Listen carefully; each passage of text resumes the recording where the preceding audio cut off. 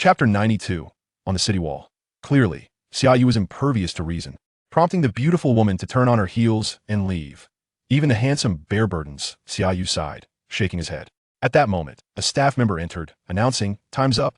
Those heading to the final city wall may now enter the teleportation array." The crowd stepped into the teleportation array, and as everyone was accounted for, the staff member activated the mechanism. In a flash of light, they vanished, only to reappear amidst a desolate ruin. Not far from them hovered a diamond-shaped crystal, according to the order of arrival. The teams ahead began to touch the crystal and enter the challenge space, with Xia Yu being the last. Enter. With a misstep, Xia Yu found himself atop a wall towering over 10 meters high. Accompanied by a small team, the Godless Guild, whose members had previously been reluctant to invite him to join their ranks. Upon seeing Xia Yu, the burly man wore an expression of dismay. "What a misfortune to be stationed here with this individual. We have no allies, only a liability." This challenge space featured 4 walls, and typically, positions were assigned randomly. By unwritten rules, whichever team was teleported to a location was responsible for its defense. Behind them lay an ancient city, replete with wooden structures, yet devoid of inhabitants. At its center floated a crystal. Should it be shattered, the challenge would end in failure. Challenge task: protect the city's central crystal. If the crystal is destroyed, all participants fail the task and receive no guild experience. Defeating ordinary monsters grants 0.5 guild experience. Slaying elite monsters yields 5 guild experience. Vanquishing a boss awards 15 guild experience. Defeating an epic boss earns 30 guild experience. And conquering a legendary boss bestows 100 guild experience. A leaderboard has been established. The team that accumulates the most guild experience in this challenge space will receive an additional 500 guild experience. "You seem so eager to avoid collaborating with me, I suggest you leave. Should you choose to defend alongside me, you might end up with no guild experience at all," Xia Yu remarked nonchalantly as he turned to face them. The burly man, incensed by this remark, retorted, "Don't let your national champion status inflate your arrogance. In real combat, there are no opportunities for surrender, nor will anyone come to your aid." "Hold on. I sense a misunderstanding. Here's the deal. If you can defeat even a single undead soldier of mine, I will depart. Otherwise, I kindly ask you to vacate," Xia Yu stated, clearly uninterested in further explanation. His words evidently provoked the 4 adversaries, who found the notion of being bested by a mere undead soldier utterly insulting. "Captain, let's teach this insolent brat a lesson and show him just how ruthless the world of adventurers can be," one of them exclaimed. "Indeed, we cannot let this insolence go unpunished." Another echoed, "That you've angered me," the burly man growled, his muscles tensing as if he had swelled in size. "Let's go," Xia Yu commanded, summoning an undead soldier while discreetly conjuring a spectral maiden to remain at his side. The attributes of an ordinary hero-class adventurer hover around 30,000, while an undead soldier boasts approximately 80,000. Thus, Xia Yu felt confident in challenging 4 hero-class adventurers with just 1 undead soldier, and no need to kill them. Just engage, he instructed the undead soldier.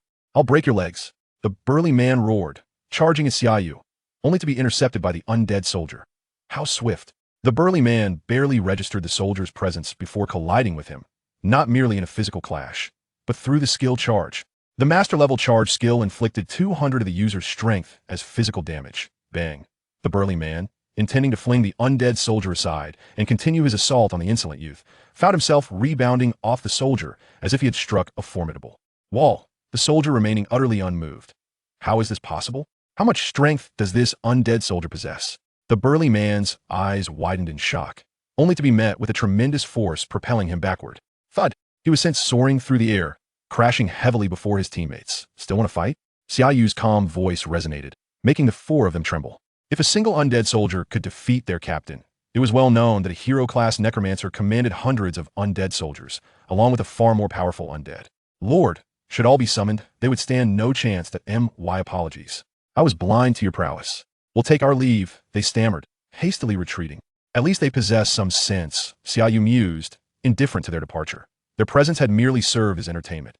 Undead summoning. Thousands of undead archers and hundreds of undead mages materialized atop the city wall, while hundreds of undead soldiers amassed below. With this force, we should be able to defend this wall without issue.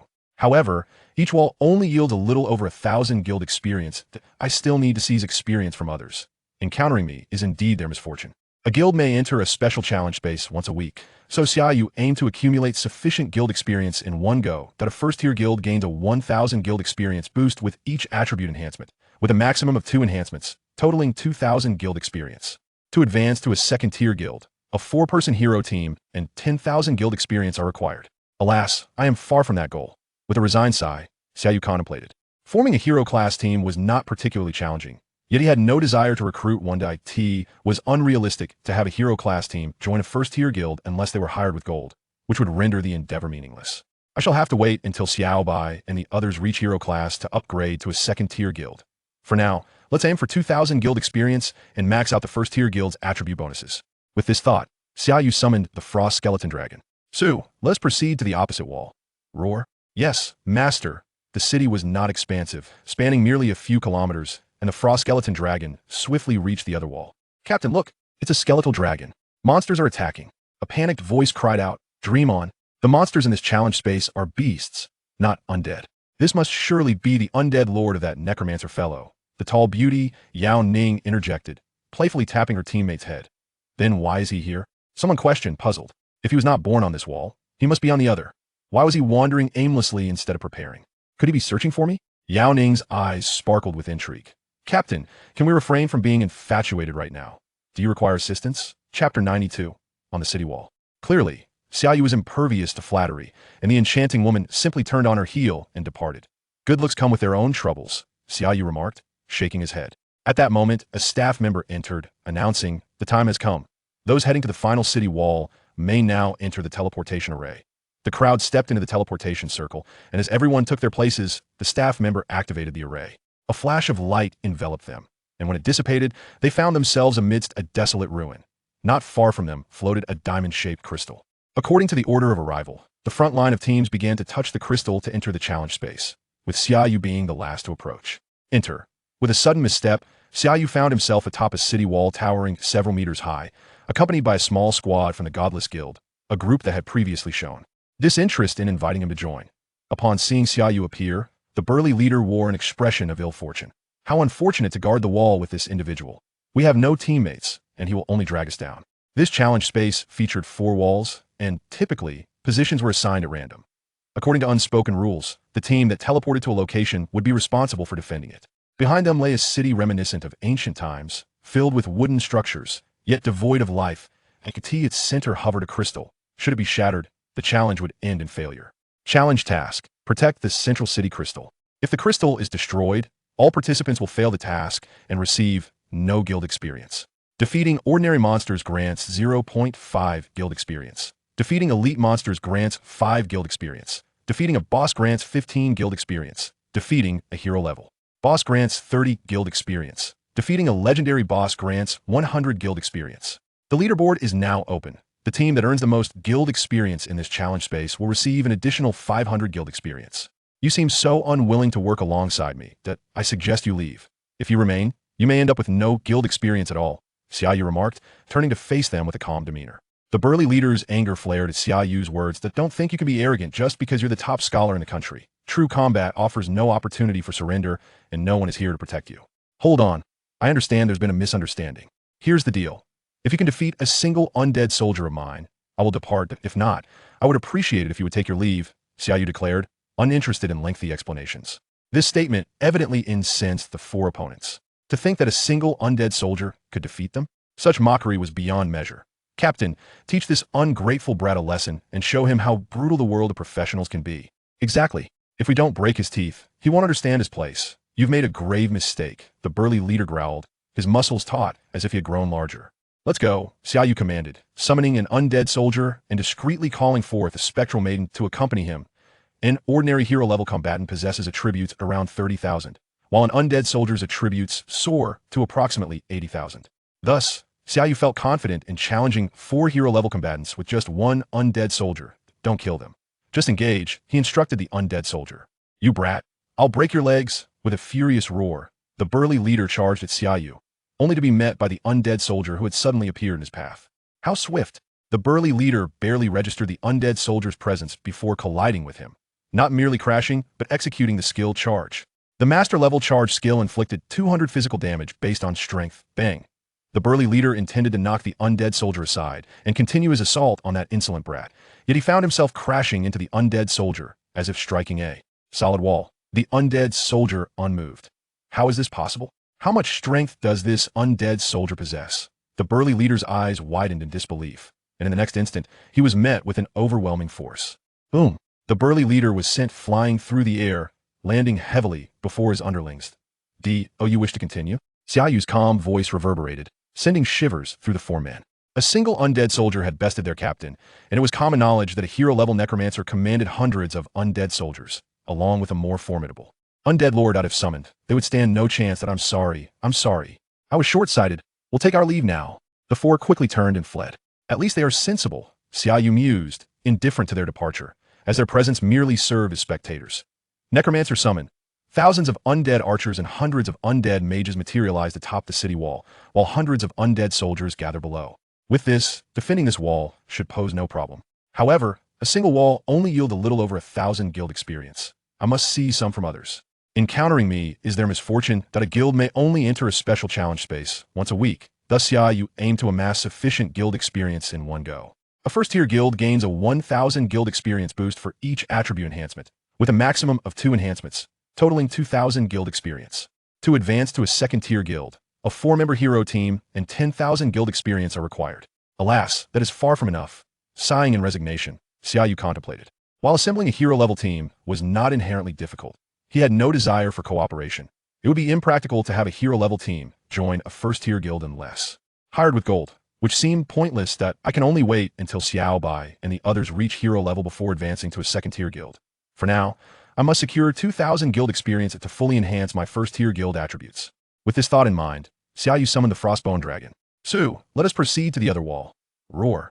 Yes, master. The city was not expansive, merely a few kilometers in length, and the Frostbone Dragon swiftly reached the opposite wall. Captain, look! A bone dragon! The monsters are attacking. Someone shouted in a panic. Dream on. The monsters in this challenge space are beasts, not undead. This must be the undead lord of that necromancer. The long-legged beauty, Yao Ning remarked, playfully tapping her teammate's head. Then what is he doing here? Someone questioned, puzzled by the presence of a figure not born on their side of the wall, seemingly wandering aimlessly. Could be he's here to find me? Yao Ning's eyes sparkled with excitement. Captain, can we not indulge in daydreams? Do you need assistance over there? Chapter 93, The Siege of Beasts. The 8 individuals atop the city wall were momentarily stunned. Was it truly possible for someone to approach and inquire if assistance was needed? Wait, what of your own wall? Who is guarding it? Yao Ning furrowed her brow, questioning. For if the wall on that side were breached, it would signify failure for them all, leaving them devoid of any guild experience.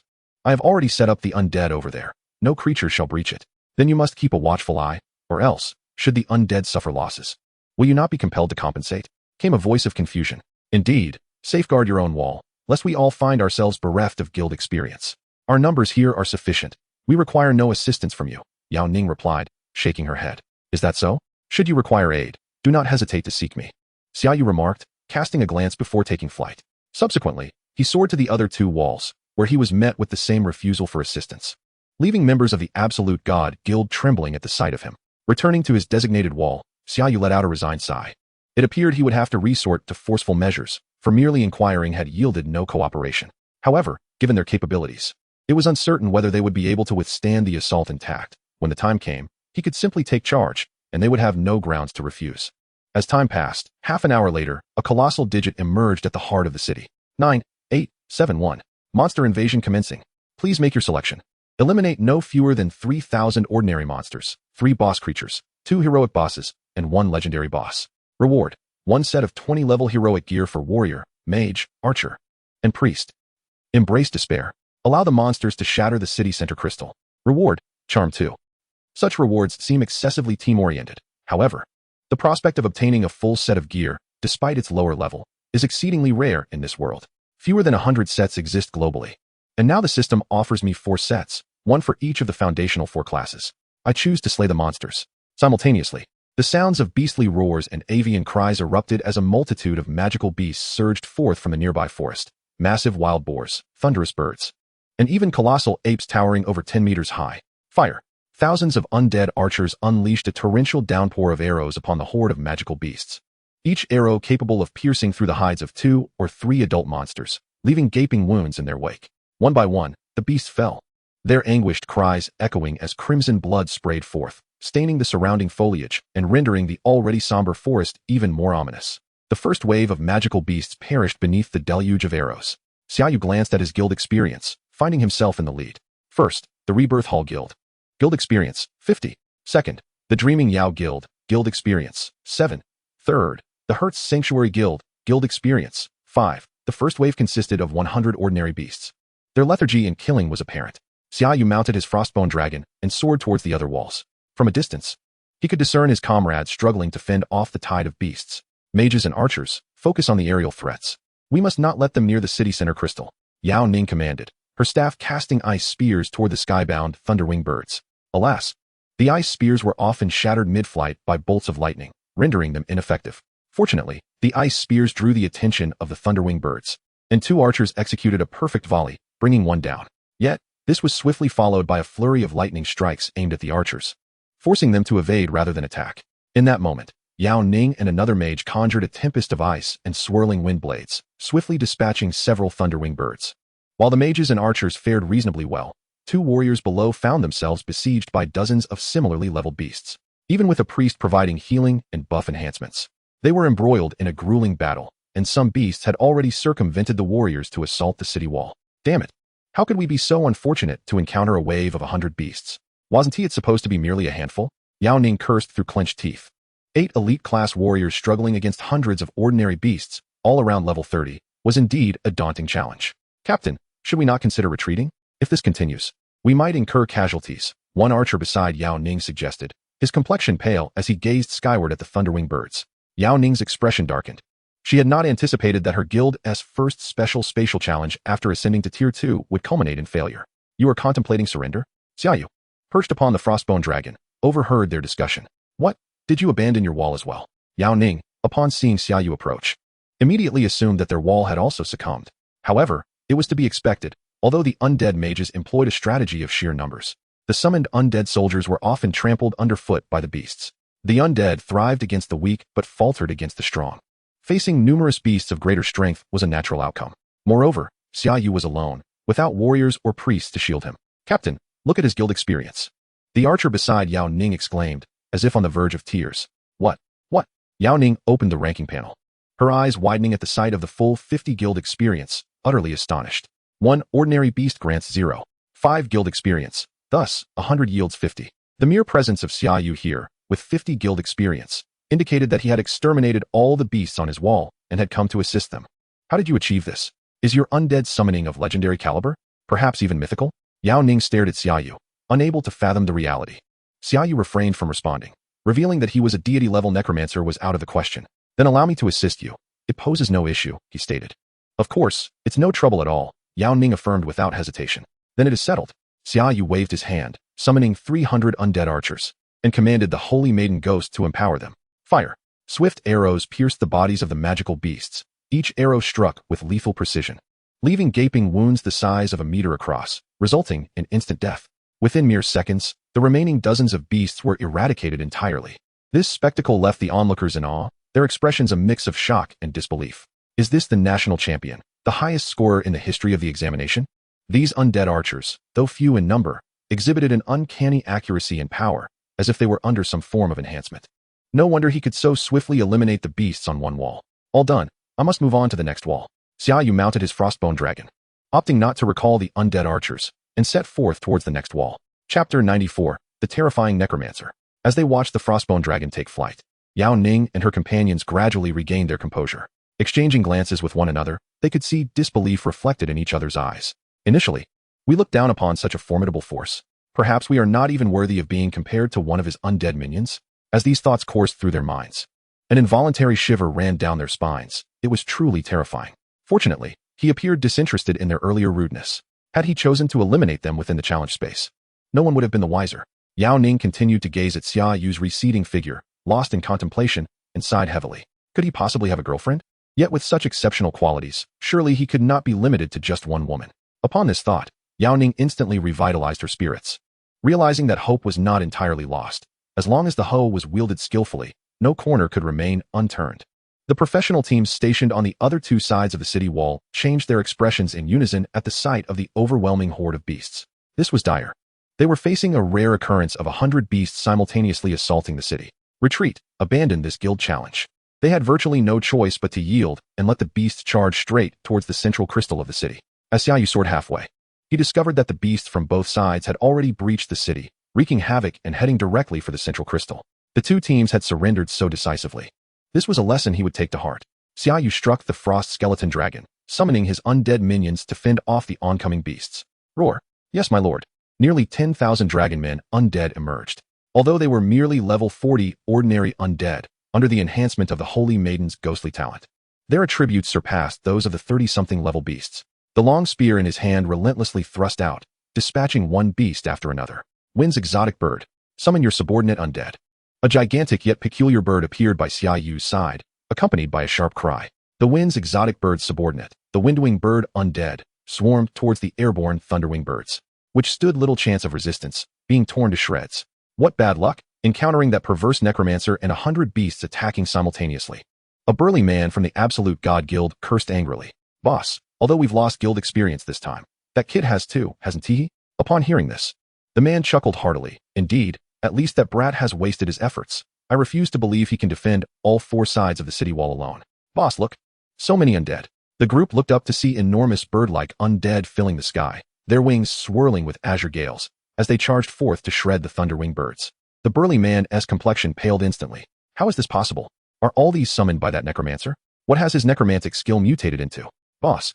The ground in the city has also seen tens of thousands of dragon men undead, completely blocking the beasts outside the crystal. Boss.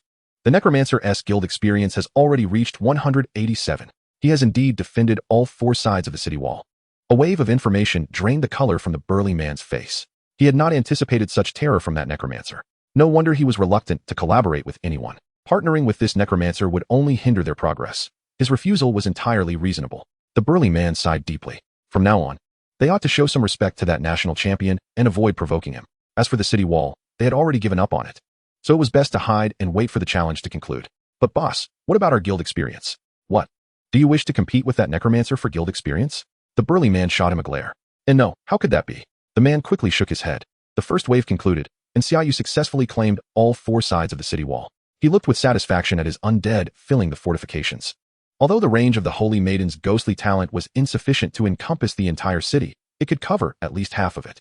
Therefore, Xia Yu stationed the true god-level undead at the walls beyond the reach of the Holy Maiden's talent, their base attributes alone sufficient to defend those sections.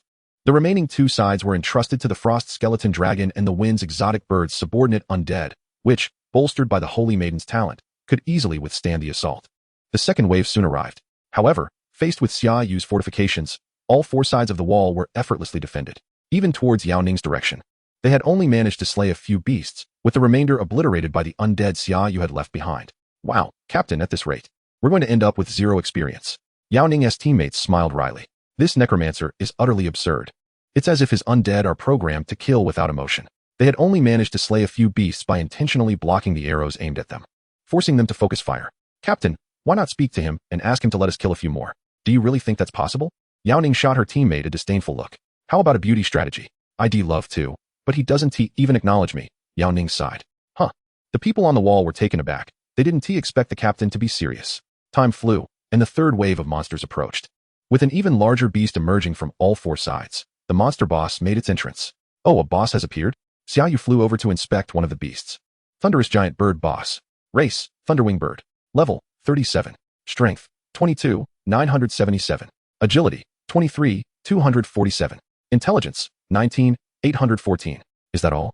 Xia Yu shook his head, promptly turning back to guard the central crystal of the city to prevent any monsters from inadvertently slipping through and raiding. Captain, a boss has appeared. What should we do? Yao Ning's expression sharpened. While these undead archers focus on taking down the boss, let us take the opportunity to slay a few ordinary beasts. Good. They all exclaimed in unison, finally able to hunt monsters. The beasts roared as they charged towards the city wall, with the airborne thunderous giant bird leading the charge against the undead archers. The undead archers did not hold back. They raised their bows and fired, thousands of arrows raining down upon it. The thunderous giant bird, undeterred, dove down, flapping its wings in an attempt to deflect the arrows.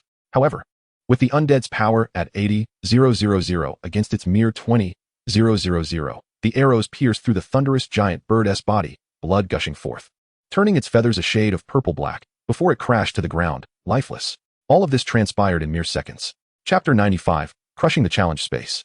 Yao Ning and her team had just leaped from the city wall when the corpse of the thunderous giant bird landed before them. staring at the enormous boss carcass. Everyone was momentarily stunned. The boss just died like that? As the horde of beasts advanced, the undead archers on the city wall had begun to fire freely. Hundreds of undead archers targeted 100 beasts, and as previously stated, none of the undead had even claimed a single beast. All the beasts were vanquished. Yao Ning and her companions stood in shock, gazing at the ground strewn with the carcasses of beasts, then raised their eyes to the vigilant undead archers. Sigh.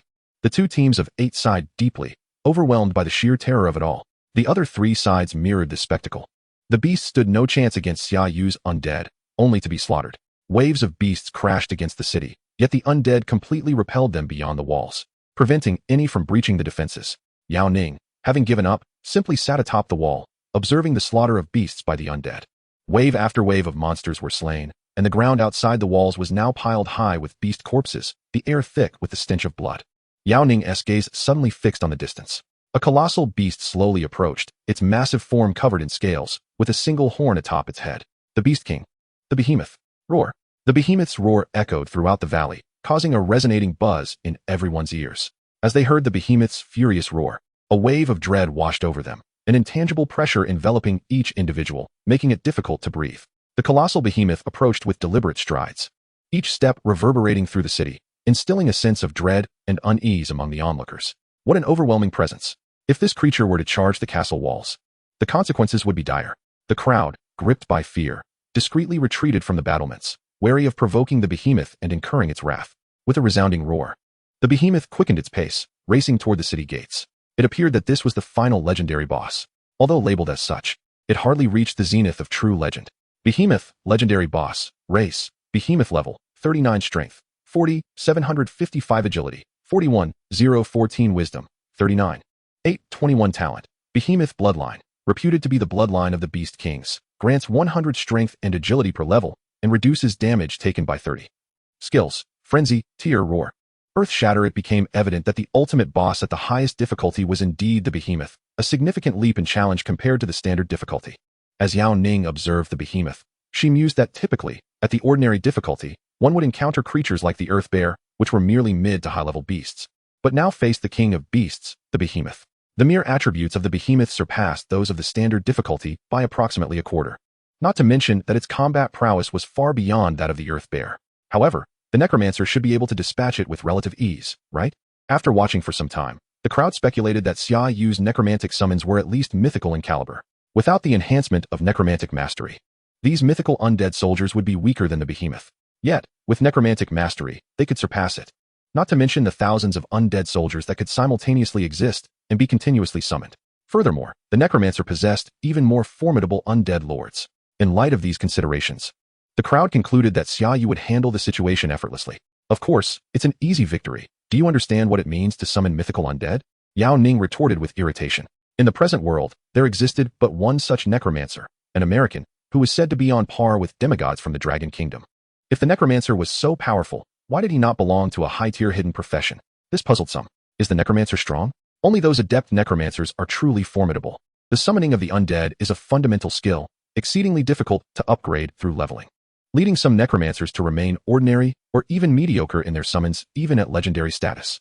Consequently, they often find themselves at a disadvantage against equally ranked archers, warriors, or mages. They can bully the inexperienced but are easily overwhelmed by their peers.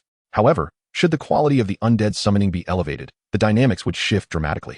The crowd turned their gaze to the undead archers stationed on the battlements, and at that moment, Xia Yu arrived, mounted on a frostbone dragon. It was imperative to maintain composure against the final boss. It seemed there were no issues at hand. Xia Yu glanced at the behemoth's attributes, confirming that it was indeed weaker. Should it have been a level 40 legendary boss, he would have needed to proceed with caution. Now let us strike it down. With Xia Yu's command, all undead archers raised their bows, releasing a chorus of arrows that sliced through the air toward the behemoth. Yet just then, the behemoth abruptly halted mid-stride, its massive arms flailing in an attempt to swat away the incoming projectiles. However, the disparity in might meant it could only deflect a scant few arrows, while hundreds struck true, transforming the behemoth into a veritable sieve. With a thunderous crash, the behemoth's immense form collapsed to the ground, sending dust billowing into the air, its blood flowing like a stream. Defeated behemoth, legendary boss, level 39, guild experience, 100. Challenge ended. The Soul Rebirth guild ranks first. Reward, 500 guild experience. Selection complete. Rewards distributed. Rewards, One set of 20-level hero gear for each class: warrior, mage, archer, priest. All participants are about to be teleported out of the challenge space. 32. As a radiant glow enveloped them, the crowd was transported from the challenge space. Members of the Absolute Divine Guild promptly utilized the teleportation array to depart, while the others hesitantly greeted Xia Yu before making their exit. Yao Ning approached Xia Yu, her long strides purposeful. "Are you free tonight?" "No, I am not," Xia Yu replied without hesitation. The abruptness of the rejection left Yao Ning taken aback. This national champion was devoid of sentiment. Even a score above 90 warranted some consideration. Gritting her teeth in frustration, she huffed and departed with her teammates. Xia Yu opened the guild panel. Soul Rebirth Guild, Level 1 Guild Experience, 3. 857 Guild Bonus. Wisdom won only a little over 3,000. How meager, Xia Yu sighed.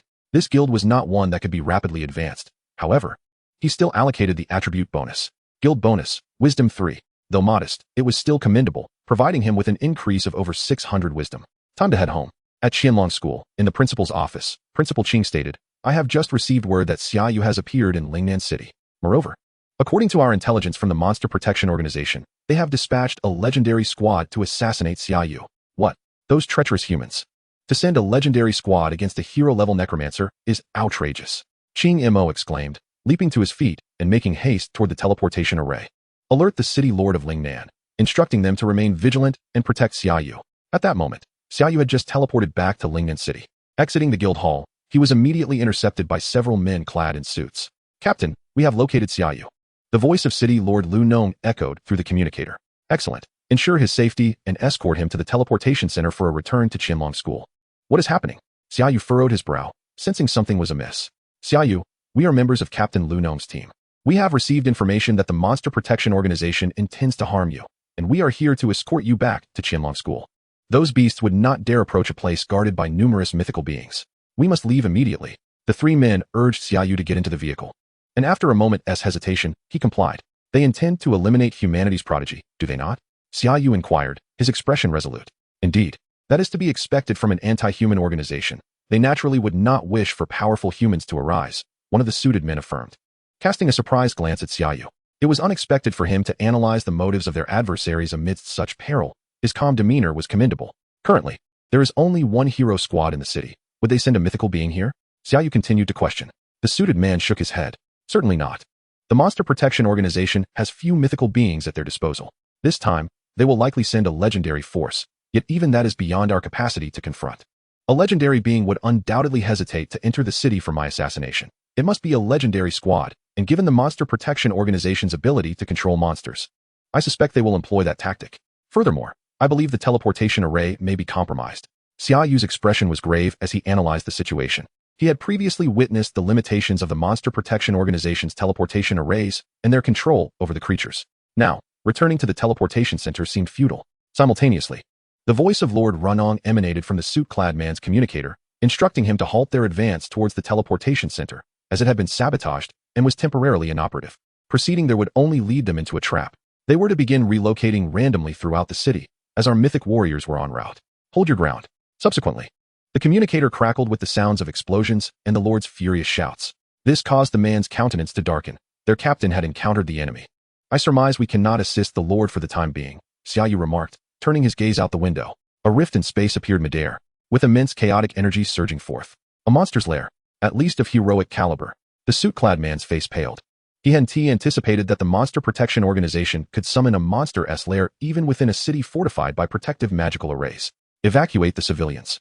I shall confront the approaching monsters," Xia Yu declared, leaping from the vehicle and summoning the frost skeleton dragon, Su, to soar into the sky. "We must safeguard you," the suit-clad man shouted from below. "I am a level 40 necromancer. What about you?"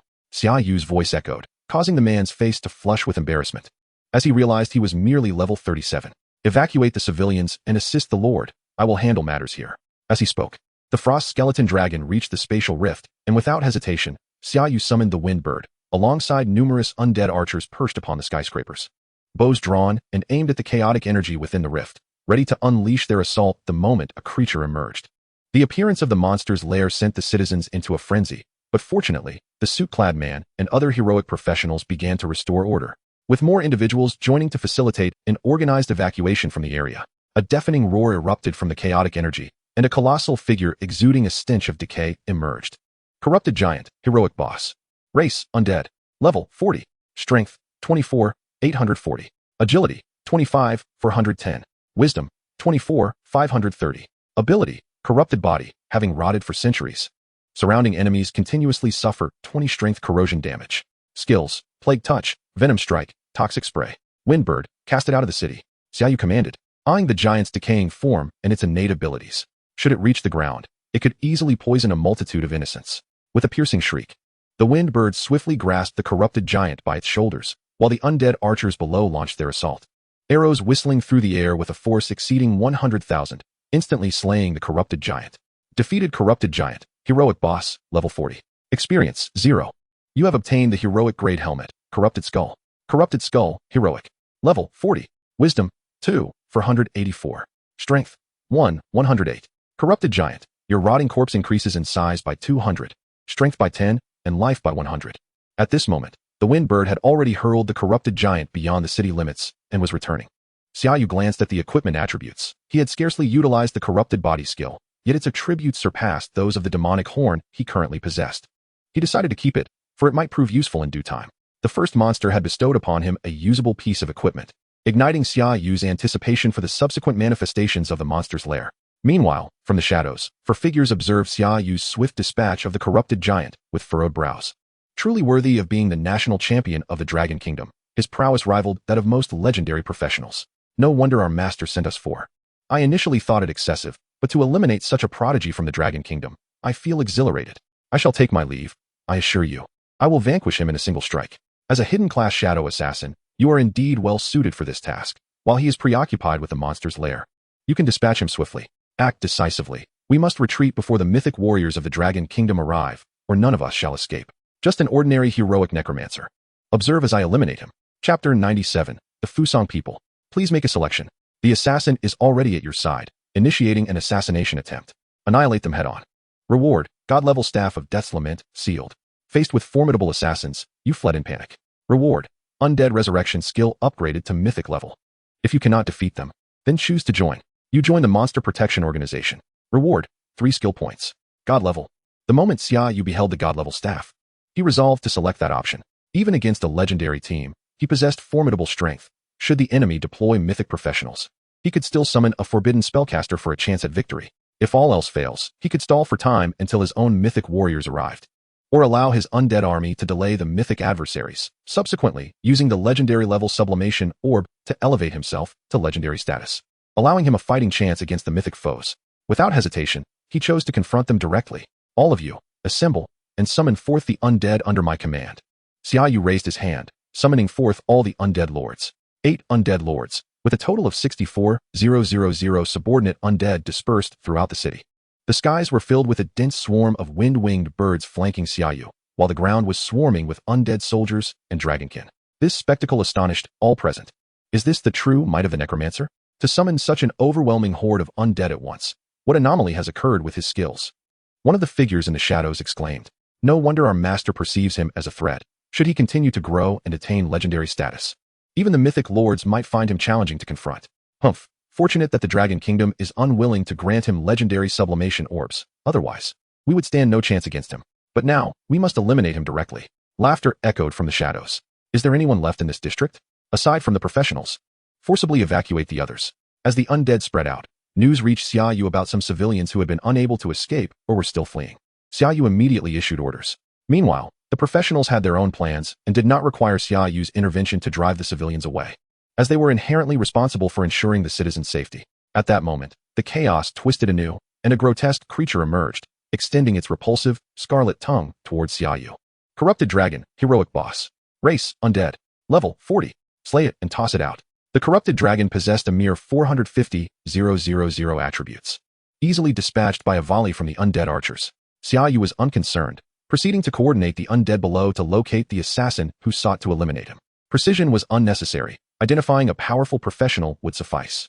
Given that Lingnan City was a remote locale, only heroic professionals typically resided there. Thus, any assassin sent after him would undoubtedly be of at least legendary caliber, making their identification straightforward. The opportunity has arisen. The assassin concealed in the shadows observed Xia Yu, whose gaze was fixed below. Gradually, he emerged from the shadow of a spectral windwing bird. As an elusive shadow assassin, a mid-tier stealth class, He possessed unparalleled abilities and subterfuge, capable of lurking in the darkness to deliver lethal strikes to his foes. While he was not particularly effective against monsters, struggling to slay adversaries of the same level with a single blow, he was immensely powerful against practitioners of equal or lesser rank. Particularly now, as a legendary shadow assassin tasked with eliminating a heroic necromancer, he was the linchpin of this assassination endeavor. The others were merely sent as precautions. Humph. I truly wonder what my lord is thinking. It's merely a heroic level necromancer. No matter how formidable his skills, he could never detect my presence. With the meager health of a mage, I could dispatch him with a single strike. The shadow assassin drew forth his legendary dagger, and like a wisp of darkness, he silently lunged towards Xia Yu from behind. Kill him, holy maiden. In a flash of space, the moment the shadow assassin appeared, Xia Yu vanished from his position, leaving behind only a ghostly young woman in a white robe, brandishing a massive hammer and gazing at him intently. Divine judgment.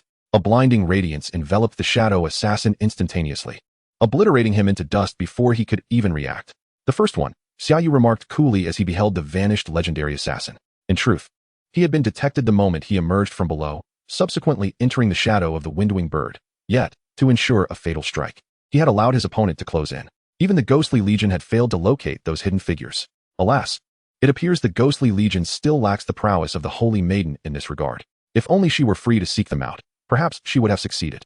One can only commend the holy maiden's spectral form, a testament to the supreme divinity bestowed by the godly selection system. Truly formidable. What was that? What force has slain Gukongzai?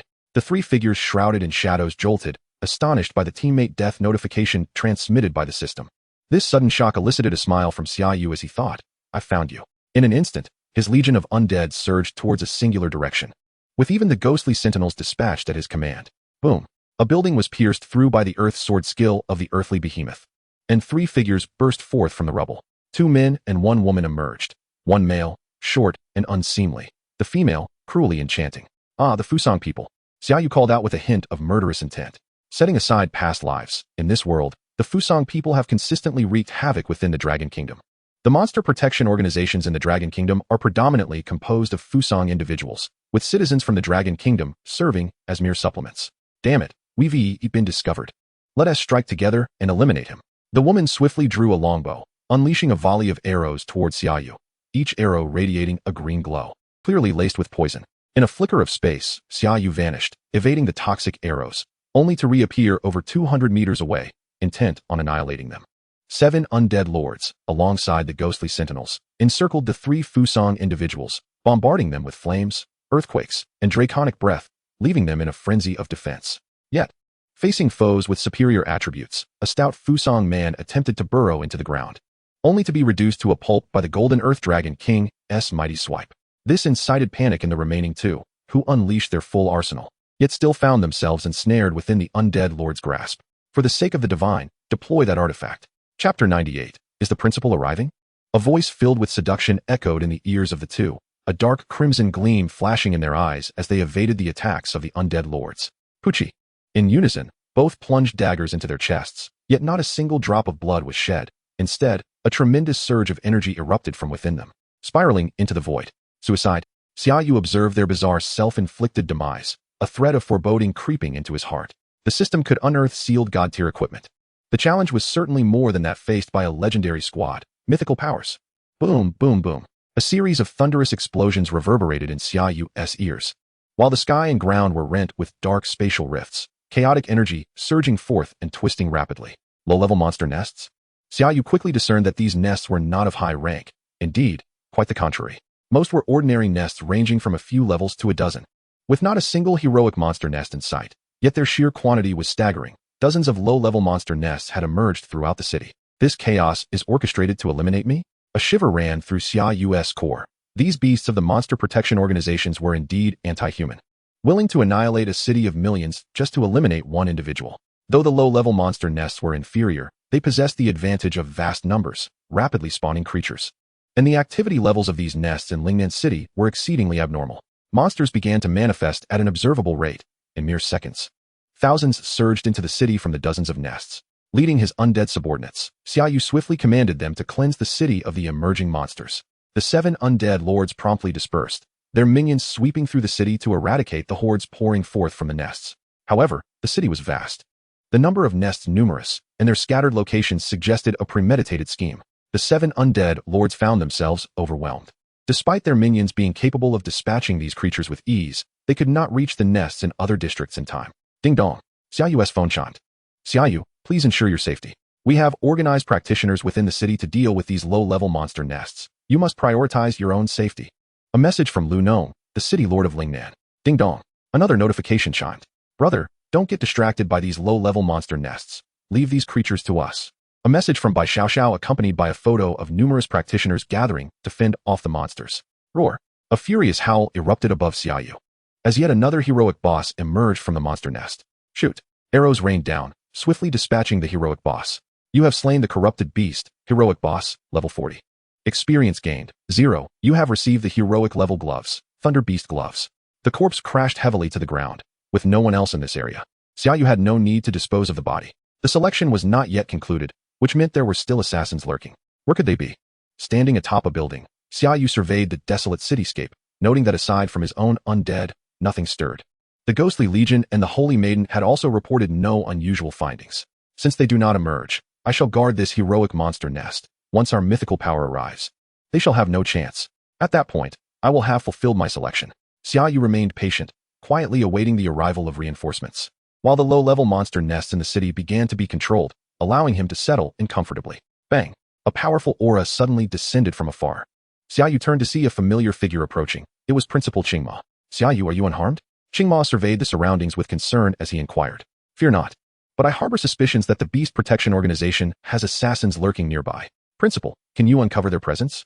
Xia Yu replied. Qingmo closed his eyes and swiftly shook his head. I have not sensed any legendary class practitioners in this vicinity. Perhaps you are being overly agitated. Allow me to escort you back to school, where the Monster Protection Organization would undoubtedly be too fearful to approach. Qingmo began to lead Xia Yu back, intending to fly directly to Qianlong Academy. Thank you very much. Suddenly, a staff descended upon Xia Yu's head, and before him, Qingmo transformed into a middle-aged man with a face marred by scars. Die. Boom.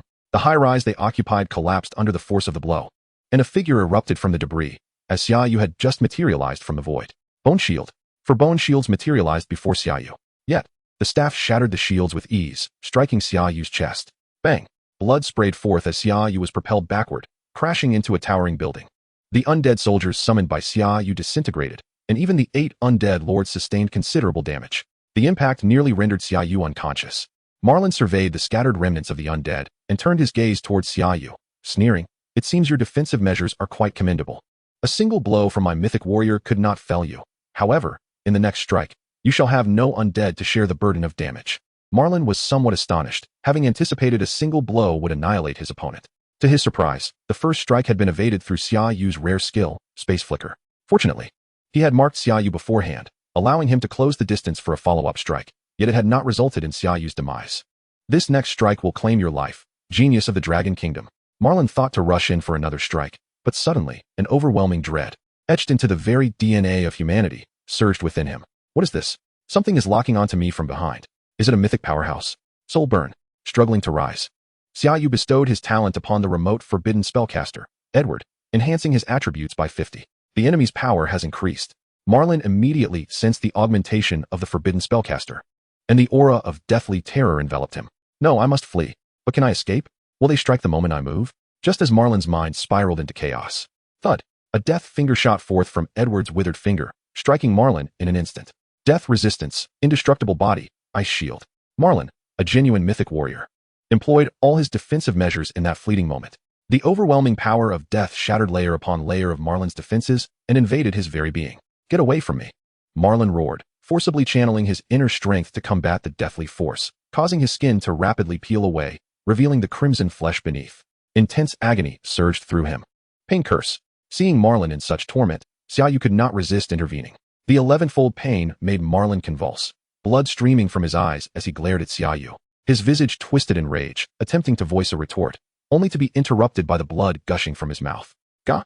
A copious amount of blood erupted from Marlin's lips. Trembling violently, the excruciating pain urged him to surrender, to succumb to unconsciousness, yet he dared not yield. He knew that succumbing now would mean death. Get lost! Get lost! Get lost! Marlin bellowed, rising, blood streaming from his 7 orifices. His eyes ablaze with fury as he glared at Xia Yu. I will make you pay with your life. It seemed his attempt to kill had failed, and Xia Yu's expression shifted. Your luck is remarkable. Purgatory Strike. Marlin swung his staff with ferocity, sending it crashing down from a kilometer away. Boom. The ground split open rapidly, fissures racing toward Xia Yu's feet. Sensing the impending eruption of power from the ground, Xia Yu unhesitatingly activated Space Flicker. Boom. Flames akin to molten lava erupted into the sky, igniting the clouds in a fiery crimson. Marlin vanished from sight, charging toward Xia Yu's location where he had flickered, roaring. Die. Bang. Crash. A figure was hurled away. It was Marlin. Before Xia Yu stood Qing Mo, wielding a massive sword, coldly observing the flying Marlin. Marlin, as a mythic practitioner, how dare you strike at a hero-class junior? You truly are a disgrace. Clearly, Qing Mo recognized Marlin and held him in contempt. Bang. Qing Mo too vanished, reappearing beside the airborne Marlin, his great sword swirling with a tempest as he brought it down with ferocious winds. Qing Mo. Marlin twisted in midair, swinging his staff to defend. Boom. Another explosion reverberated through the skies. Marlin's body was sent flying, crashing into a distant peak, creating a deep crater. This time, you are doomed. The air resonated with Qing Mo's cold voice, followed by the mountain erupting in a cataclysmic explosion. The atmosphere was filled with the sounds of detonations as the two mythic warriors engaged in a desperate battle. The sheer force of their conflict sent tremors through all living beings nearby. Yet, Xia Yu could not bear to remain a mere spectator. He summoned the Frostbone Dragon and commanded it to charge forth with the forbidden spellcaster, Edward. Upon witnessing Xia Yu's audacity, Qing Mo exclaimed in surprise, Xia Yu. This is a battle you cannot partake in. Saintess, bestow upon Qing Mo the Thunder Aura, Sunlight Aura, and Holy Aura. Edward, prepare another Death Finger. I will not allow him to escape. Xia Yu was determined not to let the one who nearly ended his life slip away. As the three auras enveloped Qing Mo, sacred flames and thunder erupted from his great sword, each strike delivering substantial additional fire and lightning damage, forcing Marlin into a retreat. This revelation startled Qing Mo. So this was the source of Xia Yu's formidable strength, his mastery of such powerful aura skills. He felt his recently inflicted wounds heal, and even the negative statuses placed upon him dissipate. This is the Holy Aura, and of an exceptionally high grade. Qing Mo was utterly astonished. Such a skill could only be bestowed upon mythic-level priests through the rare favor of the gods, not obtainable through skill books. Qing Mo. You despicable coward. Marlin seethed, his nostrils flaring. The presence of such a powerful aura wielder compounded his already superior strength, now augmented by a healer. How could he possibly contend? In comparison to your actions, this is mere child's play. As long as I can eliminate you treacherous humans, there is no such thing as despicable. Qing Mo laughed heartily as he advanced upon Marlin. Under Qing Mo's relentless assault, Marlin found himself utterly suppressed, unable to retaliate or even cast his skills. Just as he contemplated fleeing, another familiar attack surged within him. That powerful death magic. Can it be released so soon again? Without hesitation, Marlin braced himself to endure Qing Mo's strike and turned to make his escape. Principal, don't let him get away. Xia Yu urged anxiously. No problem.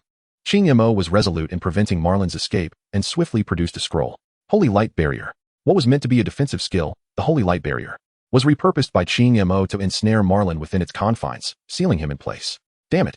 Marin immediately waved his staff, striking the Holy Light Barrier. The Holy Light Barrier, being a high-tier skill, could not be shattered in a single blow, even by a mythical warrior. Death's Finger. The beam of death shot forth once more, while Qingma casually dismissed the Holy Light Barrier, allowing the death beam to strike Marin directly. The overwhelming force of death surged into his already battered and fragile body. Oh, I refuse to succumb. To die at the hands of a mere hero necromancer. Marin roared, his body swelling rapidly. Boom. An immense torrent of death energy erupted from him, enveloping the vicinity for several kilometers. This power, it resembled the very essence of death that had been harnessed to slay mythical bosses in the Forest of Death. Could it be that the one who vanquished the mythical boss in the Forest of Death was Xia Yu? However, the explosive force of death did not affect the mythical warrior Qingma. He instantly recognized the familiar power within. This kid always surprises me. This time, he actually annihilated a legendary team from the Monster Protection Organization and even killed a mythical practitioner. Though I assisted him, Xia Yu's contribution remained substantial. Even within the Monster Protection Organization, legendary practitioners occupied a significant echelon, while mythical powerhouses were the apex of management, yet they had all perished in Lingnan City. Selection completed. Reward granted. Reward, God level staff, Death's Elegy sealed. Death's Elegy, God level sealed. Level 40. Wisdom, 51, 840. Agility, 35, 400. Strength, 35, 400. All skill levels, 5. Soul Devour, unsealed. Conditions for unsealing, absorb 0 souls. Death's Tribute, unsealed. Conditions for unsealing. The Prison of the Dead, unsealed. Conditions for unsealing.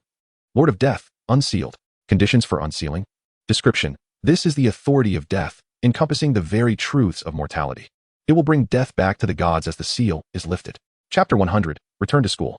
Upon witnessing the attributes of Death's Elegy and its 10 additional equipment skills, all at level 5, Xia Yu could not help but gasp in astonishment. Moreover, this was not even the final form of Death's Elegy. As the seal was lifted, it could grow increasingly potent. Qingma approached Xia Yu and, after observing him for a moment, inquired, "Was that mythical boss in the Forest of Death also slain by you?" Xia Yu nodded slightly. This revelation caused Qingma's eyes to widen in shock. Unlike Marin, who had the advantage of assistance, Xia Yu had evidently achieved this feat alone. How had he accomplished such a remarkable feat? Xia Yu summoned the forbidden spell mage, Edward, and explained his instant kill capability, revealing that he had fortuitously summoned a Death Lord. This is absurd. Qingma glanced at the forbidden spell mage with a hint of trepidation. The fact that he could enable a hero necromancer to kill a mythical powerhouse, and with minimal side effects, indeed rendered such an entity terrifying. Xia Yu sighed. Before you arrived, I had already struck Marin once, but fortune was not on my side, and I failed to deliver a fatal blow. Well, you have truly achieved great merit this time. A legendary team and a mythical powerhouse have perished at your hands. My goodness, you are indeed a hero. Upon recalling the organized legion of undead he had witnessed on the way, Qingma gasped in astonishment. You have drawn the attention of the Monster Protection Organization. Shall I escort you back to school? Qingma proposed. Yes, Xia Yu acknowledged. Fully aware that remaining in Lingnan City would not only jeopardize his own safety, but could also endanger the ordinary citizens of the city. I need to say goodbye to my family first. Not a problem. I will accompany you, Qingma insisted, clearly troubled. However, he remained unaware that Xia Yu possessed a god-level selection system, and since the system had already dispensed rewards, it indicated that the threat from the Monster Protection Organization had come to a close. Xia Yu was already aware of by Xiao Xiao's whereabouts, as she had been fighting alongside his undead. Principal Qing, the lord of Lingnan City, promptly recognized the two and bowed to Qingma. Qingma nodded with a smile. You have done well, minimizing the city's damage. I will speak to the Management Bureau on your behalf to grant you some points. This is merely my duty. Lingnan City is also my hometown, Lu Nong replied with excitement. With a mythical powerhouse's endorsement, his future endeavors in the Management Bureau would undoubtedly be facilitated. Xiaobai, I am returning to school now. Be cautious in Lingnan City, Xia Yu instructed as he handed over the equipment he had just obtained and the ones he had changed out of. Sell these in exchange for a good set of gear. Make sure the guild warehouse outfits are distributed as well. All right, I understand. You're such a nag for a big man, Bai Xiao Xiao retorted, taking the equipment. Her words harsh, yet her eyes betrayed a sense of reluctance. Then I shall take my leave. Stay safe. Xia Yu didn't linger, unwilling to keep Principal Qingma, a mythical powerhouse, waiting too long. The two flew to the teleportation center, which had now been repaired. Watching the two depart, Lu Nong sighed. Xia Yu is destined to be a true dragon. Even at the hero level, the Monster Protection Organization dispatched mythical powerhouses to eliminate him, while we deployed the formidable Principal Qingma, who, as a hero necromancer, annihilated a legendary squad. Who would believe such a tale? I will not be outdone, Bai Xiao Xiao declared, then sighed. Xia Yu is truly terrifying. Upon arriving back at Qianlong School, Qingma escorted Xia Yu directly to the principal's office. Your contributions have been significant. You are now level 40. What would you like? Even if you desire a legendary level sublimation orb, I can arrange that. Having already obtained a sublimation orb and knowing that he would receive another for placing first in the upcoming freshman competition, Xia Yu did not wish for it. After a moment's contemplation, he replied, I seek equipment, a level 40 mythical staff, preferably one that enhances necromancer skills. Though he possessed Death's Elegy, the staff was categorized into main and offhand, and his offhand staff was still a 30-level legendary one with subpar attributes. A level 40 mythical staff? Qingma furrowed his brow. Although it was less expensive than a legendary level sublimation orb, this very fact made Qingma hesitant. He realized that providing Xia Yu with a standard level 40 mythical staff would not align with his merits, risking discontent among others, leading to his indecision. However, Qingma's eyes soon lit up. I happen to have one that suits you perfectly. Return home to rest, and tomorrow I will have someone deliver it to you. Thank you, Principal. Xia Yu was mentally fatigued, having slain for legendary practitioners and narrowly escaping death at the hands of a mythical powerhouse, even managing to retaliate against the latter. Are you aiming to secure the first place in the freshman competition for the legendary level sublimation orb? Qingma's voice echoed from behind. Xia Yu turned and nodded. Indeed. There are several exchange students from America participating in this freshman competition. You must exercise caution against them, as they are not weak. Oh, Xia Yu frowned, questioning the strength of these exchange students, as Qingma was well aware of his capabilities, yet still felt the need to warn him. Were these exchange students truly that formidable? Of course, I merely mention it. Compared to you, they likely still fall short, but I hope you remain vigilant and avoid any missteps, Qingma hastily reassured. Rest assured, Principal. I will not allow the Americans to claim first place in our Dragon Nation school competition, Xia Yu declared with confidence. That is good to hear. Qingma gazed at the departing figure of Xia Yu, a smile gracing his lips. Xia Yu's arrival was perfectly timed, otherwise he would have been at a loss on how to contend with those American exchange students. What had the Americans discovered in that relic to unleash such formidable new generation professionals? As this thought crossed his mind, a shadow of concern flickered in Qingma's eyes. Upon returning to his dormitory, Xia Yu collapsed into slumber. Marlin and the 4 legendary professionals had failed. A young man, clad in a crimson and gold robe adorned with sinister red tattoos, displayed a hint of surprise in his eyes. An epic-level necromancer had managed to endure until Qingma's arrival amidst 4 legendary professionals and a mythical powerhouse. This was utterly bizarre. An occurrence that seemed impossible had indeed transpired. This necromancer was undoubtedly a new disciple of mine, the young man mused, casting his gaze downward at the dozens kneeling below. Meiyuan, I'll leave him to you. If he cannot be brought into the fold, resolve the matter at Qianlong Academy. Yes. Archbishop. A figure of exquisite grace rose to her feet. Chapter 101. The formidable exchange student. Early the next morning, Qingma's secretary presented a staff to Xia Yu. Crystal Skull of the Near Divine, Mythical, Near Divine Set, Level, 40 Wisdom, 170 Strength, 80 All Skill Levels, 2 Distorted Mind. Upon activation, Skill Damage 50, Mental Energy Cost 30. Reduces health by 10 with each use. 2-piece Set Attribute. Near Divine Domain. Activates the Near Divine Domain, within which you and your allies will gain a 20 attribute bonus, while enemies suffer a 10 attribute reduction and their skill casting is suppressed. 4-piece Set Attribute. Near Divine Phantasm. Summons the phantasm of a deceased near divine being to fight on your behalf. A mythical set. Xia Yu was taken aback upon seeing the staff. Such mythical gear was exceedingly rare throughout the world. Moreover, the 2-piece set attribute of the Near Divine Lord directly granted a 20 attribute boost while reducing foes' attributes by 10, leading to a substantial increase in power. Indeed, although it is a set, we currently possess only this one. However, Principal Qing instructed me to inform you that if you wish to seek other pieces of this equipment, you may venture to the legendary challenge space for the Near Divine Remembrance Battle, the secretary concluded before bidding farewell to Xia Yu. Noted, the Near Divine Remembrance Battle. If I am to utilize this set, I must acquire the complete ensemble. In the ensuing days, Xia Yu meandered about the academy, constrained by the need to suppress his level for the upcoming freshman competition. Even if he reached the legendary tier, no legendary level monster nests were available for him to grind experience. Coupled with the attention from the Monster Protection Organization, he was disinclined to leave the campus. Sighing, Xia Yu lamented. Where could the top student be? Presently, it was a vacation period at Qianlong Academy, and not all students remained on campus. Several had returned home, making it difficult for Xia Yu to claim the top spot on the Jiaolong rankings. Quickly, have you heard? The American exchange student has arrived at school and immediately challenged Wu Xiang, ranked 8th on the Jiaolong rankings. What? Another freshman challenging the Jiaolong rankings? Are all this year's newcomers so audacious? Forget that.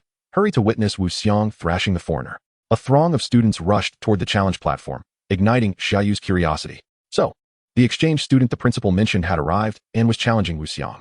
Xia Yu hastened his steps toward the challenge platform, where he was promptly recognized. It's Xia Yu. I can't believe he came too. This is the one who defeated Wu Xiang last time. The freak with a corpse explosion technique, causing 500,000 damage? He truly is strikingly handsome. I wonder if he has a girlfriend.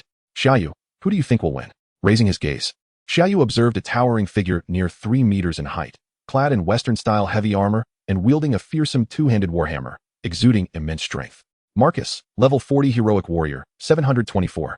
000 HP. Wu Xiang, level 40 heroic spellblade, 799. 000 HP. Wu Xiang's attributes were evidently diminished compared to before, likely due to losing his equipment after being defeated by Xia Yu, yet he still surpassed Marcus.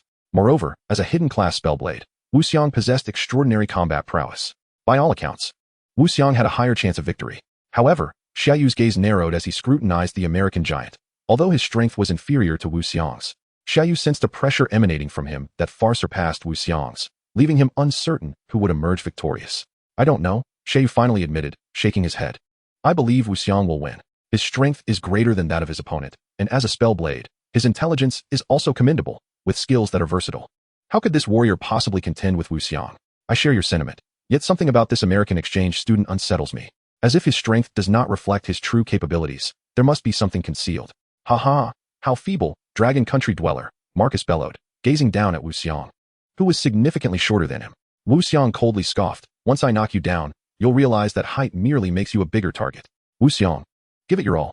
Do not let this exchange student gain an inch. Marcus, you cannot afford to lose, otherwise, the gods will be displeased.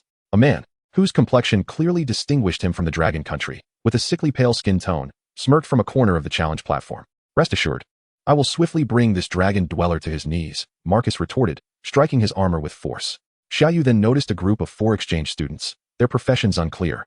Yet they all radiated an odd and powerful aura. The pale-skinned man turned to Xia Yu, offering a knowing smile and a nod. Does he know me? Xia Yu furrowed his brow and returned the gesture. They exchanged a silent greeting. At that moment, the battle between Wu Xiang and Marcus commenced. Wu Xiang's long sword ignited in flames. Flame annihilation slash. In an instant, the sword transformed into an enormous flaming blade spanning several meters, descending upon Marcus with lightning speed, leaving him no time to evade. Boom. Flames soared into the sky, and a tremendous roar compelled the onlookers to cover their ears. One hit. Wu Xiang is incredible. 119, 850 damage. What? Only 100,000? Wu Xiang's eyes widened in disbelief. Even though his gear had diminished since his battle with Xia Yu, he had expected over 300,000 damage. Why had it been reduced by 2/3? Huh. Marcus bellowed in rage, swinging his warhammer to shatter the flames. He bore the brunt of the attack. His body charred in patches, yet he remained unscathed, proclaiming, impressive power, but it cannot penetrate the protection of my god. Earthquake. Marcus swung his warhammer in a wide arc before driving it into the ground. In an instant, the earth cracked, unleashing a massive shockwave toward Wu Xiang. Wu Xiang promptly conjured a magical shield and swung his sword. Wind howl. Boom. It was as if the air had exploded, and the 2 shockwaves collided, creating a deep crater on the challenge platform. Yet, in the next moment, a sharp sound rang out, and Wu Xiang was sent flying, spewing blood. His eyes filled with disbelief. How is this possible? Why did my magical shield and wind howl fail to block his attack? 219, 600. Following the battle, Wu Xiang was nearly overwhelmed, his magical prowess struggling to penetrate his opponent's defenses, while his own magical protections proved insufficient against the relentless assaults he faced. After being struck by a powerful blow, Wu Xiang's life force was extinguished. Challenge concluded. Marcus emerges victorious. Marcus ascends to the 8th position on the Dragon Scale ranking, while Wu Xiang descends to the 9th. Chapter 102. A skeletal soldier defeats you. Too feeble, Marcus scoffed, surveying the circle of students below him with a triumphant grin. This is the 8th rank of the Dragon Scale at the 2nd high school of the Dragon Kingdom. And yet, he who awakened a year before me is so pitifully weak. Damn it. Why is this exchange student so arrogant? Yet, his audacity was indeed backed by merit. If only the first-ranked contender were present, he would surely prevail against Marcus. The students from the Dragon Kingdom wore expressions of dismay. After all, who could maintain a placid countenance while a foreigner stood on their homeland stage proclaiming victory? I call upon the first-ranked contender to face me. Today, I shall challenge the top of the Dragon Scale. Marcus bellowed. Please make a choice. Allow Marcus to challenge you and defeat him. Reward, 500 wisdom points. Endure Marcus's insults. Reward, 500 agility points. Permit Marcus to challenge you and let him fail. Reward, 500 strength points. This system certainly knows how to play its cards. Xia Yu sighed silently, yet he could no longer bear to stand idly by. Though I am not the first, I hold the 7th position, and I wish to engage you in battle. A calm voice resonated as Xia Yu stepped onto the stage. 7th place will suffice. I shall defeat each one in turn. Marcus regarded Xia Yu with indifference, immediately issuing a challenge. He is the national champion, who previously crushed Wu Xiang with overwhelming power. His words might just hold the strength to defeat this bearded opponent. Go for it, great elder brother who commands the undead.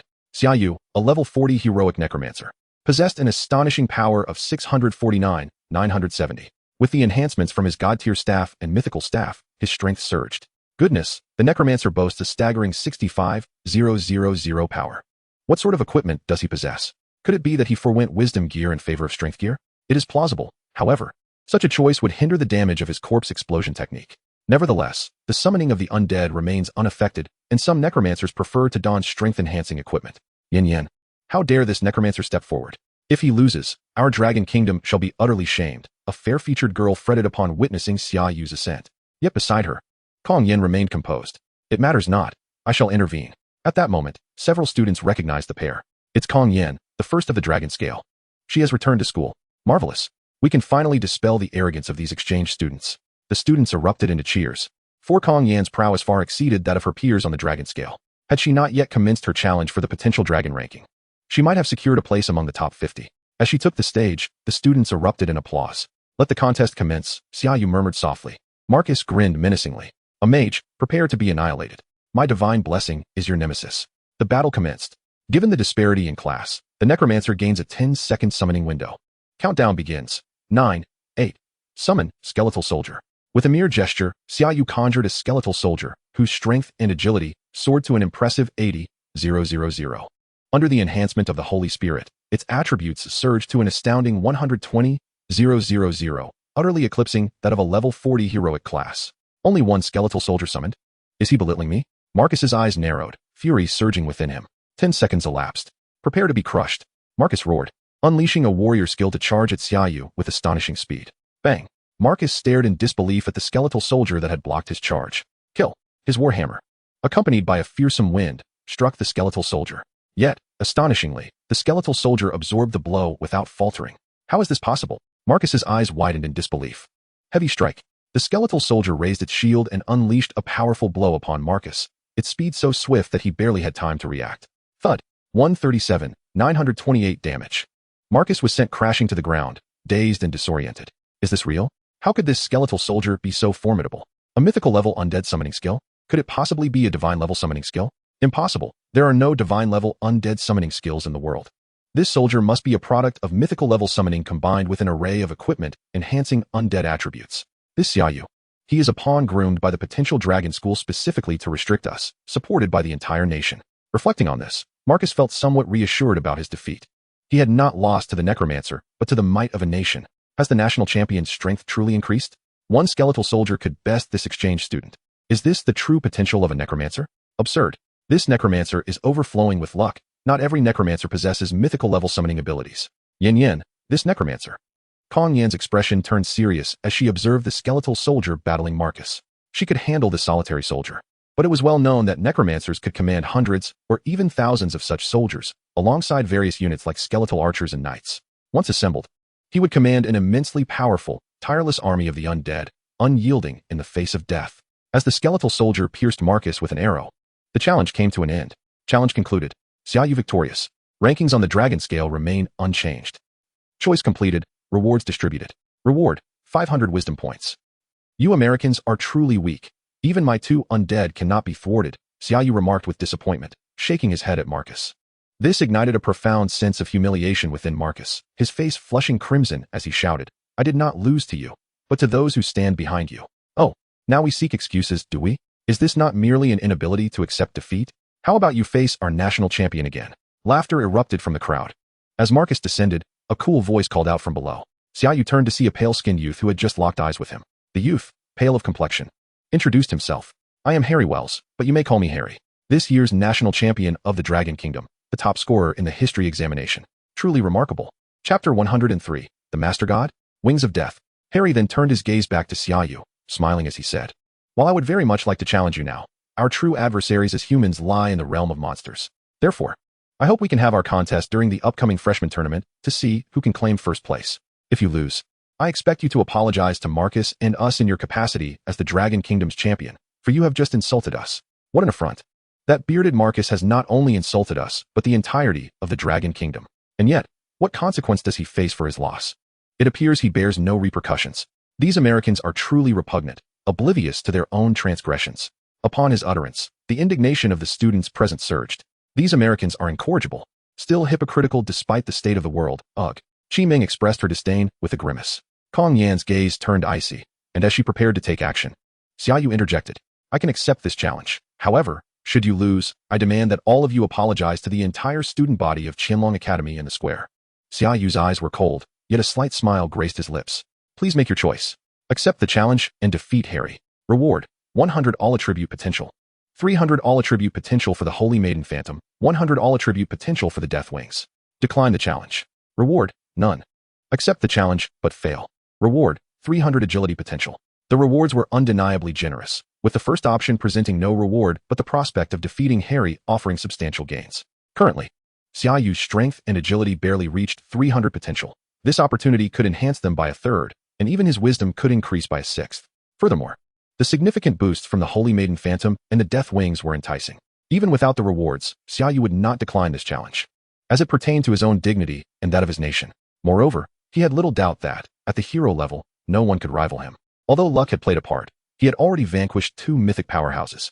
Should this matter become public, it would surely astonish the entire world. Thus, even Qing Yamo, aware of the situation, chose to keep it confidential. Otherwise, not only would the Monster Protection Organization set its sights on Xia Yu, but other nations would also be disinclined to see the Dragon Kingdom produce another demigod. Very well, Harry replied, his eyes flickering momentarily before he nodded in agreement. He then departed with the other three exchange students, knowing that they had stirred the ire of many and could not linger. Xia Yu also descended the stage slowly. However, the students below could no longer contain themselves. Xia Yu, are you confident? You don't have to acquiesce to his unreasonable demands. Indeed. Why should you apologize to them when they were the ones in the wrong? You can win, can't you? These exchange students were utterly shameless, embodying that American mentality of believing that high status permits low behavior. Ugh. Xia Yu glanced at the eager eyes surrounding him, reassuring them, rest assured, I cannot lose. If you need any assistance, do not hesitate to ask. I can provide you with some Necromancer equipment. A melodious voice, akin to the chirping of 100 birds, chimed in. Xia Yu turned to see a graceful young woman clad in traditional Dragon Kingdom attire, a long sword hanging at her waist, exuding an ethereal aura. He recognized her as Kong Yan, the top-ranked on the dragon list. Handsome, if you require equipment, just let it be known. The gear provided by my Kong Yan will undoubtedly be of no lesser quality than hero grade. Chi Meng chimed in with a smile. Xia Yu shook his head. No need. But I hope you accept my challenge when the time comes, top of the dragon list. I seek that battle. Kong Yan was momentarily taken aback by Xia Yu's words.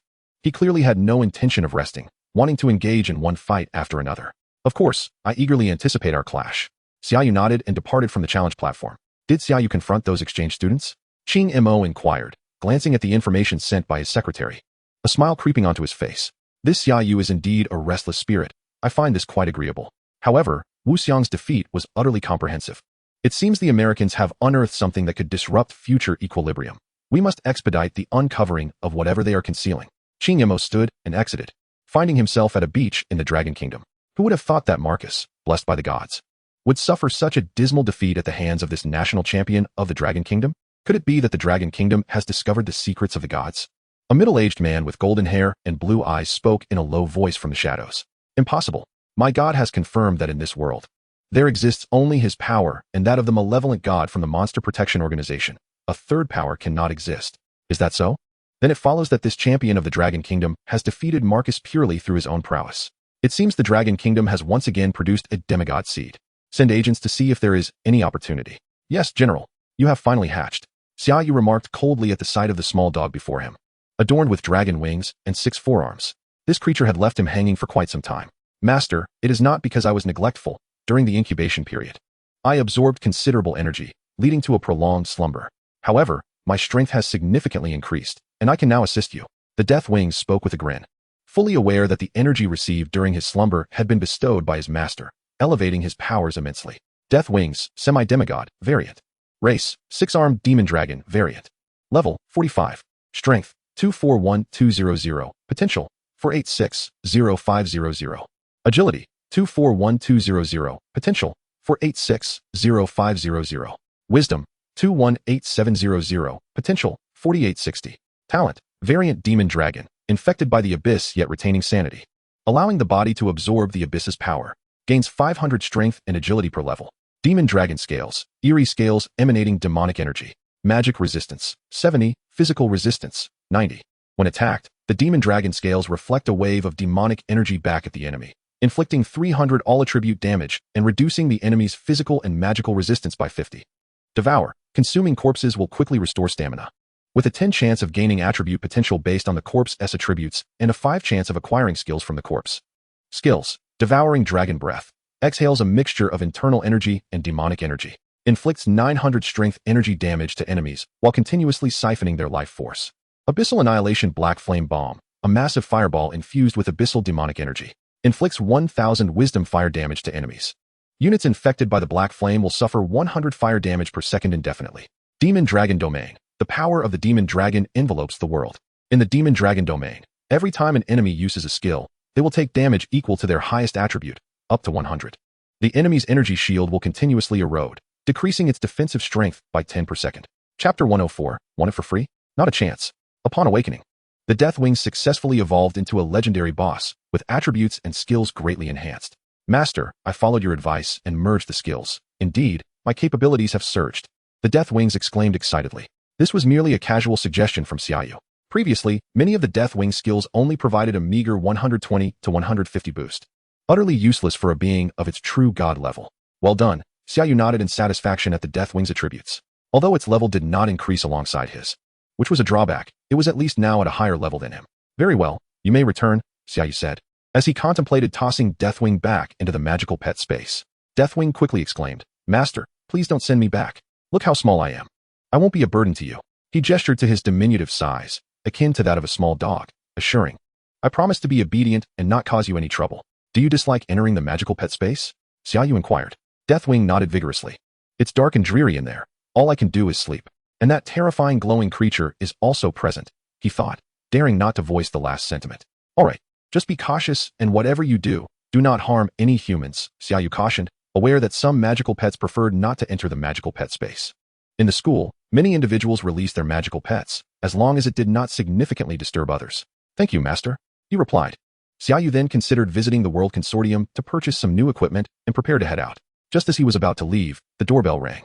Who could it be? Yang Qianqian or the Qingye sisters? Xia Yu wondered. Upon opening the video feed, he was greeted by a stunning woman. Her figure exquisite and clad in attire that revealed ample, porcelain-like skin. This made Xia Yu furrow his brow. He was not interested in such distractions. Hello, Xia Yu. Dear classmate, Mei Yuan said, pushing her chest forward, the display bouncing in the video. I'm sorry, but I have no such needs at the moment, Xia Yu replied, raising an eyebrow before abruptly disconnecting the call. It appeared that fame had indeed attracted women to his doorstep. Shaking his head, he resolved to remain composed and not indulge in such entanglements. Meanwhile, outside, Mei Yuan stared at the darkened screen, taken aback that this 18-year-old spirited youth had hung up on her. Determined, she pressed the doorbell again and adjusted her attire, thinking, this time, I refuse to believe he can resist. Once I enter, it will be victory. Yet, no response came. At that moment, Xia Yu had already slipped out the back door. Those seeking easy gains rarely relinquish their pursuits. If I exit from the front, I will surely be ensnared. Hence I shall make my escape through the back. Xia Yu mused, recalling the extravagant news he had read in his past life. On his way to the World Consortium, Xia Yu encountered several acquaintances who greeted him warmly, expressing their hopes for his success. Upon arriving at the consortium, he spotted a familiar face exiting. Qing Yueshua smiled as she approached Xia Yu, saying, Ah, the handsome lad finally remembers me. No, I merely came to procure some equipment, Xia Yu responded, shaking his head. Do you not know how to engage in conversation? Qing Yueshua sighed, inviting him inside. They found themselves alone in a private room, but soon after, several appraisers entered. I have come well prepared, Qing Yueshua declared proudly. In truth, Xia Yu had little equipment to trade. He handed over the ashwalker he had recently removed, mainly intending to buy new items. Most of his other gear had been given to Bai Xiao, who had generously provided him with 12 billion, claiming it was pocket money for new equipment. However, Xia Yu realized this sum was primarily from the sale of his own gear, with a portion spent and the remainder gifted to him. Thus, he intended to use this money to acquire several pieces of equipment. I see, Qing Yueshua said, slightly disappointed, waving off the newly arrived appraisers. Recently, I have heard that your little partner sold quite a number of high-grade items at the Lingnan City World Consortium. Were they all yours? Xia Yu nodded. Why not sell them to me? Did your sister fail to serve you well? Qing Yueshua gazed at him with tearful eyes. No, I simply did not think about it much, he clarified. Next time you have gear, come to me. I won't cheat you. I'll offer you a fair price. Qing Yueshua said, turning her attention to the ashwalker. A level 30 legendary item with high attribute bonuses and a necromancy skill that inflicts continuous fire damage. However, necromancers are rare worldwide, so the price is 15 billion. What do you think? Sounds good, Xia Yu replied, reassured by Qing Yueshua's integrity. This price reflected the World Consortium's platform, as smaller companies often offered lower prices due to poor demand for hidden profession gear, while the consortium could afford to provide higher bids. With this 15 billion, Xia Yu now had a total of 17 billion cash, a substantial sum even among legendary professionals. He then began searching for the equipment he wished to exchange. I must replace my gloves. These level 20 legendary gloves are far too inadequate. Is there a higher level outfit that possesses similar attributes to what I currently wear? He asked Qing Yueshua. Such fine attire you wish to exchange? Let me see what I can find, she replied, plopping down beside him and swiftly navigating the tablet in his hands. Soon, she located a piece of equipment that was closely comparable. Black Jade Robe, Legendary. Level, 40. Wisdom, 9072. Strength, 4501.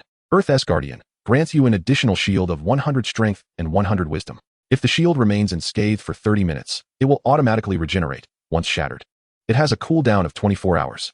Price, 5 billion. 5 billion. That's quite expensive. You just sold me a staff for 1.5 billion.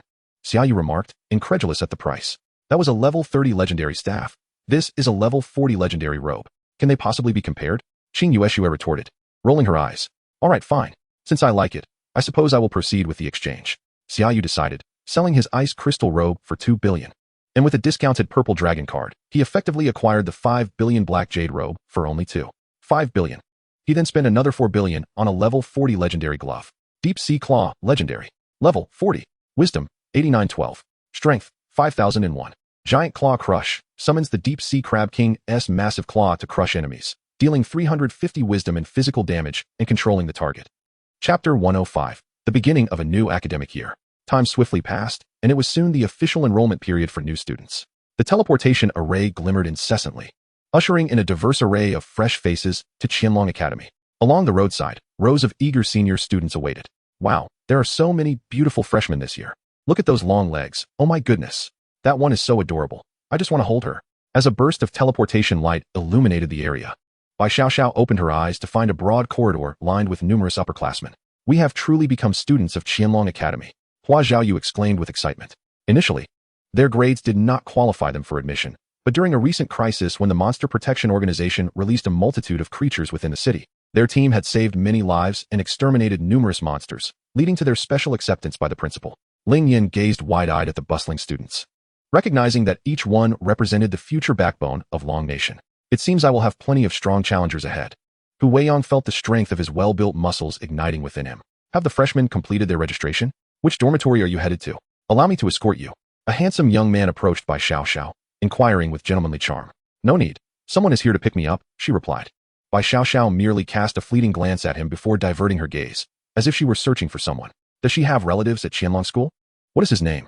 Perhaps I am acquainted with him as well. The handsome man persisted in his inquiries. The petite and adorable figure of Bai Xiaoxiao was undoubtedly his type, not to mention the faintly sacred aura she exuded, which only heightened the man's sense of transgressing upon a saintly being. Do I know you? A gentle voice resonated from behind the man. The handsome man's expression darkened momentarily, but he quickly reverted to a smile. Hello, I am Su Shi, ranked 97th on the dragon list. And you are? Xia Yu. Su Shi turned to see a strikingly handsome face smiling back at him, a visage that was well known throughout Qianlong School, Xia Yu. The very same individual who had entered school early and had effortlessly defeated Wu Xiong, the 7th on the dragon list, as well as contended against the formidable warriors of the United States. He was also set to battle for the honor of Longhua and Qianlong School in the upcoming freshman competition against the exchange student captain in a month's time. My apologies for the intrusion, Su Shi said, promptly turning to flee. Ah, Xia Yu, he called, smiling at Bai Xiaoxiao. Here, take this. Bai Xiaoxiao tossed a suitcase to Xia Yu. Where is your dormitory? Miss Bai, this way please, Xia Yu replied with a grin, leading the way. Come along, everyone. Bai Xiaoxiao waved her small hand, and Waziziu and the others followed Xia Yu with smiles. As they proceeded, the group garnered more than 200 glances from passers-by. Wow, that girl in front, I've never seen her before. Is she a new student? I think she is a strong contender for the school beauty ranking. I believe she could even make it into the top 3. She is as adorable as an angel, with a pure aura. No, she is not merely angelic. She is an angel. Wait, isn't that Xia Yu? He is pulling a suitcase. Oh heavens, he has made a move on our angel. Burn him. How come it seems like you're quite famous at Qianlong School? Almost everyone seems to recognize you, Bai Xiaoxiao remarked, noticing the familiar expressions among the students. Perhaps I gained some notoriety after getting into a few fights at school, Xia Yu replied with a nonchalant smile. Wow, Xia Yu, you are now ranked 7th on the dragon list. It's incredible that you defeated Wu Xiong, who was fully equipped, and now you're set to bet against the exchange students in the freshman competition. Loser apologizes. Waziziu exclaimed, pulling out her phone to search for information based on the keywords from the chatter around them, quickly discovering Xia Yu's recent exploits. Just some minor affairs, Xia Yu shrugged. Minor. Waziziu and her companions exchanged incredulous glances. He might be fine most of the time, but he can be quite pretentious. Still, they genuinely believed he would not lose to that exchange student. Harry, you must win. We cannot allow those Americans to be so arrogant in our country. Bai Xiaoxiao glared at her phone, her anger palpable. I not only intend to win, but I shall do so with flair, Xia Yu assured Bai Xiaoxiao, giving her a thumbs up for reassurance. Bai Xiaoxiao nodded, somewhat reassured. Soon, they arrived at Xia Yu's villa. Gazing at the 2-story building, Waziziu marveled. How splendid it is to have a Qianlong point. We get to reside in such a fine villa right from the start. Why don't you all move in? We can just let him find somewhere else to sleep, Bai Xiaoxiao suggested. Absolutely not. Waziziu shook her head vigorously. That would be exceedingly inconsiderate. We 3 must report to our dormitory first. Very well then. See you later, Bai Xiaoxiao waved them goodbye.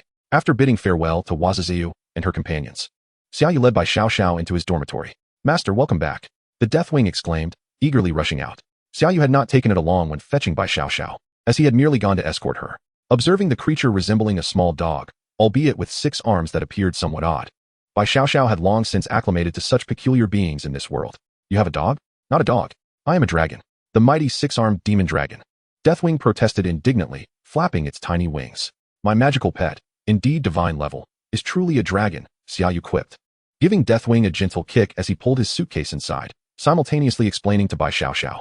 It really is a dragon. Bai Xiaoxiao scrutinized Deathwing closely, confirming it was indeed a bizarrely miniature demon dragon. How did you acquire it? Just lucky, I suppose, Xia Yu replied casually. Henceforth, you are to heed my commands. As well as hers, Xia Yu instructed Deathwing, gesturing towards Bai Xiaoxiao. She is the mistress? Deathwing inquired, bewildered. Consider it so, Xia Yu replied. And who is that woman who frequently knocks on the door with 2 large balloons? What is her relation to you, master? Deathwing blinked curiously at Xia Yu. In that instant, Xia Yu sensed a surge of murderous intent from behind. Xiaobai, remember that you ought to listen to my explanation, Xia Yu asserted earnestly. Since that day, the woman with the 2 large balloons had persistently tried to gain entry, yet Xia Yu had steadfastly prevented her from doing so. I must hear this. Chapter 106. The Memory of the Demigod's Battlefield Ticket. Shameless woman. Bai Xiaoxiao's rage erupted upon hearing this. You must not have any association with such a person. Rest assured. I have no interest in such women, Xia Yu nodded vigorously. All right, let us rest for now. Tomorrow marks the commencement ceremony, Xia Yu suggested. Very well, Bai Xiaoxiao agreed. And they settled in for a restful night. The following morning, all newly enrolled students gathered in an auditorium, taking their seats according to the pre-assigned classes. Subsequently, Qing Mo took to the stage to elucidate the rules of Qianlong School and extend his blessings to the newcomers. At this moment, Xia Yu donned the Qianlong School uniform, a set reminiscent of ancient martial attire, and stepped onto the stage. His tall stature and handsome features elicited a wave of gasps from the female students below. TCH. So superficial, Bai Xiaoxiao grumbled, her teeth gnashing in frustration. Greetings, everyone. Congratulations on joining the Qianlong School family, Xia Yu began, proceeding to read the speech prepared for him by Principal Qing Mo. We shall soon face formidable adversaries and harsher environments. Thus we must strive to surpass ourselves and even our predecessors, bringing new peace to humanity and the Dragon Kingdom. Upon concluding his speech, as Xia Yu prepared to exit the stage, a voice rang out. May I inquire about your confidence for the freshman competition in a month? This was a question on the minds of many students. Hearing this, Xia Yu turned back, smiling confidently. In the freshman competition a month from now, you all should aim for second place. His bold declaration left everyone momentarily stunned, astonished that Xia Yu would dare to speak so audaciously before the entire faculty and student body. As he descended the stage, Qing Mo remarked with a hint of exasperation. This is a formal occasion, you cannot speak so casually. I merely stated the truth, Xia Yu replied, puzzled by Qing Mo's discontent. Even if it is the truth, we ought to be more humble, Qing Mo sighed, rubbing his forehead. Very well, perhaps I shall rephrase it next time, Xia Yu acknowledged. Glancing back at Qing Mo as he departed. I find youthful exuberance quite commendable, an elderly teacher commented with a gentle smile. Sometimes, I fear they may become overly arrogant. Qing Mo sighed in response. After the commencement ceremony, the students transitioned into the regular academic phase, and Xia Yu was no exception. Commencing the study of various professional knowledge and vocational skills, as well as the weaknesses of diverse monsters. Summer Yu participated in multiple practical training sessions led by teachers at monster lairs. However, he naturally did not join these excursions, as they predominantly targeted level 20 monsters, posing no threat to him whatsoever. Thus, a fortnight passed in this manner. Summer Yu, the principal requests your presence in his office, called out a young female teacher clad in black stockings. Understood, replied Summer Yu with a nod, though a hint of curiosity lingered. After bidding farewell to Bai Xiaoxiao, he made his way to the principal's office. Upon arriving at the door, he hadn't even knocked when a voice from within beckoned. Come in. My apologies for the intrusion, Summer Yu said as he opened the door, discovering that besides Qing Mo and his secretary, there were also a man and 2 women present. The man was tall and robust, with thick brows and large eyes, exuding a rather unassuming demeanor. One of the women radiated sharpness, bearing a longbow and donning light armor, presumably a ranger. The other woman, dressed in a white robe and imbued with an air of purity, was clearly a priestess. The aura emanating from the 3 of them suggested they were all legendary figures, and it was evident they were not particularly old. Principal, what is the reason for my summons? Summer Yu inquired, directing his gaze towards Qing Mo. Instead of responding directly, Qing Mo pointed towards the trio and said, This is Niugangi, the ranger is Wen Simming, and the priestess is Mo Qi. They are all your seniors, having graduated from Qianlong Academy. Greetings, seniors. Summer Yu acknowledged them respectfully. Junior, we've heard of your remarkable reputation since returning to campus. Make sure to teach those Americans a lesson. They shouldn't be treated lightly. Wen Simming remarked coolly, her voice tinged with a trace of animosity at the mention of America. 3 May, do not place undue pressure on our junior. Niugangi smiled at Summer Yu. However, I concur with 3 May's sentiment. Those Americans have been rather arrogant since arriving in our Dragon Nation and deserve to be suppressed. It is unfortunate that the freshman competition is not a practical battle. Otherwise, we could truly show them our strength. Mo Qi, clad in her priestly robes, delivered the harshest words. Mo Qi, Qing Mo interjected with a couple of light coughs. These foreign students are exchange students. it would be unwise to provoke them too much. Yes, I understand, Principal, Imochi replied with a light chuckle. So, what is the purpose of summoning me? Summer-Yu asked, looking at them. Imochi glanced at her companions, and then back at Qing-Mo before addressing Summer-Yu. You possess a crystal skull of the quasi-divine, do you not? Summer-Yu nodded in affirmation. Do you wish to assemble a quasi-divine set? Imochi pressed further. Are you suggesting that you wish to invite me to join your team to conquer the quasi-divine memory battlefield? Summer-Yu furrowed his brow, sensing the underlying implications. The others nodded in agreement. Indeed, however, we have a condition. As you are aware, the quasi-divine memory battlefield is a legendary level challenge space that opens only once every 3 years. If we miss this year's opportunity, we must wait another 3 years. Therefore, we prefer teammates we can trust implicitly, while the principal has strongly recommended you. We hope you can secure first place in the freshman competition and advance to the legendary level Necromancer. Then we shall pass our obtained quota to you. Each time the quasi-divine memory battlefield opens, only 4 teams are allowed entry, making each slot immensely valuable. Summer-Yu found the conditions proposed by them quite reasonable. It was unrealistic to expect 3 legendary figures to accompany a single hero without some merit on his part. However, the freshman competition was still half a month away. That is of no concern. The quasi-divine memory battlefield will not commence for another 2 months, and we can certainly wait another half month. Imochi smiled. What do you think, Principal? Summer-Yu turned to Qing-Mo nodded and replied. I believe you should seize this opportunity to advance to legendary status and participate in the quasi-divine memory battlefield, as it contains crucial insights for ascending to mythic levels. Achieving legendary status and transitioning to mythic is not merely a matter of sufficient level and utilizing a mythic level transcendence gem. It requires you to comprehend your own domain to ascend to mythic status. Thus, mythic beings are significantly rarer than legendary ones. Very well. I shall join you when the time comes, Summer-Yu agreed, thereby tacitly accepting their conditions. We shall remain here at the academy for the next half month, and we hope to witness you crush that arrogant fellow. As for him, I hardly consider him my match. Time flew, and soon the day of the freshman competition arrived. Chapter 107. The Freshman Competition, Abyss Theme. It has been a month since your enrollment, and this freshman competition serves not only to assess your growth over the past month, but also as an opportunity for your classmates and teachers to become acquainted with your abilities. Unleash your full potential. Qing-Mo proclaimed from the stage to the new students below. Though merely a month had passed, the students had already shed much of their initial naivety. This was the result of Qianlong Academy's militarized and practical education, which is why the freshman competition commenced just 1 month after their admission. The sidelines were filled with upperclassmen. Typically, only a few board students would attend the freshman competition. Yet this time nearly all current students and faculty had come to witness the event, all because of Summer-Yu. Finally, it begins. I hope Summer-Yu wins. Otherwise, our Qianlong Academy will suffer great embarrassment. I'm feeling a bit anxious. Can I substitute for Summer-Yu? Have faith in Summer-Yu. I believe he will undoubtedly prevail. The upperclassmen murmured among themselves, their expressions betraying varying degrees of tension.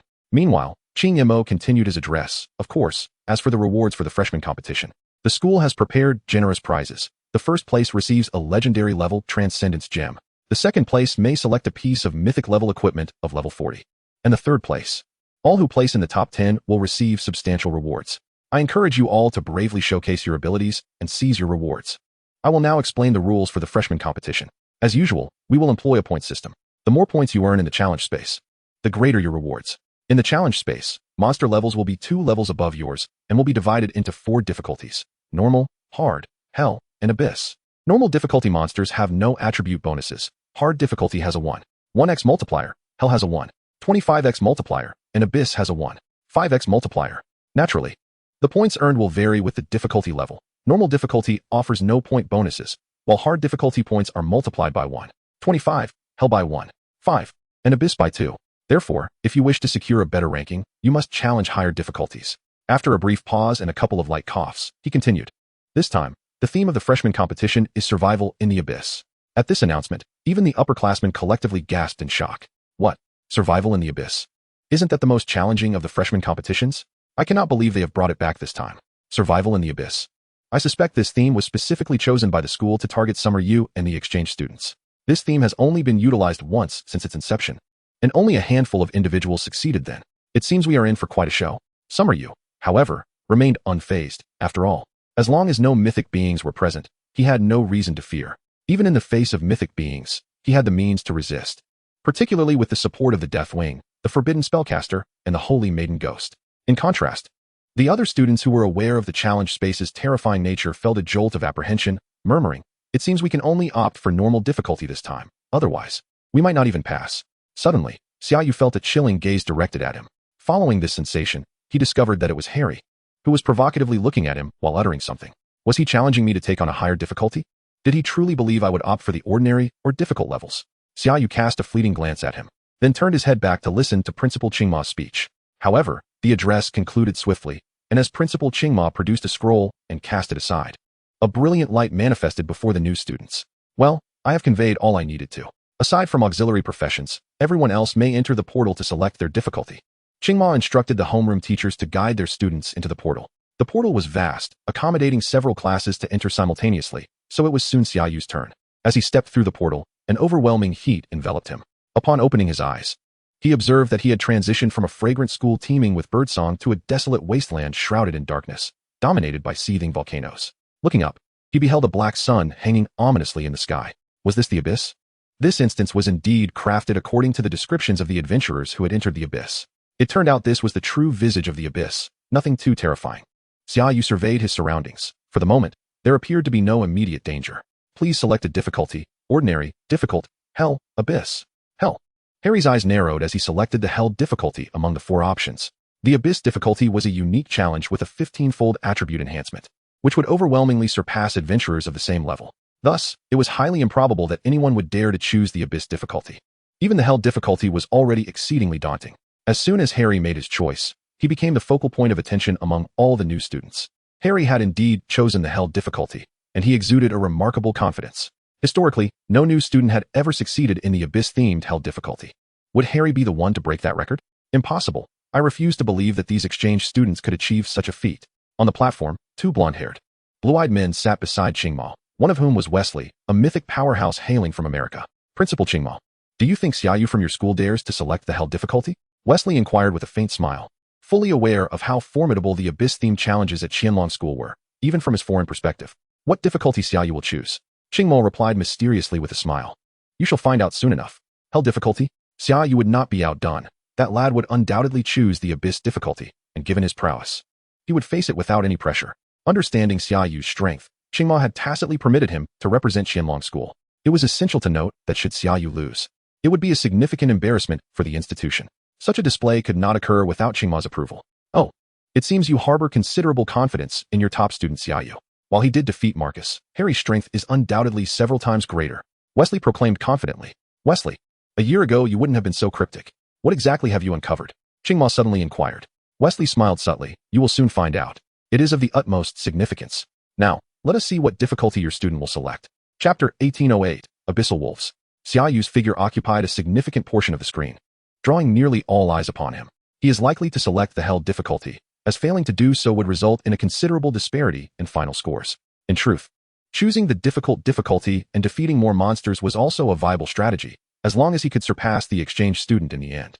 Do you think he will select the abyss difficulty? Are you serious? The abyss difficulty offers a 15-fold attribute enhancement, and the opponent is 2 levels higher than him. Without a team, even someone of Xia Yu's extraordinary capabilities would struggle against a single monster with a 15-fold enhancement. Indeed, please make your selection. Select ordinary difficulty and secure first place. Reward, all attributes 1000. Select difficult difficulty and secure first place. Reward, all attributes 1200, skill points 3. Select hell difficulty and secure first place. Reward, all attributes potential 100, skill points 5. Select abyss difficulty and secure first place.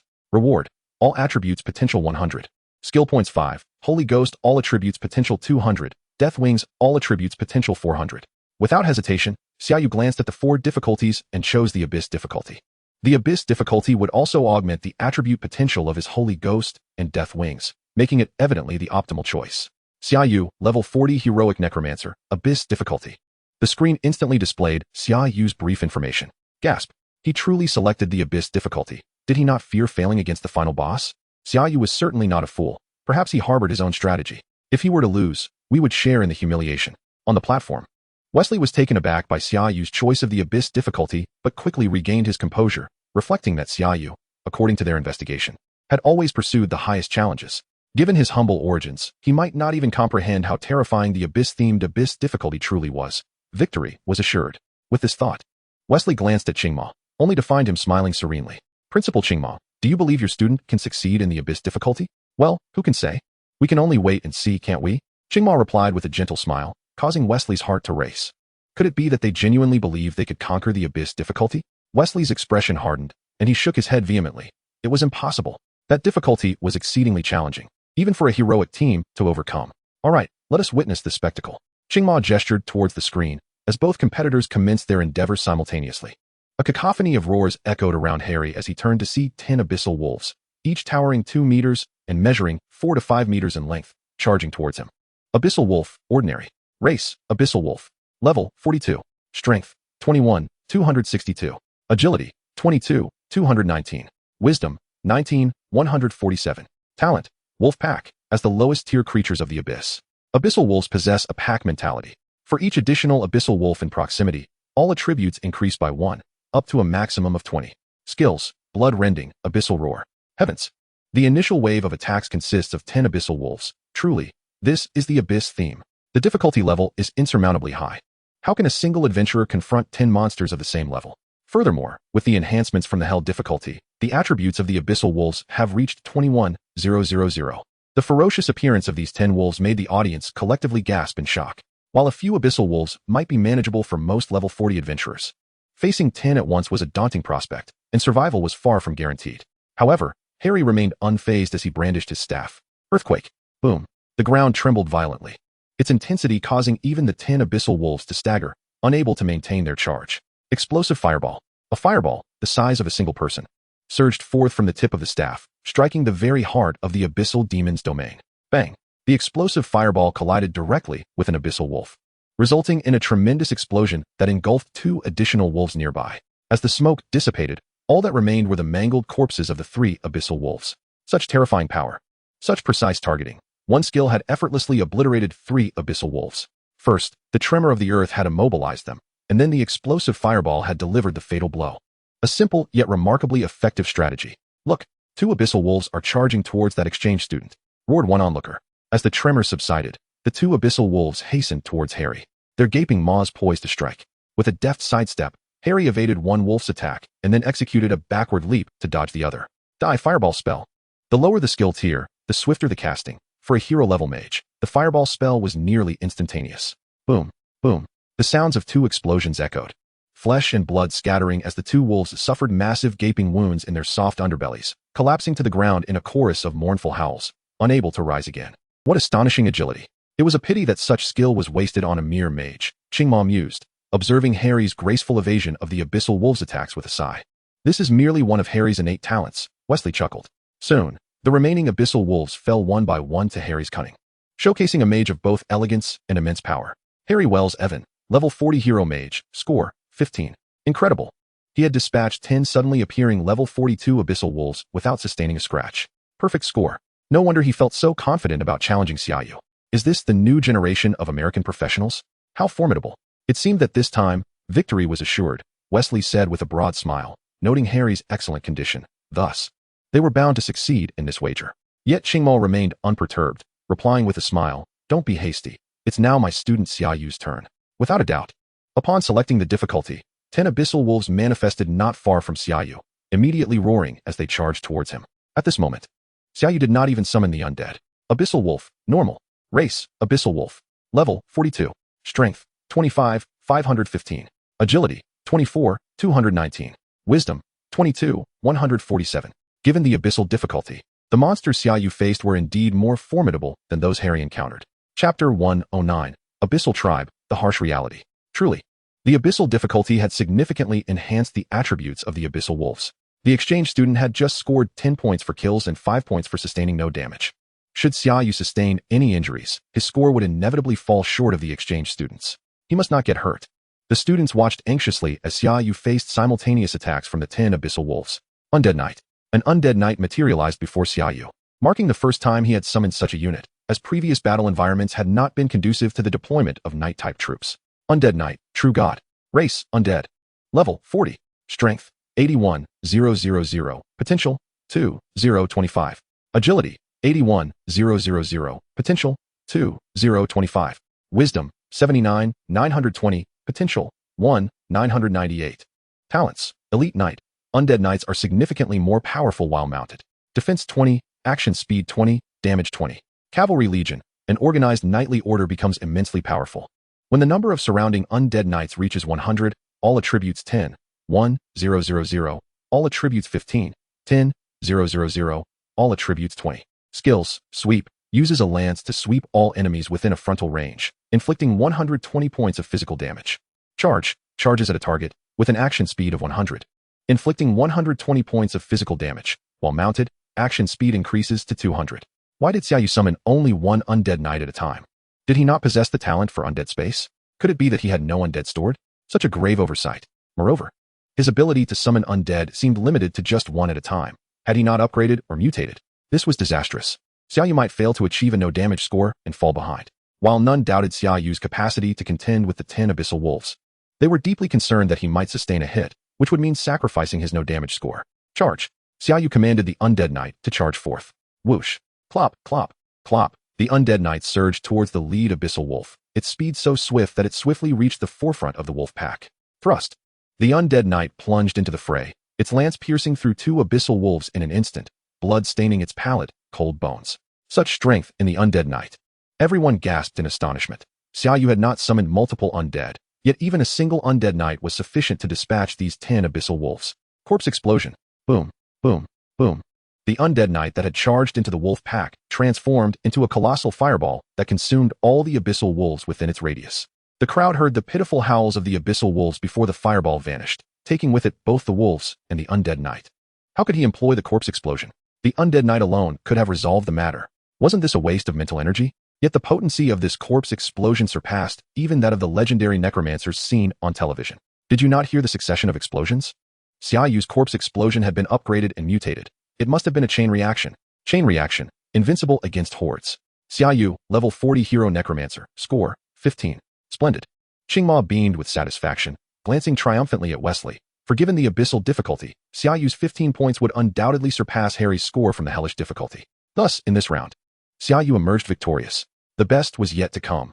As a necromancer who grew stronger against the weak, yet weaker against the strong, his advantages against minor foes translated into significant disadvantages against bosses. Wesley furrowed his brow but stubbornly declared, "Let us continue to observe." Qingma maintained his confidence, asserting, "Indeed." This way, Harry thought, pondering whether the necromancer had managed to achieve a no-damage score. Surely he had. Otherwise, how could he hope to compete with me? He smiled confidently as he walked onward. Upon entering the abyss, every newcomer felt an inexplicable sense of direction, guiding them towards the final boss. Defeating the final boss would conclude this newcomer competition and yield the ultimate score. Failure to do so would result in a score of 0. Harry followed this instinct, encountering bizarre yet wildly designed structures that soon came into view. The Abyssal Tribe. Even Qingma and Wesley raised their eyebrows in surprise. The newcomer competition had brought forth the Abyssal Tribe. Harry recognized the Abyssal Tribe and quickly crouched down to conceal his presence, climbing a small hill to look down upon the scene below. In the heart of the Abyssal Tribe, a colossal iron cage stood ominously, housing hundreds of humans. Beside the cage lay a small heap of human bones and a cauldron, where the remains of humans could still be seen bobbing in the boiling liquid. The sight was utterly horrifying. Was this truly a spectacle I was meant to witness? My heavens, these abyssal creatures seemed to regard humans as mere livestock. I dared not look any longer. Though all present were seasoned adventurers, having vanquished numerous monsters and bearing the weight of lives lost upon their hands. The gruesome reality of humans treated as swine, reduced to mere fodder, and the sight of their corpses being cooked stirred a visceral disgust within them. At that moment, Qingma rose and addressed the assembly, stating, "What you see is but one facet of the truth. The true abyssal realm is far more brutal than what lies before your eyes.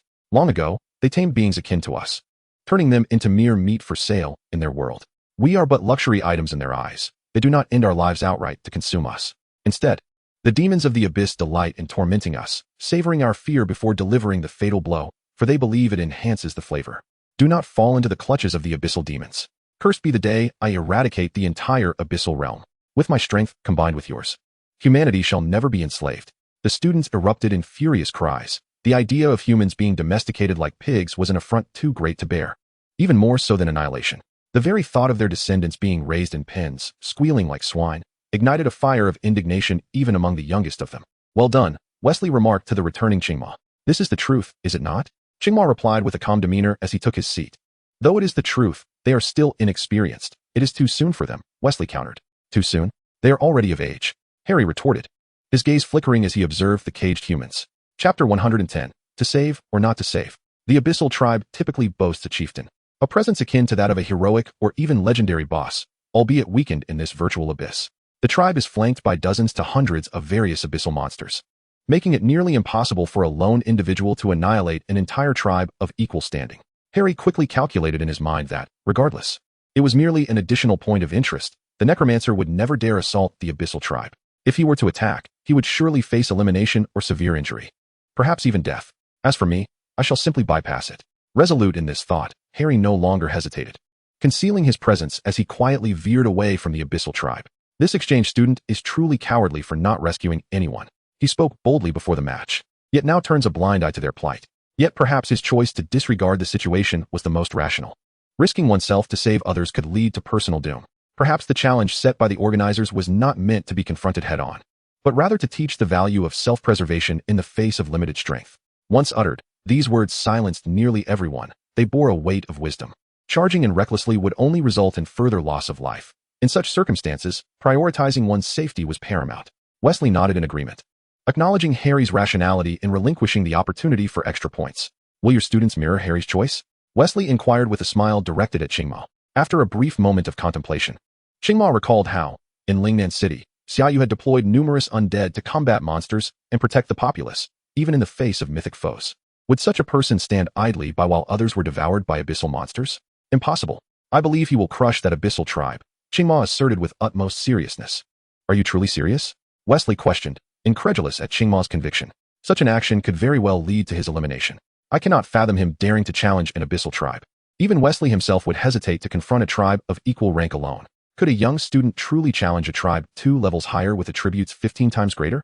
Even with the Necromancer's prowess in group battles, Wesley remained skeptical. Just watch, Qingmao replied confidently. To be cautious, Xia Yu refrained from summoning Su Fei to traverse the skies, as doing so would cause him to miss valuable points. Rather than rush into vanquishing a boss, Xia Yu was intent on securing the first place in the upcoming competition. Thus, he summoned the Golden Earth Dragon King to ride forth. The appearance of the Golden Earth Dragon King elicited gasps of astonishment from the students. What an imposing beast. Are you blind? Look at the 2 horns atop its head. This is the Dragon King, and a golden one at that. Its attributes are undoubtedly formidable. Is that gold truly genuine? It is indeed, but gold has lost its value now. What a pity. As they advanced, bizarre and wildly shaped structures emerged before Xia Yu's eyes. Arriving at the abyssal tribe, Xia Yu patted the Dragon King's skull, signaling it to halt. He recalled the information regarding the abyssal tribe from memory. See, he has stopped, contemplating whether to attack the abyssal tribe. I assure you, he will turn and leave. Wesley chuckled upon witnessing Xia Yu's pause. Qingmao furrowed his brow slightly. From this angle, Xia Yu could not see the human slaves within. Thus, the possibility of him turning away was not entirely absent. Would Xia Yu truly abandon the endeavor? Abandoning would be wise. Facing hundreds of abyssal monsters along with several elites and a potential legendary boss in the chieftain could lead to dire consequences. Better to withdraw and proceed to the next challenge, much like that exchange student. Sighing, despite knowing the inhabitants were mere illusions, one could not help but hope that Xia Yu would intervene to save them. I share that sentiment. Arise, undead knights. This time, Xia Yu summoned thousands of undead knights, archers, and soldiers. 3,000 undead warriors materialized within the abyss, their collective presence immediately sensed by the resting chieftain of the tribe.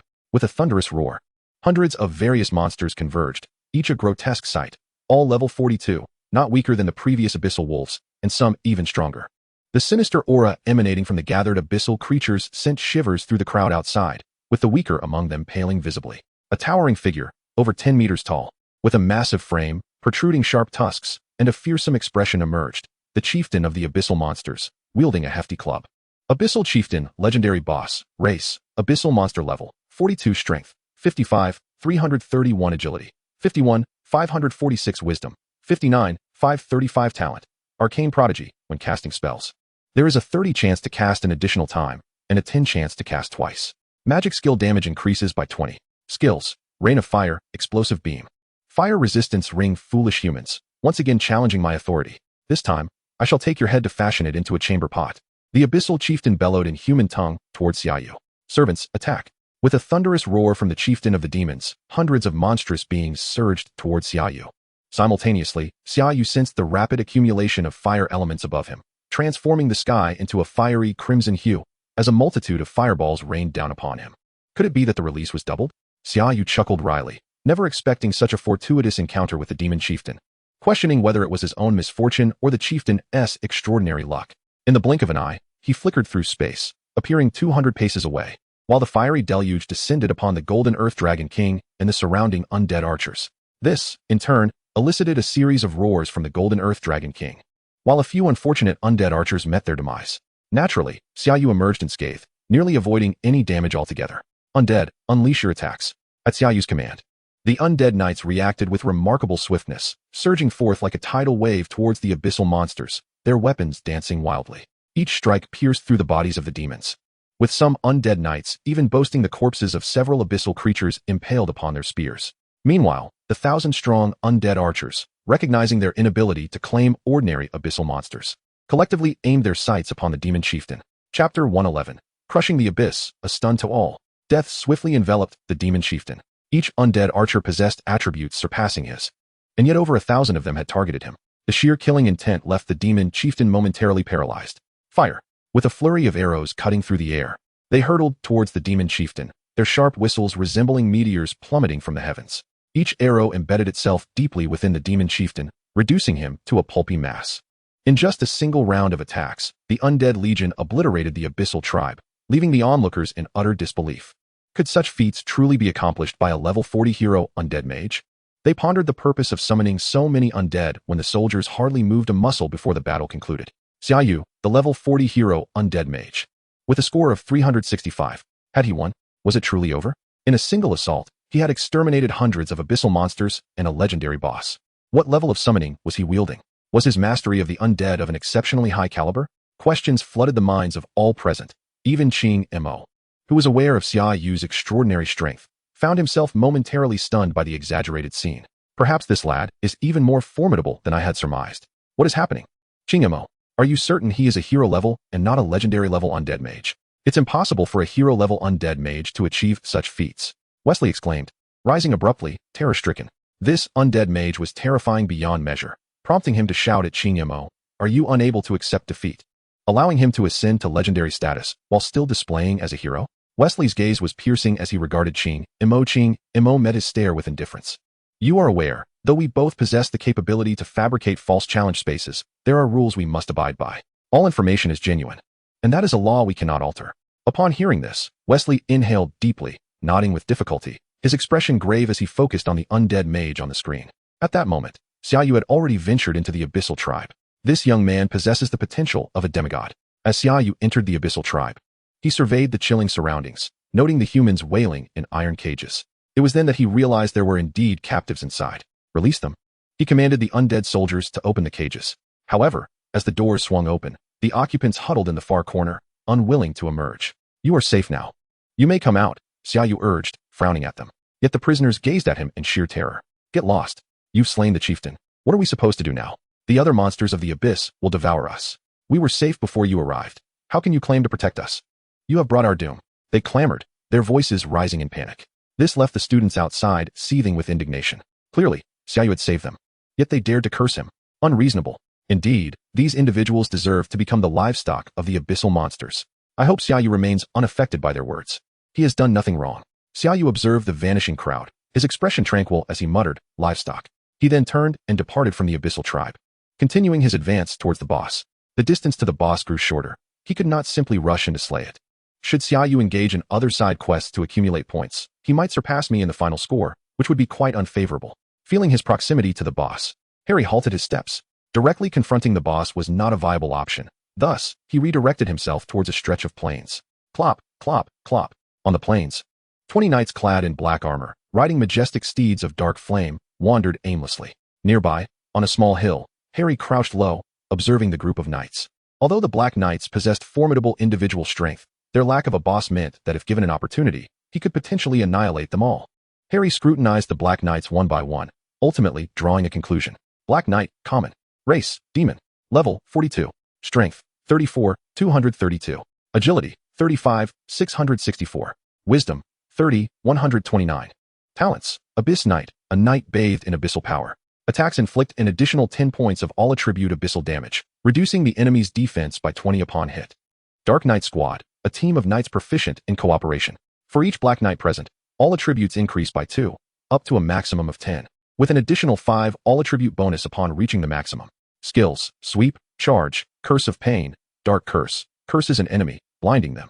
Compared to the abyssal wolves, these knights were significantly more powerful, and the collective action of 20 black knights posed a threat at least tenfold greater.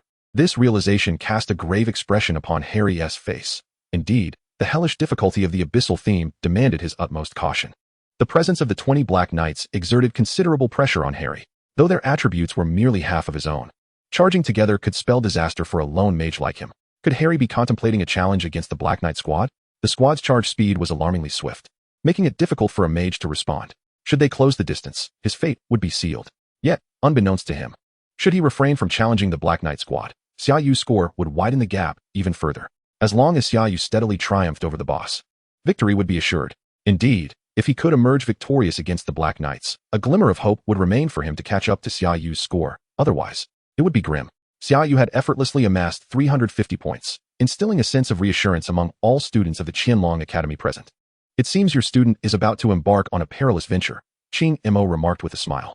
At this moment, Wesley's expression remained rather grim. After all, his student had fallen significantly behind in points compared to Qingma's students. However, casting a glance at the Black Knight team, he spoke with confidence, asserting that a mere Black Knight team could be handled without Harry needing to take unnecessary risks. Was it conceivable that Harry could achieve success as effortlessly as Xia Yu had against a tribe of abyss creatures? Qingma's words caused Wesley's previously improved mood to darken once more. He had to concede that the power of the Necromancer was indeed formidable, yet the current disparity was not insurmountable. Harry still had a chance. Let us wait and see, Qingma said with a smile. Chapter 112. The Necromancer God goes out? At that moment, Harry had positioned himself in ambush before the Black Knight team. To ensure a swift and injury-free victory over the Black Knights, he knew he had to strike first. A direct charge would only lead to disaster. As the sound of footsteps echoed in his ears, Harry slowly raised his head to see that the 20 Black Knights had entered his attack range. Earthquake, he proclaimed, raising his staff. Boom. The ground trembled violently, tearing apart beneath them. 2 Black Knights, unable to escape in time, plummeted into the chasm, swiftly buried by the earth. The remaining Black Knights struggled to maintain their footing, with several being unseated from their steeds, yet they soon spotted Harry nearby. Human die, roared one of the Black Knights, as those still mounted charged towards Harry with a fierce determination. With steely resolve, Harry replied, ground splitter. Boom. A fissure, stretching dozens of meters and wide enough to engulf a knight, appeared beneath their feet. The Black Knights fell into the gaping maw of the chasm. Yet the depth was insufficient to claim their lives. Nevertheless, 3 Black Knights closed in on Harry.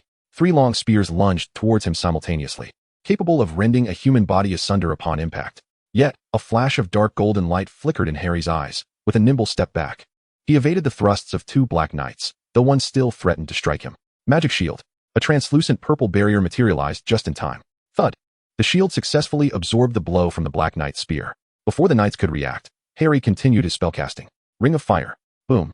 The fiery ring knocked the 3 Black Knights from their mounts, and they were subsequently engulfed by a barrage of fireballs unleashed by Harry. By the heavens, how precise. This exchange student is astonishingly skillful. How dare he? Murmured the onlookers in awe. Is this the dance of the blade? Can mages truly achieve such feats? Harry. After witnessing his performance, many students from the Qianlong Academy began to view Harry in a new light. Such execution was beyond the capabilities of students who had spent a year or 2 at the academy. Is this what you discovered? Qingma observed Harry, who was ruthlessly dispatching the Black Knights, his expression grave. He could clearly sense that Harry was not merely utilizing his own abilities to evade the knights' attacks. Rather, he was being manipulated by some external force, rendering his movements somewhat disjointed among the ranks of mythical beings. Wesley smiled faintly. Indeed, it is rather terrifying.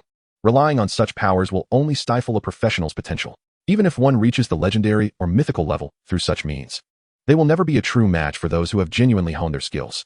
Qingma, visibly angered, retorted, as a teacher and a principal, I cannot accept such things that suppress a student's natural talent to bolster their power. He recognized that this ability was most effective in lower-tier professionals, but its efficacy diminished significantly at the legendary level and was utterly ineffective against mythical beings, often coming with detrimental side effects. The assistance it provided was merely a flaw in the eyes of mythical powers. Wesley took a deep breath and said, the time has not yet come. If we grant the world a little more time, this ability will grow more potent, potentially influencing even professionals of our caliber. Hearing this, Qingma's eyes widened in shock as he looked at Wesley. This power can elevate to the mythical level? What on earth is it? Guess, Wesley replied with an enigmatic smile. Qingma felt a surge of frustration. Look, over there. Xia Yu. What? Could it be that Xia Yu's score has been surpassed? Impossible. There are only 20 Black Knights. It wasn't that his score had been surpassed. Rather, it had widened by several multiples. Xia Yu, level 40 hero necromancer, points, 1210. Harry Wells, level 40 hero mage, points, 165. A tenfold disparity. How could this be achieved? Harry's recent display had captivated the spectators, causing them to lose sight of Xia Yu's progress. He had not recalled the undead but had instead charged forward, obliterating every abyss creature in his path, even decapitating a passing abyss fly. He was even shaking the magic bird eggs. What a relentless assault on the abyss.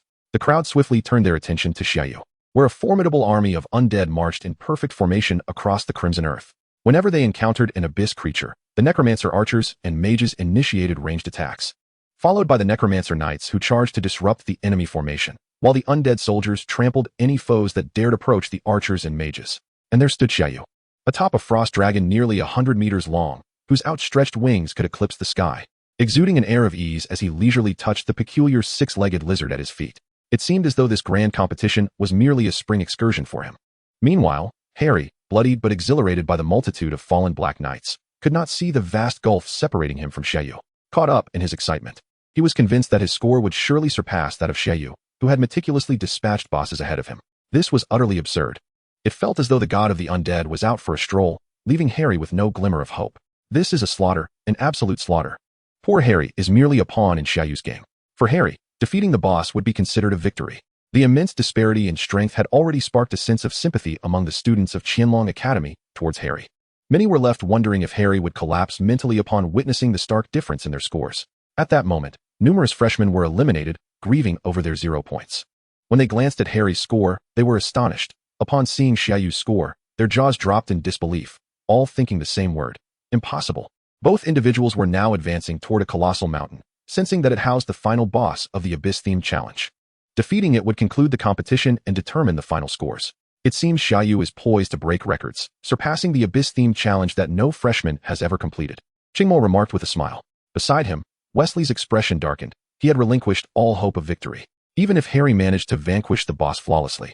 The disparity in difficulty and points was insurmountable. One boss could not bridge the gap. Chapter 113, The Disparity.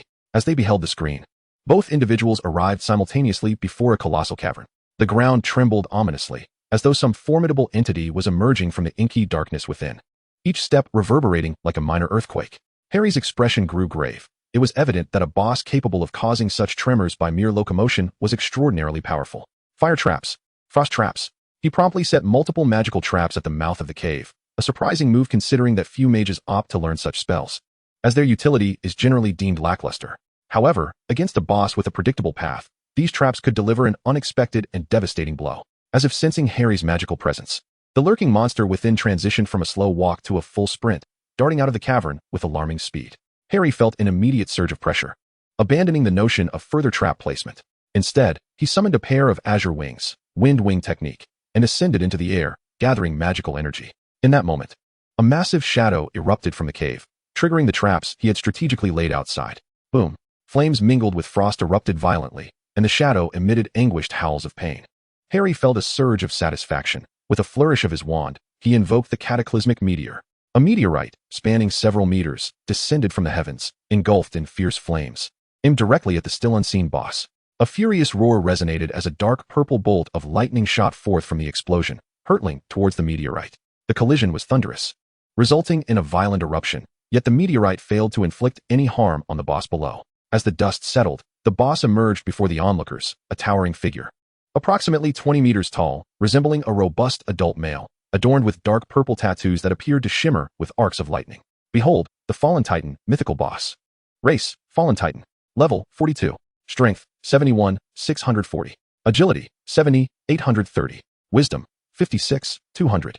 Talent, Titan Bloodline, the ancient lineage of the Earth deity Titan. Each level grants 200 strength, 200 agility, 200 wisdom, 50 magical resistance, 50 physical resistance, and an additional 50 wisdom lightning damage to attacks. Skills: Thunder Spear, Earthquake, Storm Shield, Call of Thunder. A mythical boss. In that instant, the crowd was astounded. They had not anticipated that the final boss of the Abyss theme would be a mythical entity, as previous encounters had only involved legendary bosses. Moreover, this boss was an exceedingly challenging humanoid adversary, endowed with the divine resilience of a titan, capable of rendering even a level 40 hero team vulnerable to annihilation. Who among them could possibly confront such a foe? Harry, upon scrutinizing the attributes of the fallen titan, gasped in disbelief. Realizing why this challenge space had long been regarded as the most formidable in the new student competitions, such a boss truly existed. But I shall not be defeated. This is the ultimate boss. Xia Yu regarded the charging fallen titan with indifference, confident in his ability to counter it. While the titan's resistances and his own undead soldiers could engage in a fierce battle, the overall power of his forces paled in comparison to the enhanced strength provided by the Holy Spirit. Should the Holy Spirit join the fray, a single undead soldier would easily overwhelm the fallen titan. Too weak, let us dispatch it.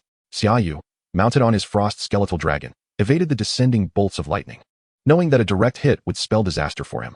Undead archers, undead mages, fire at will. Instantly, a myriad of corrosive orbs surged from every direction towards the fallen titan, while the sky darkened under a deluge of arrows. Thud, thud, splat. Every attack converged upon the towering form of the fallen titan, arrows piercing its flesh, while corrosive spheres created gaping wounds, blood gushing forth in torrents. With a resounding crash, the fallen titan collapsed heavily to the ground. Successfully defeated the fallen titan, points, 500. No damage taken in defeating the fallen titan, points, 200. Mission accomplished. Commencing exit from the challenge space. Your final score is 4260. Xia Yu, a level 40 hero undead mage, points, 4260. Upon being teleported out of the challenge space, he found the surroundings eerily silent, all eyes fixated upon him. What transpired? Xia Yu arched an eyebrow. Could it be that the other contestant had scored higher than him?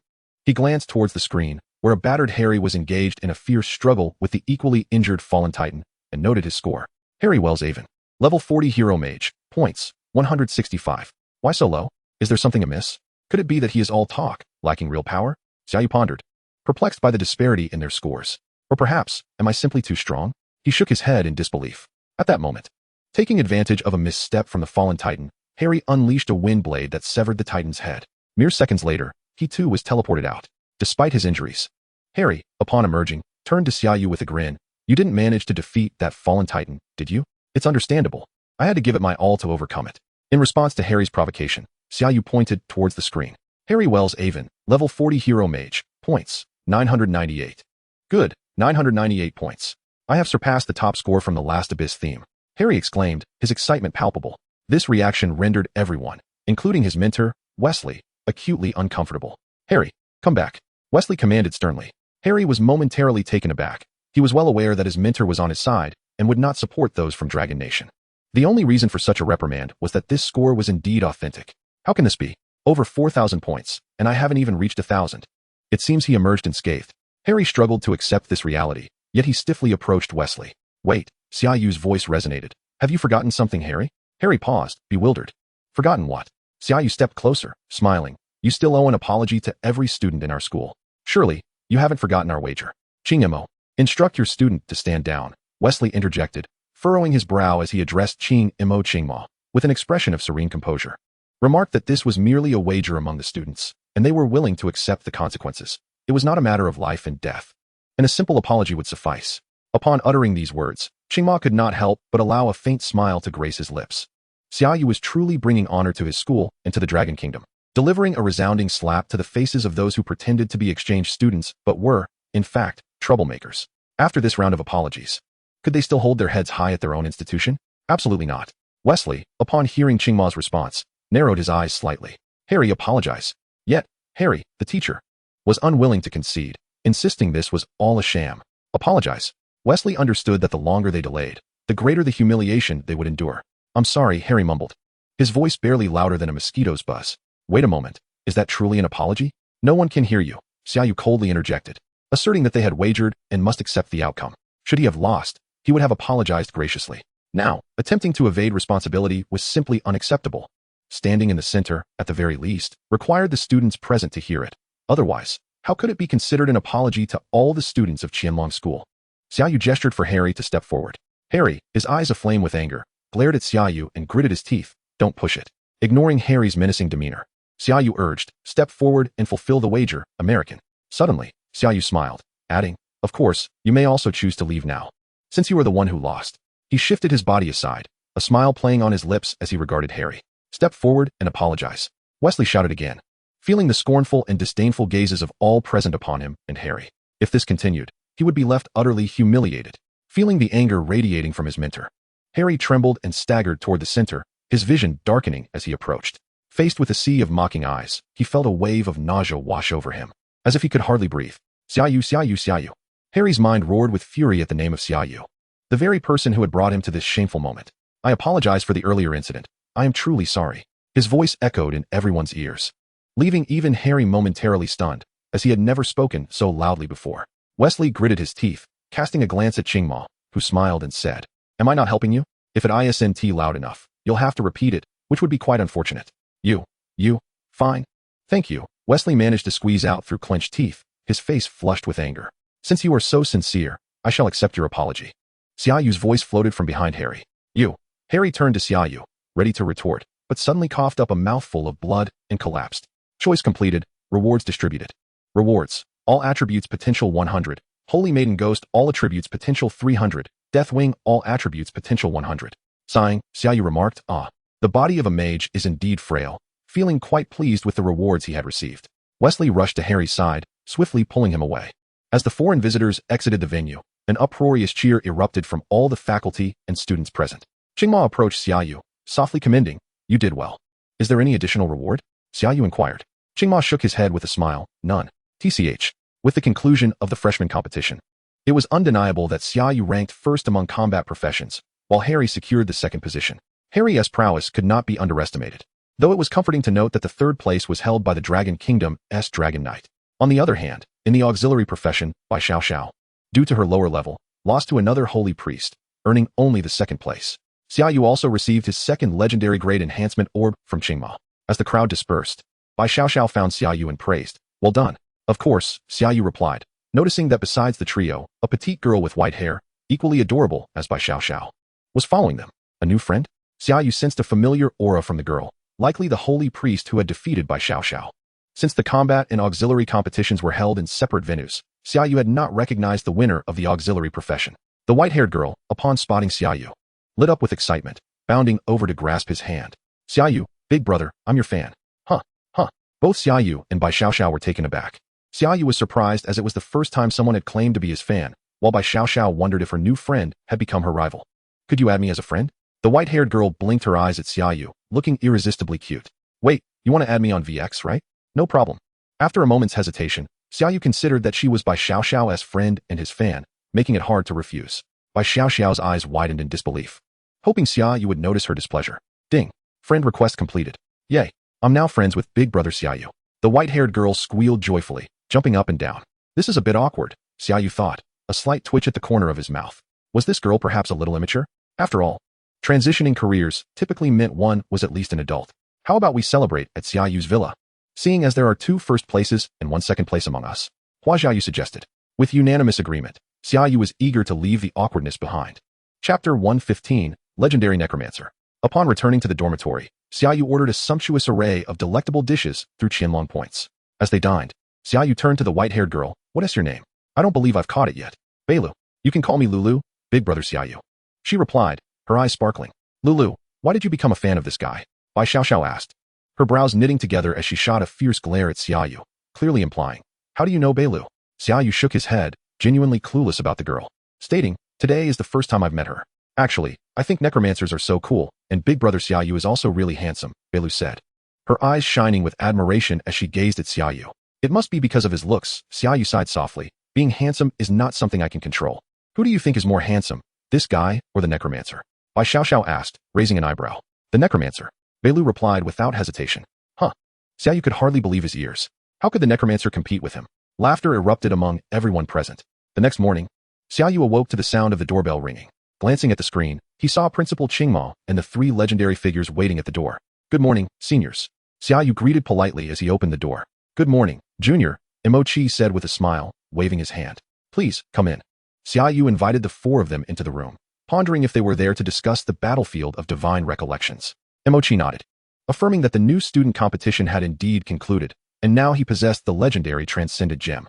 Once he ascended to legendary status, their journey could commence. It was prudent to set out a bit earlier, as the battlefield lay not within the borders of Long Country, but in a small nation that had been annihilated. The atmosphere there remained tumultuous, particularly due to a free city where practitioners from around the globe congregated for trade. Neo Gungi elucidated. Abroad, Xia Yu's gaze sharpened slightly.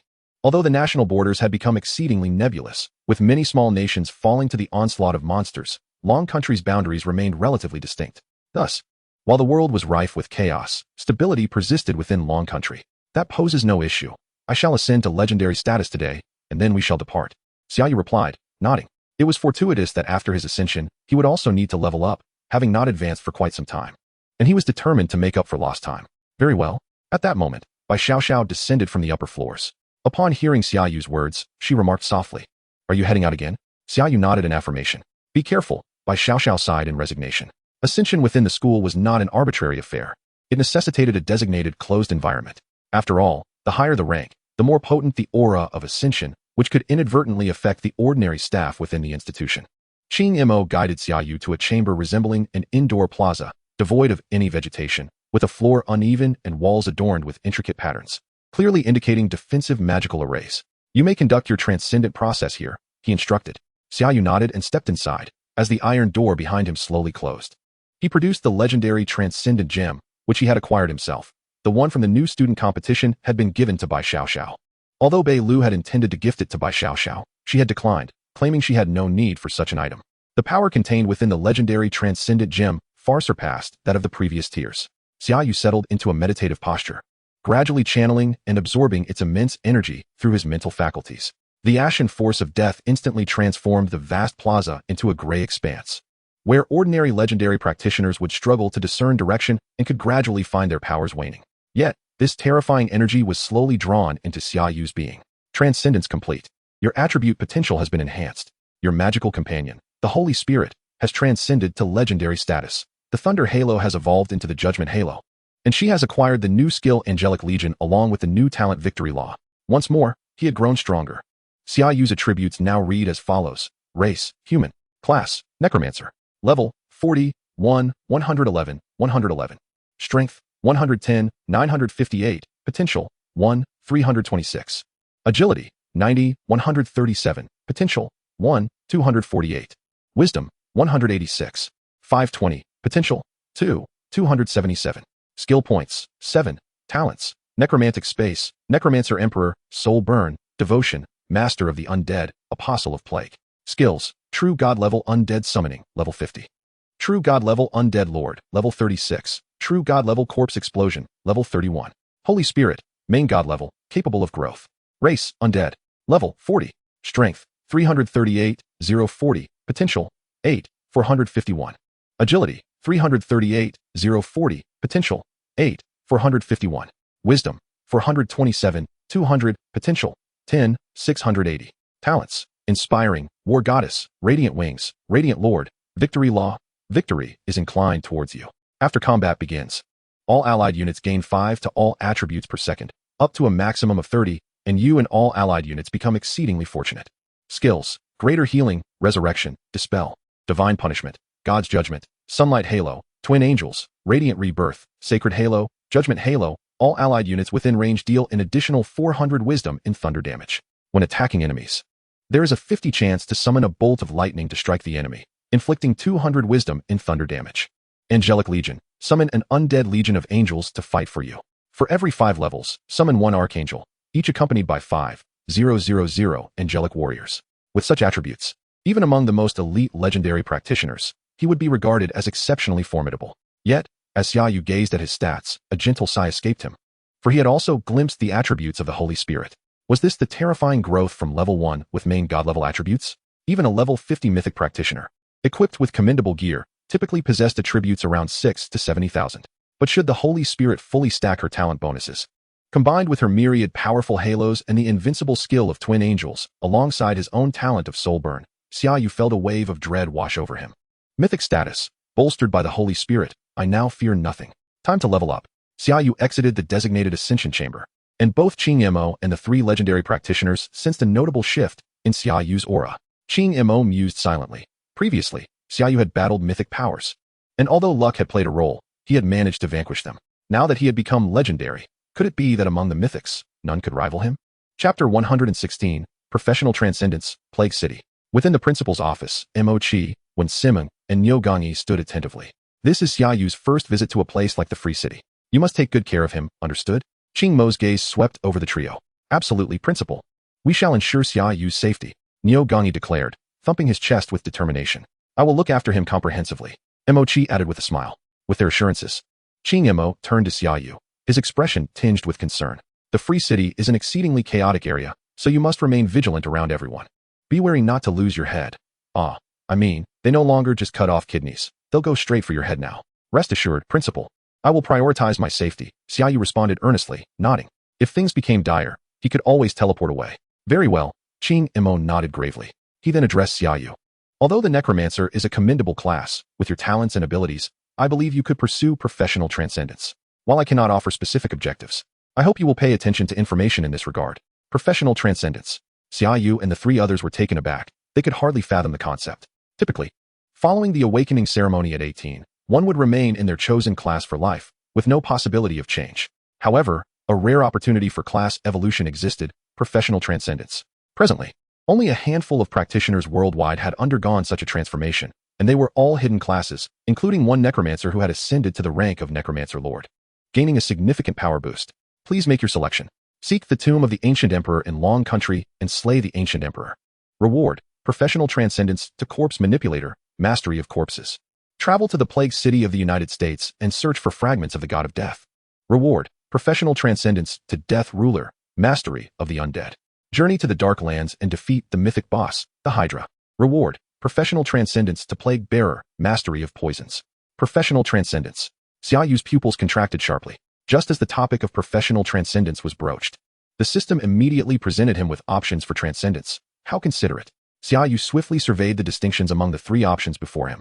The mastery of corpses undoubtedly pertained to the techniques involving corpse explosion and the fiery decay of bodies. The mastery of the undead, on the other hand, clearly referred to the summoning of undead lords. As for the mastery of toxins, its implications were all too obvious. Among these three choices, the decision for Xia Yu was glaringly evident, the Death Dominator. Not to mention the ascendant profession, the shards of the Death Divinity were already immensely valuable. In the land of dragons, a demigod is recognized as such solely due to possessing a shard of a guardian deity. Thus, the revelation that the pestilent city of America harbored a shard of the Death Divinity was something he could never forsake. He resolved to journey to the pestilent city of America. After making his choice, Xia Yu inquired, Principal, are you familiar with the pestilent city of America? Since he intended to go there, it was imperative to gather some intelligence beforehand. The pestilent city, you actually know of this place? Mo's eyes narrowed slightly before he spoke slowly. Originally, it was not called the pestilent city. It was once a bustling metropolis known as New City in America. However, after the monster invasion, a colossal nest of demonic rats descended upon New City, spreading like a black calamity throughout the entire city, nearly trapping everyone within. Fortunately, they do not venture outside of New City. By our classification, the pestilent city constitutes a mythical level monster nest. This is due to the presence of one or more apostles of calamity, formidable 55-level mythical bosses, along with countless demonic rats, making it exceedingly difficult to confront. Even our demigods find it challenging to reap rewards there, which is why the entire world has chosen to ignore this pestilent city. Mo gazed at Xia Yu and asked, You don't intend to go there, do you? Xia Yu did not shy away from nodding in acknowledgement. This revelation left the others present somewhat astonished. Mo, growing serious, remarked, I believe you should at least reach the mythical level before attempting to challenge the pestilent city. It would be wiser to first tackle the quasi-divine battlefield to enhance your level and strength. Indeed, I will first proceed to the quasi-divine battlefield, Xia Yu replied. Aware of the formidable challenges posed by the pestilent city, he resolved to elevate his strength to the pinnacle of legend before confronting it, ideally acquiring a quasi-divine set of equipment. Furthermore, he aimed to equip himself with legendary gear and reach level 50. Noticing Xia Yu's determination, Mo sighed. Then you should prepare to head to our country's border before making your way to Freedom City. After resting there for a few days, the battlefield will soon open. As there was no direct teleportation array to Freedom City, Xia Yu and his companions would need to first travel to the border city of the Land of Dragons, and then proceed on foot to Freedom City. Understood. The four responded in unison. Without further delay, they evaded the principal and directly approached the teleportation array, using the privileges granted by him to urgently transport themselves to South River City. Although this was merely a small border town, the moment Xia Yu stepped out of the teleportation array, he sensed something unusual about the place. The adventurers here appeared wilder compared to those in other regions, bustling about in haste. Yet, the arrival of Xia Yu and his companions momentarily stunned all the adventurers present, as the aura they exuded was palpably superior. And they appeared significantly younger. A legendary adventurer squad. Another legendary team. Surely they are bound for Freedom City. Otherwise, what monsters could they possibly face here to level up? The crowd took a moment to process this, quickly recalling that legendary adventurer teams from the Land of Dragons occasionally teleported here before setting off for Freedom City. How's the long-distance teleportation treating you? Mochi asked Xia Yu with a smile. Xia Yu shook his head. I don't experience motion sickness from teleportation. Meanwhile, Neogangi leaned against the wall, retching profusely. Emochi shrugged. That's certainly for the best. Otherwise, I'd have to tend to you like I do with this guy. He then cast a restorative spell on Neogangi, helping him recover somewhat. Neogangi grimaced and said, I really dislike using teleportation arrays. Let us go. We shouldn't linger here for others to gawk at us. When Simming remarked, her tone calm, yet firm. Agreed, let us set off for Freedom City. Chapter 117. The Death Tribute, Unsealed. The group then utilized the teleportation array of South River City, arriving at a forward operating base near a level 24 monster nest. Although this was the closest point to Freedom City, it still lay over 1,000 kilometers away, requiring them to traverse through unknown territories. While these areas were deemed unknown by the standards of the Land of Dragons due to the absence of established outposts, seasoned adventurers frequently traveling to Freedom City had confirmed several safe routes. However, traveling was the only option. Flying was too conspicuous and perilous in the wilds. This suited Xia Yu's intentions perfectly, as he could slay monsters along the way to unlock the skill for the Death Tribute's Soul Devourer. If they encountered level 40 monsters, he could also gain some levels. Having emerged, Xia Yu was determined not to miss any opportunity to level up. As they exited the forward base, Emochi and the others summoned their magical pets, tigers, bears, and a gigantic rabbit. Emochi proudly patted his legendary level Frenzy Rabbit King and boasted, This is a legendary magical pet. Quite impressive, isn't it? Indeed. The Frenzy Rabbit King displayed its teeth towards Xia Yu, clearly showing that its intelligence was no less than that of ordinary beings. Is that so? Deathwing, Xia Yu said, retrieving the long-forgotten Deathwing from his magical pet space. The group observed the peculiar creature with curiosity. What an odd eight-legged lizard. Yet it seems to possess dragon horns?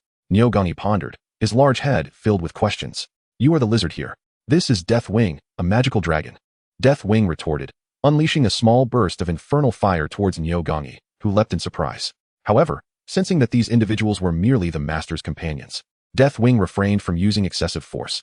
Neogangi did not defend himself, as he sensed no threat from the flames. Can it actually speak? Is this a mythical magical pet? A magical dragon? That indeed qualifies as a mythical pet. Emochi exclaimed in surprise, gazing at Xia Yu, who had just recently ascended to become a legendary necromancer, now boasting a mythical grade legendary pet. It seemed he had concealed his true strength during the freshman competition. Otherwise, unleashing a legendary pet would have left no room for doubt. Yet, the freshman competition had indeed been unremarkable. This is not an ordinary magical dragon, but a mutated one. Possibly even stronger than a typical magical dragon, mused when Simming, an archer with keen instincts, as she sensed the formidable power of Deathwing. Of course, I am Deathwing, Xia Yu exclaimed, stepping on Deathwing to halt its boasting before it revealed too much. All right, grow larger, we are setting off. Yes, master. Deathwing roared. As long as its master did not retract it into the pet space, everything was negotiable. The terrifying white orb suddenly grew even more potent. And being in the same space as it filled Deathwing with an overwhelming sense of pressure, Deathwing began to expand. Its fearsome dragon head now adorned with 6 robust, sharp claws and dark, magic-infused scales radiating an ominous aura. The sheer might emanating from it caused the other magical pets nearby to cower, pressing their limbs and heads against the ground in trembling submission. Reign of the Dragon. Conceal yourself, lest we all ride upon you, Xia Yu chided as he kicked the hind leg of Deathwing. Only the master may ride me, Deathwing replied softly, promptly retracting its imposing presence. However, the 3 magical pets still dared not rise. Get up quickly, or I shall devour you, Deathwing warned irritably. At last, the other magical pets mustered the courage to stand. Incredible, Neogangi exclaimed, gazing in awe at Deathwing, which towered over 3 meters tall. How splendid it would be if this were my own magical companion. Enough of this idle talk. Let us set forth, Xia Yu declared, mounting the head of Deathwing. Neogangi climbed atop his own pet, following closely behind as they ventured towards Freedom City. Once they departed, a group of master practitioners swallowed hard. The moment Deathwing had expanded in size, its overwhelming aura rendered them momentarily speechless. It was only when Deathwing had vanished into the distance that they regained their composure. Were those legendary powerhouses? They seem rather youthful. Moreover, that young man's magical pet is a dragon, and not just any dragon, but a mutated one. Perhaps he hails from a prominent family, embarking on a journey of training? No, I recognize that young man. He is merely an adopted son of an ordinary wealthy family. I have seen him on television. He is this year's national top scholar, achieving perfect scores across all subjects, the foremost candidate in the vocational entrance examination. The revelation sent a shiver through the crowd. It had only been a few months since the awakening ceremony, and he had already ascended to the ranks of legendary practitioners. Subduing a mutated dragon, a feat beyond comprehension. Necromantic summoning. Xia Yu summoned several skeletal archers, who immediately unleashed arrows towards the iron-scaled serpents ahead. Thud, thud, thud. Dozens of mid-level iron-scaled serpents fell lifelessly to the ground. This left Mochi and the others perplexed. What purpose does killing these low-level creatures serve? There is no experience to gain. To accumulate souls, Xia Yu replied casually. The Necromancer's skill, Gate of Size, requires souls for activation, he explained, rendering his reasoning sound. That indeed makes sense, the trio quickly grasped, unperturbed by the slight decrease in pace as they dispatched the lowly beasts. Meanwhile, Xia Yu cast a glance at his Death's Tribute. Death's Tribute, Main God, Sealed, Level, 40 Wisdom, 51840 Agility, 35400 Strength, 35,400 All Skills at Level 5 Soul Devour, Unsealed. Unsealing Condition, Absorb 83 Souls. Death's Blessing, Unsealed. Unsealing Condition, Prison of the Dead, Unsealed. Unsealing Condition, Lord of Death, Unsealed. Unsealing Condition. Description: This is the dominion of death, encompassing the very essence of mortality. It shall return true death to the gods as its seals are lifted. Only 83 souls required. It seems the first level isn't too challenging to unseal. I had prepared myself for the slaughter of thousands of monsters, Xia Yu mused, somewhat surprised. However, this was merely the first level. Thus, traversing nearly 1,000 kilometers, Xia Yu continued his path of destruction. High-level monster lairs remained rare. Most adversaries encountered were of lower tiers, with only a few in their 20s. Nevertheless, this contributed to the gradual completion of the first seal of Death's Tribute. Suddenly, Xia Yu felt a violent tremor in his grasp as a surge of power coursed through him. First seal of the main artifact, Death's Tribute, Unsealed. Chapter 118, The Mysterious Mountain Titan Death Song, Main God. Sealed, Level, 40 Wisdom, 51840 Agility, 35400 Strength, 35,400 All Skills at Level 5 Soul Devour. Summons the Abyssal Soul to inflict a devouring attack on the target, dealing 3,000 wisdom and soul damage, while restoring life and mental strength to the caster. When an enemy is slain, a portion of their wisdom potential is acquired. Cooldown, 24 hours. Death's Tribute, Unsealed. Unsealing Condition, Slay a demigod for its Death's Tribute. Prison of the Dead, Unsealed. Unsealing Condition, Lord of Death, Unsealed. Unsealing Condition. Description: This is the dominion of death, encompassing the very essence of mortality. It shall return true death to the gods as its seals are lifted. This skill is powerful. Xia Yu marveled at the high damage potential of this soul-striking ability, which restored both life and mental strength, and further enhanced wisdom potential upon slaying an enemy. Aside from the lengthy cooldown, it was a flawless skill. Could this staff be aware of my impending battle against a demigod, guiding me to eliminate one? Xia Yu pondered, a flicker of excitement igniting within him. However, he furrowed his brow. Demigods were not so easily vanquished. What's troubling you? Mochi inquired, observing Xia Yu's fluctuating expressions. I merely had some thoughts, Xia Yu replied, shaking his head. By the way, we have gathered enough souls. We can increase our pace. Then let us hasten. The four of them quickened their pace. For these four legendary practitioners, traversing the remaining few hundred kilometers would take no more than half a day, given they were cautious of their surroundings. Soon, they exited the verdant forest, revealing a sprawling range of stone mountains, each towering into the clouds, with various monsters soaring around the peaks. Mochi raised a hand to signal the group to halt, then turned to Xia Yu. Junior, since this is your first visit, I must explain a few precautions regarding the stone mountain range ahead. Please, go ahead, Xia Yu replied attentively. As we traverse the mountain range, we must avoid harming the rock giants, for they are under the protection of a mythic boss, the Mountain Titan. The Mountain Titan is quite gentle. As long as we do not harm the rock giants, it will not harm us. Since there is a mythic boss, why are there no mythic powerhouses hunting it? Xia Yu asked, puzzled. Mochi shook his head. I am uncertain, but it seems that all the mythic powerhouses worldwide have tacitly agreed to ignore the Mountain Titan. Thus we must also steer clear of it. It should pose no issue as long as we remain cautious. Please make a choice, while others may hesitate. Do you dare? Venture into the Stone Mountain range to slay the Mountain Titan. Reward: Unsealed Death's Tribute's Blessing of Death. Heed the advice of others and pass through the Stone Mountain range without provoking the Mountain Titan. Reward: Upgrade your Lord's Ring to a level 40 mythic ring. Damn, system, are you trying to stir trouble? Xia Yu mused over the two rewards, ultimately opting to avoid provoking the Mountain Titan. There was no reason to court danger unnecessarily. As for unsealing Death's Tribute, he could achieve that in the battlefield of demigod memories. No need to take risks here. Besides, a level 40 mythic ring held immense value. He had originally planned to exchange it, but it seemed unnecessary now, as the system would upgrade it directly. Understood. Xia Yu nodded. Very well, let us continue forward. The group then entered the Stone Mountain range. As they ventured forth, the sound of heavy footsteps resonated ahead, prompting Xia Yu to heighten his vigilance. Such weighty strides could not possibly belong to mere adventurers. Upon noticing Xia Yu's alertness, Mochi remarked that the footsteps belonged to a rock giant and reassured him that it posed no threat, just as they would not harm it. A monster that poses no danger to humanity? Xia Yu's gaze sharpened, finding this notion somewhat peculiar. Yet, it was not entirely surprising. Monsters of the heroic tier had intelligence that rivaled that of humans, and legendary beings could even converse. Naturally, some benevolent creatures preferred to avoid conflict with adventurers. Before long, a colossal figure, towering over 10 meters and composed entirely of rocky formations, emerged not far from Xia Yu. Each step it took sent tremors through the ground. This was a rock giant, heroic boss. Race, rock giant. Level, 40. An actual heroic boss. Xia Yu fixated on the rock giant. The creature, intrigued, halted its advance and directed its gaze towards Xia Yu, or rather, toward the six-armed demon dragon, Deathwing. Deathwing, realizing it was being observed, began to grind its teeth, as if issuing a challenge. This sudden display of aggression caused Xia Yu to tense up, should a confrontation ensue. His options would be severely limited. He hastily patted Deathwing to calm it down. Sensing its master's ire, Deathwing quickly composed itself, turning away from the rock giant. Meanwhile, the rock giant continued to curiously regard Deathwing, even taking a couple of steps closer, extending a hand as if to touch it. At that moment, everyone's hearts raced in their chests. Enough, Xiaojiao. A deep, resonant voice echoed through the mountains.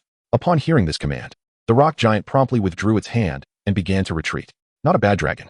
That young human riding it. If you reach the mythical level, feel free to seek me out. The calm voice continued to resonate. What would you want with me? Xia Yu inquired, puzzled. Ha ha ha, you'll find out in due time. Rest assured, it will only bring you benefits, none of detriment. The voice of the mountain titan boomed jovially.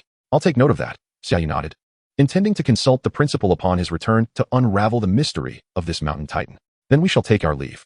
High atop the mountain, a figure observed as Xia Yu and his companions departed, muttering, it won't be long now. I wonder if the humans of this realm will survive. Once they safely traversed the rocky expanse, Neogangi, drenched in sweat, exclaimed, that was undoubtedly the mountain titan, right? Is that even a question? But why did it ask Xia Yu to seek it out at the mythical level? Emochi remarked, her brow furrowed in contemplation. Let us not overthink it. When we return, we can ask the principal. Perhaps he will shed some light on this. Xia Yu replied nonchalantly. True. We're nearing Free City. Let us hurry. Emochi urged. Chapter 119. The Rules of Free City. So this is Free City? Xia Yu gazed at the towering, sturdy city walls, adorned with intricate magical runes. Compared to the cities of the Dragon Kingdom, this place appeared even more formidable and grand. Surprising, isn't it? Such an ancient structure. While it may not withstand truly powerful monsters, it still provides a sense of security, Emochi remarked with a smile. After all, formidable monsters can fly, which renders such rudimentary magical defenses ineffective against powerful assaults. This is why the Dragon Kingdom does not invest heavily in wall fortifications. Additionally, they possess specialized city magic arrays that far surpass the ones here, Emochi continued. Still, it's impressive. Let us enter, Xia Yu suggested. Arriving at the city gate, they were met by two squads of adventurer soldiers on watch. One soldier stopped them, stating, entry fee is 100,000 universal coins. At present, the only currencies recognized as universal were those of the Dragon Kingdom and the United States. Emochi casually produced a stack of cash, handing it to the soldier, who immediately stepped aside. As they crossed the walls, a bustling street teeming with life unfolded before Xia Yu. Level 25 Master Strength Longsword, skill included. Only 1.5 million. Level 28 Archer Seeking Group in the Forest of Skinning. Heroic level adventurers, farming heroic ascension pearls, sharing the spoils. Here, it seemed that everyone was at least a level 20 master adventurer, with a scarce few heroic level adventurers lurking about, an experience unseen in Lingnan City. However, legendary adventurers were noticeably absent, indicating their rarity. Hey, beautiful, care for a drink? A burly, intoxicated Western man approached Emochi, leering at her shapely figure. In an instant, a large hand seized the drunken man by the head. Neogangi lifted him to eye level. How about you join me for a drink?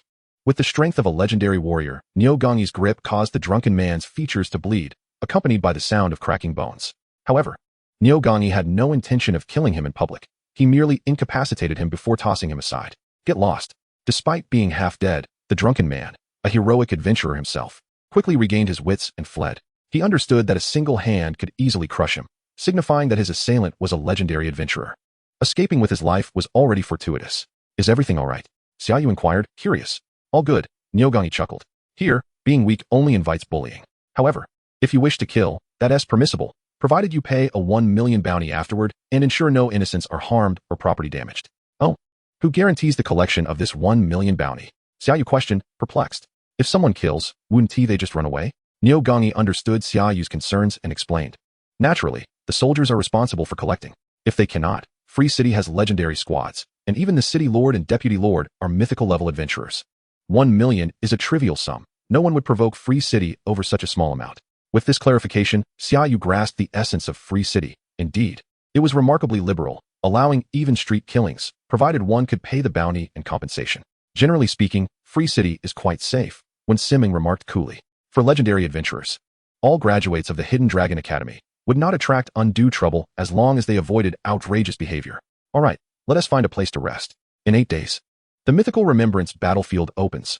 We should take this time to recuperate, Imo-Chi suggested, leading them into the city. Soon, they arrived at an opulent inn. Prepare 4 top-tier rooms for us. The innkeeper, a tall and alluring woman with short hair and a curvaceous figure, appeared to recognize Imo-Chi and her companions. Oh, newcomers from Free City, and you've brought a handsome lad. Would you like some special services, young man? Senior sister, this is our junior, Xia Yu. He has just awakened. Don't tease him, Imo-Chi admonished with irritation. Just awakened? The innkeeper immediately seized the opportunity. So, you plan to enter the remembrance battlefield. Your teammate must be legendary. Has he just awakened to become one? Wait, isn't that the national champion from this year? You brought him here? The innkeeper gazed at Xia Yu in astonishment, recognizing the implications of a novice in such a chaotic environment. Greetings, senior sister, Xia Yu greeted the innkeeper politely. The innkeeper paused for a moment and said, My name is Chun Yun, and I am your senior. If you ever come from Freedom City, you may visit my establishment, and I shall grant you a 50% discount. Thank you, senior, Xia Yu nodded, though he was uncertain if he would ever return to Freedom City. Nonetheless, he felt it necessary to accept her kindness. Following Chun Yun, the 4 of them ascended to their rooms, but her expression suddenly darkened. You might be in danger this time. What happened? Imo-Chi asked, puzzled. The Blood Soul Society has seized tickets for other memory battlefields and has proclaimed that only they can enter this memory battlefield, Chun Yun explained, casting her gaze upon the 4. The Blood Soul Society. Upon hearing that name, Wen Si-ming could no longer maintain her aloof demeanor and exclaimed in astonishment. What is the Blood Soul Society? Seeing her teammates' trepidation towards the Blood Soul Society, Xia Yu's curiosity was piqued. It's understandable that you don't know about them since it's your first time in Freedom City. Chun Yun began to elucidate the Blood Soul Society to Xia Yu. In truth, the Blood Soul Society is also a guild, but notorious for its malevolent deeds. However, thanks to the legendary team led by the guild master, who is unafraid of mythical strongmen, they continue to thrive in the wilderness of Freedom City. The deputy mayor of Freedom City once attempted to eradicate the guild master of the Blood Soul Society, but ultimately failed, even suffering losses himself. This incident deterred the Blood Soul Society from committing crimes within the city, leading the mythical strongmen of Freedom City to cease their pursuit of them. Consequently, the Blood Soul Society gained considerable notoriety, and typically, no legendary team dares to provoke them. This means that if they do not allow others to enter the quasi-divine memory battlefield, then others truly cannot dare to enter. Moreover, apart from the tickets we possess, all other tickets are in their hands. Xia Yu's expression hardened. This was indeed a troublesome predicament. The Blood Soul Society's entrance would undoubtedly lead to complications for him. What should we do? Are we really going to abandon it? Neo Gang, he said, his face darkening. I refuse to give up the ticket we worked so hard to obtain, Wen Si-ming gritted her teeth. Imo-Chi sighed softly, just about to speak when a voice echoed from below, akin to a castrated duck's croak. Yinya team, hand over your tickets. We, the Blood Soul Society, are offering 1 million for them. Chapter 120, Kill, Blood Soul Society. It was indeed the Blood Soul Society. The crowd's expressions shifted in shock. They had scarcely arrived in Freedom City when the Blood Soul Society sought them out. What should we do? Neo Gang, he asked in a fluster. The Blood Soul Society was not a guild they could afford to offend. If that legendary team unafraid of mythical strongmen intervened, it was clear they would stand no chance. Should we give them the tickets? Imo-Chi frowned deeply. No, Xia Yu replied coolly. I intend to enter this memory battlefield, and I will confront the Blood Soul Society. Xia Yu's declaration startled everyone. Chun Yun looked at him in astonishment. Junior, the Blood Soul Society is ruthless and merciless. Perhaps we should abandon this memory battlefield? Fear not. They are no match for me, Xia Yu asserted confidently. The Blood Soul Society can only flee from mythical strongmen. While I have already defeated 2 in my hero rank lottery, and now I have achieved legendary status, although I may not stand against the most powerful mythical strongmen, they cannot stop me from escaping, nor can the legendary team. Xia Yu scoffed inwardly. Thousands of his undead soldiers were sufficient to vanquish any legendary strongman. Not to mention his trump card, the Saintly Phantom. As long as the Blood Soul Society lacks mythical strongmen, Xia Yu had no reason to surrender his ticket, for it was his only means of unsealing the death tribute. Furthermore, he needed to acquire his set gear from the memory battlefield. Let us go, follow me down. Xia Yu led the way downstairs. The others exchanged glances, and Chun Yun chuckled bitterly, pondering how this junior could be so confident. Though he was the top scholar of the nation, this was Freedom City, and they were the Blood Soul Society. Recalling Xia Yu's exaggerated performance during the freshman competition, where he appeared as if the god of death had descended, along with the principal's account of his achievements, Imo-Chi and the others hesitated before nodding in agreement. This junior was no fool. Perhaps he genuinely possessed the confidence to take on the Blood Soul Society. Seeing Mo-chi and the others willing to trust Xia Yu, Chunyin followed them downstairs. Upon reaching the first floor, Xia Yu noticed a short, sleazy man with a characteristic cherry blossom country mustache, peering around with his small, bean-like eyes, muttering, "Where's that beautiful innkeeper?" Seeing Xia Yu descend, Zhong Siyuan Xiongda bellowed, "Have you seen 2 men and 2 women go upstairs? Are you not here looking for us? How could you not recognize us?" Xia Yu replied coolly. Zhong Siyuan Xiongda was taken aback. Upon hearing this, he realized that this young man was indeed the person he sought. However, he had never encountered someone from the Blood Soul Society who was so brazen as to come down openly, which irked him. "Oh, so you are here to deliver tickets?" "Certainly not. I am here to tell you to roll back to where you came from." Xia Yu continued his leisurely descent. "Ha ha." Xia Yu's words prompted Zhong Siyuan Xiongda to snort derisively several times, his voice dripping with sarcasm. "It seems we have an oblivious Dragon Country person here. I suppose this is your first day in Freedom City. You are unaware of the rules. Allow me, your esteemed Zhong Siyuan, to teach you a lesson for your next life." In an instant, Zhong Siyuan Xiongda vanished from sight. He was a ninja of the Cherry Blossom Country, adept at assassination and possessing peculiar ninjutsu. Swish! A silver flash passed through Xia Yu's body, causing Zhong Siyuan Xiongda to furrow his brow. He felt no tangible contact. But in the next moment, he did. A simple long sword pierced through his body, directly impaling his heart, to ensure this legendary ninja's absolute demise. An undead soldier followed up with an upward thrust, cleaving Zhong Siyuan Xiongda from chest to head in half. With this, even a legendary profession could not escape death, unless someone used a resurrection spell on him. Is that all? It appears I must teach you the rules of Freedom City. Heed this lesson in your next life. Xia Yu kicked Zhong Siyuan Xiongda's body aside, and the other dozen or so members of the Blood Soul Society, of varying levels, trembled at the sight of their fallen leader. They were bewildered, as their boss, Zhong Siyuan Xiongda, had seemingly cleaved this young man in two. Yet the young man remained unscathed, while their boss lay slain by an unexpectedly appearing undead soldier. Xia Yu had merely employed spatial flickering. In the instant of flickering away, he used the additional effect of spatial flickering to return, making it appear to the naked eye as if he had not moved at all. As a legendary ninja, Zhong Siyuan Xiongda's swordplay was exceptionally swift, striking in an instant. This perfect coordination made Xia Yu seem like a ghost, struck yet untouched. Following this, he summoned an undead soldier to ambush Zhong Siyuan Xiongda, leading to his swift elimination. "You dare to kill Uncle Zhong Siyuan? Aren't you afraid of our Blood Soul Society's retribution?" A man resembling Zhong Siyuan Xiongda pointed at Xia Yu and shouted in fury. Xia Yu merely chuckled. "I didn't T-strike first, did I? Am I expected to stand still for you to kill me? How amusing. By the way, none of you are leaving today." As he concluded, Xia Yu's tone turned as frigid as the depths of December, causing the remaining members of the Blood Soul Society to shudder, and without hesitation, they turned to flee. As soon as they turned around, they were met with the chilling sight of the undead soldiers wielding their cold swords. And the majority of the master-level heroes were immediately reduced to crimson heaps of flesh. As Chunyin descended the stairs and beheld the carnage that surrounded her, she couldn't help but gasp in shock. "Did you just finish the slaughter?" She gazed incredulously at Xia Yu. "Wasn't it less than a minute? Why not? Please contact the city guards. I'll settle the bounty for the kills. By the way, senior sister, if you incurred any losses, I shall compensate you as well." Xia Yu replied with a smile. Chunyin let out a deep sigh. "I haven't suffered any losses, but you have certainly antagonized the Blood Soul Society, and I fear for your safety. Fear not. If they dare come after me, I shall merely increase the bounty for the kills. It's not a significant issue. However, senior sister, won't they trouble you?" Xia Yu expressed his concern for her, worried that the Blood Soul Society might lash out against someone conducting business in Freedom City. "Rest assured, this is none of my concern. The Blood Soul Society has no reason to target me, as I am affiliated with the Free Merchant Association in the city. I conduct my business here, not outside," Chunyin replied nonchalantly. "That is good to hear." With that, Xia Yu felt a sense of relief. "Are you worried about your sister, Junior? Why not come to my room tonight and comfort me?" Chapter 121, The Secrets of the Blood Soul Society. Soon, several members of the city guard arrived at the inn, led by a middle-aged man clad in standard armor. Upon surveying the numerous corpses, he couldn't help but furrow his brow. This is utterly ruthless. There isn't a single complete corpse left. No, wait, there is one. The captain of the guards noticed the body of Zhong Siyuan Xiongda, crouching down to turn it over. Upon seeing the dismembered face of Zhong Siyuan Xiongda, his expression changed drastically. "Zhong Siyuan Xiongda, that legendary ninja of the Blood Soul Society. Captain, how much is it worth?" Chunyin stepped forward to assist Xia Yu in addressing the city guard captain. Since they were acquaintances, the captain quietly inquired, "Chun, is this person your friend?" Chunyin nodded. "He is my junior." "From Qianlong Academy?" The captain's brow furrowed even tighter. The Blood Soul Society and Qianlong Academy were both formidable entities. Do not underestimate Qianlong Academy. Despite being merely an educational institution, Its alumni have formed numerous guilds in Freedom City, including the Free Merchant Association, which even the Blood Soul Society is reluctant to provoke. The Union Squad was targeted precisely because they had not joined the Free Merchant Association. You are aware of the type of individuals you are dealing with.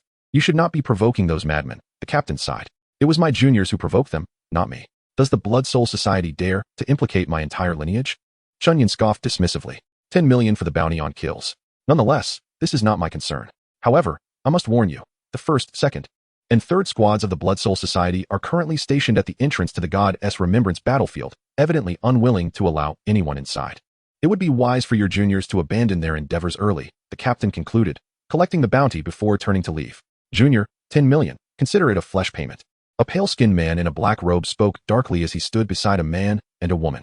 The woman was clad in a black silk bodysuit that accentuated her voluptuous figure, her features alluring and beguiling. Upon hearing the words, a glint of cold light flickered in her eyes. Who dared to kill our people? Was it those two fools from Freedom City? It was not them. It was a new member of the Union Squad, this year's national champion from Longwa, Xia Yu. The pale-skinned man expressed with a hint of surprise. An awakened professional this year managed to slay Zongsu and Xiongda, a legendary ninja? He must also be a legend. This rate of advancement is utterly outrageous, the woman remarked, astonished. The national champion this year, the black silk-clad woman mused, her eyes flashing with determination. Regardless, we cannot let him go unpunished, otherwise our standing in Freedom City will be compromised. Of course, I shall lead the Union Squad to eradicate them tomorrow. We will display their heads upon the city walls. The pale-skinned man declared viciously. If they wish to come, let them. A mere squad cannot accomplish much. When the time comes, Old 3, you will be responsible for ambushing them outside the God's Remembrance battlefield, catching them off guard. Old 2 and I will break through the battlefield. This time, I shall surely attain the mythic level. The robust man, who had been meditating with his eyes closed, slowly opened them. His violet pupils sweeping over the two as he spoke. The black silk-clad woman seemed poised to interject, but the robust man's gaze made her shudder. We must prioritize our objectives. Currently, our most pressing concern is to gain enlightenment. Once we attain the mythic level, this whole affair will pale in significance. It is not that we do not seek vengeance. Rather, we shall wait for them to approach their doom. If they do not come, once we become mythic, even if they hide in Longwa, they shall not escape. Yes, leader. The two responded, heads bowed. At this moment, Xia Yu had stripped the Blood Soul Society members of their equipment, glancing briefly at the several million in value. Although he had felt a pang over the earlier 10 million, this would make up for it. With this thought, Xia Yu's spirits lifted. As he continued to methodically remove the gear from the corpses, Chun Yun and her companions exchanged exasperated glances. It was astonishing that he remained so composed after provoking the Blood Soul Society, even finding time to loot their equipment. Initially, Xia Yu contemplated switching ends to avoid causing trouble for his senior sister, but Chun Yun insisted they remain. If you go elsewhere, no one will take you in. Except perhaps your senior sister or seniors. Just stay here. Trust me, I'll be fine. Even so, Xia Yu spent the night restless, wary of thieves, his senior sister, and the Blood Soul Society. Yet, as the night passed, no one from the Blood Soul Society came. Fortunately, his physical condition had improved immensely, and a sleepless night had no adverse effects on him. Let us go, Deathwing. Xia Yu kicked the small dog-sized Deathwing, realizing that if vigilance was necessary, then the watchdog had to begin its duties. Descending the stairs, he found that the receptionist had been replaced by a fair-skinned woman, a level 20 formal professional working for his senior sister. Upon seeing Xia Yu, her complexion paled. She was aware that he had slain a legendary ninja of the Blood Soul Society. Lord Xia, you're up. Would you like breakfast? The buffet is on the 6th floor. Breakfast? Xia Yu raised an eyebrow and replied, thank you. He then turned and headed toward the elevator. Ascending directly to the 6th floor, one should never pass up a free breakfast. What a handsome man. Such a pity he has crossed the Blood Soul Society, the receptionist sighed, wishing for a chance to connect with him before his inevitable demise. After enjoying breakfast, Xia Yu returned downstairs, intending to explore the trading market. He greeted the receptionist before stepping outside, sending a message to his teammates to ease their worries. The receptionist watched Xia Yu's departing figure, sighing deeply. He dares to venture out? Following the navigation on his phone, Xia Yu quickly arrived at a bustling open-air market. Observing the numerous professionals, resembling street vendors, setting up stalls, he couldn't help but marvel. In ordinary cities, professionals often held a superior status, yet in this city, predominantly populated by professionals, they appeared almost ordinary. However, these so-called ordinary individuals were selling equipment, valuable monster leads, or locations of monster dens, far from mundane. Of course, entry into the trading market required a 10,000 entry fee. In this city, one must pay to enter, pay to kill, and now even pay to access a market.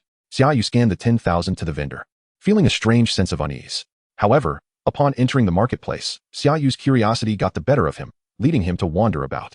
Yet, Most of the equipment available was of little use to him, as the majority fell into the category of master level or even ordinary level gear, while hero level items remained exceedingly rare. Just as Xia Yu found himself at the stall of a burly man, the man spoke in a deep voice, Dragon Country's top scholar. I possess some clues regarding the Blood Soul Society. Would you care to discuss? Chapter 122. Reminiscing the battlefield's history. Who are you? Xia Yu's gaze sharpened. Surprise evident as he regarded the muscular yet handsome man, who wore a faint smile while observing him. How did he know about Xia Yu's connection to the Blood Soul Society? There's no need for such wariness. The conflict between your Yunya team and the Blood Soul Society from yesterday has already spread throughout the entire Free City within a day. The audacity to slay a legendary practitioner of the Blood Soul Society is a monumental event in the Free City, the man stated nonchalantly. So, do you wish to learn some clues about the Blood Soul Society? Clues? What kind of clues are we discussing? Xia Yu furrowed his brow in inquiry. And why should I trust that the information you provide is genuine? Firstly, I seek no payment. Secondly, I do not require your trust. I merely wish to incite a sense of disgust towards that bunch of beasts in the Blood Soul Society, the man replied, a flicker of resentment evident in his eyes. Oh, if that's the case, my curiosity is piqued. Does this man harbor a grudge against the Blood Soul Society? Xia Yu pondered. However, considering the Blood Soul Society's modus operandi yesterday, it wouldn't be surprising for someone in the Free City to have animosity towards them. Let me be frank. The Blood Soul Society aims to monopolize this upcoming God's memory battlefield because they have received word of significant changes within it. The danger level has increased dramatically, but so too will the potential rewards, possibly allowing their leader to ascend to mythic status. Hence, they are keen to avoid any disturbances, the man concluded, tidying his stall before turning to leave. Xia Yu watched the man's retreating figure, overwhelmed by the weight of this information. Still, he chose not to dwell on it excessively, merely committing it to memory. After all, one cannot simply trust a stranger's words without question. Continuing his stroll through the market, Xia Yu failed to find anything of interest, but did overhear a plethora of rumors. Some merchants even refused to do business with him, fearing repercussions from the Blood Soul Society. This experience illuminated the formidable reputation of the Blood Soul Society in the Free City. Few believed in Xia Yu and his Yunya team, with many assuming they would soon meet their demise at the hands of the Blood Soul Society. Upon returning to the inn, Imochi and the others were enjoying their lunch. They greeted Xia Yu upon his arrival. You're back? Is everything all right? Could I return if there were matters to attend to? Xia Yu rolled his eyes in response. True enough, Nyogongi chuckled awkwardly. By the way, the memory battlefield will open in just a few days. We should rest well and avoid unnecessary excursions. The Blood Soul Society lurks in the shadows while we remain exposed. Wandering about could easily lead to an ambush. Everyone nodded in agreement, acknowledging Imochi's words. The following days passed without incident, and Xia Yu sought information about the Blood Soul Society, determined to eradicate them before entering the God's memory battlefield. Yet, no one in the Free City seemed to know the location of their hideout, leaving Xia Yu empty-handed. Time flew by, and the day of the God's memory battlefield's opening arrived. The sky remained overcast, the hour barely striking 3 in the morning. However, for the 4 legendary practitioners, the chill of dawn posed little challenge. We're ready to depart. We will undoubtedly be targeted by the Blood Soul Society, so let us stay vigilant. Xia Yu, this operation hinges on you, Imochi said, casting a glance at Xia Yu. She had already discerned that this junior, though newly entered into the legendary realm, was undoubtedly the strongest among them, having dispatched a legendary ninja in under a minute, an achievement even their trio could not match. Not a problem, Xia Yu nodded.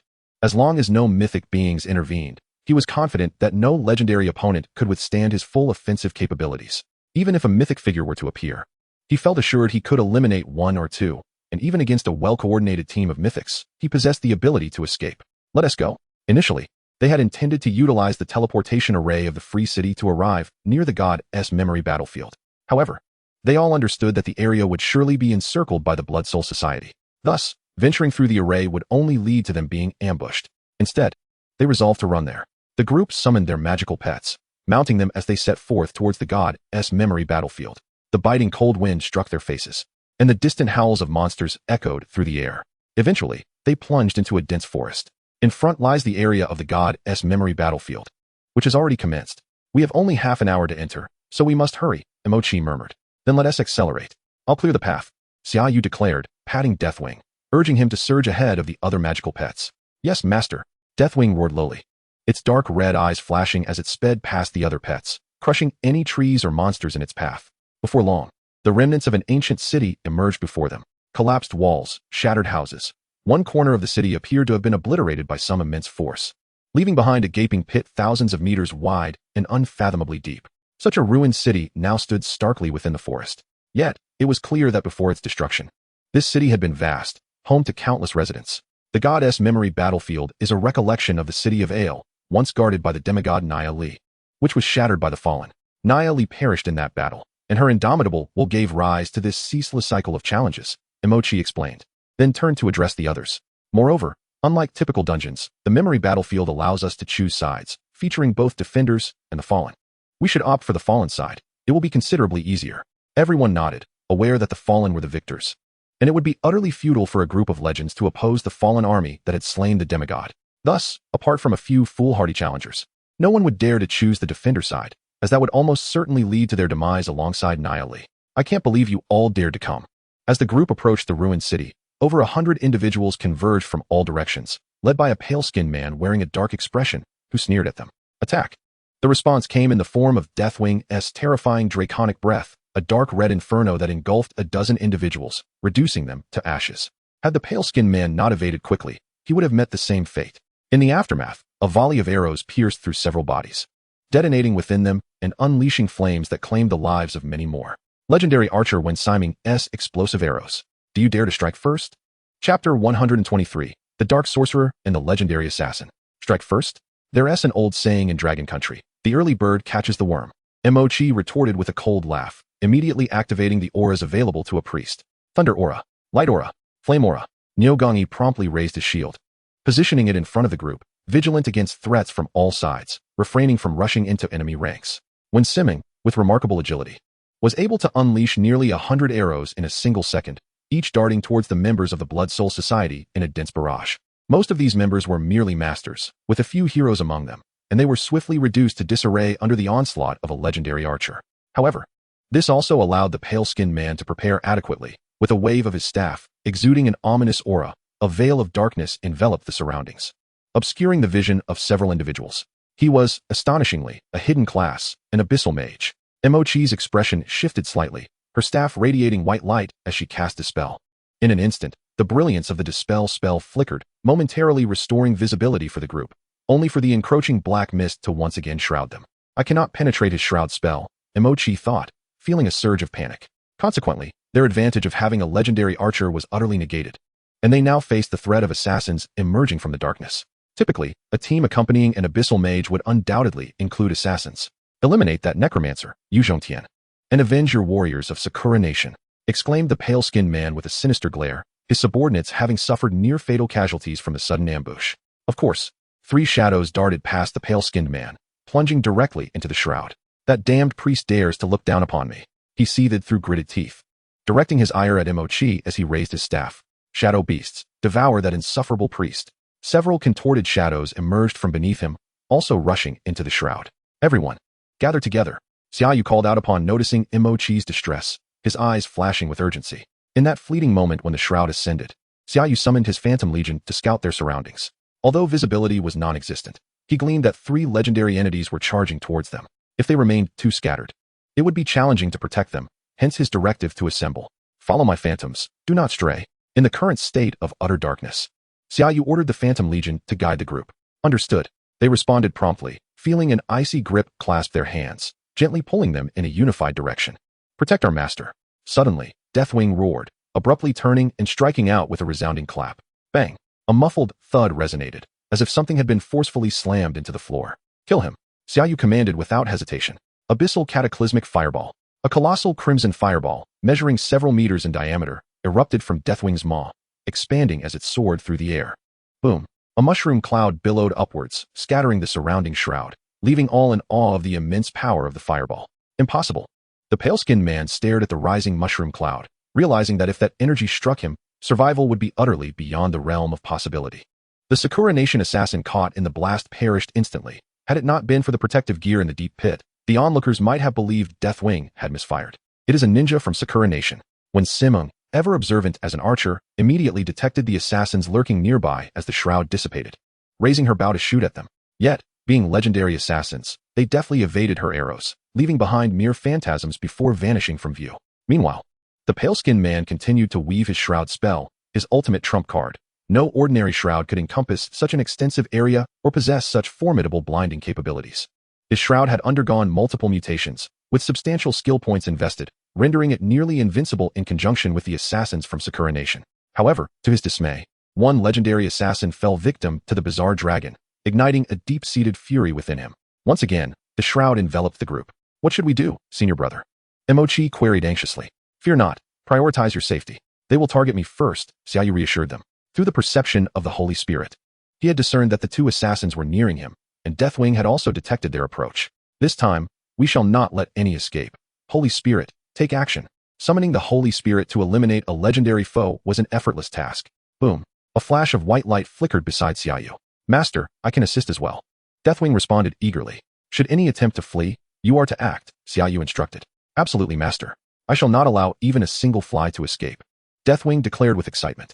If that terrifying white entity failed to execute properly, and someone managed to flee, their standing in Xia Yu's eyes would surely rise dramatically. Yu Zhongtian. We must approach with caution to avoid being detected by that strange dragon, one of the shadows cautioned. Indeed, the two shadows employed every assassin's trick to stealthily close in on Xia Yu.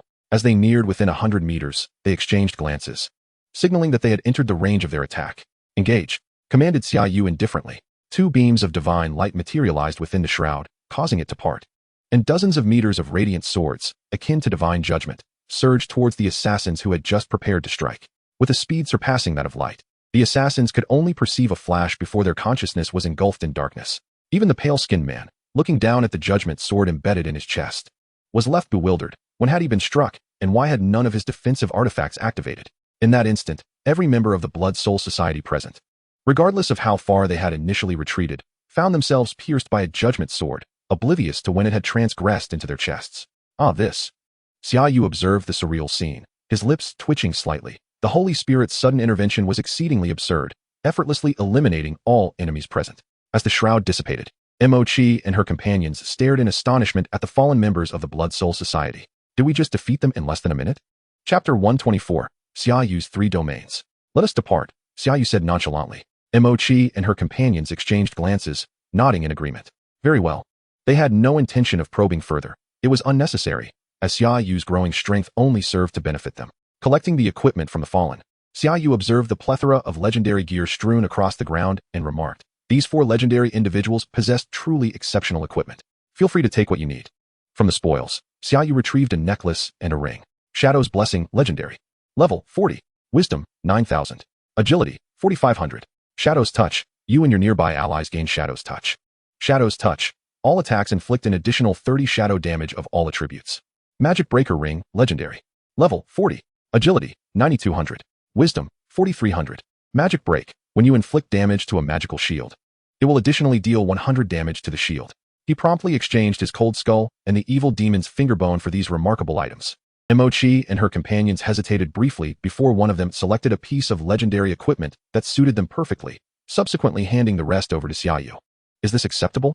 Xia Yu inquired as he received the vast array of gear, which was considerable, given that they were in the presence of four legends and an abundance of hero masters. Absolutely, absolutely. To have already obtained a legendary item before even entering the battlefield of memories is quite a boon, Mochi expressed with evident delight. Despite the peril of opposing the Blood Soul Society, the acquisition of a legendary item of over level 40 was certainly a cause for celebration. When Si Ming and Niu Gang nodded in enthusiastic agreement, they were earnest legendary practitioners, having only recently ascended to their current ranks, and had yet to amass a complete set of level 40 legendary gear. Thus, the prospect of acquiring an additional piece was undeniably joyous. Very well. Let us proceed into the battlefield of memories. With all parties in agreement, Xia Yu gathered the remaining equipment, each piece holding substantial value. The four ventured into the ruined city, encountering no members of the Blood Soul Society along the way, suggesting that all had been vanquished. Before them floated a diamond-shaped crystal, emanating a faint, prismatic glow, signifying their entry into the realm of the quasi-divine. Mochi presented a crystalline bone to Xia Yu, which served as their ticket to the battlefield of memories. Xia Yu examined the bone and noted its resemblance to his own quasi-divine crystal skull. Recognizing Xia Yu's confusion, Mochi clarified that it was indeed a quasi-divine bone, merely not classified as equipment. Understanding this, Xia Yu chose not to delve further into the matter. Let us begin our entry. As Mochi approached and touched the diamond crystal, the sensation of lightness enveloped them, and they found themselves in a foreboding city, where soldiers clad in light armor wielded long spears, encircling a massive magical array beneath their feet. Upon their arrival, a man dressed as a mage approached them. Honorable legends, I am Hausbus. Thank you for coming to aid the city of LA. Lady Naya Li has awaited your arrival for some time. This way, please. The group recognized their sudden placement in a city already condemned to failure in history, their expressions shifting slightly. Xia Yu's countenance also reflected concern. Please make a selection. Assist Nia Li in successfully defending the city of Alay and eliminate all fallen quasi-divines. Reward: 30 completion of the Undying Domain.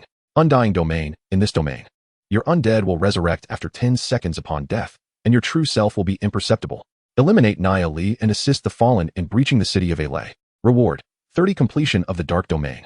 Dark Domain. In this domain, your summoned undead and damaging spells will inflict an additional 100 points of dark damage to all attributes, while enemies will have their defense reduced by 50. Defeat Nia Li and all fallen quasi-divines. Reward: 30 completion of the Senseless Domain. Senseless Domain. In this domain, enemies will find it exceedingly difficult to perceive their own status and will be unable to discern your location or condition. Xia Yu was astounded, having reached the legendary tier. The divine selection system had commenced with a reward of domain comprehension at an initial rate of 30. Achieving a completion of 50 would allow for advancement to the mythic tier, yet here he was given a direct reward of 30, along with 3 options to choose from. This was extraordinarily powerful. Though it had always been so, the prospect of defeating Nia Li alongside all fallen quasi-divines posed a daunting challenge, as it implied the existence of multiple adversaries. The term fallen quasi-divines hinted at more than one, and Xia Yu understood that the third option was recklessly ambitious. Quasi-divines were not merely typical mythics. He was confident that standard mythics would not pose a threat to him. Yet those who ignited divine flames were undoubtedly at the pinnacle of mythic prowess and should not be underestimated. To offend 2 factions of quasi-divines would leave him no avenue of escape. The third choice was outright folly. Moreover, the senseless domain paled in comparison to the preceding 2 domains. Eliminating Nia Li? This was an optional choice, but it would forfeit the rewards of the encounter, rendering his presence here meaningless, as he had initially come to collect a quasi-divine set, and sacrificing those rewards was unwarranted. Thus, I choose to eliminate all fallen quasi-divines, Xia Yu resolved quietly within himself. The Undying Domain. Within it, his undead would be impervious to death, and he would remain invisible and intangible. What a formidable domain for an undead mage. As long as his mental fortitude was sufficient to maintain the domain against incursions from others, none could defeat him within its confines, no matter how powerful one became. Even an inexhaustible army of undead would eventually exhaust their vigor and magical energy. What shall we do? Emochi inquired, her expression troubled as she glanced at Xia Yu. Having made his decision, Xia Yu's demeanor calmed, and he reassured, since we are here, we must proceed with resolve. Follow me. Taking the lead, Xia Yu followed Halved, while Emochi and the others exchanged glances and trailed behind him. As they walked, Xia Yu noted the desolation of the streets, patrolled solely by soldiers, while numerous civilians cowered within their homes, peering out through cracks and windows, their faces pale with panic yet filled with a desperate hope. Everyone was acutely aware that the fallen army, led by the fallen quasi-divine Motyr, was advancing to lay siege. Even Motyr alone posed a threat beyond the capacity of Nia Li, the city lord, to confront. With barely 100,000 troops, the odds of successfully defending the city were grim. Chapter 125, Lady Nia Li. You are the only force to come to my aid. I thank you, stated Nia Li. A woman of frosty demeanor and stern visage, her long, pale blue hair cascading over her shoulders. Her eyes, reminiscent of the deep sea, scrutinized Xia Yu and his companions, reflecting a flicker of peculiarity as she sensed an aura from them that was incongruous with this era. Even the scions of reclusive families would find it difficult to blend with such a world. In the annals of gaming history, Nia Li had received no assistance and ultimately succumbed to the siege. Despite her repeated appeals to the Empire for aid, the Empire had been beyond salvation, incapable of sending reinforcements. Thus, the arrival of Xia Yu and his companions brought her a modicum of warmth. Lady Nia Li, I believe this is not the time for pleasantries. We have significant information to share. Emochi stepped forward respectfully toward the formidable city lord. Indeed, please proceed. Nia Li nodded. Emochi hesitated before addressing the 5 legendary generals beside Nia Li, stating, We wish to speak with Lady Nia Li in private. What do you mean? How can we trust you to meet with the city lord alone? What if you intend to harm her? Protested a burly middle-aged man, scowling. This matter is of great importance. We can only disclose it to Lady Nia Li. Emochi replied coolly, stepping back.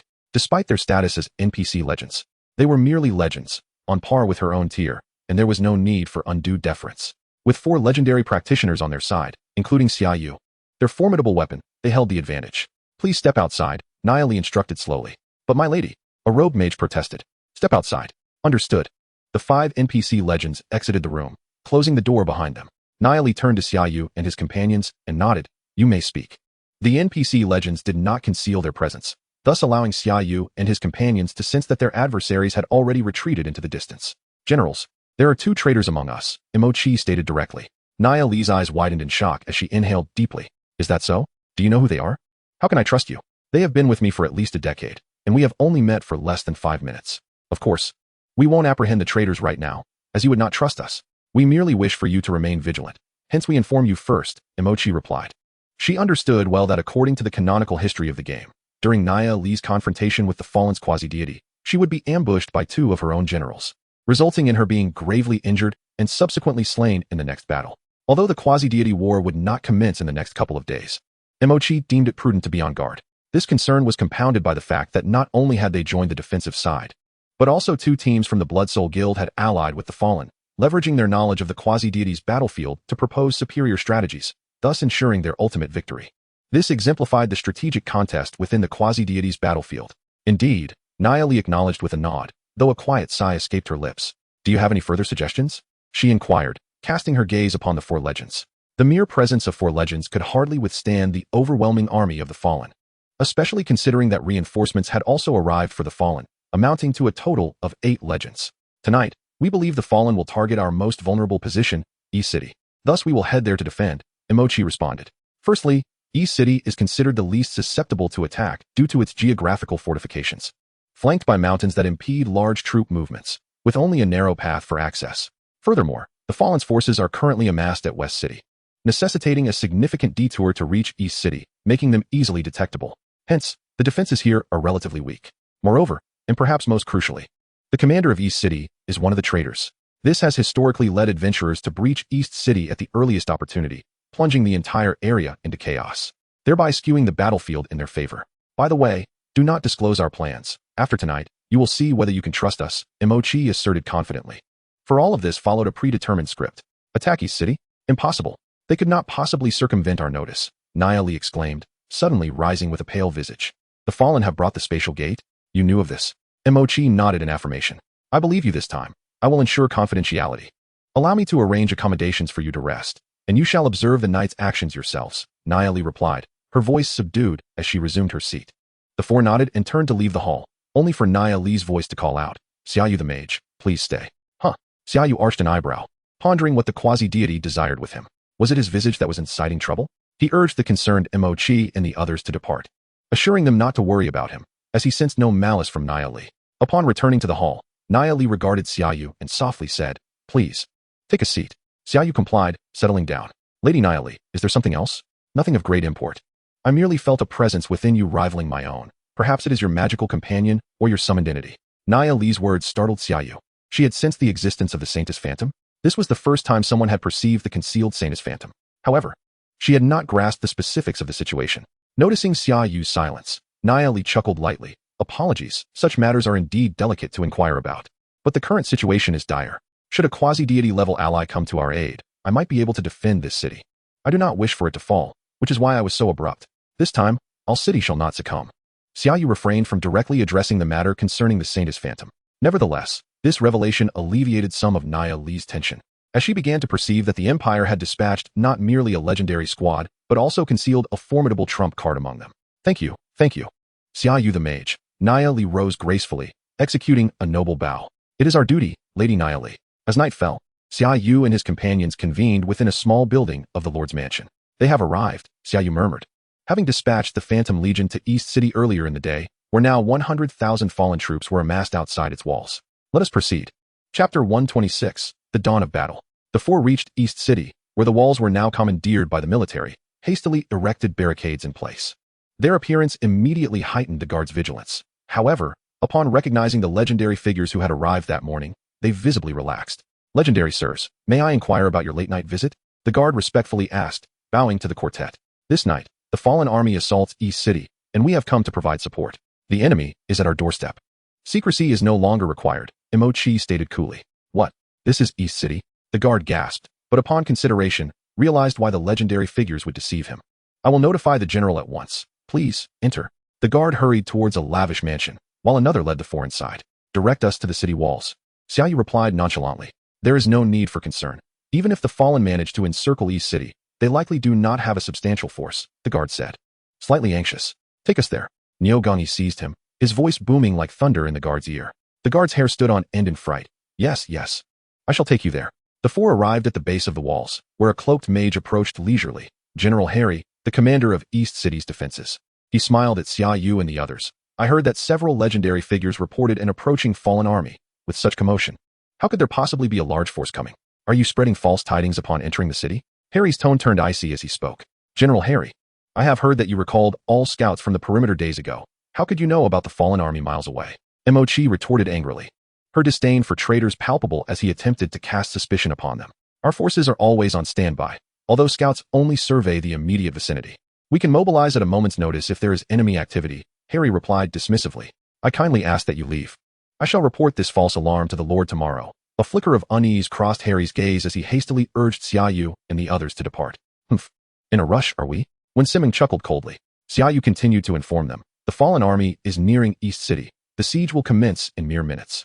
Harry's sudden urgency to dismiss them was undoubtedly aimed at facilitating the fallen's breach of the city. After all, with four legends present, unexpected developments could easily arise. General Harry, we intend to take residence upon the walls of East City tonight. Consider it a preliminary defense, Mochi asserted firmly, inciting Harry's frustration. Yet he found himself at an impasse. Though he was the commander, he was merely one legend against a legendary squad. Words alone were insufficient to assert dominance. Since several individuals have come to assist, I, the general, am assured of a restful night ahead. Harry waved his hand and departed. Yet, the moment he turned, his countenance transformed into one of malevolence. Regardless, with 6 legendary figures simultaneously besieging the city, I shall strike from the shadows. I refuse to believe that these 4 legendary warriors can withstand my assault. Once the city falls, I shall readily pivot to join the forces of the fallen. I had initially intended to conceal my identity for a while longer, but it appears that is no longer feasible. Nevertheless, vanquishing 4 legendary adversaries would still be a significant achievement. As Xia Yu ascended the city wall, he observed the soldiers atop it, each appearing utterly despondent. Why was this so? Harry had instructed the troops to remain on high alert, indicating that their rest was exceedingly limited, which naturally resulted in their lethargy. Should a battle ensue, achieving even 30% of their full combat potential would be commendable. This was all part of the fallen's insidious strategy. As for the scouts outside the city, their hiding places had long been compromised by traitors within, who informed the fallen. It was likely that not a single soul remained alive. Moreover, the general defending the city was an ally of the enemy. Thus, the eastern city could be breached with a mere wave of a hand. Could 100,000 troops possibly hold them back? Mochi looked at the weary soldiers, each bearing dark circles under their eyes, and felt a deep sense of concern. Relying on them was futile. I shall confront the fallen forces myself, Xia Yu declared. It was unrealistic to count on these demoralized soldiers. Now, pairs of crimson lights appeared not far away, twisting shadows charging toward the city walls. The fallen army had arrived. Instantly, the soldiers rang the alarm, and the multitude of weary troops rushed to the ramparts, preparing to defend as per their captain's directives. Legendary warriors, what should we do? Where's the general? An official anxiously inquired of Xia Yu and the others. Xia Yu glanced at him and replied coolly, you shall defend in your own manner. The rest is for us to resolve. Bark, Su, Golden Undead, Duke, Golden Earth Dragon King. Xia Yu summoned all his undead lords, commanding, release your subordinate undead to confront the fallen army. 60,000 subservient undead emerged, including heavily armored undead berserkers, draconic undead warriors, undead soldiers, undead mages, gnoll undead, windwing bird undead, and black bear undead. A truly spectacular sight. The Saintess unleashed her full potential as an inspiring presence, enveloping all subordinate undead in an imperceptible radiance. In that fleeting moment, the formidable attribute enhancement rendered each subordinate undead as though they had attained legendary status. The overwhelming aura caused the approaching fallen army to halt abruptly, panic evident in their expressions. Undead. What is the meaning of this powerful undead army? The fallen legendary warriors gazed in astonishment at the undead forces. This was utterly absurd. Tens of thousands of legendary beings. Such numbers were unheard of on the entire continent. Even Naya Li within the city stood, seemingly piercing through to the battlefield, questioning the true power of the Necromancer. Kill. Xia Yu uttered a single word, and the undead army surged forth like a pale tidal wave, crashing into the fallen forces. Sister, what do we do? The Blood Soul Association's legendary members watched as the undead army charged towards them, feeling their resolve falter. The bewitchingly beautiful second sister's face turned ashen. Could this be the work of that necromancer? They understood that Naya Li had no necromancer in her ranks, only one, their enemy. Xia Yu from the Qianlong Academy. And could that necromancer truly be so powerful? Yet witnessing it firsthand confirmed their fears. Kill for me. This was merely an illusion. The war drum sounded. These were but ordinary undead. A single adult could easily slay them. A resounding war drum echoed from the ranks of the fallen. their soldiers' eyes ablaze with crimson fury as they roared and charged at the undead army. Chapter 127. The Great Battle Begins. An illusion? Xia Yu scoffed at the notion, recognizing that the Fallen had not only stripped their soldiers of reason, but had also deceived them with these laughable lies. The clash of the Black-Red army and the Pale army was akin to a hot knife cutting through butter, penetrating effortlessly. The soldiers of the Fallen were often mere apprentices or commoners, with only a fraction being properly trained soldiers. How could they possibly stand against subordinate undead whose power approached the legendary tier? A single gust of wind could send hundreds of fallen soldiers flying, and each strike claimed the lives of several, even dozens, of them. The tide of battle swiftly turned, leaving the fallen legendary warriors with crimson eyes, bellowing, "You there! Stop those undead!" The fallen legendary warriors turned to the legendary team that had come to their aid, only to see them retreat a step back. Without hesitation, they unsheathed their weapons, declaring, "If you retreat on the battlefield, I will have the right to execute you." With a swish, one of the fallen legendary warriors, who had remained silent until now, drew his weapon. Though they were merely 2 in number, they showed no fear of the 4 from the Blood Soul Association, instead exuding an air of menace. The second sister of the Blood Soul Association gritted her teeth. If they did not charge forward and confront these fallen, they might be killed right there. Even if they fled, they would be hunted down by their leader afterward, as they would surely be deemed traitors, resulting in failure. Their leader had prepared for this mission for so long, betting the entire Blood Soul Association on it. Should they fail, he would undoubtedly descend into madness, and none would survive. It was better to take a gamble. If they could slay that Necromancer, the undead army would surely dissipate without a fight. "General, we need you to divert their attention.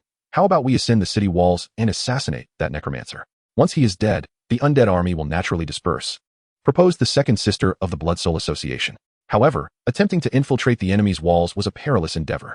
Even if they succeeded in eliminating their target, reinforcements would swiftly arrive. Yet, seeing someone willing to ascend the walls to slay the wretched Necromancer, the fallen legendary warrior nodded. "Very well, I will draw their attention immediately. You must act swiftly." "Understood, General. Let us go." The second sister of the Blood Soul Association swiftly led her team into the night, racing towards Xia Yu. "Gao, clear out those damned undead," the fallen legendary warrior commanded coldly.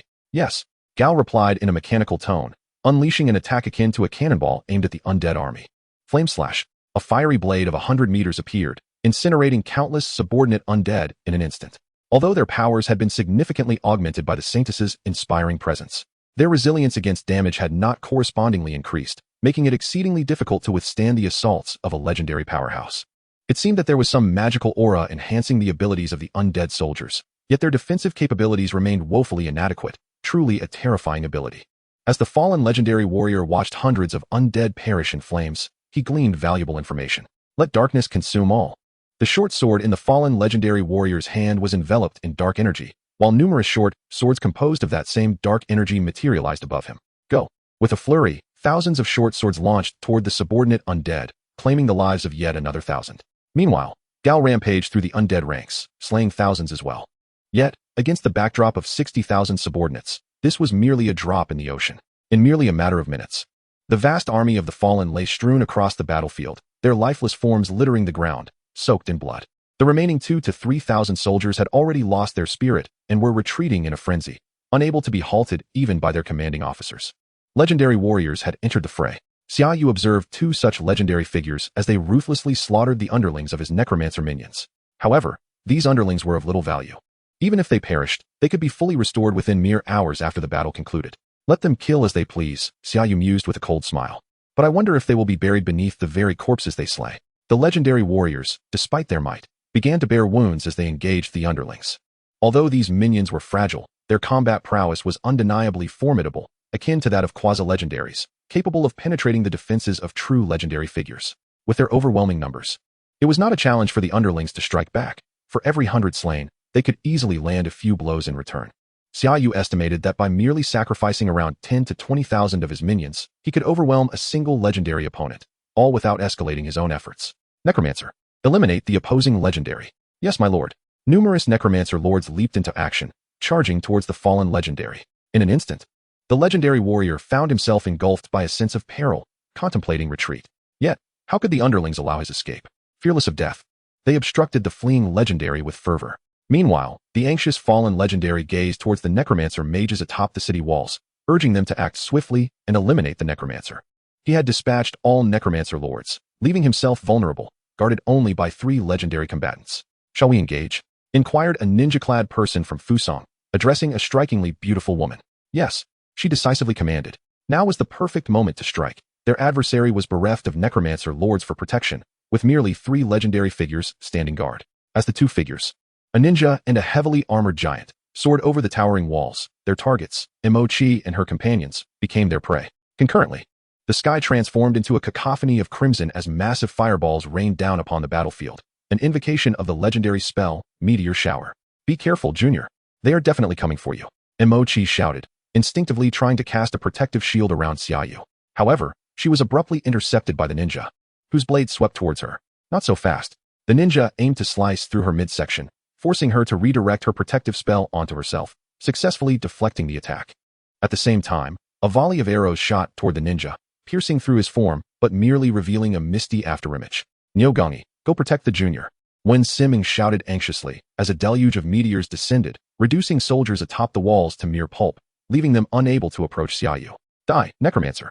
As the female assassin lunged at Xia Yu, her dagger, radiating a sickly green glow, aimed for his face. Yet, in an instant, Xia Yu vanished from sight, reappearing elsewhere. Spatial blink.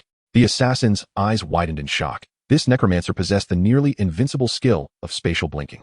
A gale surged towards her, heralded by a ghostly guardian clad in armor, wielding a massive sword imbued with an ominous aura. With a thunderous crash, the guardian's sword struck down, narrowly missing the assassin as she deftly evaded, causing the walls to fracture under the assault. Such immense power. This ghostly guardian's strength rivals that of any peak legendary warrior. The assassin's heart raced. If struck, her life would surely be forfeit. Charge. The ghostly guardian pressed forward, while the assassin continued to search for Xia Yu's location. Spotting him over 200 meters away, she hesitated to pursue. It was impossible to confront a legendary necromancer with spatial blinking head-on after a failed ambush. Arise, my undead. Xia Yu surveyed the battlefield, summoning his divine-level undead from the necromantic realm. Hundreds of powerful undead soldiers, archers, and mages materialized on the field. Meanwhile, a cadre of undead assassins had already infiltrated and dispatched the mage who had cast the meteor shower. Run. Without a moment's hesitation, all the assassins turned to flee. Yet escape was futile. Under the influence of the Holy Ghost, the undead soldiers outmatched the assassins in both agility and strength, swiftly encircling them. Even without formidable skills, the sheer number of superior units left the 3 assassins with no avenue of escape. Crows, use your magic to save us. The female assassin called desperately to the towering figure, but silence met her plea. No need to shout. He is already dead, Xia Yu replied coolly. The dispatched undead assassins had eliminated the mage without the enemy's knowledge, catching them off guard amid the fierce battle. As the realization of Kraus's demise struck her, the female assassin's eyes widened in disbelief. Necromancer, spare us. We can persuade our leader to negotiate, she proposed, raising her hands in surrender. Our leader is a master of escape. You needn't fear for yourself or your family, she continued, attempting to bargain. Compared to trusting you, I prefer to eradicate you here and now. Annihilate them, Xia Yu replied nonchalantly, determined to resolve this matter without compromise. With that, the undead army surged forth, crushing their foes mercilessly. Gazing at the bloodied equipment in his hands, Xia Yu merely glanced at the attributes before casting them aside, deeming them useless.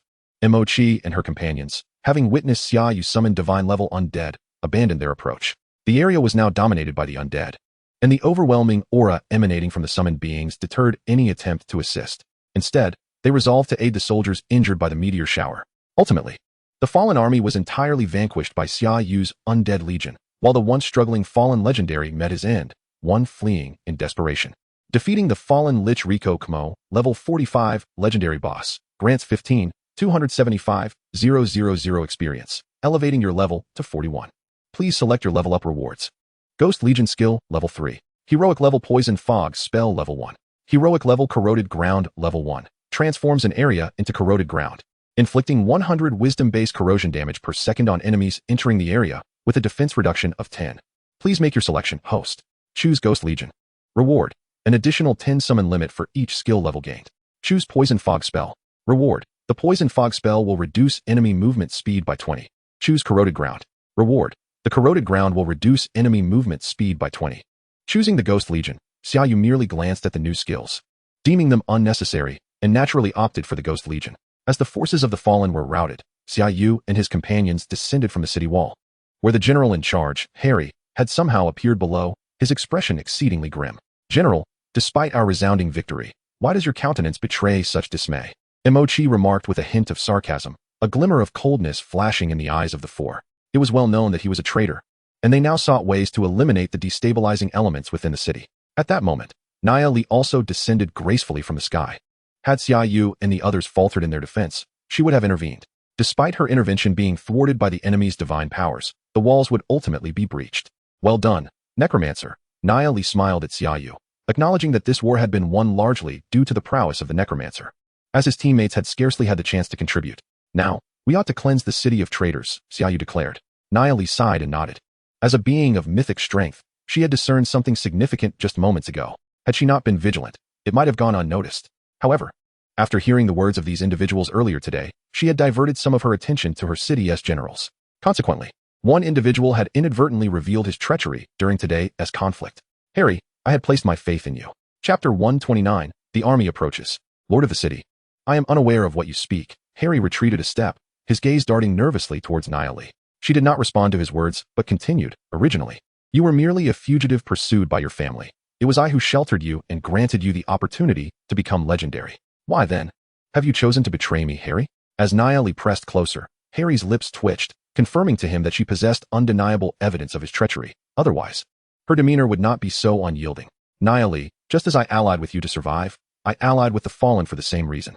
I have only been a legend for a mere decade. I have centuries left to live, and I do not wish to die, Harry replied, his voice trembling slightly. Is it permissible to destroy what we have built together? Silence. This city was not established by us. It was constructed solely by you for Ale. Harry suddenly shouted in fury. You must understand, without Ale, there is nothing. Nia Li, no need for further words. When we next meet, we shall be adversaries. Farewell. Harry's figure was slowly engulfed by darkness, presumably a transportation method employed by the fallen. Yet in that instant, a radiant holy sword, transcending the very light, pierced through the darkness like a meteor. Thud. A head rolled onto the ground, while Harry's body vanished. Defeated Harry Pearson, level 43, legendary boss, grants 47,950,000 experience. Your team receives the legendary survivor's longsword. Nia Li stared at Harry's severed head, momentarily stunned, before turning to Xia Yu, her gaze sharpening slightly.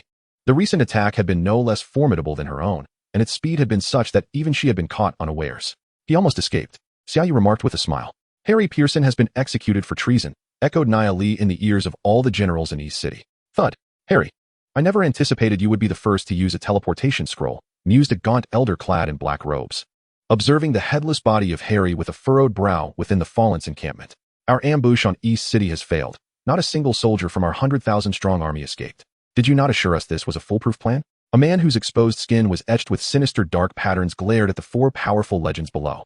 These reinforcements were even more formidable than those blessed by the Dark God, their abilities seeming to operate in a systematic manner. Were it not for his own mythic status, he would have struggled to contain these outsiders. This failure stemmed from the unexpected reinforcements. That Necromancer was too powerful, capable of countering 6 legendary assassins simultaneously. Moreover, our informant had been discovered by the enemy beforehand, preventing the army from breaching the city. If we wish to achieve victory, we cannot divide our forces. For the Necromancer cannot be subdued with a single blow. No matter how many troops we muster, they will be worn down. The leader of the Blood Soul clan spoke with a venomous glint in his eyes, realizing that the Yunya team had inadvertently entered the memory battlefield of a near deity. This development could spell doom for the third member of his team. After yesterday's battle, the second and third members had perished at the hands of this seemingly insignificant legendary squad. Furthermore, it was unforeseen that they had been randomly assigned to the losing side. Thus, if we coordinate with the fallen army to breach Ale City, we can subsequently hunt down and eliminate the Yunya team. With a 1,000,000-strong army against 100,000, the advantage lies with us. The lofty figure nodded. I share your sentiments. At dawn tomorrow, we shall commence our siege, directly slaying that foolish woman. Ale City will inevitably crumble without a fight. He then turned to the four. You shall serve as the vanguard. Is this acceptable? Of course. It is acceptable, General. Indeed. After one battle, we have managed to slay 6 legendary foes. All thanks to our junior's prowess, Lu Gongyi remarked, looking at Xia Yu with unabashed awe and admiration. Last year's national champion pales in comparison to junior Xia Yu. Even the typically aloof Wen Simming could not help but regard Xia Yu with a newfound appreciation. This man was not only strikingly handsome, but also possessed formidable strength that seemed almost inhuman. Mo Chi's eyes sparkled with admiration as she gazed at Xia Yu. Junior, why not join our team? You could be our captain from now on. No, I must decline, Xia Yu replied without hesitation. His participation in the team was solely to obtain a ticket, and he had once again experienced the drawbacks of teamwork. In the past, he could slay 2 bosses of a higher level and gain several levels. Now, Defeating 2 legendary bosses had only elevated him by a single level, with still some distance to go for the next. The experience was too widely distributed. Upon hearing Xia Yu's refusal, the others sighed, not finding it particularly surprising. Had they possessed such strength, they too would not have sought companionship. By the way, here is the equipment that just dropped, Emochi said, offering the item obtained from Harry to Xia Yu. He merely glanced at it, shook his head, and replied, "Forget it, my backpack is nearly full. I won't be taking it. You all can keep it." A mere legendary weapon, indeed. Those 3 assassins and a mage have already provided ample gear. So we are not at a loss for this one. Thank you, Junior. I shall secure it to my thigh. Emochi smiled contentedly as she stowed it away. Although the longsword was beyond their capacity to wield, it could be utilized by their injured comrade. Before they could catch their breath, a city guard general approached them. Looking towards the 4 and noting the movements of the fallen army, evidently preparing for a full-scale assault. "The lord of the city requests your presence for a discussion." Are we to commence a full-scale offensive already? The 4 exchanged glances, surprised. According to the strategy, there usually would be a period of probing before launching an all-out attack. Yet this time, it was happening on the very next day. Emochi turned to Xia Yu, suggesting that this urgency stemmed from the presence of their junior, the Necromancer. "Your existence renders conventional military tactics obsolete. Only a decisive strike can contend with a Necromancer. I find that quite agreeable. It spares us further delay." Xia Yu replied with a calm smile. "If they are to unleash a singular wave upon us, then we shall return the favor in kind." "Well said, Junior." Upon arriving at the council hall, all the city guard generals had gathered, including Nia Li. "What are your thoughts?" "What thoughts could we possibly have?" Xia Yu replied, arching an eyebrow. "The fallen army is already at our gates. What plans can we devise now? Unless we are deliberating on whether to surrender or not. That might warrant discussion, but aside from that, we must prepare for battle. As for the defense of this city, the seasoned warriors amongst us are undoubtedly more equipped to strategize than the 4 of us." Nia Li grasped Xia Yu's intent and spoke. "You 3, along with Joya Lin and Jemk, will proceed to the western gate. The remaining 3 shall oversee the southeast and north. A small contingent of the fallen army will likely attempt to harass us, but a large force will not materialize, so your duty is to defend without pursuing." "Yes, my lord." The city guard generals replied in unison. Subsequently, Xia Yu and the others followed Nia Li to the western gate. From afar, they could see a dark cloud slowly advancing towards Ale City, suffused with an ominous aura, exhibiting a power that eclipsed even that of myth. Divine power. Xia Yu's gaze sharpened. These fallen are marching under the auspices of their deity. However, while the deity cannot descend into this realm, it can bestow buffs upon its followers, thereby enhancing those of the same profession who possess divine faith. Much like those exchange students. Xia Yu suddenly recalled the exchange students, realizing that their additional power bore similarities to the buffs granted by deities to their adherents. It seems I should inquire further into this aspect later.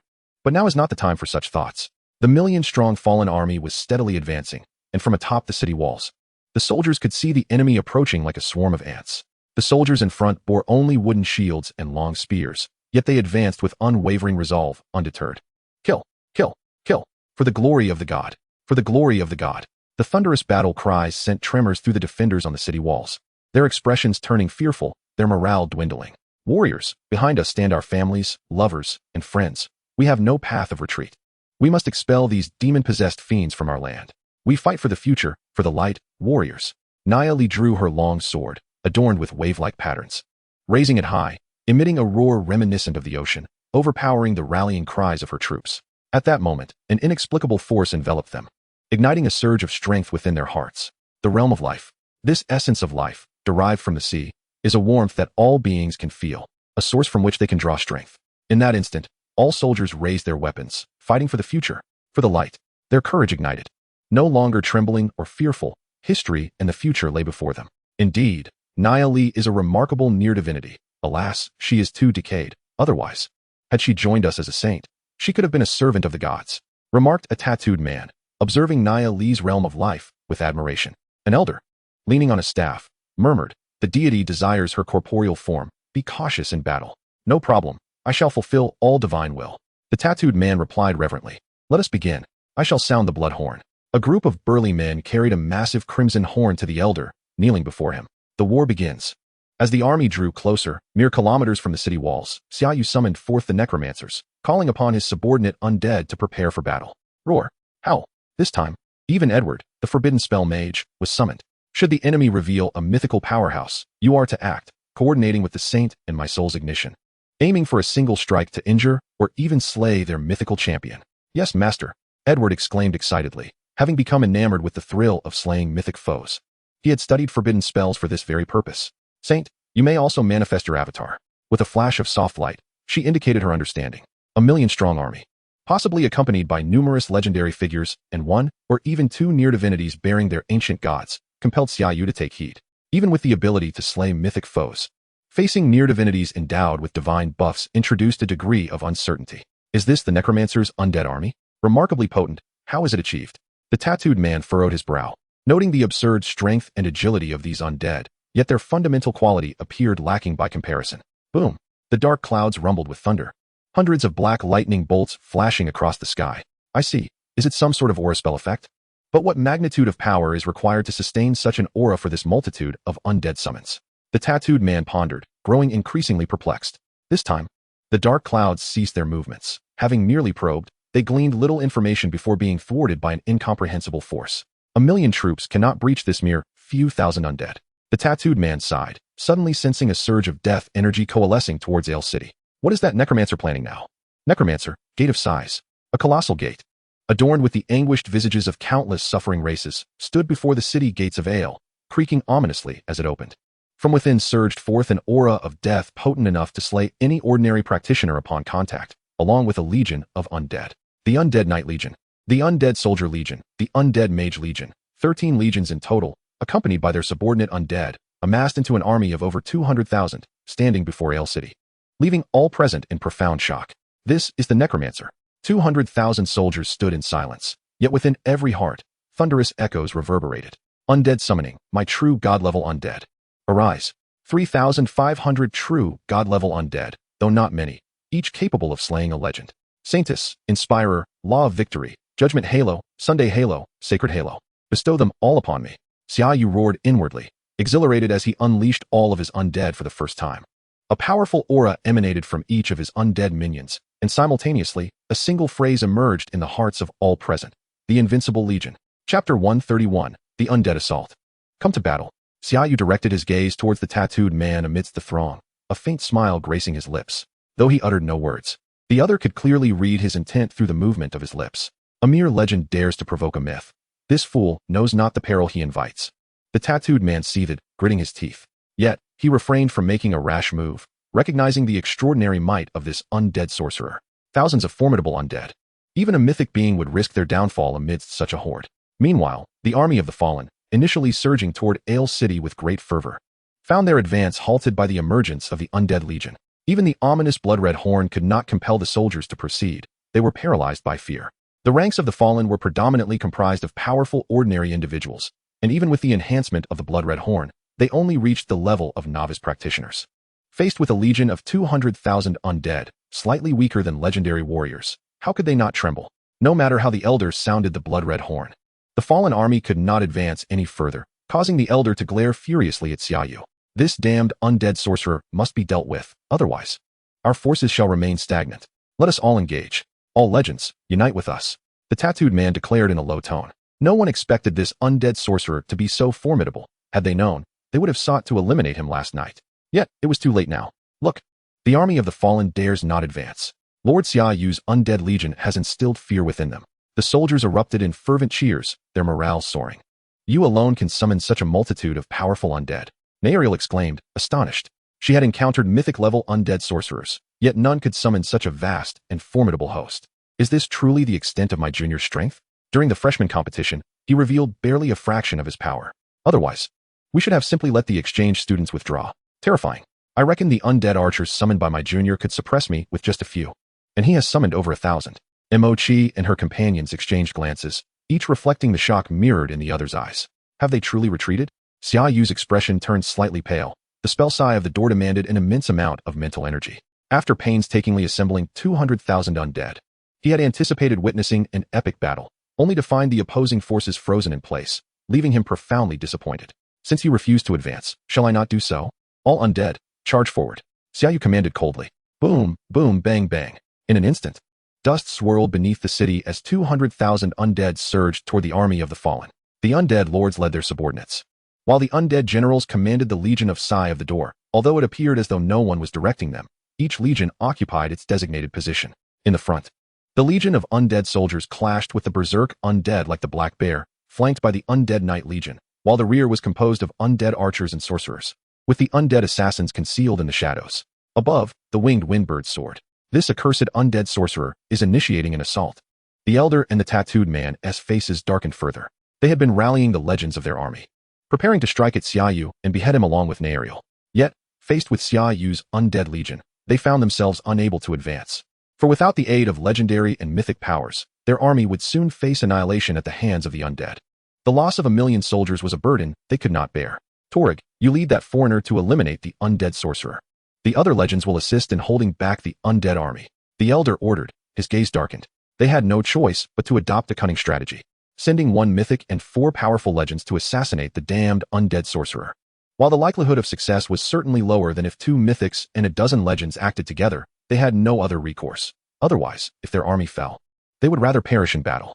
Understood, Torg nodded gravely before turning to the 4 members of the Blood Soul Society. You 4 will accompany me to assassinate the undead sorcerer. If we succeed, we shall grant you anything you desire. Mythic comprehension, the leader of the Blood Soul Society murmured. Torg shot him a glance, but still nodded. Success was imperative. Rest assured, as long as he is not a mythic, we can slay him. And with your cooperation, Lord Torg, it will be as simple as killing a chicken. The leader of the Blood Soul Society grinned cruelly, eager to finally avenge his brothers. Brothers, this mission is of utmost importance. We must unleash our full potential. Hold nothing back. I swear, once I achieve mythic status, I shall dedicate my life to ensuring my brothers attain mythic status as well. The leader of the Blood Soul Society urged his last 3 companions. Leader, we believe in you. We've been by your side for over a decade. You need not worry. Indeed, he is merely a legendary undead sorcerer. As long as Torg can restrain their mythic, killing him will be as simple as child's play. Thank you, brothers. Let us depart. The 5 figures vanished into the ranks of the fallen, while simultaneously, the undead army charged within mere hundreds of meters of the enemy. The front lines of the fallen army were in disarray, soldiers frantically retreating, having lost all morale in the face of the undead legion. The elder observed this with a frenzied glint in his eyes. Are you ready? A few men clad as priests nodded in affirmation. Lord God has prepared us. The elder stepped into a vast tent, where a 100-meter blood pool lay, flanked by heaps of corpses. From the blood pool, crimson tendrils emerged, and above it loomed the blood-red horn, resembling a horn of blood-red crystal, resplendent and emanating boundless malice. All of this is for the divine. The elder approached the blood pool, drawing a magnificent dagger to slice open his wrist, allowing the blood of a mythic to drip into the pool. The blood pool roiled as the blood was absorbed into the horn. Undead sorcerer, receive divine retribution. Xia Yu also lifted his head, sensing an eerie foreboding emerging within the ranks of the fallen. Chapter 132, The Battle of Undead Carnage. This sinister sensation was directed squarely at him. An elder once more brandishing the blood-red horn reappeared above the army of the fallen and blew into it. Blood rained down from the dark clouds, drenching all within the ranks of the fallen. Those struck by the blood became grotesquely swollen, their bodies expanding in size, transforming them into miniature giants. It hurts. It hurts. Ah, it feels so good. Power surges within me. Kill. My blood boils. Only war can cool it down. Oh, kill. The army of the fallen charged towards the legions of the undead. It was rather intriguing. Indeed, this world devoid of human rights was as merciless as it appeared. Xia Yu's gaze sharpened slightly. Those who had been so enhanced would inevitably meet a fate of death or disfigurement, reduced to mere disposable commodities. After all, this was an army of 1,000,000. The opposing force exhibited no fear of sacrificing countless soldiers. As the objective remained clear, their goal was to breach the city at any cost. Such was the cold-blooded nature of the divine. The sacrifice of 1,000,000 ants mattered little in the grand scheme, so long as their ambitions were fulfilled. Yet, what did it matter if they were enhanced? Xia Yu scoffed coldly. To believe one could ascend directly to the legendary tier through mere augmentation was folly. If such power existed, this deity would have long since swept across the world, leaving all in submission to their divine might. Yet here stood an empire that had withstood their advance for considerable time, forcing the divine to inch forward, intent on toppling this decaying realm. Boom. The clash between the undead army and the fallen was thunderous. The frenzied charge of the fallen met the emotionless advance of the undead, achieving nothing. They were swiftly overwhelmed and felled by the superior might of the undead, either pierced by a long sword or torn apart by claws. Undead archers and mages unleashed a torrent of attacks upon the fallen, turning countless giants into pools of corrupted blood as arrows struck and detonated them on the spot.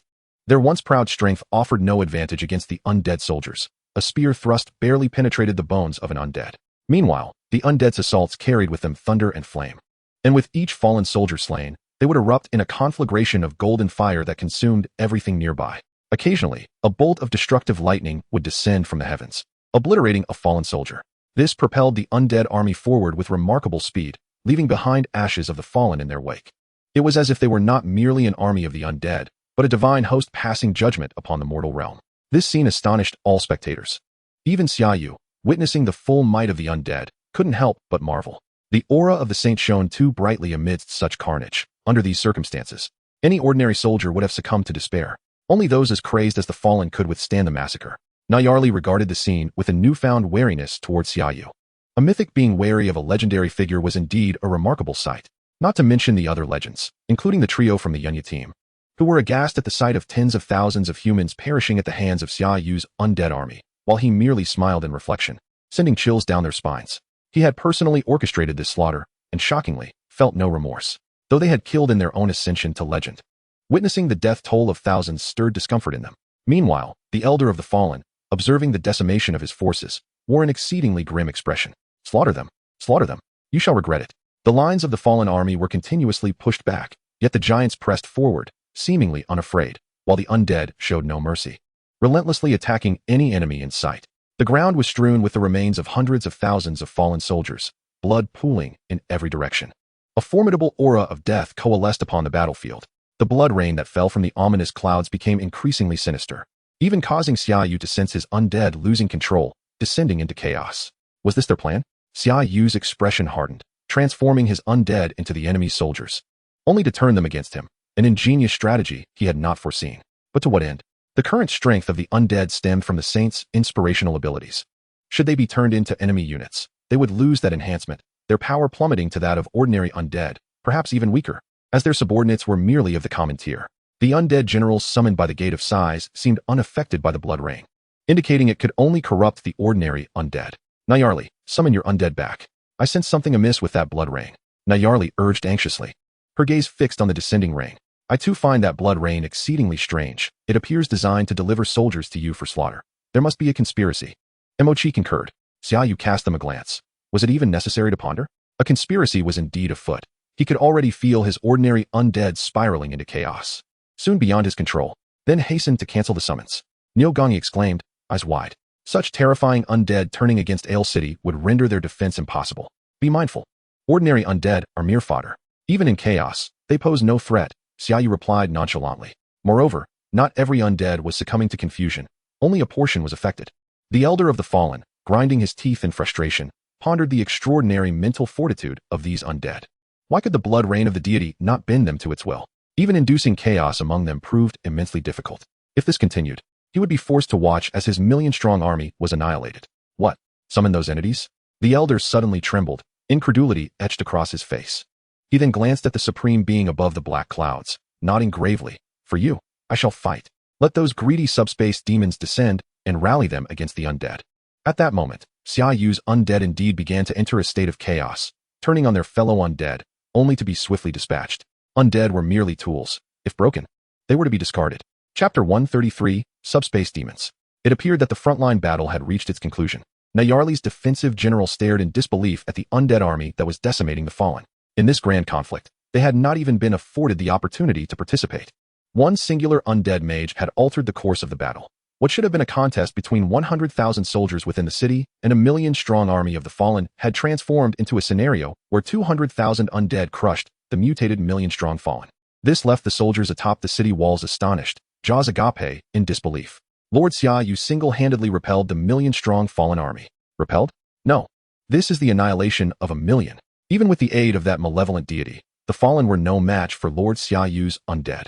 The soldiers gazed at Xia Yu with adoration, their eyes gleaming with fervor. His stature now rivaled that of Nyarli, perhaps even exceeding it in this moment.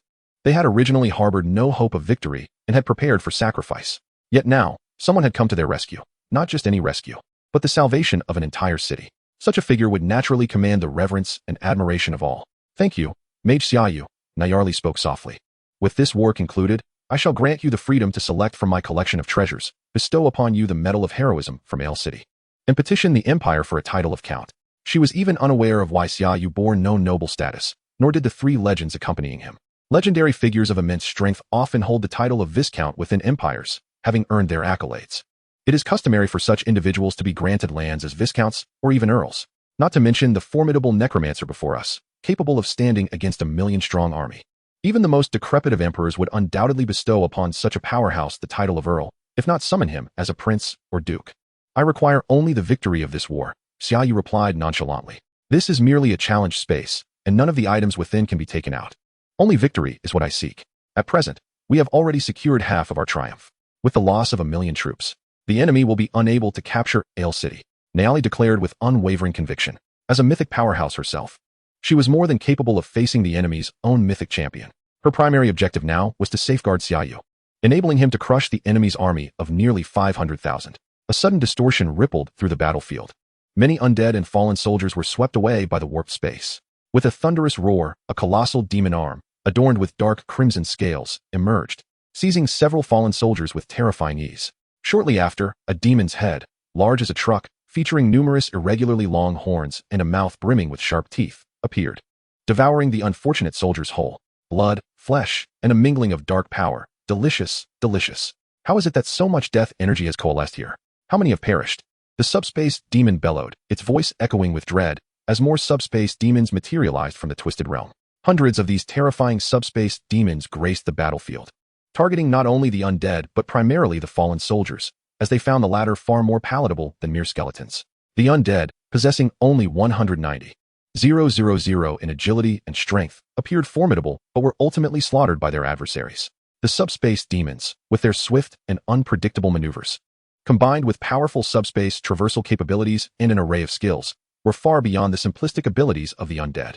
Although the Inspirers had bolstered the undead's strength and agility, their resilience against strikes lacked such formidable enhancement, rendering them fragile against the superior attributes of the subspace demons.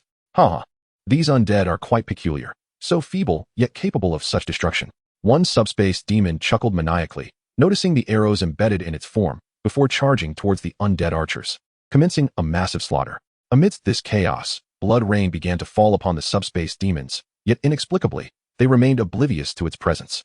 Strangely, these demons began to abandon the fallen soldiers, redirecting their wrath towards Xia Yu's undead, as if the latter had provoked an unfathomable fury within them. It seems the divine being on their side has intervened. Xia Yu maintained his composure, while those around him were far less serene. Naali seethed with rage, exclaiming, "Those damned fallen have summoned subspace demons into this world. Do they not comprehend the horror these demons embody? Countless planes have been annihilated by their invasion. The gods care not. They seek only victory." Mochi's gaze darkened as she observed the ominous clouds. As a priestess, her lack of faith allowed her to sense the gods' indifference more acutely. In their sight, all were deemed less valuable than Xia Yu's undead. "Junior, shall we assist you in combating the subspace demons?" Neo Gongi swallowed hard, acknowledging the legendary boss status of these foes. In truth, facing even one was a daunting challenge. The appearance of hundreds was beyond their capacity to confront.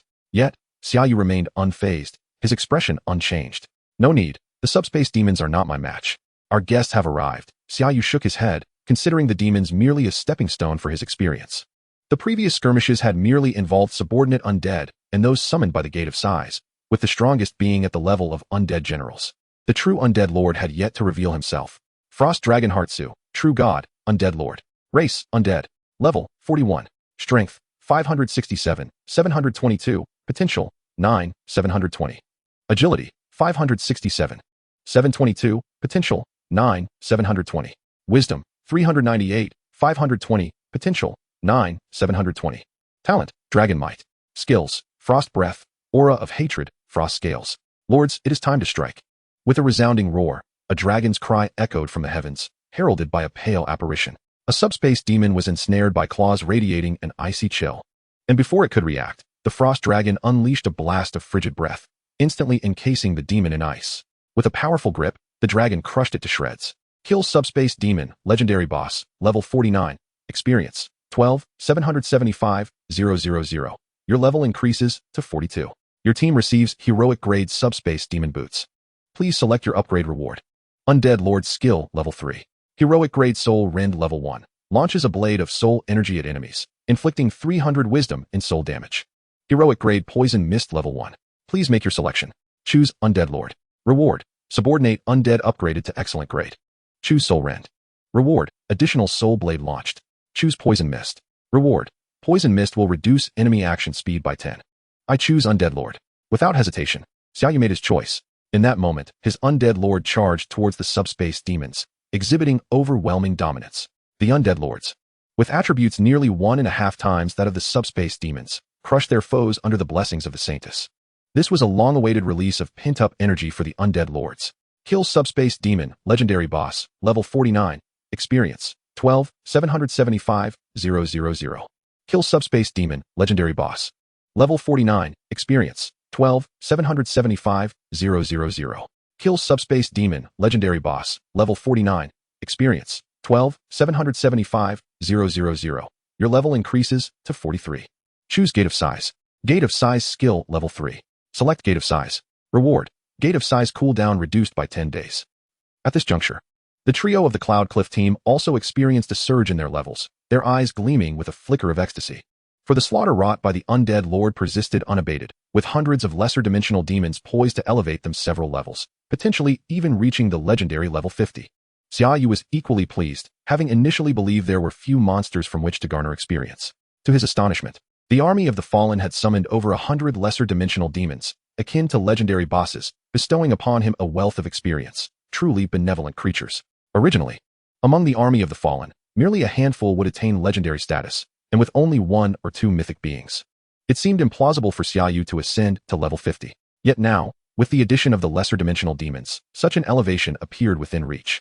How could this be? The elder's gaze widened in disbelief as he observed Xia Yu's undead lord mercilessly dispatching the lesser-dimensional demons he had summoned. Beings verging on mythic strength, renowned for their spatial traversal abilities, standing as pinnacle warriors among the legendary. Yet now, they were being slaughtered like fledglings by these unassuming undead? Is there no justice in this world? Even the ominous clouds above seemed to simmer down somewhat. Meanwhile, the tattooed man, Torg, accompanied by the leader of the Blood Soul Society, stealthily approached beneath the city walls, cloaked in a shroud of black mist that went unnoticed by anyone. The leader of the Blood Soul Society sneered, "My mutated skill, Shadow Mist, is undetectable even by mythic beings. As long as we draw near to that necromancer, Mr. Torg, you surely possess a method to eliminate him with a single strike, correct?" Torg, surprised, regarded the Shadow Mist with a nod, assuring, "Rest assured. He is merely a legendary necromancer. With one blow, he shall surely perish." "That is good." The 5 men ascended the city walls silently, eluding detection by the soldiers merely a step away. They were now only a couple of 100 meters from Xia Yu, a distance that legendary and mythic beings could traverse in less than a second. However, for the sake of caution, Torg and his companions approached Xia Yu with utmost care, who was flanked by the Cloud Cliff trio and Neili along with her 2 city-defending generals. Joaquin, prepared to engage that necromancer and draw Neili's attention. A somber voice suddenly pierced the silence, sending a shiver through the general, Joaquin. A flicker of hesitation crossed Joaquin's eyes, but he quickly steeled himself, lowering his head in silence. Mo-Chi, observing the undead army overwhelming the forces of the fallen, could not help but exclaim, "Such a formidable undead army. Summoned by a single individual, we have greatly underestimated the necromancer profession." In the realm of reality, necromancers were often regarded as relatively weak hidden professions, sometimes even inferior to the initial 4 classes, warrior, mage, archer, and priest. But now, the members of the Cloud Cliff team had undergone a profound transformation in their perception of necromancers. Weak? What profession could possibly rival their might? Indeed, there are no weak professions, only those who fail to harness their unique strengths. The necromancer, once vilified several centuries ago, had now emerged as their savior. Neili mused. In this world, centuries past, necromancers were deemed dark practitioners, agents of malevolence. Yet now, they have become our salvation, even as they wield divine powers to slaughter life. Xia Yu, is there anything we can assist you with next? Neili, a mythic powerhouse, inquired of Xia Yu. Xia Yu turned to them, smiling. There is no need for you to do anything. Simply watch as I crush these fallen and lesser-dimensional demons. Commence. Joaquin, without a moment's hesitation, suddenly unsheathed his battle axe and struck down towards Xia Yu. Bang! A long sword intercepted Joaquin's axe with unwavering steadiness. It was Neili's sword, her eyes blazing with fury as she glared at Joaquin. Why? Simultaneously, a glimmering blade shot forth from behind Xia Yu, exuding an eerie aura, adorned with black engravings, clearly of exceptional quality, wielded by the mythic being Torg. Die! Torg roared, and in an instant, the long sword pierced through Xia Yu's form, unleashing a cataclysmic force that sent even the legendary members of the Cloud Cliff team hurtling backward. Damn it! Torg, his expression dark, withdrew his sword and leaped into the air, observing the crumbling city walls now marred by several fissures caused by the explosion of his power. Yet, he realized that he had not harmed the necromancer. Instead, he sensed a spatial disturbance. Just as he contemplated pursuing, Neili obstructed him. Torg, repent for your sins. Chapter 135, The Dawn of the Final Battle. The domain of life enveloped Neili in an instant, shrouding all within a several-kilometer radius. Allies would receive accelerated healing and enhancements to their strength and agility. Enemies would suffer additional damage and experience a slowed recovery rate. More crucially, within her own domain, Neili would experience not only attribute enhancements, but a significant amplification of her power. Just you? You're far from enough. Torg trembled as his dark domain unfurled. The two domains coexisted in this space, neither able to dominate the other. Xia Yu felt a weight in his body as a surge of dark power assailed him, inflicting continuous harm. Fortunately, this damage was easily restored by the holy aura. Xia Yu glanced at the Cloud Cliff team, who were also struggling, suffering ongoing damage within the dark domain. Even Imo-Chi was having difficulty keeping up. Saintus bestowed the holy aura upon them. A radiant light enveloped them, dispelling the various negative effects imposed by the dark domain while rapidly restoring their vitality. It's the holy aura, such a powerful holy aura. Imo-Chi gasped, feeling a torrent of life force surging within him. Was this the work of a mythic priest granting the holy aura to himself and his companions? Yet, they could not discern who had cast the holy aura upon them. Apply the judgment aura, the sunlight aura, and the holy aura to Neili as well. Also grant her the buffs of the encourager and the rule of victory. As a competent support, Xia Yu directed his holy spirit to bestow various buffs upon Neili. Neili felt an extraordinary power surging within her, as sacred flames and the thunder of judgment enveloped her longsword, augmenting her with additional elemental damage. A potent divine life force surged within her, dispelling the curses from the dark domain while simultaneously restoring her vitality. Her strength surged, and her movements became increasingly agile. She even sensed an inexplicable feeling that victory was tilting in her favor. The death omen flickered ominously above Torg's head. Was this the reason for his undead's formidable strength? Even a mythic being like myself could gain such substantial benefits. What of the undead? Neili felt a surge of confidence from that powerful force. Previously, there may have been only a 20 to 30 chance to subdue the mythic fallen Torg, but now, with these amplifications, it was 90. She was 90 certain she could slay Torg. Torg, meanwhile, sensed something amiss. Neili was too powerful, and this strength did not stem from her own capabilities, but from a formidable presence hidden nearby. A mythic priest? How could it be? This city could not possibly harbor a mythical priest. Tuoji's eyes quaked violently as a sense of panic surged within him. Who could have bestowed such formidable enhancements upon Neili? Those supporters? Or perhaps, that necromancer? It was unfathomable. How could a necromancer not provide buffs to allies? Despite the incredibility of the situation, Tuoji's thoughts were inevitably drawn to the astonishing necromancer. I will hold Neili back. You must swiftly eliminate that necromancer. Tuoji gritted his teeth and bellowed at the members of the Blood Soul Society, exposing their presence and causing their faces to pale. Unbeknownst to them, they had already revealed themselves, allowing Xia Yu to deftly evade Tuoji's assault. Onward. The leader of the Blood Soul Society, a decisively determined individual, charged towards Xia Yu. The only path to victory in this demigod remembrance battleground lay in the death of Xia Yu. As long as Xia Yu remained alive, there was a possibility he could indeed overturn the outcome, granting Neili victory. Protect our junior. In the face of the sudden onslaught from the Blood Soul Society, the three members of the Yunya team swiftly adjusted their stances to shield Xia Yu. Frigid Tempest. A mage from the Blood Soul Society raised his hand. Unleashing a formidable spell, a tempest of icy winds, mingled with shards of ice, surged towards Xia Yu, instantly transforming ordinary soldiers into frozen statues, subsequently shattering them into pieces. Shield wall. Neogangi raised his massive shield before him, summoning a faint golden barrier to intercept the frigid tempest's assault. Kidney strike. An assassin suddenly materialized beside Neogangi, plunging a dagger into his side. Caught off guard by the assassin's stealthy strike, Neogangi staggered, causing the shield wall to collapse. The assassin, unwilling to let Neogangi escape, attempted to raise his hand to sever the latter's throat, but a flurry of arrows shot towards him, forcing him to evade.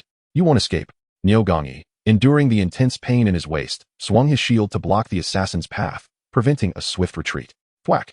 An arrow pierced through the assassin's forearm, erupting it into a mist of blood. The assassin let out a piercing scream but seized the opportunity to blend into the shadows, vanishing from sight. Meanwhile, the leader of the Blood Soul Society, a hidden-class dark warrior, surged forth like a shadow of death towards Xia Yu, with all distractions aimed at allowing him to approach. Soul Devour. The leader's longsword transformed into a streak of darkness, cleaving down towards Xia Yu. Bang! An armored figure interposed himself before Xia Yu, simultaneously blocking the leader's attack. Phantom Guardian. Now clad in equipment dropped by members of the Blood Soul Society, his combat prowess surged, and with the enhancement from the Holy Maiden, he engaged the leader in a battle of equals. This unexpected parity was intolerable for the Blood Soul Society leader, who considered himself the foremost being beneath the divine. Now, facing a legendary undead, he found himself evenly matched, causing him considerable distress. Yet, despite the limited number of skills, The precise and steady strikes from the Phantom Guardian revealed to the leader that he could not easily breach the opponent's defenses. Pain Curse. Weakness Curse. Xia Yu was not idle. Although he did not summon further forces against the leader, he cast 2 curses upon him, significantly diminishing his combat effectiveness. The balance that had once favored both parties suddenly shifted to the Phantom Guardian's advantage, and each blow that landed inflicted excruciating pain upon the leader, turning his complexion a shade of sickly purple. Meanwhile, Xia Yu remained focused on the fallen demigod, as he needed to personally slay the demigod to break the seal of the Death's Lament. Damn it! Tuoji realized that the Blood Soul Society leader was utterly incapable of subduing the Necromancer. His eyes blazing with fury, he shouted, "Joel, what are you waiting for? Join me in vanquishing this accursed woman." The elder from the fallen faction, whose presence had been overwhelmingly palpable, slowly appeared beside Tuoji. "Naoli, kneel before my god and lead the denizens of Ale City into his embrace." Chapter 136, The Battle of the Demigods. Joel, a servant of the fallen and a mythical powerhouse, emerged, shrouding the sky in dark clouds. Naoli's life domain was evidently diminished, yet bolstered by the Holy Maiden's blessing. She continued to press her advantage against Tuoji. Naoli aspired to subdue Tuoji first, and then confront Joel one-on-one. However, it was clear that this was not feasible. Even if Tuoji absorbed Naoli's assaults, he would not afford her the opportunity for a fatal strike. Spitting blood, he retreated to Joel's side, his eyes aflame with anger. "Just strike. Do you truly think you can persuade this madwoman? She nearly killed me." Tuoji's words caused Joel to furrow his brow slightly. "Your divine power is a gift from the deity. How can you struggle against a mere demigod?" "Humph, you'll understand once you engage her," Tuoji replied coldly. At this moment, Naoli took a deep breath, unyielding as she positioned herself before the 2 demigods, shielding Xia Yu. She knew that her formidable strength was largely due to the enigmatic enhancements bestowed by Xia Yu. Should she lose that augmentation, her defeat would be inevitable. "Be cautious. Do not attract the attention of these 2 demigods," Naoli conveyed telepathically to Xia Yu. Xia Yu cast his gaze upon the 2 fallen demigods. Tuoji, mythical boss. Race, human. Level, 60. Strength, 610, 300. Agility, 635, 373. Wisdom, 601, 500. Talent, Terror God's power, derived from the Terror God, inflicting an additional 50 chaos damage and a 50 chance of confusion.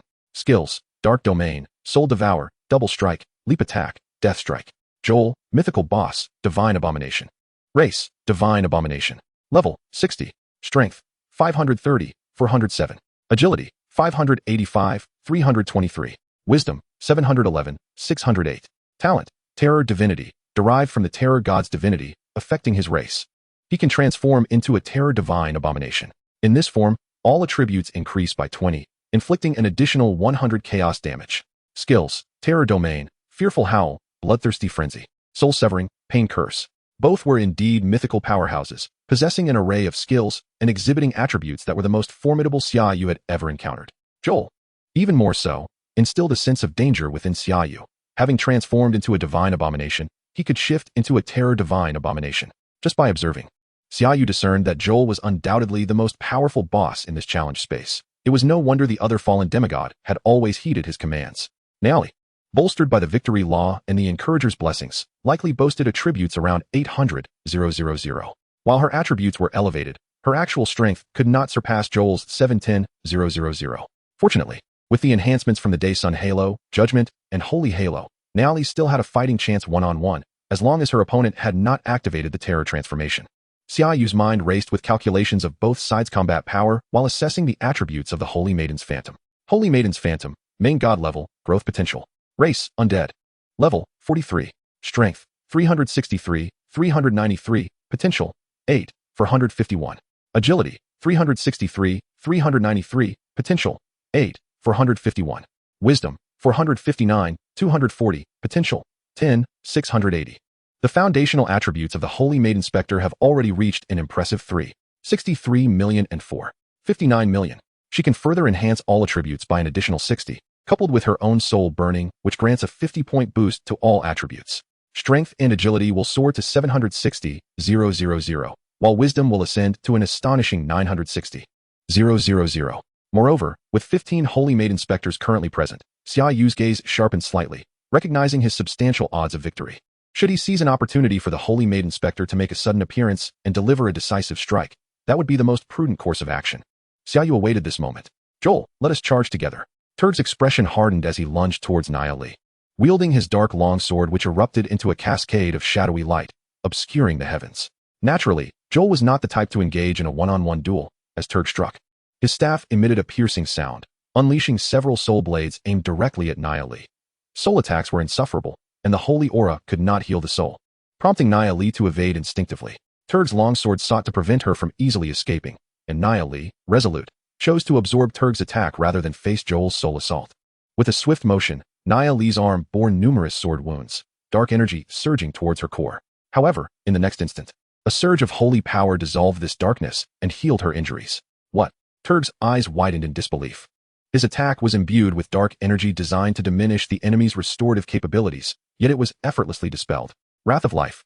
Unfazed by Turg's astonishment, Nia Li unleashed a torrent of life energy, manifesting as a green light blade that enveloped Turg, intent on delivering a fatal blow. Weakened curse, agonizing curse.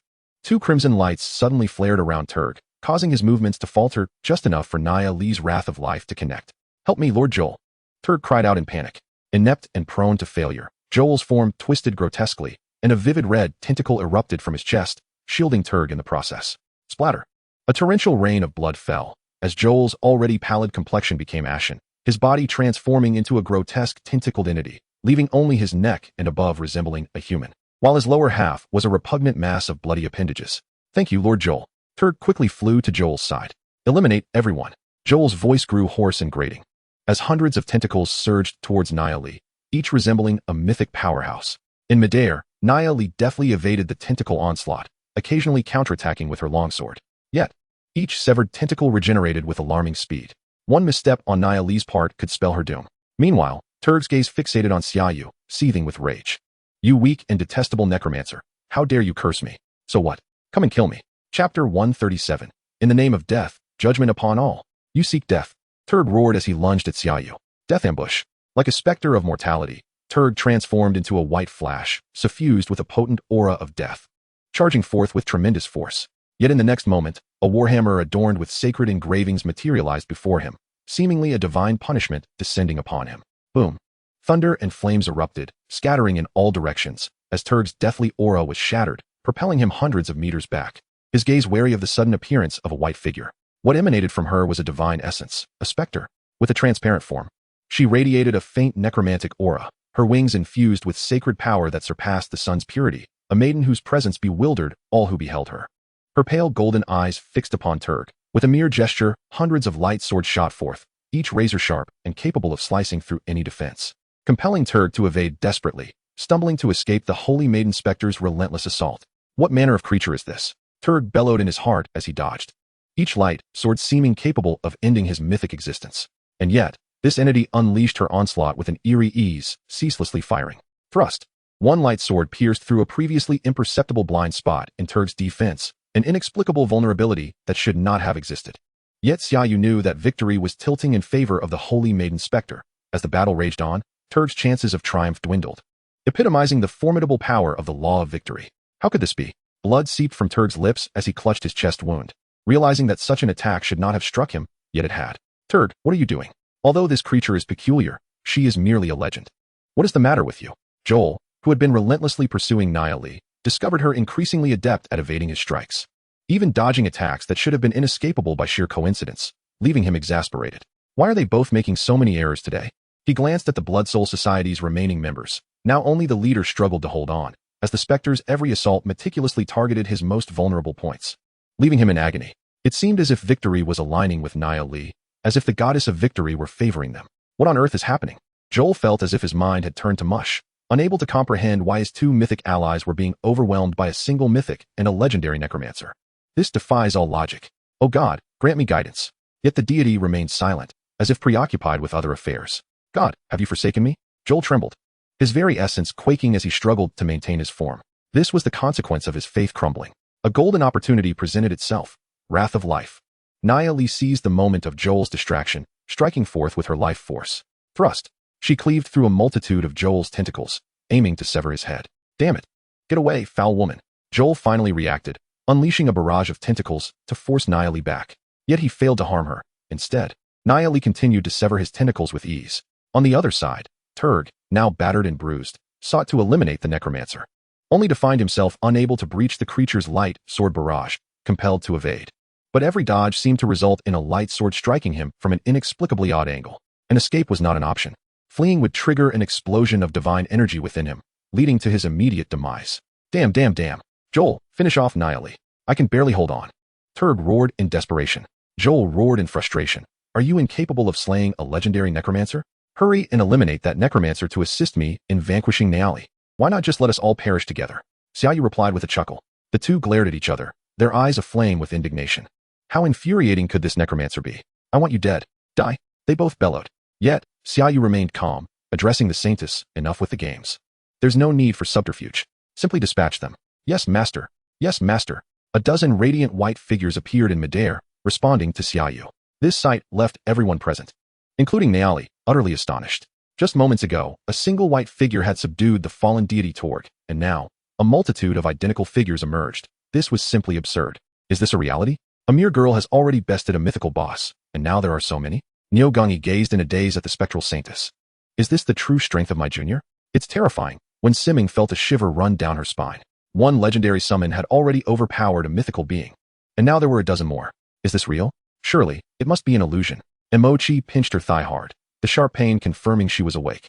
Yet she could scarcely believe such formidable entities could exist in such numbers. Please, don't jest. This must be an illusion. Torg screeched in fury. But he felt the presence of the same aura emanating from each white figure, cementing the reality of their existence. Is this the kind of being our Blood Soul Society can provoke? The leader of the Blood Soul Society was momentarily stunned, only to be swiftly slain by a spectral guardian due to his momentary distraction. This is the manifestation of divinity. Oh my god. This world has become a realm where deities may descend. Your faithful await your arrival. Joel suddenly howled madly, his limbs flailing uncontrollably. Let their souls burn, annihilate them. Xia Yu activated his innate ability, Soul Burn, enhancing the attributes of all his spectral Saintess avatars by 50, ensuring their powers utterly eclipsed those of the mythical beings present. In the name of death, I shall adjudicate the masses. The girl's melodious voice resonated in the ears of all, followed by holy light enveloping the sky, as hammers of divine retribution hurtled towards the two fallen mythical beings. Boom! The heavens were shrouded in blinding light, compelling all to instinctively shut their eyes, even causing the dark clouds above to dissipate. Simultaneously, a tremor coursed through everyone's hearts. One of the mythical beings had fallen. Chapter 138. God, descend upon us. No, it cannot be. I am a mythical being. Torg gazed at his dissipating form, reaching out towards Joel, only to realize that Joel was now beyond saving.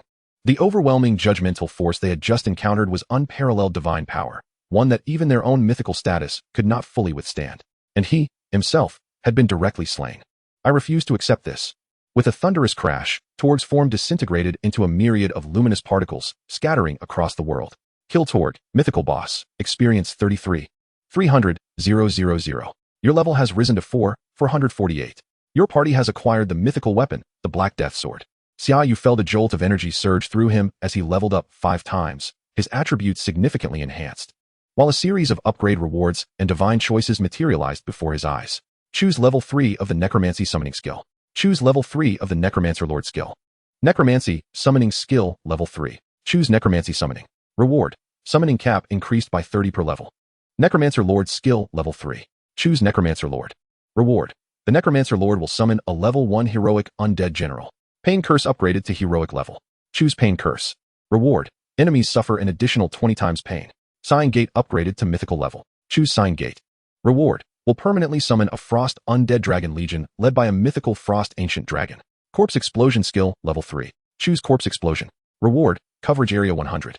Meanwhile, the 3 members of the Union team also experienced level increases, with some even reaching level 50. Their faces alight with excitement at the immense gains from this challenge.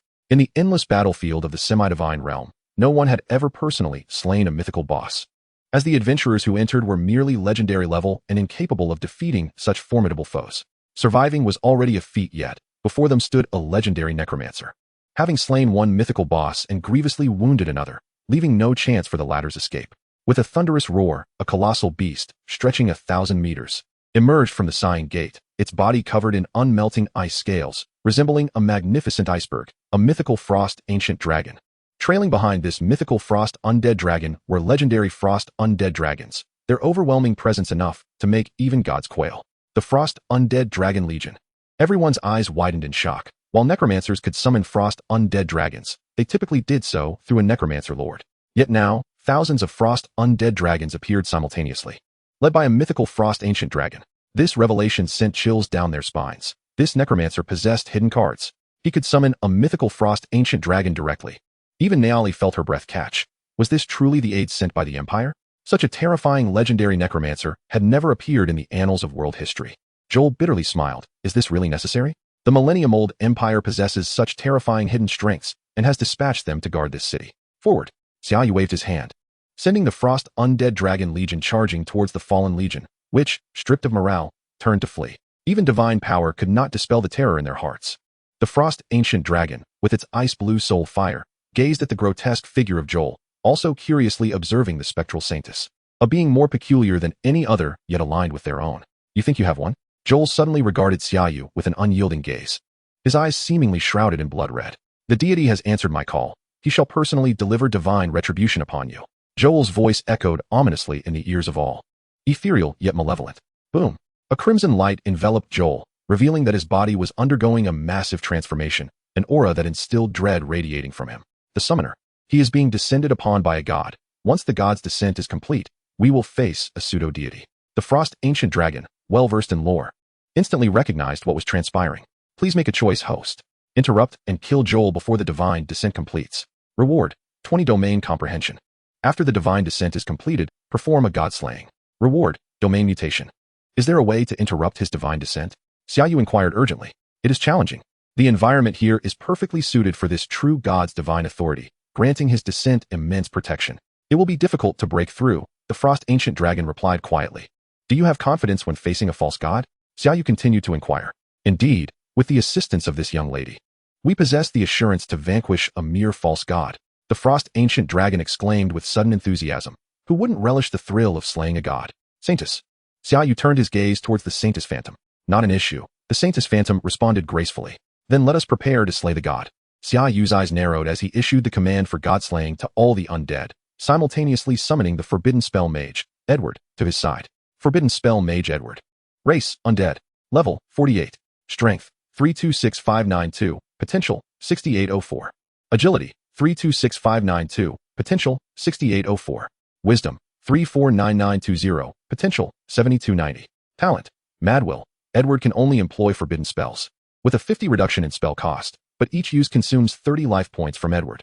Skills, Finger of Death, forbidden spell. Unleashes a beam imbued with the laws of death upon the enemy, inflicting 9999 wisdom in death damage, with a 50 chance to instantly slay the foe. Reduces effectiveness by 2 for each level the enemy is lower.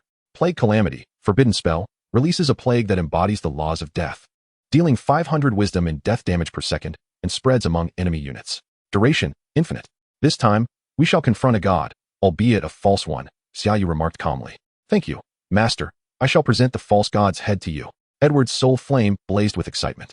As a faithless mage dedicated to forbidden knowledge, his grandest aspiration was to topple the gods, and now that dream lay before him. Prepare yourself, my mage. Xia Yu felt a surge of exhilaration. God, descend upon us. Chapter 139, Battle with the Divine. What is that? Although Mo-Chi and her companions felt a profound unease, they were oblivious to the true nature of the crimson light, yet they could ascertain that it was anything but benevolent. Divine descent. Nia Lee's eyes widened as she swiftly swung her long sword towards the sanguine glow, invoking life's roar. Boom. The green sword light struck the blood light, only causing a slight tremor. Xia Yu, act quickly. We cannot allow that deity to descend into this world. Nia Lee urged anxiously while continuing her assault. Oh. This Xia Yu had already learned from the Frost Ancient Dragon that this crimson light was an amalgamation of the god's essence and the blood and flesh of a million soldiers. Far more resilient than the impending false god, they could not hope to breach it. Lady, save your strength. We cannot break through this bloodlight. Conserve your energy for the false god, the Frost Ancient Dragon interjected. Nia Lee found it hard to believe. The arrival of a deity often heralded unfathomable destruction. Yet here were the summoned entities of the undead mage, awaiting the divine's arrival. How absurd. This defies all reason. Ha ha ha. A god has descended into my body. What an immeasurable honor. Joel cackled madly, his form contorting grotesquely, growing larger, resembling a blood-red giant devoid of skin, his body composed of writhing crimson appendages, as if his muscles were laid bare. Simultaneously, his aura weighed heavily upon the others, leaving them gasping for breath, while the Yunya team turned crimson. Realizing that they had no place in this battlefield, remaining would only hinder progress. Junior, let us retreat. Mo-Chi called to Xia Yu. feeling somewhat embarrassed. After all, they were mere legends, yet the disparity in strength was overwhelming. It was best to withdraw from the walls entirely. Yes, Xia Yu replied, his gaze unwavering from the bloodlight, nodding slightly. He recognized that Mo-Chi and her companions had become superfluous. Rather than remaining to meet their doom and forcing him to divide his focus in their protection, it was wiser to withdraw and unleash his full potential. Mo-Chi and her companions began to escort the stunned soldiers away, though many had succumbed to death's embrace. The Saintess, in her true form beside Xia Yu, radiated light to shield him from the divine pressure. The other Saintesses were gathering judgment swords. Thousands of them would strike the moment the false god emerged. Summoner. Preparations are complete, the Frost Ancient Dragon growled. Very well, let us commence. Crack. Boom. The sound akin to shattering glass echoed as the bloodlight fractured. A massive fist erupting forth, aimed directly at the Frost Ancient Dragon. Soul Ignite. 60 seconds. Commence the assault. Xia Yu commanded all his undead summons to attack. The undead archers and mages swiftly unleashed their offensive towards the colossal hand. The judgment swords launched toward the false god's essence, while arms extended from within, glowing red to shield its corporeal form against the onslaught of the judgment swords. Countless judgment swords shattered into motes of light, yet many pierced through the false god's defenses and struck its flesh. A deafening roar erupted from the bloodlight. Humans, undead, perish. At this moment, the true visage of the false god became apparent. A colossal, skinless giant with 8 arms, sporting a fierce beastly visage filled with razor-sharp teeth, exuding an aura so sacred that merely gazing upon it filled one with dread. Terror Tyrant, True God Boss, Godly Abomination. Race. Level, 60. Strength, 137, for 800. Agility, 138, for 907. Wisdom, 131, 5731. Talent. Skills. The talents and skills remained inscrutable. Xia Yu was taken aback by this unprecedented occurrence. The staggering attributes exceeding 1.3 million rendered its movement swift and its strength unmatched. Even the Saintess Phantom, having undergone Soul Ignite, found it exceedingly difficult to evade the onslaught of the false god, with some being obliterated by its blows. Yet, the creature bore numerous wounds, remnants of the damage inflicted by the judgment swords. Angel Legion. Angel Legion. Several Saintess Phantoms simultaneously invoked the Angel Legion skill. A chorus of celestial hymns resonated through the skies as multiple angelic gates swung open, unleashing seraphim and myriad winged angels. Despite their powers being suppressed, the 6-winged archangels were still quasi-mythical entities, and the angels themselves were legendary beings. The simultaneous emergence of 70,000 legends undoubtedly placed pressure upon the false god. What manner of existence is this Angel Legion? Angels are a race long extinct. The false god's eyes widened in astonishment. Although the image of angels was prevalent throughout the vast cosmos, the true angelic lineage had perished alongside death itself eons ago. This is utterly bizarre. What are you? The false god inquired, glancing from the Saintess Phantom to Xia Yu. Your existence is exceedingly peculiar. You should not belong to this universe. Demons, embrace the judgment of light. The angels coalesced judgment spears in their hands and hurled them towards the false god, transforming into a golden veil that left no avenue for evasion or resistance. Begone, you repugnant beings. The false god roared, thrusting his 8 arms forward to shatter the luminous barrier, yet it forced him to step back, his arms riddled with cracks. Oozing crimson fluid. Die. Boom. A blood-red beam erupted from the mouth of the pseudo-deity, sweeping towards the angelic legion, instantly turning numerous legendary angels to ash. 0-degree domain. Absolute freeze. The deep voice of the Frost Ancient Dragon resonated, as a domain unexpectedly suppressed all others beneath it. This ancient dragon, whose age was unfathomable, showcased the formidable power of its kind, and at that moment, even the pseudo-deity felt the looming threat of death. In an instant, the pseudo-deity found itself encased in a block of ice, immobile, with even the energy beam it had unleashed simultaneously frozen, as if time itself could not flow within that icy prison. Summoner, let that forbidden existence take action. Edward. Yes, master. The forbidden sorcerer Edward crawled out from the skull of the Frost Ancient Dragon, having previously sought refuge beneath its protection. This was precisely why the Frost Ancient Dragon had opted to unleash a less harmful forbidden spell like Absolute Freeze. Edward's forbidden spell bore far greater destructive capability. God. Fall before the brilliance of knowledge. Death's Finger. Chapter 140. The Fall of a God. The energy, imbued with the essence of death, gathered at Edward's fingertips, its potency surpassing that of Xia Yu in his heroic form by an immeasurable degree. It seemed that upon reaching the legendary tier, Edward's power was not merely an enhancement of his statistics. His forbidden spells began to unveil their true might. No wonder even the Frost Ancient Dragon regarded Edward with both caution and respect. For it was an extraordinary feat for a mortal to wield forbidden spells, a skill not possessed by every ancient dragon. Mortal, cease your blasphemous actions against the divine. Boom. The pseudo-deity, encased in ice by the Frost Ancient Dragon, erupted forth, shattering the icy shell that enveloped it, unleashing a furious roar towards Edward.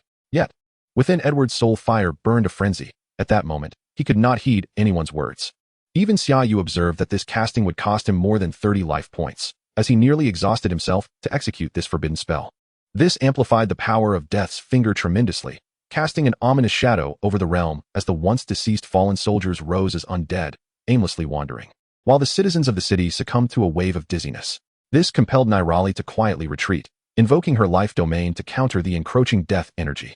Observing Edward's formidable presence beside Xia Yu, Nirali felt a sense of calm wash over her, as if she had grown accustomed to the extraordinary. A powerful army of undead, a mysterious ghostly maiden, a mythic dragon, and this terrifying necromancer. What further cards did this necromancer still hold?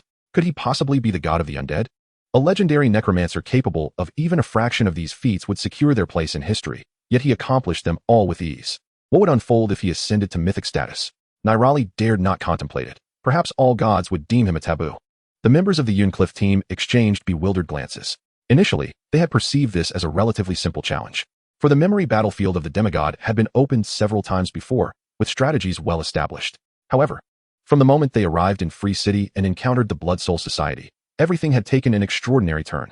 Now, witnessing their legendary Necromancer Jr. slay a fallen demigod and confront a true god's avatar left them in awe. He even aspired to slay a god. Emochi chuckled ruefully. What kind of monster has the principal recommended to us? This junior is utterly absurd. What will we do once we leave? When Simming suddenly inquired. We know nothing of the challenge space, Neo Gongi exclaimed, a spark of realization igniting in his mind. The trio exchanged glances, nodding in agreement. They understood the implications of revealing their junior's true power. However, the more they spoke, the greater the likelihood of mistakes. So it was better to act as if they were unaware. They could simply consider it an exhilarating experience to be carried along by a great being. As for a junior of this caliber, it was only a matter of time before he became renowned across the world. At that point, they could boast of having teamed up with him, a tale that would serve as a source of pride well into their twilight years. Let us extol the virtues of death, Edward roared, expending his final vestiges of strength to unleash Death's finger. The pseudo-deity attempted to evade, but there was nowhere to hide. Death had already locked onto it, and no matter where it sought refuge, it would be pierced by death. Its 8 arms converged before it. As blood-red energy coalesced into a blood shield, the pseudo-deity bellowing with a twisted visage, "You are but a mortal. I am already a god. Block it for me." Boom. The ashen white light swiftly pierced the pseudo-deity's form, causing the blood shield it had summoned to fracture slowly, while half of its body transformed into a stone-like gray, crumbling away. Yet the pseudo-deity managed to smile faintly. "I have won. I am not dead." "No, you are already dead." Xia Yu, riding Su, soared before the giant, meeting its gaze and calmly stating. At that moment, the grayish hue enveloping the pseudo-deity spread rapidly, soon rendering it entirely gray. The pseudo-deity reached out to grasp Xia Yu, but as it raised its hand, it disintegrated into dust. Its mouth opened, only to dissolve into particles as well. The colossal form collapsed, leaving nothing but a cloud of gray ash. Your death brings forth cheers from the populace. Thus, it is worthy. Xia Yu produced the death anthem, unsealing one of its bindings. Death anthem, main deity, sealed. Level, 50. Wisdom, 194400. Agility, 194400. Strength, 145000. All skills at level 8. Soul Devour, summons the souls of the fallen to inflict consuming damage on the target, dealing 3000 wisdom and soul damage, healing the user's health and mental power, and obtaining a portion of the slain enemy's wisdom potential. Cooldown, 24 hours. Death's Tribute. Units you kill will truly perish, unable to be resurrected. Prison of the Dead, unsealed. Unsealing condition. Capture a true god's soul within the death anthem. World of Death, unsealed. Unsealing condition. Lord of Death, unsealed. Unsealing condition. Description. This is the authority of death, containing the true essence of all that is mortal. It shall restore the dominion of death to the gods as its seals are undone. Slaying the terror's avatar, true god boss, divine abomination, grants 3 million experience. Your level rises to 4950. Your party receives a true god-level war ring. After an intense battle, your overall attribute potential is 100. Choice complete. Reward, domain mutation. The host does not possess a domain. The opportunity for domain mutation is preserved. Select your upgrade reward. Spatial teleportation skill, level 3. Heroic level soul rend, level 1. Heroic level corrosion, sphere, level 1. Please make your selection, host. Select spatial teleportation. Reward. After teleporting, you may choose to return within 60 minutes. Select soul rend. Reward. Launch an additional soul blade. Select corrosion sphere. Reward. When hitting, additionally reduce the enemy's magic resistance by 20. Select Spatial Teleportation. Another choice, Ghost Guardian level. Ghost Guardian level 3. Select Ghost Guardian. Reward. The Phantom Guardian is capable of donning equipment that exceeds its own level by 10. Congratulations on completing the challenge space mission. Your personal score is being calculated. SSS. Your personal rewards include the crystal thorax of the demigod, the crystal legs of the demigod, the crystal phalanges of the demigod, and your demigod set has been upgraded to a level 50 unique demigod set, alongside one fragment of the Law Enlightenment. To think it is an entire set of level 50 demigod gear. Chapter 141, The Power of Xia Yu. Crystal Skull of the Demigod, Mythical, Demigod Set. Level, 50. Wisdom, 42525. Strength, 23,000. All skills at level 3. Distorted Spirit, upon activation, skill damage is 100, spirit consumption is 50, and each skill usage reduces 5 health points. Crystal Thorax of the Demigod, Mythical, Demigod Set. Level, 50. Wisdom, 50025. Strength, 20,000. Agility, 20,000. Crystal Legs of the Demigod, Mythical, Demigod Set. Level, 50. Agility, 51,000. Wisdom, 18,000. Action Speed, 200. Crystal Phalanges of the Demigod, Mythical, Demigod Set. Level, 50. Wisdom, 50,000. Strength, 35,000. Light of Life. Nearby allied units gain life armor of 20 strength. Upon destruction, cooldown, 30 seconds. 2-piece set property, Realm of Life. Activates the Demigod Realm, within which you and your allies will receive a 20 all-attribute bonus, while enemies suffer a reduction of 10 in attributes and experience a suppression of skill casting speed, significantly enhancing the life recovery speed of allies within the realm while drastically diminishing that of enemies. 4-piece set property, Nyali's Guardian, summons Nyali to fight alongside you. Selection complete. Reward, 30 completeness of the Undying Realm. Undying Realm. In this realm, your undead will resurrect 10 seconds after death, and your true form becomes ethereal and invisible. A profound realization suddenly surged within Xia Yu, as the domain of the Undying Law was directly infused into his soul. However, in the next instant, a crimson force surged forth, causing the recently attained Undying Realm to undergo a transformation. The reward for the domain mutation. Xia Yu immediately recognized what this phenomenon entailed. At that moment, his body radiated an aura of death and brutality, causing Nyali and the members of the Cloud Cliff squad watching nearby to halt in their tracks. He was comprehending his domain. Mo-Chi, in astonishment, remarked that it was only natural for a necromancer who had slain gods to grasp the essence of a domain. Nonetheless, it incited envy among the legends present, as they had yet to fully understand their own domains, most barely reaching around 10. To ascertain their domain, one must achieve at least 30. This indicated that Xia Yu's comprehension of the domain had surpassed 30, which was certainly a source of envy for them. Frenzied Blood Death Realm.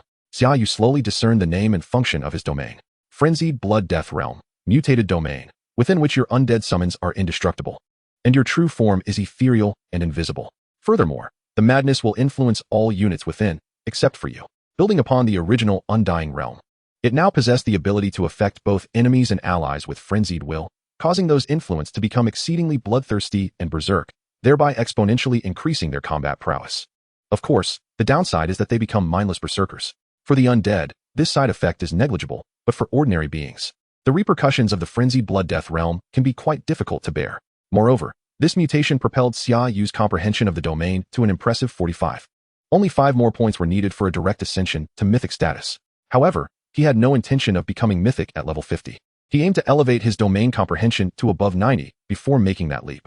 Within the realm of myth, apart from level distinctions, there exists a disparity in the comprehension of domains when ascending to mythic status. A domain comprehension of 50 leads to the title of Lesser Myth, 60 to Intermediate Myth, 70 to Advanced Myth, and those above 80 can be deemed as demigods, powerful entities capable of igniting divine flames.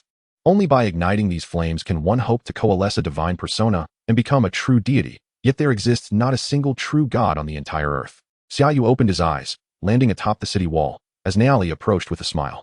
Thank you, Xia Yu the Mage. After enduring countless cycles of reincarnation, I have finally achieved victory, albeit it changes little. As she spoke, tears streamed down her face, and her form began to dissipate, transforming into a radiant light that fused into Xia Yu's demigod set. From now on, let me fight for you, Xia Yu the Mage. The four exchanged glances, each opting to exit the challenge space. Upon reopening their eyes, the shattered city had vanished without a trace, leaving only the barren earth to bear witness to what once was. The battlefield of the demigods had disappeared. The expressions of the four shifted slightly. Challenging a legendary space was indeed a significant event. Mo-Chi approached, presenting a plethora of equipment to Xia Yu, stating, "These are all the rewards obtained within the challenge space. Our success this time was solely due to you. Our role was merely to procure the ticket. So we shall forego the loot. Among the items were a true divine-level piece of equipment, the war ring, several mythical pieces, and a considerable number of legendary hero items. All of immense value. Yet, Imochi and the others unhesitatingly handed everything to Xia Yu. Xia Yu took out the mythical and true divine equipment first, saying, "You all choose what you need. Take whatever you require. We are teammates, and I have little need for these items. I would merely sell them." Ignoring their responses, he turned his gaze to the solitary, true divine item, the war ring. War ring, true divine. Level 50. Wisdom 60750. Strength 30200. Agility 29,000. War horn. Blow the war horn. All allied units deal 50 damage. Duration 1 hour. Cooldown 24 hours. Just in time to replace the Lord's ring he was currently wearing. Xia Yu opened his panel. Xia Yu. Race, human. Class, Necromancer. Level 50, 1111111. Strength 325201. Potential 1426. Agility 380820. Potential 1448. Wisdom 546331. Potential 2377. Skill points 17. Domain Frenzied Blood Death Realm 45. Talents Undead Space, Undead Emperor, Soul Burn, Devotion, Master of the Undead, Apostle of Plague. Skills True God level Undead Summoning at level 57. Mythical level Bone Shield at level 18. Mythical level Undead Mastery at level 18. Legendary level Space Blink at level 15. Legendary level Space Teleportation at level 16. True God level Undead Lord at level 46. Legendary level Phantom Legion at level 20. True God level Corpse Explosion at level 38. Legendary level Phantom Guardian at level 24. Legendary level Escape from Death at level 17. Mythical level Sighing Gate at level 20. Heroic level Soul Fireball at level 17. Master level Weaken Curse at level 12. Heroic level Summon Decayed Corpse at level 17. Heroic level Pain Curse at level 15. Heroic level Undead Resurrection at level 17. Master level Death Aura at level 14. An excellent level Bone Spear at level 18. Main hand weapon, Death's Lament, Deity, Sealed. Level 50. Offhand weapon, Semi-Divine Crystal Skull, Mythical, Semi-Divine Set. Level 50. Helmet, Corpse Skull, Heroic. Level 40. Armor, Semi-Divine Crystal Ribcage, Mythical, Semi-Divine Set. Level 50. Gloves, Deep Sea Demon Claw, Legendary. Level 40. Boots, Semi-Divine Crystal Leg Bone, Mythical, Semi-Divine Set. Level 50. Necklace, Shadow Blessing, Legendary. Level 40. Ring, Semi-Divine Crystal Finger Bone, Mythical, Semi-Divine Set. Level 50. Ring, War Ring, True God. Level 50. Chapter 142, South River City, Crisis. After selecting a fitting piece of legendary equipment, Imochi and her companions returned the remaining gear to Xia Yu. "Thank you, Junior," Imochi expressed joyfully. "This challenge in the spatial realm has been immensely rewarding. Each of us has acquired 2 or 3 legendary items, along with fragments of law comprehension that can propel us further towards becoming mythical professionals, not to mention the elevation in levels, with skill ranks increasing by 1 or 2 tiers. We ought to hasten our departure from here, otherwise the 2 mythicals from Free City will soon discover the absence of the semi-divine remembrance battlefield and will seek us for compensation," when Simming stated calmly. The group nodded in agreement. A legendary challenge space does not come cheap, and should their adversaries demand reparations, it would result in significant losses. Given that one cannot arbitrarily slay mythicals within the challenge space, they summoned their magical pets, intending to traverse the forest back into the Dragon Kingdom. Confident that even if the mythicals from Free City came looking for trouble, they could simply deny it and avoid confrontation. Along the way, few monsters dared to stand before the 4 legendary figures. Only those too weak to sense the presence of strong adversaries dared to resist, only to be swiftly vanquished by the magical pets. Their pace was swift, and soon the Stone Mountain range came into view. As they crossed through the mountains, their hearts rejoiced at the prospect of returning home, having been thoroughly exhausted by the recent events. They had not anticipated such exhilarating experiences in the semi-divine remembrance battlefield. "That fellow has returned. His strength has notably increased. This could prove interesting." The mountain titan mused as he observed Xia Yu and his companions passing through the Stone Mountain range, a slight smile gracing his lips. "It seems he will soon seek me out. I shall allow him a glimpse of a fragment of this universe's truth. How thrilling." This time, Xia Yu and his companions traversed the Stone Mountain range without encountering any monsters. Not even the rock giants made a move. Upon emerging from the mountains, they found themselves in a forest that now appeared eerily quiet compared to before. Nyogangi furrowed his brow as he dismounted his magical pet, scrutinizing the ground for traces. "It seems the monsters are heading towards South River City," he stated, raising his head. "What? Are the monsters attacking the city?" Imochi frowned, taken aback by the prospect of encountering a siege upon their return. "Is it the Monster Protection Organization causing trouble again?" Xia Yu remarked coldly. expressing disdain for the organization that seemed to be doing nothing but inciting chaos. The four exchanged glances, as legends of the Dragon Kingdom. They felt compelled to assist in the defense of the city. They urged their magical pets to accelerate towards South River City. Lord of the city. All four walls are under simultaneous attack by monsters. The Monster Protection Organization has plotted this, and our teleportation array has been disrupted and is unusable. It will take 3 hours for legendary professionals to arrive, reported a concerned aide. The city lord, a middle-aged man dressed as an ancient scholar, furrowed his brow and declared, "Regardless of the circumstances, we must hold our ground until professional reinforcements arrive. If we falter, millions of civilians will perish at the hands of these monsters. My squad will handle the legendary bosses. You must rally all professionals within the city to assist in defending against the monster onslaught. When the city falls, no one will escape. Those beasts will not spare anyone. However, my lord, there are legendary bosses attacking all four walls, yet we only have one legendary team." The city defense officer hesitated, aware that typically, one legendary boss would require a dedicated legendary squad to confront. Now, with 4 legendary bosses present and only one squad available, the defense was clearly insufficient. Damn the Monster Protection Organization. How did they manage to summon 4 legendary bosses? Despair clouded the city lord's expression. Although this was a border city, the surrounding monsters were typically only around levels 20 to 30, with no legendary beasts in sight. Now, 4 had appeared simultaneously, overwhelming their defenses. Moreover, even when the Monster Protection Organization instigated trouble in the past, it was merely a matter of luring monsters from nearby nests, allowing the city's defenses to hold as long as they were 1 tier higher than the surrounding monsters. No one could fathom why the Monster Protection Organization was now able to summon legendary bosses. "Hold the line. We have no avenue for retreat," the city lord asserted resolutely. "Jiang Tianqing, abandon South River City. As long as your squad is willing to withdraw from the west, I assure you, I will not hinder your escape." A self-satisfied voice echoed in the ears of everyone within the city, causing Jiang Tianqing's expression to darken. Jiang Tianqing soared into the air, directing an angry rebuke at a young man outside the city. "I, Jiang Tianqing, would rather die than abandon South River City, and I will not betray humanity like you. A coward. I cannot fathom why you would forsake the path of a true professional to become someone else's dog." Unfazed by Jiang Tianqing's tirade, the young man retorted, "Professional? Who told you I am a professional? I was merely an ordinary person, but the gods have bestowed upon me power rivaling that of your kind. Now, I shall demonstrate to you, Jiang Tianqing, the divine power I have received. Divine creation, shatter the city. 4 grotesque creatures, their flesh grotesquely stitched together, charged toward the city walls, towering over 30 meters, exuding a foul stench, their forms seemingly composed of numerous chunks of flesh sewn together, yet possessing immense strength and formidable defenses comparable to that of a legendary dragon. "Follow me, intercept them, and do not allow them to breach the walls," Jiang Tianqing commanded, leading his 3 companions into the fray. Magic, arrows, and the priest's judgmental hammers rained down upon the legendary bosses. Jiang Tianqing swiftly produced a brush, deftly painting in the air, conjuring a white tiger. With a decisive stroke, the tiger sprang to life. With a thunderous roar, the tiger, matching the size of the stitched monstrosities, lunged at one, toppling it, and sinking its teeth into a substantial chunk of flesh. Yet the stitched creature felt no pain. Even as it lost a large portion of flesh, it retaliated with a hefty swing of its massive arm, striking the white tiger and sending it crashing away, its body indenting deeply. A resounding thud echoed as the remaining city walls were violently struck by the other amalgamated beasts. Fortunately, the defensive magic array shimmered, absorbing the impact and preventing a direct breach. However, it was evident that it struggled to withstand the repeated assaults of the legendary bosses. The soldiers and adventurers stationed atop the walls exerted their utmost efforts, launching attacks against the rampaging monsters or targeting the legendary bosses, yet their endeavors proved futile.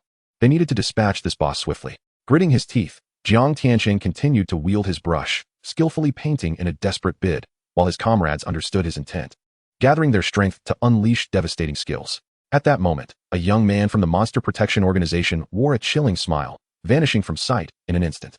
He reappeared beside Jiang Tianqing. Chapter 143, The Reappearance of the Monster Nest. "What?" Jiang Tianqing exclaimed as the youth suddenly materialized beside him, brandishing a cutting blade aimed to cleave him in two. A defensive shield flared to life around Jiang Tianqing, triggered by his equipment's protective skill, sparing him from the lethal strike. The young man furrowed his brow slightly, acknowledging the quality of Jiang's gear. With a swift motion, Jiang Tianqing flicked his brush, transforming ink into blades that soared toward the youth. The young man deftly parried with his weapon. Yet this left Jiang Tianqing unable to confront the legendary boss of the amalgamated monster.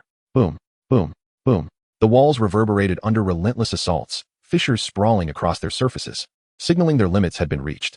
Jiang Tianqing's team members, lacking frontline support against the amalgamated beasts, found themselves retreating step by step, unable to halt the encroaching onslaught. Damn it! Jiang Tianqing's expression darkened as he realized the youth had no intention of killing him. His sole aim was to restrain him, allowing the amalgamated monsters to breach the city.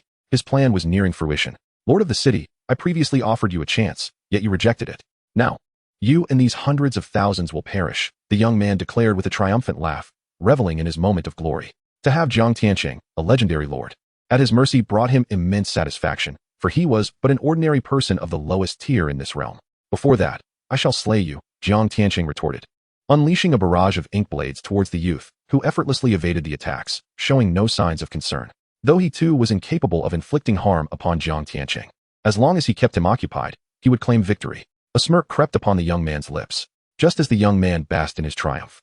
A thunderous dragon roar reverberated through the air, causing everyone to turn and witness a colossal six-armed demonic dragon soaring towards South Jiang City. Jiang Tianqing's eyes widened in shock. He sensed that this dragon's power far surpassed that of the amalgamated beasts. How could the Monster Protection Organization command such a formidable creature? What was this anomaly? The young man's expression shifted slightly. He knew well how the organization produced its powerful monsters, and it was clear that this dragon was not a mere amalgamation. The six-armed demonic dragon, Lord, is the familiar of the national champion, Xia Yu. One of Jiang Tianqing's teammates suddenly shouted. A few days ago, reports came from an outpost near a monster nest, indicating the presence of powerful adventurers and their familiars. Upon investigation, it was revealed that they were geniuses from Qianlong Academy, and one of them was this year's national champion, Xia Yu. Moreover, these geniuses are all legendary adventurers. Their destination was clearly Liberty City. I never anticipated they would return. With the support of 4 geniuses from Qianlong Academy, their chances of victory soared. Although an ordinary legendary team could only contend with a single legendary boss, the geniuses of Qianlong Academy were an entirely different matter, especially with the national champion Xia Yu among them. The appearance of the six-armed demonic dragon alone was sufficient to take down 2 legendary bosses. What? They are our allies? Jiang Tianqing rejoiced, recognizing the dragon's might. With the support of its master, they now had a fighting chance. At that moment, the six-armed demonic dragon lunged at an amalgamated beast, its powerful claws pinning it down.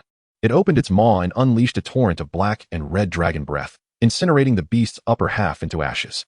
You have slain the amalgamated beast, legendary boss. Experience, 0. You have obtained the heroic grade skin of the seamstress. Xia Yu received a system notification and promptly commanded Death's Wing to eliminate all monsters. Yes, master. Death's Wing roared with excitement, finally granted the opportunity to unleash its wrath upon the invading monsters. Meanwhile, Imochi and her companions coordinated their efforts against another amalgamated beast. With their intricate teamwork and formidable assaults, the creature found itself on the brink of demise, likely to be defeated shortly. Su Buck. Eliminate the remaining 2 legendary bosses and assist them in clearing the invading monsters. Yes, master. The Frostbone Dragon and Buck summoned their subordinates from the Netherworld to aid South Jiang City in its defense. With the arrival of Xia Yu and his allies, the tide of battle shifted dramatically. Xia Yu's gaze fell upon the young man radiating an ominous aura. Jiang Chengzhu, is this individual affiliated with the Monster Protection Organization? Yes, we must not allow him to escape, Jiang Tianqing urged as he unleashed multiple skills to restrain the fleeing youth. The young man's face turned pale with fear as he realized the vast disparity between his strength and that of the suddenly emerged reinforcements from South Jiang City. If he remained, his fate would undoubtedly be sealed. Wind Spirit Bird, do not let him escape. Xia Yu summoned the Wind Spirit Bird from the Netherworld. As a flying lord of the undead, its power was not to be underestimated. It dashed forward like a phantom. The young man attempted to flee several times, but was thwarted by the Wind Spirit Bird, which ultimately knocked him to the ground. After several encounters, he was left battered and bruised. In agony, he glared at Xia Yu, seething, damn it. If it weren't for you, I would have completed my mission. National champion. Such a detestable genius. Why do you possess such exceptional talent while I am left with nothing? Xia Yu sensed the animosity directed at him and frowned slightly. He couldn't recall ever encountering this individual, making it difficult for him to comprehend the source of such hatred. For one aligned with the Dragon Kingdom, to seek to raise cities and slaughter innocents deserved death. How could one harbor such resentment? Dispose of him, Wind Spirit Bird. Xia Yu disregarded the youth's thoughts, focused solely on eliminating the threat. With a sharp cry, the Wind Spirit Bird flapped its wings, summoning a massive whirlwind filled with razor-sharp wind blades, capable of shredding anything to pieces. Oh my God, let the divine creations obliterate this wretched world. The young man's screams echoed within the whirlwind as a spatial rift emerged, unleashing powerful energy waves that dispersed the Wind Spirit Bird's vortex. Legendary? No, it is a quasi-mythical monster nest. Jiang Tianqing gasped in astonishment, staring at the nascent monster nest. He immediately called out to Xia Yu, "We must not allow the nest to form. Come, let us work together to destroy it. Let it form." Chapter 144, The Quasi-Mythical Monster Nest. What? Jiang Tiansheng gazed incredulously at Xia Yu, who had suddenly ceased all movement. Observing the energy fluctuations, he realized that this was a quasi-mythical monster nest. If it were allowed to materialize, they, as legendary adventurers, would stand no chance against it before the arrival of any divine intervention. One can only take advantage of the situation before it solidifies, directly stirring the energies to render it chaotic, causing its tier to diminish or vanish entirely. Otherwise, the emergence of a quasi-mythical monster's lair within the city would spell disaster, akin to a catastrophic fusion of monsters breaching the city walls. Please make a selection host. Choose to directly use energy to attack the spatial rift, causing the quasi-mythical monster's lair to vanish. Reward: Bone Spear skill upgraded to legendary level. Wait for the quasi-mythical monster's lair to manifest, and then eliminate all the monsters within. Reward: Blood Frenzy Comprehension level 3. Protect the quasi-mythical monster's lair as it appears, then withdraw. Reward: Charisma 10. Observing the third option, Xia Yu sensed the inclination for mischief within the system. Nevertheless, he opted for the second choice. Elevating the Bone Spear to legendary status was indeed appealing, but his proficiency with the Bone Spear skill was minimal. Thus, Comprehension level 3 presented a far superior option. Comprehension, as it were, becomes increasingly challenging to enhance as one progresses. After reaching level 50, some legends strive in vain to ascend to level 60, dedicating their entire lives without success. Take, for instance, the Shards of Rule Comprehension, where using a single shard may at most elevate one's level by 2, and at times not even by 1, contingent upon personal insight. Therefore, a significant disparity exists in strength among mythological beings, not limited to the quasi-gods and demigods. Even the might of higher mythologies utterly overwhelms lower ones. Rest assured, the junior has his own plans. Mochi and the others have also managed their section of the city wall. At this juncture, they were to assist Jiang Tiansheng, only to witness Xia Yu preparing to allow the quasi-mythical monster's lair to take form, which Jiang Tiansheng found incomprehensible. This was indeed a quasi-mythical monster's lair. You have not witnessed the might of the mythological. Even a quasi-mythical creature poses a formidable challenge for us legends. Surviving the encounter is one thing. But what of the populace below? Jiang Tiansheng exclaimed anxiously, wishing he could charge forth to confront the monster's lair, if only he were not alone. Quasi-mythical? Mochi and her companions exchanged glances, amusement dancing in their eyes. They vividly recalled the scene when Xia Yu vanquished a pseudo-god. A mere quasi-mythical creature would be akin to slaughtering a chicken or a dog. By now, they had unconditionally placed their trust in Xia Yu's judgments. Having witnessed his extraordinary prowess, boom, a surge of chaotic energy erupted from the spatial rift, writhing and distorting. It was too late. The birth of the quasi-mythical boss could no longer be averted. Witnessing this, Jiang Tiansheng's expression shifted, and with a clenched jaw, he turned to the prodigies of Qianlong School, declaring, "Since you are so confident, I shall entrust this boss to you. I must descend to evacuate the civilians." "Very well.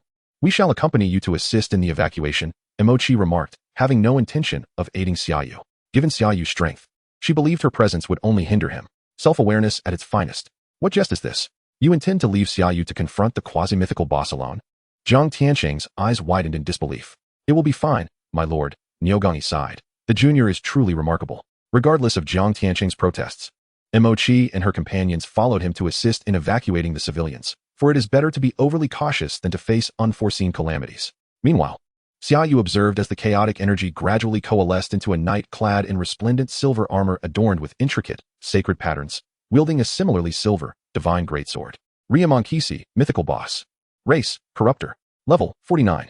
Strength, 248, 915. Agility, 235, 723. Wisdom, 240, 087. Talent, corrupted knight, a heart that guards all. Eroded into a monster beneath the black rain. Strength 20, 000. Agility 20, 000. Successful attacks inflict poison effects, dealing 10 points of all attribute poisonous damage per second for 10 seconds, stacking. Skills, Victory Charge, Cross Slash, Multi-Strike, Pure Guardian. Truly worthy of a quasi-mythical boss. Possessing attributes exceeding 200,000. Should it break through to level 50 and become a true mythical boss, it would rival even the quasi-gods of the battlefield of memories. Xia Yu mused, his eyes narrowing with a faint smile. Yet, ultimately, it remains a mere legendary boss, far too weak in comparison to true mythologies. With a flicker of the windbird, Xia Yu took a step back. Though he could easily dispatch the foe himself, as an exemplary necromancer, he deemed it more fitting to let his summons handle the task, as there was no need to involve himself in every matter personally. With a sharp cry, the wind bird lunged at the knight, its speed so astonishing that the boss barely registered the attack before being sent flying. The disparity in attributes was immense. Further exacerbated by the enhancement from the Holy Spirit, the power differential was insurmountable. As the wind bird unleashed its full might, the knight offered no resistance whatsoever, and soon was reduced to mere fragments. You have slain Riamankisi, mythical boss. Experience, 0. You have obtained the mythical Holy Judgment necklace. Holy Judgment, mythical. Level, 50. Wisdom, 45,000. Strength, 23,000. Power of Judgment. Allied units around you gain the Power of Judgment. Power of Judgment. Attacks inflict an additional 50 points of all attribute holy damage. Fortune smiles upon me. I have finally obtained a piece of equipment worthy of replacement. Xia Yu noted, glancing at the attributes of Holy Judgment, which was essentially a high-tier version of his current Shadow Blessing, and promptly equipped it. Now, let the remaining monsters reveal themselves. A promising beginning has ignited Xia Yu's anticipation for this quasi-mythical monster's lair. Suddenly, with a crisp sound, the spatial rift vanished abruptly, causing the quasi-mythical monster's lair to disappear as well. Selection completed. Reward, Blood Frenzy Comprehension, Level 3. Wait, just one boss? Xia Yu stared incredulously at the vanishing spatial rift, his lips quivering slightly. He had been awaiting the next boss, only for it to vanish entirely? Meanwhile, Jiang Tianqing stood in a daze, having witnessed the mythical boss with attributes exceeding 200,000 swiftly dispatched by the Necromancer's bird, with hardly a chance to retaliate. Now he understood why the three prodigies of Qianlong School placed such unwavering trust in that Necromancer. The national champion is truly astonishing, isn't it? Chapter 145, Intercontinental Teleportation Array. Subsequently, Xia Yu departed from South River City amidst Jiang Tianqing's heartfelt gratitude. Of course, Jiang Tianqing would report the assistance rendered by Xia Yu and others to the Dragon Kingdom, subsequently awarding them points. These points could be exchanged for entries into hero-level or higher challenge spaces or various equipment, serving as a widely accepted currency among practitioners in the Dragon Kingdom. With the monsters dispersed, the teleportation array would also become operational. It appeared that the members of the Monster Protection Organization had already learned how to influence the use of the teleportation array. One could only wonder how long it would take for the state to ascertain the methods by which they manipulated the teleportation array and respond accordingly. Mochi sighed. Teleportation arrays were exceedingly common in the Dragon Kingdom, especially as the outskirts were rife with monster lairs, posing significant dangers. Generally, practitioners or ordinary citizens wishing to travel to another city would require the use of a teleportation array. Furthermore, national defense relied on these arrays to a considerable extent. After all, with the multitude of cities in the Dragon Kingdom, not every city could be defended by legendary or even mythical powers. Typically, legends and mythical beings would be summoned for assistance only after incidents occurred. Should the teleportation arrays become inoperable, it could significantly reduce the number of cities available. Indeed, annihilating the Monster Protection Organization is not entirely out of the question, Xia Yu remarked abruptly, harboring no fondness for this organization whatsoever. It's not that simple. If it were, the state would have eradicated them long ago. They are too deeply entrenched. The group sighed, but they utilized the teleportation array to return to Qianlong Academy. Upon their arrival, the four were summoned to the principal's office, where Qing Mo awaited them. Welcome back. Those two fellows from Liberty City have lodged a complaint against you. Was it your doing? Qing Mo inquired with a smile. Absolutely not. Mo Chi and the others vigorously shook their heads, unwilling to admit guilt. Once we exited, the challenge space vanished on its own, Xia Yu replied nonchalantly. Upon hearing this, Mo Chi and the others glanced at him in astonishment. Xia Yu shot them a sidelong glance, stating, "It was only us who entered. None of the Blood Soul Guild members came out. It's impossible to conceal that. Besides, we all returned to the Dragon Kingdom." "Ah, you." Qing Mo sighed, shaking his head. "Aren't you afraid those two mythic professionals will come looking for trouble?" "What is there to fear?" Xia Yu replied with confidence. "Mythic beings are not necessarily our adversaries."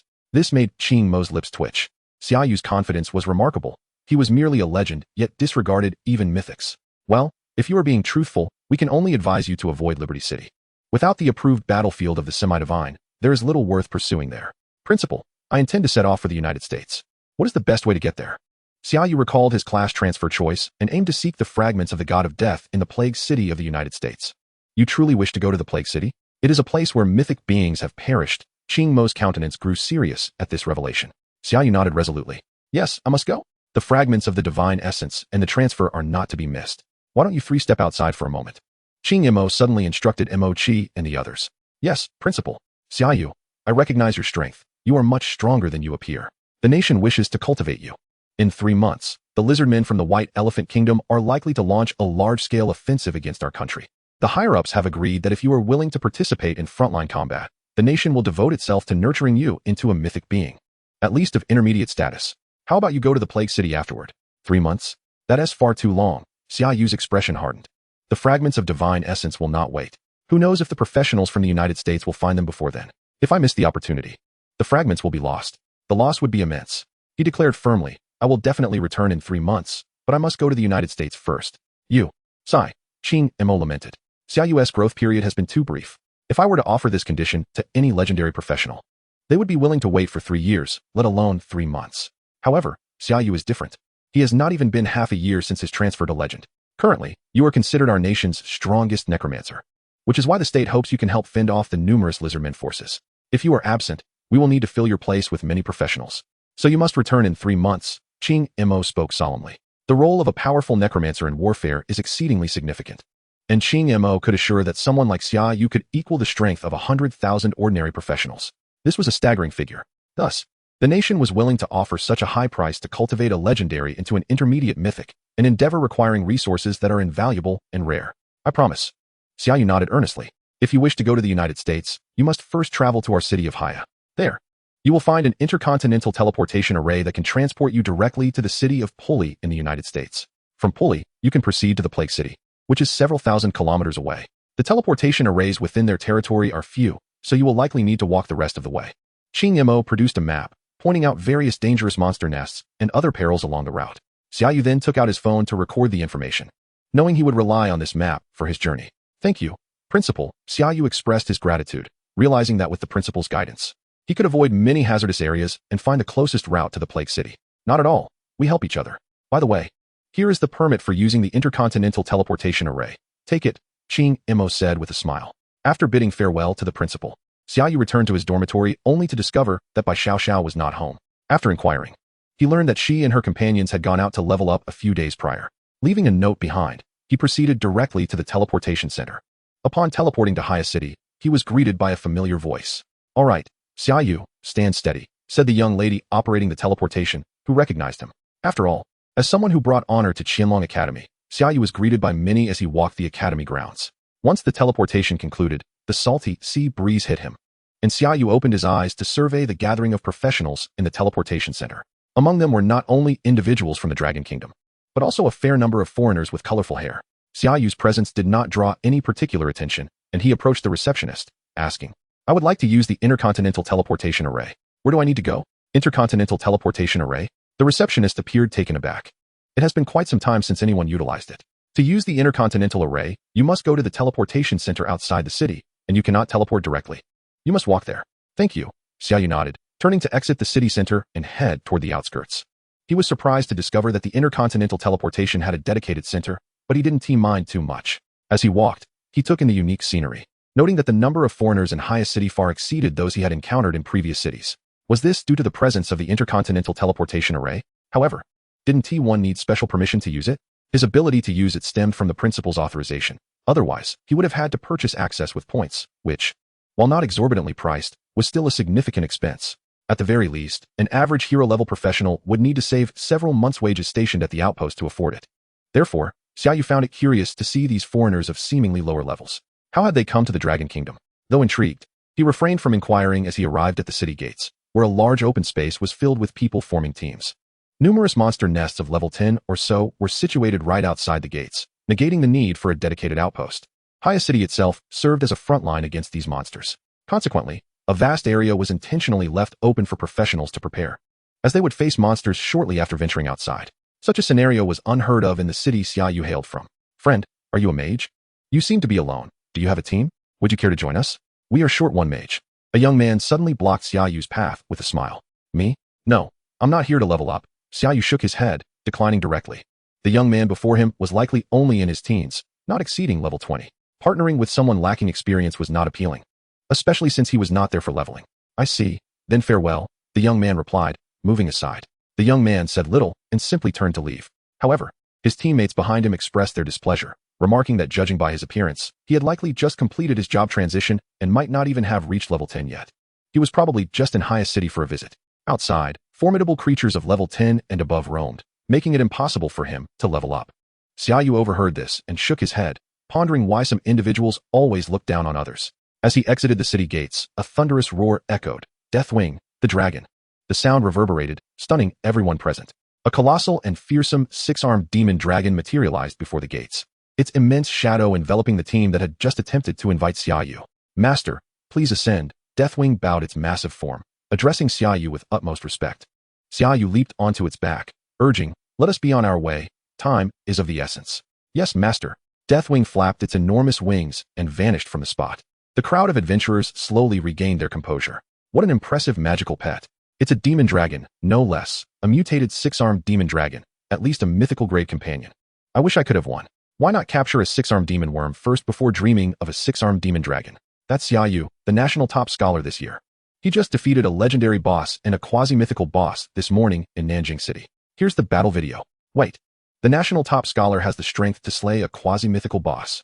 Everyone pulled out their phones to search for Xia Yu, quickly finding the battle footage from that morning in Nanjing City, showcasing him mercilessly slaying a legendary boss and a formidable wind spirit of the undead. As they watched, gasps of astonishment filled the air. Meanwhile, the one who had been boasting moments ago felt a chill run down his spine, realizing the folly of his earlier words. The Intercontinental Teleportation Center was not far from Haya City. Thanks to Deathwing's speed, Xia Yu soon arrived at a cave adorned with magical arrays, including defensive and aggressive formations. There were no monster nests nearby, as a dedicated patrol team had cleared the area of any lurking threats. When Xia Yu instructed the dragon to descend, the patrol team was taken aback. A demon dragon is approaching the teleportation array. Quickly stop it. But soon they realized they could not see the dragon's attributes, indicating it was a player's magical pet. The patrol team collectively sighed in relief. Their strongest member was only of hero rank and stood no chance against the dragon. However, a player's pet posed no threat. Hello, please dismount. This is the Dragon Kingdom's Intercontinental Teleportation Center. Magical pets cannot enter, the patrol team leader shouted to Xia Yu. Having already commanded Deathwing to land, Xia Yu promptly recalled the dragon. Greetings, I am here to use the Intercontinental Teleportation Array. The patrol team members were taken aback at Xia Yu's appearance. He was astonishingly young. To wield a mutated demon dragon at such an age promised an extraordinary future. The Intercontinental Teleportation Array operates at the beginning of each month, requiring prior reservation for the next month's usage. The patrol team leader politely explained this to Xia Yu. Next month? Xia Yu furrowed his brow. The principal had not mentioned this requirement. He had only instructed him to bring the teleportation permit. Moreover, with over 10 days until next month, waiting this long seemed excessive. Of course, if you possess a special teleportation permit, you need not wait until next month. The patrol team leader glanced at Xia Yu with concern, fearing he might provoke the young man. A special teleportation permit? Is this what you mean? Xia Yu produced the permit given to him by the principal. Yes, that is indeed it. Please, come in, the patrol team leader sighed in relief. With the permit, everything was resolved, and they could smoothly facilitate the departure of this esteemed individual. Following the patrol team, Xia Yu navigated through various magical arrays, entering the cavern. He immediately understood why the Intercontinental Teleportation Center was located outside the city. This mountain had been hollowed out for kilometers, filled with intricate formations exuding spatial energy. It was evident that the vast distance of intercontinental teleportation necessitated such a grand array. Xia Yu felt a twinge of embarrassment, realizing it was rather wasteful to activate such an immense teleportation array solely for his journey to America. Nevertheless, due to his special teleportation permit, the staff efficiently began to activate the colossal magical array, while Xia Yu stood alone within it. America, here I come. Chapter 147, Arrival in America. The teleportation array activated, prompting speculation among the staff at the American Teleportation Center. A figure appeared at the center of the array, leaving everyone momentarily stunned. Just one person? To use the Intercontinental Teleportation Array? What an extravagant display. Even with a special teleportation permit, they had expected at least a team of adventurers to utilize the array. Someone among the crowd recognized Xia Yu. He is our Dragon Kingdom's national top scholar, Xia Yu. Hasn't he only been around for a few months? Why is he in America? Isn't the exchange student already here? Is he here for the exchange program? Xia Yu, the national top scholar, in America for an exchange program? Could it be that influential figures back home were aware of the challenges faced by this year's exchange students and had dispatched him for assistance? As discussions ensued, one staff member approached Xia Yu. Xia Yu, what brings you to America? I intend to travel to the Plague City, Xia Yu replied casually. What? You wish to go to the Plague City? That place is notorious for monsters capable of slaying mythical beings. The staff member stared at Xia Yu in disbelief. How could this young man be so audacious? Fear not. I am more than capable, Xia Yu stated, not wishing to elaborate further. Then I shall take my leave. I am pressed for time. Xia Yu exited the teleportation array, preparing to depart the center. However, one staff member jogged after him, saying, Xia Yu, this is your first time in America, isn't it? Xia Yu nodded. I need to inform you of some matters regarding America. There are many addicts here, so do your best to avoid them. Additionally, we Dragon Kingdom citizens often face extortion and robbery. If confronted by a powerful adventurer, it is best to comply. The staff member offered a wry smile. Since the game arrived, America has descended into chaos. Although it is called a country, each city operates independently. There is a powerful adventurer who has forcibly unified them, but the reality is still fragmented. Unlike the Dragon Kingdom, which maintains relative order within its cities, the urban areas of America are quite disordered. I see. That is quite reassuring, Xia Yu replied with a smile. Strength reigns supreme, correct? I fear no one. Even if the mythical beings of America conspired against me, I could utilize spatial teleportation to escape. That is, of course, impossible. 1 or 2 mythical beings. That would merely be sending ingredients to the kitchen. Then I wish you good luck. The staff member said as they escorted Xia Yu out of the Intercontinental Transmission Center and turned back. The visitor was a professional from the homeland, who had come specifically to offer a reminder. What happened next was entirely up to the other party, and did not concern him. As Xia Yu departed the Intercontinental Transmission Center, he contemplated summoning the dragon to fly directly to his destination. However, considering that he was in a foreign land, it seemed prudent to refrain from being overly ostentatious. There was no fear, but seeking trouble was unnecessary. With this thought in mind, Xia Yu began to sprint with his impressive agility and strength, rivaling even the mightiest of warrior assassins.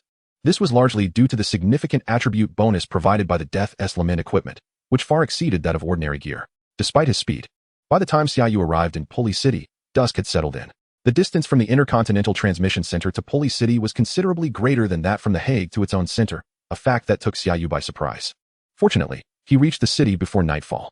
After paying the entrance fee, he stepped into Pulley City, which bore a striking resemblance to the architectural style of the Dragon Kingdom, yet was bustling with people of various complexions. Xia Yu, blending in with the crowd, did not stand out excessively, except for a few Asian aesthetic admirers who cast lingering glances in his direction. For the most part, he was just another ordinary male practitioner. As night descended, Xia Yu resolved to rest for the evening and set out for the Plague City the following day. Reflecting on the fierce battles he had experienced and the subsequent defense of a city before his arrival in America, he felt a sense of fatigue weighing on his spirit. Since he was already in America, it seemed reasonable to delay his journey to the Plague City until tomorrow. He opened the map of Pulley City, navigating to the finest and within the city limits. As he walked, he noticed a marked decline in the number of pedestrians, and the surrounding buildings appeared increasingly dilapidated. Had he inadvertently wandered into an unstable area? Xia Yu was aware that within American cities, there were designated zones for housing unstable individuals, predominantly gang members and addicts, with crime rates soaring in comparison to more regulated areas. It appeared that the navigation system had led him astray. Although the inn was undoubtedly of high quality, Xia Yu had unwittingly traversed through a dangerous region, as the most direct route had been recommended. Nevertheless, he was unconcerned. After all, even with a high crime rate, it was unlikely that they would target him directly. Instead, he found himself intrigued by the shadowy corners where peculiar individuals were energetically gyrating, clearly under the influence. Some were sprawled on the streets, while others, clad in hoods, wandered aimlessly with lowered heads. It seemed they had taken an interest in him. A quick glance revealed that several men had begun to circle him, closing in. Though Xia Yu stood at a height of around 1.8 meters, the imposing figures surrounding him towered above, each exceeding 2 meters in stature, and all of them practitioners, albeit older and of lower levels.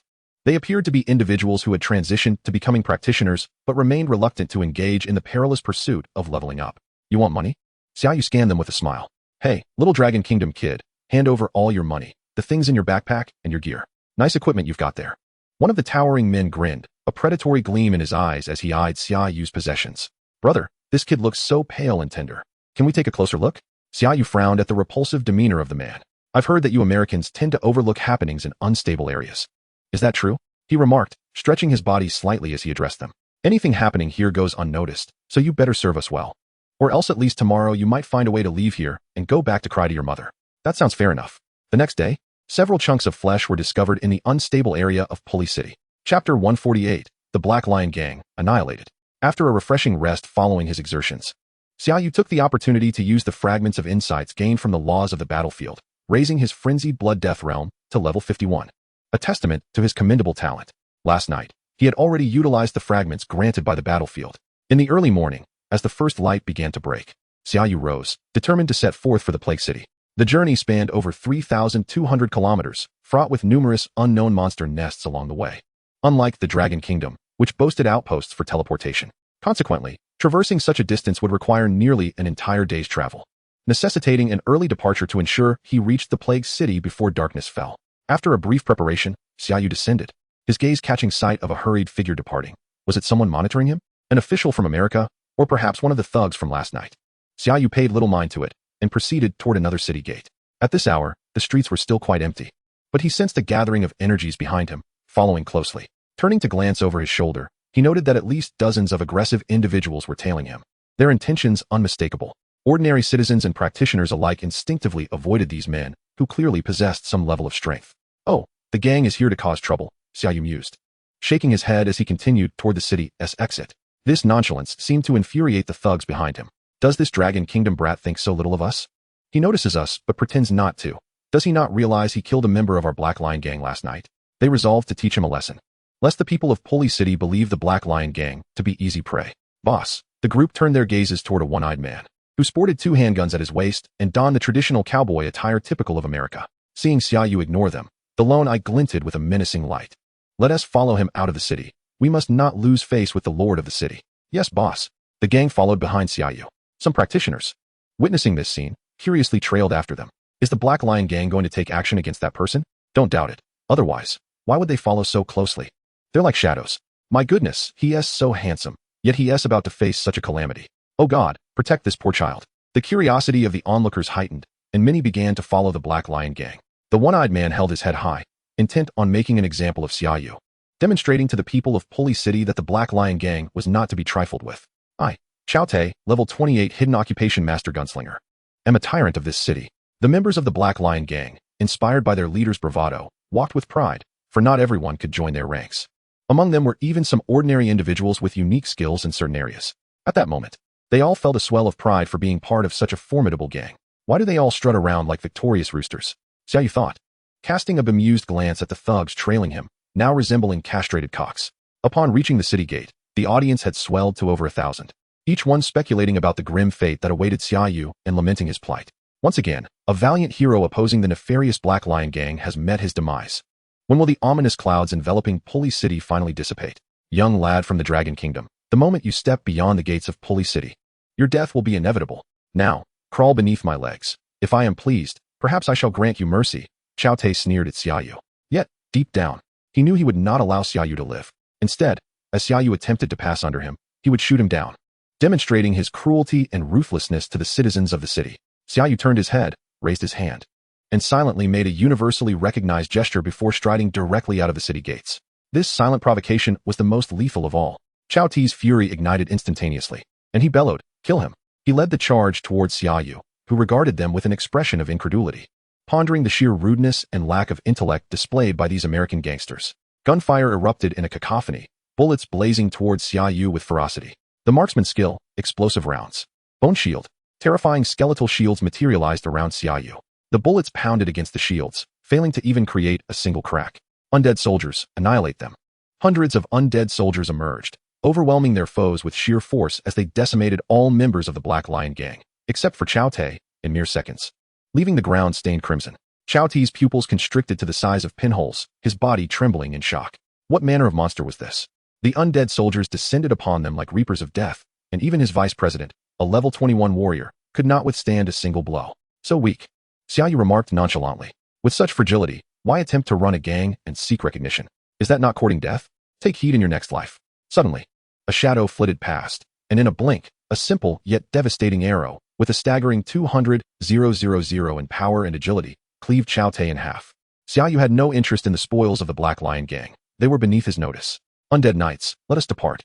Xia Yu chose to ride upon the skeletal steed of an undead knight rather than traverse the distance to the plagued city on foot.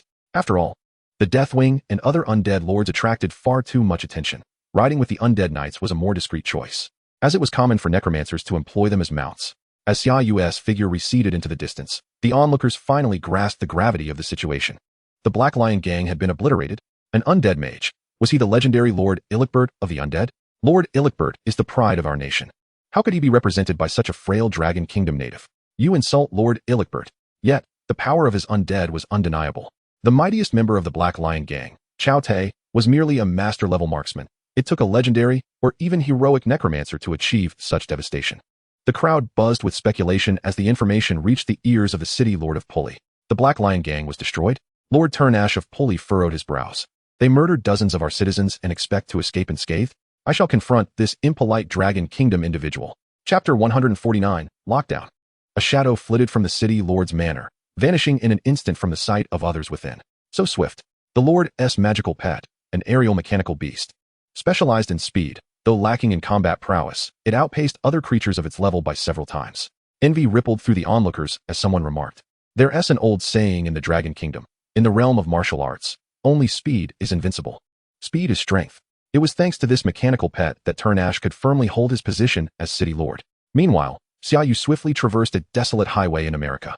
Observing various monsters lurking along both sides of the road, even in the middle, a cursory glance revealed that most were of lower levels, incapable of keeping pace with the undead knights, thus posing no threat. Even those that dared obstruct the knights would be trampled underfoot. Higher-level monsters had yet to appear. It was only in the latter segments that master-level and potentially heroic or unknown monster nests would necessitate caution. Xia Yu opened his phone, though now devoid of internet. The map feature had been downloaded, and meticulously reviewed the information, committing it to memory. 2 cities lay along his route, but Xia Yu opted to bypass them, deeming the detours unnecessary. Such incredible speed. This is not something a heroic-level necromancer could possess. Turnash, soaring above on his mechanical beast, narrowed his eyes at the rapidly moving undead knight below, whose speed rivaled that of his own heroic-level pet, a legendary necromancer. Turnash's eyes contracted slightly. If that were the case, confronting him to exact vengeance would be futile. They had already crossed Holy City's boundaries, and any news of their demise would not reach back. Dying would be in vain. With this thought, Turnash's expression softened considerably. Although he had failed to capture this Dragon Kingdom individual who had dealt a blow to his authority, since he was already here, engaging in a brief conversation would not be amiss. Given that America boasted the powerful necromancer Elementalist, there was an inherent respect for necromancers. Fostering a friendship with a formidable necromancer would be quite prestigious, even if he hailed from the Dragon Kingdom. With this in mind, Turnash directed his magical pet to descend. Xia Yu noticed the peculiar figure approaching him. A machine? A mechanical creature? Xia Yu raised an eyebrow, intrigued by this machine resembling something out of a movie. Honestly, it looked rather impressive, and he felt a twinge of desire. Yet, he could not discern its attributes, nor did he fail to notice the golden-haired middle-aged man atop it. Feeling a pang of envy at such an impressive mechanical pet, while his own Deathwing and Frost Lich were equally striking, they lacked the unique allure of the mechanical creature. Lord Turnash of Poli, does this friend from the Dragon Kingdom have urgent matters to attend to? Turnash inquired politely. Given the favorable demeanor of his counterpart, Xia Yu replied, I am Xia Yu from the Dragon Kingdom. Indeed, I have some matters to address, though it would be inappropriate to disclose them. While Xia Yu responded courteously, he pondered whether this individual sought him out due to the recent gang incident. After all, it involved numerous lives. Should he choose to act against him, Xia Yu would not hesitate to retaliate. Today, a friend aided me in eliminating the Black Lion gang, and I specifically came to express my gratitude. There are matters in the city that I cannot interfere with, Turnash began, expressing thanks and subsequently revealing an expression of embarrassment, as if the existence of the Black Lion gang had compelled him to refrain from acting against them. To think he came simply to express gratitude? Xia Yu was genuinely taken aback. It was a trivial matter. I must take my leave. With that, Xia Yu had no intention of prolonging the conversation, as he was pressed for time. Observing Xia Yu's urgency, Turnash pondered briefly before speaking. My friend, you are not intending to travel to the Plague City, are you? Xia Yu raised an eyebrow, surprised to be guessed correctly. Was he prepared? A sense of wariness washed over him as he regarded Turnash. Turnash quickly waved his hand and said, in the past week, there have been rumors that the City of Plague has discovered something extraordinary. Many have already set out to seek it, and even the Divine Enlightenment Guild has dispatched 2 legendary figures, including Elementalist, the legendary necromancer, to investigate. Therefore, I can surmise the direction you intend to take. Has anyone found fragments of the Death Divine aspect from the City of Plague a week ago? Xia Yu's pupils constricted in shock, though he kept his astonishment to himself. A sense of urgency began to grip him. If someone were to acquire the Death Divine aspect fragments before him, his endeavor would be in vain, resulting not only in the loss of his professional ascension, but also the chance to claim the fragments that were destined for him. He had to hasten his pace. My friend, if you truly wish to venture to the City of Plague, I would advise against it. The Divine Enlightenment Guild is exceedingly tyrannical with their presence. Other adventurers will hardly obtain a share, and it might even bring about dire consequences, Turnash cautioned, employing a Chinese idiom to strengthen his rapport with Xia Yu. Thank you for the warning, but I must proceed, Xia Yu replied, disregarding Turnash's attempts to dissuade him. He urged his undead knight to accelerate, even summoning the Holy Maiden Ghost to enhance the knight's speed. In the blink of an eye, he vanished from Turnash's sight, causing Turnash's eyes to widen in disbelief. The knight's speed had increased by a factor of 1 or 2.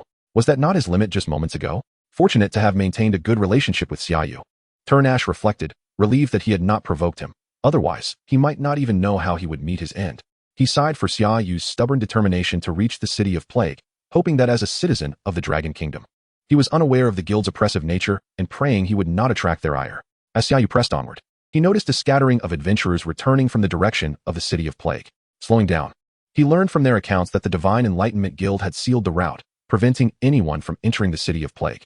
With the guild and its numerous affiliates blocking multiple entry points, it was clear that they were asserting their dominance. How brazen of the Divine Enlightenment Guild to monopolize access to the City of Plague. The Constitution does not grant anyone exclusive rights to it, unless you intend to guard it against the vermin that emerge annually. Voices of dissent rose among the adventurers, their anger directed at the guild members standing in their way. The guild members remained unyielding, coldly observing the uproar. A burly man stepped forward, his azure eyes scanning the crowd as he bellowed, "Today, we of the Divine Enlightenment Guild will seal the City of Plague. The higher-ups have decreed that no one may enter. Anyone who causes trouble will be dealt with ruthlessly." At the mention of violence, the crowd fell silent, some retreating in fear while others clenched their teeth, unwilling to back down. Many among them were adventurers who had long struggled to break through to the hero tier, seeking treasures that could procure legendary ascension gems and even greater rewards. Rumors circulated that divine aspects lay within, and acquiring such a prize would allow for ascension without the need for gems, significantly enhancing one's power and potentially leading to becoming a demigod among the legends. This prospect was an irresistible temptation for those who sought strength. You guild members may find yourselves facing a collective lawsuit from those you have turned away today. I shall relish seeing if you can afford the consequences. One adventurer defiantly declared, though he knew it was a lofty challenge, yet nevertheless a legal one. However, the world had changed drastically. The burly man suddenly laughed coldly, his eyes ablaze with fury as a violent aura emanated from him, a hidden class of berserker. His temper had been frayed by these ignorant adventurers for far too long. Besides, the orders from above were clear. If anyone refused to leave, they would be eliminated without hesitation. With a resounding crash, the burly man launched himself at the speaker, crashing into him with the force of a cannonball. In an instant, the man was reduced to a puddle of flesh, blood splattering onto those nearby. The burly man, with crimson eyes, surveyed the terrified crowd and sneered, "Leave, or die." Screams erupted as more fled, but one person boldly advanced towards him, seeking their demise.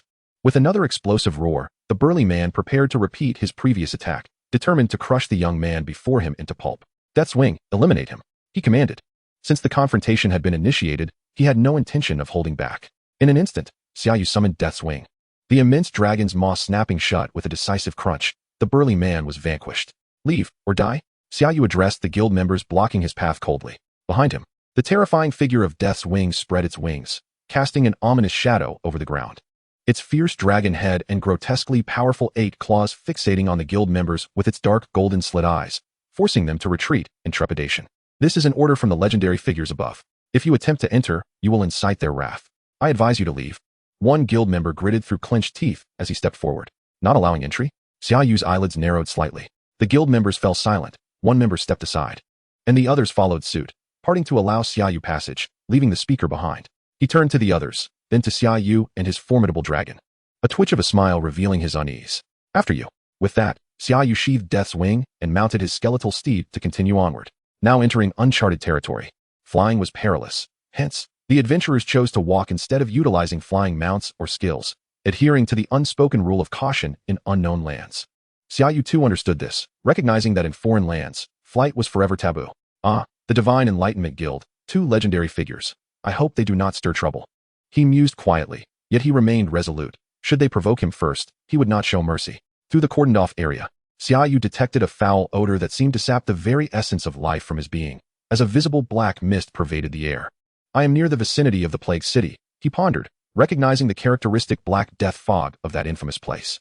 Adventurers who dared to enter would be incessantly afflicted by poisonous gas, and if they could not recover or employ alternative means to temporarily shield themselves from the toxins, they would easily succumb to death. Yet, Xia Yu paid little heed to this. The damage was trivial compared to the restorative power of the Sanus's sacred aura, which rendered such concerns insignificant. What truly occupied his thoughts was his approach to the Plague City, where he aimed to seek the god fragment of death. Where could it possibly be? Xia Yu sighed, realizing he had no leads in this regard, and could only proceed step by step. As twilight descended, the crumbling skyscrapers loomed like monstrous specters in the enveloping darkness. Xia Yu also observed a staggering multitude of large black rats scuttling through the streets. Great black rat, common. Race, black rat. Level, 17. Though feeble, these creatures commanded Xia Yu's respect. Their sheer numbers surged forth like a black tide, numbering in the tens of thousands, with countless more scattered throughout the Plague City. Even a mythic being would find it perilous to remain stationary, for they could easily be overwhelmed by this horde. Each winter, these rats would emerge from the plague city, leaving desolation in their wake as they spread for thousands of kilometers. A phenomenon referred to as the Black Calamity by the people of America, an event beyond human control. Thus, no cities existed within this vast expanse. Only remnants of what once was, now transformed into ghost towns.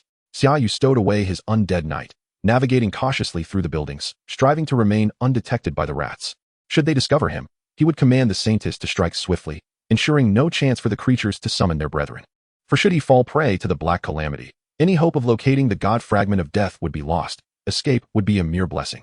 How audacious of someone to slay a member of the Divine Enlightenment Guild and venture into the Plague City, especially a necromancer like myself. Intriguing. But I, Illichbert, shall make you aware of why I am known as the god of the undead. Chapter 151. Encounter with the Divine Enlightenment Guild.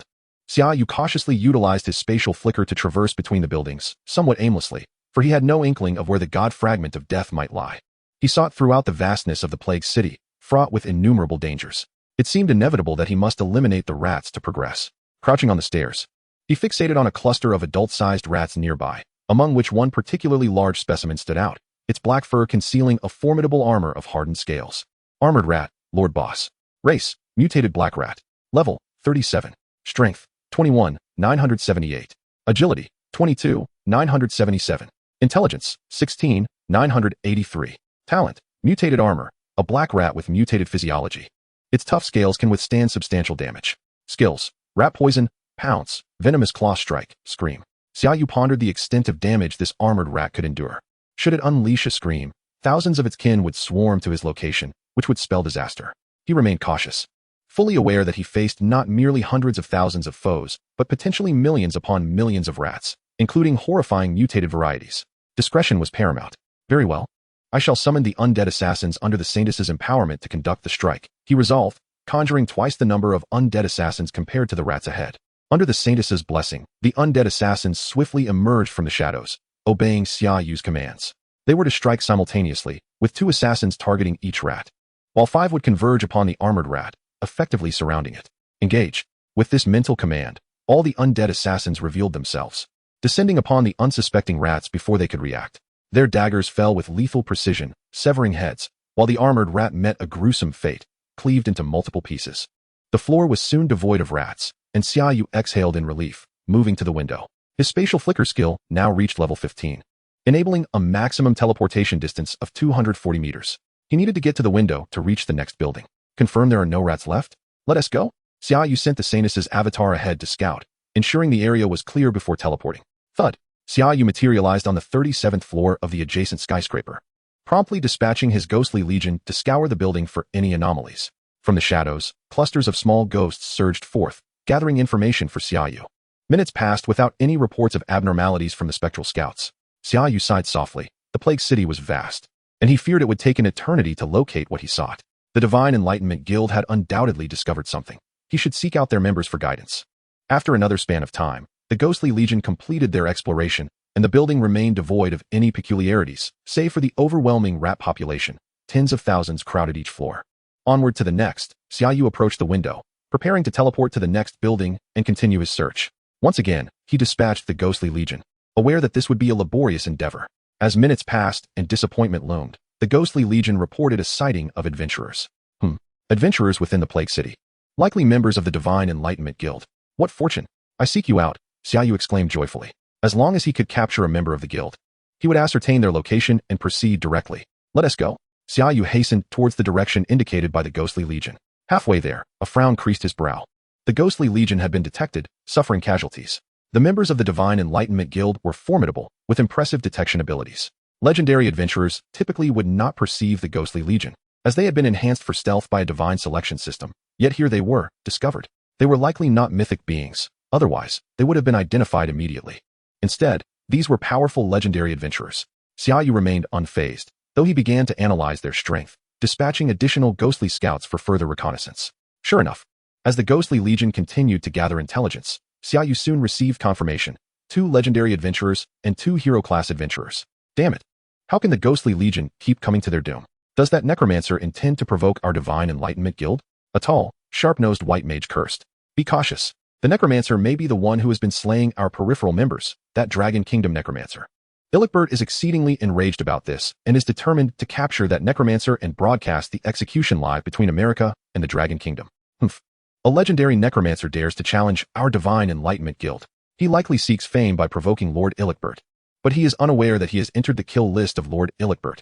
Several professionals erupted in cold laughter, asserting that the reputation of the Divine Awakening Guild and Lord Illichbert is not something that mere strays can tarnish for the sake of publicity.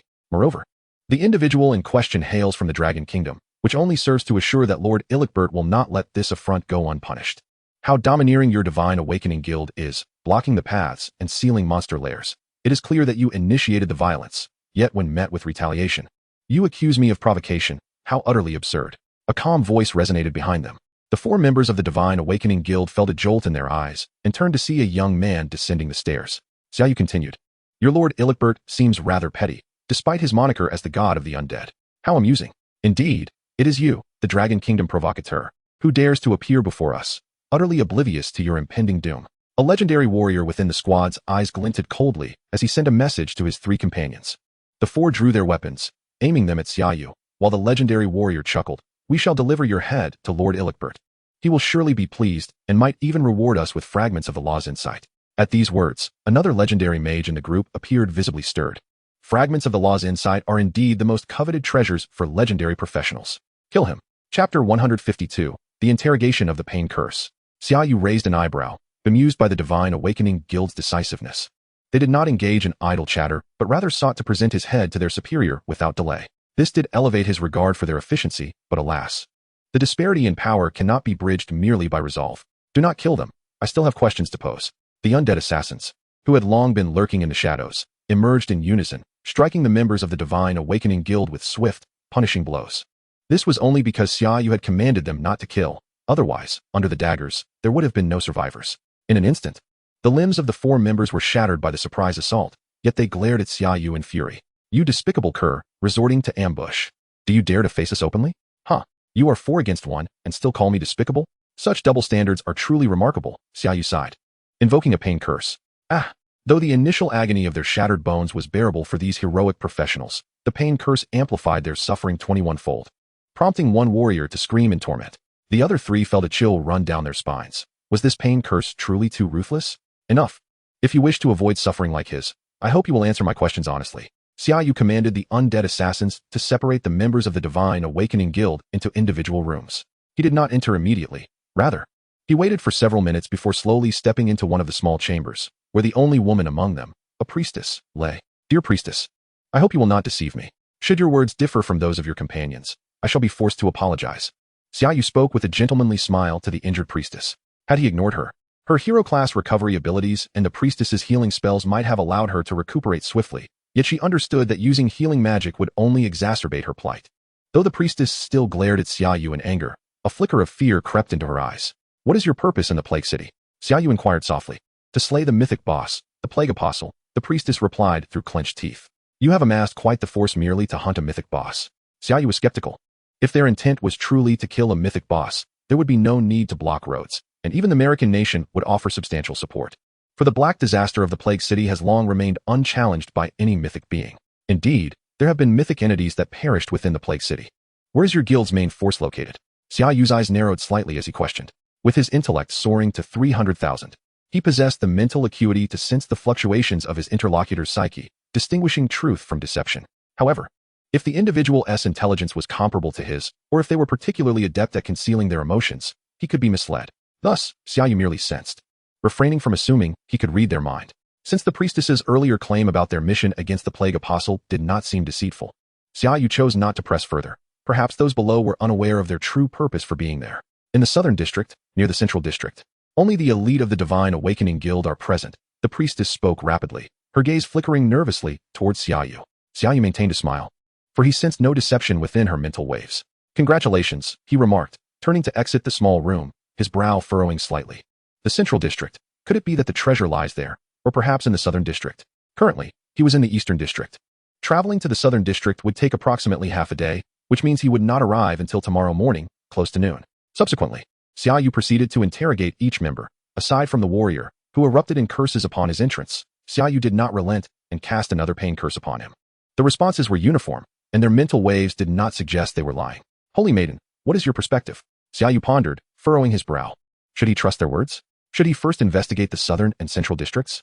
If he were to be lured away, by the time he explored both, the fragments of the death god's divinity might well have fallen into the hands of the Divine Awakening Guild. Master, please trust your own choices. The clear voice of the Holy Maiden resonated within Xia Yu's mind. Oh, this is quite the riddle, Xia Yu sighed in resignation. The Holy Maiden had always maintained an air of indifference, appearing unconcerned with anything but combat, where she displayed remarkable ferocity. Otherwise, she resembled a rather apathetic girl. Very well. I shall first venture to the southern and central districts. It is settled. Xia Yu approached the window and subsequently teleported to the next building. Behind him, countless rats surged onto the floor he had just occupied. From my current position, it would be quicker to head to the central district. Thus, I shall proceed there. Xia Yu stood atop the skyscraper, retrieving his phone to confirm his location before setting off toward the central district. Most moved by means of spatial flickering. Even someone of Xia Yu's high intelligence began to feel a tinge of mental fatigue, resulting in a considerably slower pace than anticipated. After all, in such perilous surroundings, he needed to ensure his combat readiness remained impeccable, and he could not afford to exhaust his mental energy merely in haste. As dawn broke, a tremendous sound captured Xia Yu's attention. He gazed down at the street, observing a black river of rats scurrying through the city, unaware of their intentions. Morning exercise, perhaps? Such discipline, Xia Yu silently critiqued, and as his mental energy restored somewhat, he continued toward the city center. Is the magic circle to repel the rat tide prepared? Ilikbert stood with his hands clasped behind his back, watching as the mages below toiled profusely to inscribe a massive magic circle. This arcane formation was acquired during their challenges in ancient ruins. While its power may not be overwhelming, it proved exceedingly effective against low-level monsters. It was precisely because of this arrangement that they dared to approach the Plague City. After spending several days meticulously preparing the magical array, the legendary mage respectfully addressed Lord Ilikbert, stating, "The magical array is now ready for activation at your command. Let us commence at once. I cannot afford to wait even a moment longer. Once I acquire that artifact, the demigod of the Dragon Kingdom shall not pose a challenge to me." Ilikbert replied with fervor. Chapter 153, Ilikbert. Xia Yu's gaze narrowed slightly as he observed the dark river below, which seemed to follow his direction. What could be the cause? Had something transpired over there? His eyes sharpened with focus as he thought, regardless of the risk of being detected, wings of death. Do not enlarge so much, carry me forth. Yes, master. The wings of death transformed to the size of a small cart, swiftly transporting Xia Yu toward the central city. Along the journey, Xia Yu noticed that the rats paid him no heed, all rushing toward the central city. Was it because someone had triggered the rat tide there? He immediately speculated whether the Divine Awakening Guild had initiated some significant action, seemingly intent on guiding the entirety of the plague-ridden city's vermin into the heart of the urban center. The number of rats in the central city would undoubtedly become utterly terrifying. How would they respond? Xia Yu did not underestimate the intelligence of the Divine Awakening Guild. Their actions were surely driven by a rationale, perhaps even a method to resolve this predicament. Perhaps all of this was orchestrated to seize the treasures within the plague-ridden city. Possibly the fragments of the Death Divine Authority. Corpse explosion. With a thunderous roar, a skeletal dragon was detonated, engulfing everything within a kilometer in its explosion, turning countless rats to ashes in an instant. The myth had commenced. From a distance, Xia Yu spotted three shadows hovering in the air. Among them, a human clad in resplendent robes wielded a bone staff, a necromancer of the American undead deity, Ilikbert. The second was a towering warrior, standing 3 meters tall, resembling a colossal black rock. The last was a grotesque humanoid creature, its head resembling that of a rat, garbed in tattered garments, emanating an aura of malevolence, the Apostle of Plague. Apostle of Plague, mythical boss, divine abomination. Race. Level, 57. Strength, 415, 530. Agility, 692, 550. Wisdom, 803, 358. Talent, Plague Domain, a creature born from the death plague, bringing suffering and disease to all living beings. Units within its vicinity lose 3 health per second, and attacks that hit enemies inflict an additional 10 health loss. Skills, Plague Spread, Decay, Fear Strike, Plague Breath. Such a formidable talent. Xia Yu's eyes widened in astonishment at the thought of a talent that directly drained an enemy's vitality continuously, with an additional deduction upon each successful strike. Moreover, the Apostle's attributes were not to be underestimated, boasting a staggering wisdom of 800,000, surpassing many mythical practitioners. Coupled with the virtually limitless rats in the city, it was no wonder that no one had succeeded in defeating the Apostle of Plague. To confront the Apostle of Plague, one must not only contend with a powerful mythical boss, but also face an overwhelming horde of rats. Even a mythical squad might struggle to annihilate the Apostle. Yet now, the Divine Awakening Guild intended to deploy merely 2 mythical practitioners against the Apostle of Plague? Furrowing his brow, Xia Yu suddenly looked down. noticing the throngs of rats surging into a massive magical array. Within the array, beams of light incessantly struck the rats, each beam sufficient to slay a rat of level 10 or so. The speed at which these beams were generated was astounding, though their power was modest. They easily dispatched the weaker rodents. This barrage was facilitated by dozens of legendary mages and thousands of heroic mages, with numerous legendary heroes stationed outside, sniping the more formidable rat bosses to prevent their entry into the magical array. So that was it. It was the presence of this magical array that bestowed the Divine Awakening Guild with the confidence to confront the Apostle of Plague. Xia Yu couldn't help but commend the utility of this array. It effectively thwarted the rats from harassing the mythical combatants engaged in their decisive battle against the Apostle, allowing them to focus on their foe. However, this also provided an opportunity for him to infiltrate the central city and discover what they sought. Hopefully, it would be the fragments of the Death Divine Authority. Xia Yu smirked. The sensation of others diverting the boss's attention for him was quite gratifying. Moreover, he sensed no trace of the Divine Authority's unique essence within the Apostle of Plague, confirming its absence from the creature. Meanwhile, Illichbert and another mythical powerhouse were embroiled in a fierce battle against the Apostle, a contest that would surely not yield a victor in the immediate future. Just as Xia Yu prepared to retract the Wings of Death and stealthily advance into the central area, the Wings of Death suddenly turned its gaze behind them. Master, something is approaching us from behind. Indeed, it is the Apostle of Plague, the Saintess timely alerted him. Only then did Xia Yu perceive the rat-headed humanoid Apostle of Plague soaring toward them, colliding directly with him. There was no time to evade. Saintess, you noticed it earlier. A timely warning would have been appreciated. Xia Yu chuckled wryly, hastily summoning the Wind Elemental Bird and Elemental Mage Duke to intercept the Apostle of Plague. The Apostle cared little whether Xia Yu was allied with those two who were attacking its kin. Upon collision, it deemed him an enemy deserving of death. Fear Strike. The Apostle extended its desiccated rat claw, conjuring a massive claw of black-gray energy aimed directly at Xia Yu. Xia Yu swiftly summoned the Wings of Death, while simultaneously activating Spatial Blink. Of course, as a mythical boss, the Apostle could perceive spatial fluctuations. However, just as it attempted to pursue Xia Yu, a fireball infused with thunder and flame hurtled toward it. Elemental Mage Duke's skill, Thunderfire Explosive. Boom. The thunder and flame struck the Apostle of Plague, erupting in a violent explosion, the force rivaling that of the prior corpse explosion. This commotion drew the attention of the other mythical practitioners. Illichbert, observing the undead creature and Xia Yu's youthful visage, mused. That provocative necromancer from the Dragon Kingdom has encountered the Apostle of Plague. How fortuitous that he has managed to intercept one of them. My gratitude, Bloomer. Put forth your utmost effort and slay this accursed rat-headed creature, and then we shall assist this friendly necromancer from the Dragon Kingdom. Yes, Lord Illichbert. The towering black giant nodded, its skin seemingly transformed into impenetrable black diamond as it surged toward the Apostle of Plague. Illichbert unleashed a barrage of bone spears to disrupt the Apostle, while numerous skeletal dragons swarmed in for the assault. 4 or 5 varied undead lords prowled about, poised to launch surprise attacks on the Apostle. With countless subordinate undead also harassing the Apostle, it found itself besieged from all sides, clearly at a disadvantage. Chapter 154, The Consuming Flames of Existence. Illichbert showed no discretion in expressing his animosity towards Xia Yu, the necromancer from the Dragon Kingdom. Xia Yu merely smiled in response. Did they truly think to ensnare him? Undead archers, draw the Apostle of Plague's ire. Xia Yu commanded, simultaneously instructing Elemental Mage Duke and the Wind Elemental Bird to withdraw, as thousands of undead archers unleashed a relentless barrage of arrows upon the Apostle of Plague. Though it possessed merely a few 100,000 attributes, the sheer multitude of the Plague Apostle rendered it cumbersome and hindered its evasion. It was struck by numerous arrows, some embedding themselves in its flesh, inciting the Plague Apostle to glare furiously at the undead archers. At this moment, the 2 undead lords ceased their assaults, which shifted the Plague Apostle's ire towards these detestable archers.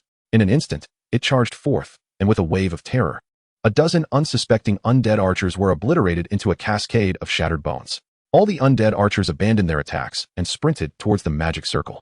Xia Yu's eyes gleamed, and he commanded them to proceed. Instantly, the undead archers relinquished their offensive, racing towards the magic circle, inciting the wrath of Illichbert. Damn Dragon Kingdom scum. He intends to destroy the radiant magic circle. We cannot allow that, or our mission will surely fail. Bloomer, you hold the Plague Apostle at bay. I shall exert all my efforts to eliminate it. Without waiting for Bloomer's response, Illichbert dashed towards Xia Yu, determined to ensure the preservation of the magic circle. Meanwhile, the mages controlling the magic circle, upon witnessing the mythical boss, the Plague Apostle, charging towards them, were immediately engulfed in panic. They were mere legendary mages, facing such a formidable mythical being, destined only to be annihilated. Their magical energies wavered, and Illichbert urgently shouted, I will protect you. Focus on channeling your power into the radiant magic circle. The undead lord surged forth to intercept the plague apostle. However, lacking Bloomer's coordination and with Ilicbert's undead lords being of lesser quality than typical summoned undead, they soon suffered casualties. This incited Ilicbert's fury. He glared at Xia Yu, only to find that the wretched Dragon Kingdom Necromancer had vanished. As long as you remain in the United States, I will ensure your demise. Ilicbert's roar echoed throughout the plague-ridden city. Meanwhile, Xia Yu, stealthily infiltrating the central district, smirked. I'll send you on your way soon enough. Were it not for his quest to locate the Death Divine Fragment, Xia Yu believed he could easily dispatch the 2 mythical practitioners and the 2 mythical bosses. However, such actions might attract the attention of truly powerful mythical beings within the United States. A nation does not solely harbor mythical beings within its guilds. Hence, Xia Yu opted against eliminating Ilicbert. Upon reaching the central district, Xia Yu sensed a suffocating force steeped in the essence of death. The fragments of the Death Divine were located right in the heart of the district. This revelation filled him with delight. He had finally located it before the members of the Divine Enlightenment Guild could seize it. Master, this way. The power of death is more concentrated. The usually reticent Saintess suddenly spoke. Indeed, Xia Yu replied, swiftly following the direction indicated by the Saintess. The aura of death intensified, signaling his proximity to the Death Divine Fragment. However, he noticed that the rat tide here was unnaturally calm, unlike the swarms in other districts that surged towards the battle. Instead, they patrolled the streets as if guarding something. Xia Yu's gaze fell upon a nearby mall, the site of the most potent death energy, surrounded by layers of rats. Every building in the vicinity was swarmed with them, leaving no place to stand, and grotesque rats with deformed wings flitted through the sky, a nauseating sight. Moreover, Xia Yu sensed a familiar force, the Plague Apostle. Within that place resided a mythical boss even more formidable than the 2 outside. It became clear why Ilicbert did not directly assault this location. There were 3 mythical bosses within the Plague City, 2 of which could move freely, while this one remained anchored here. The most prudent approach would be to eliminate the 2 other Plague Apostles and clear the rat tide in the other districts before launching an attack here. Observing the millions of rats, Xia Yu could not help but smile. While others might find such a multitude insurmountable, he was undeterred. True God-level corpse explosion technique, level 38. He mused. Detonate a corpse of your summoned undead, inflicting 360 intelligence fire damage, plus an additional 200 strength fire damage to the detonated unit. Additional effect. Units killed by corpse explosion will explode, inflicting an extra 100 strength fire damage over a 100-meter radius. Initially concerned about revealing his actions, Xia Yu now felt empowered, approaching the Death Divine Fragment. Once obtained, he could methodically deal with the other mythical practitioners without issue. If necessary, he could always resort to spatial teleportation. Saintess, initiate the clones. Ghost Guardians, Buck, Sue, emerge, my undead lords.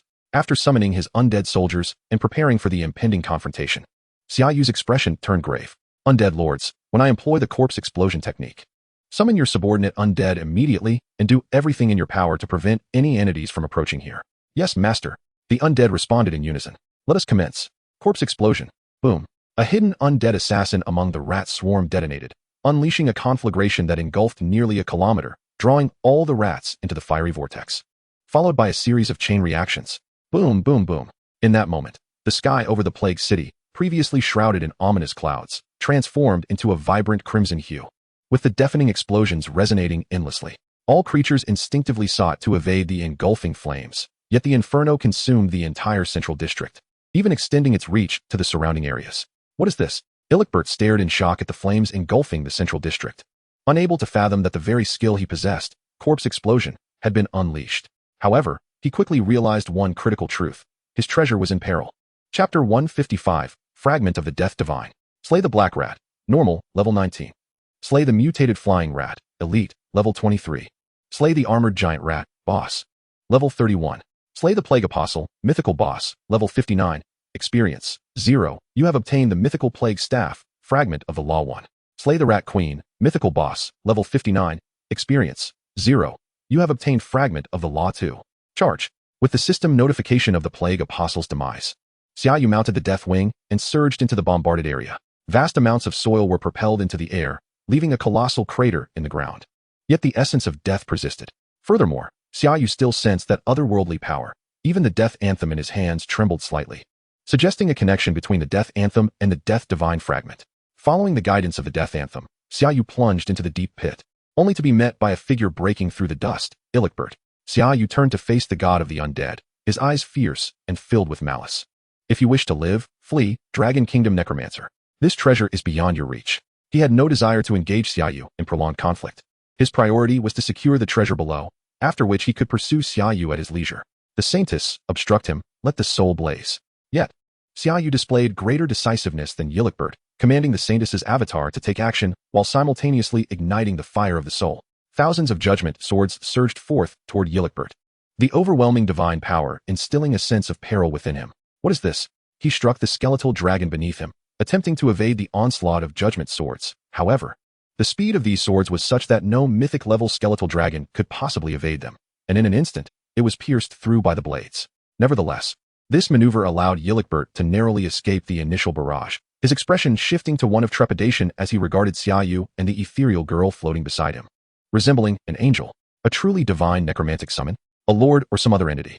The first wave of the saintess's assault was sufficient to demonstrate that this ghostly maiden possessed the capability to threaten a mythic necromancer, leading him to conclude that she was at least a true divine-level undead. He dared not contemplate the possibility of her being a deity.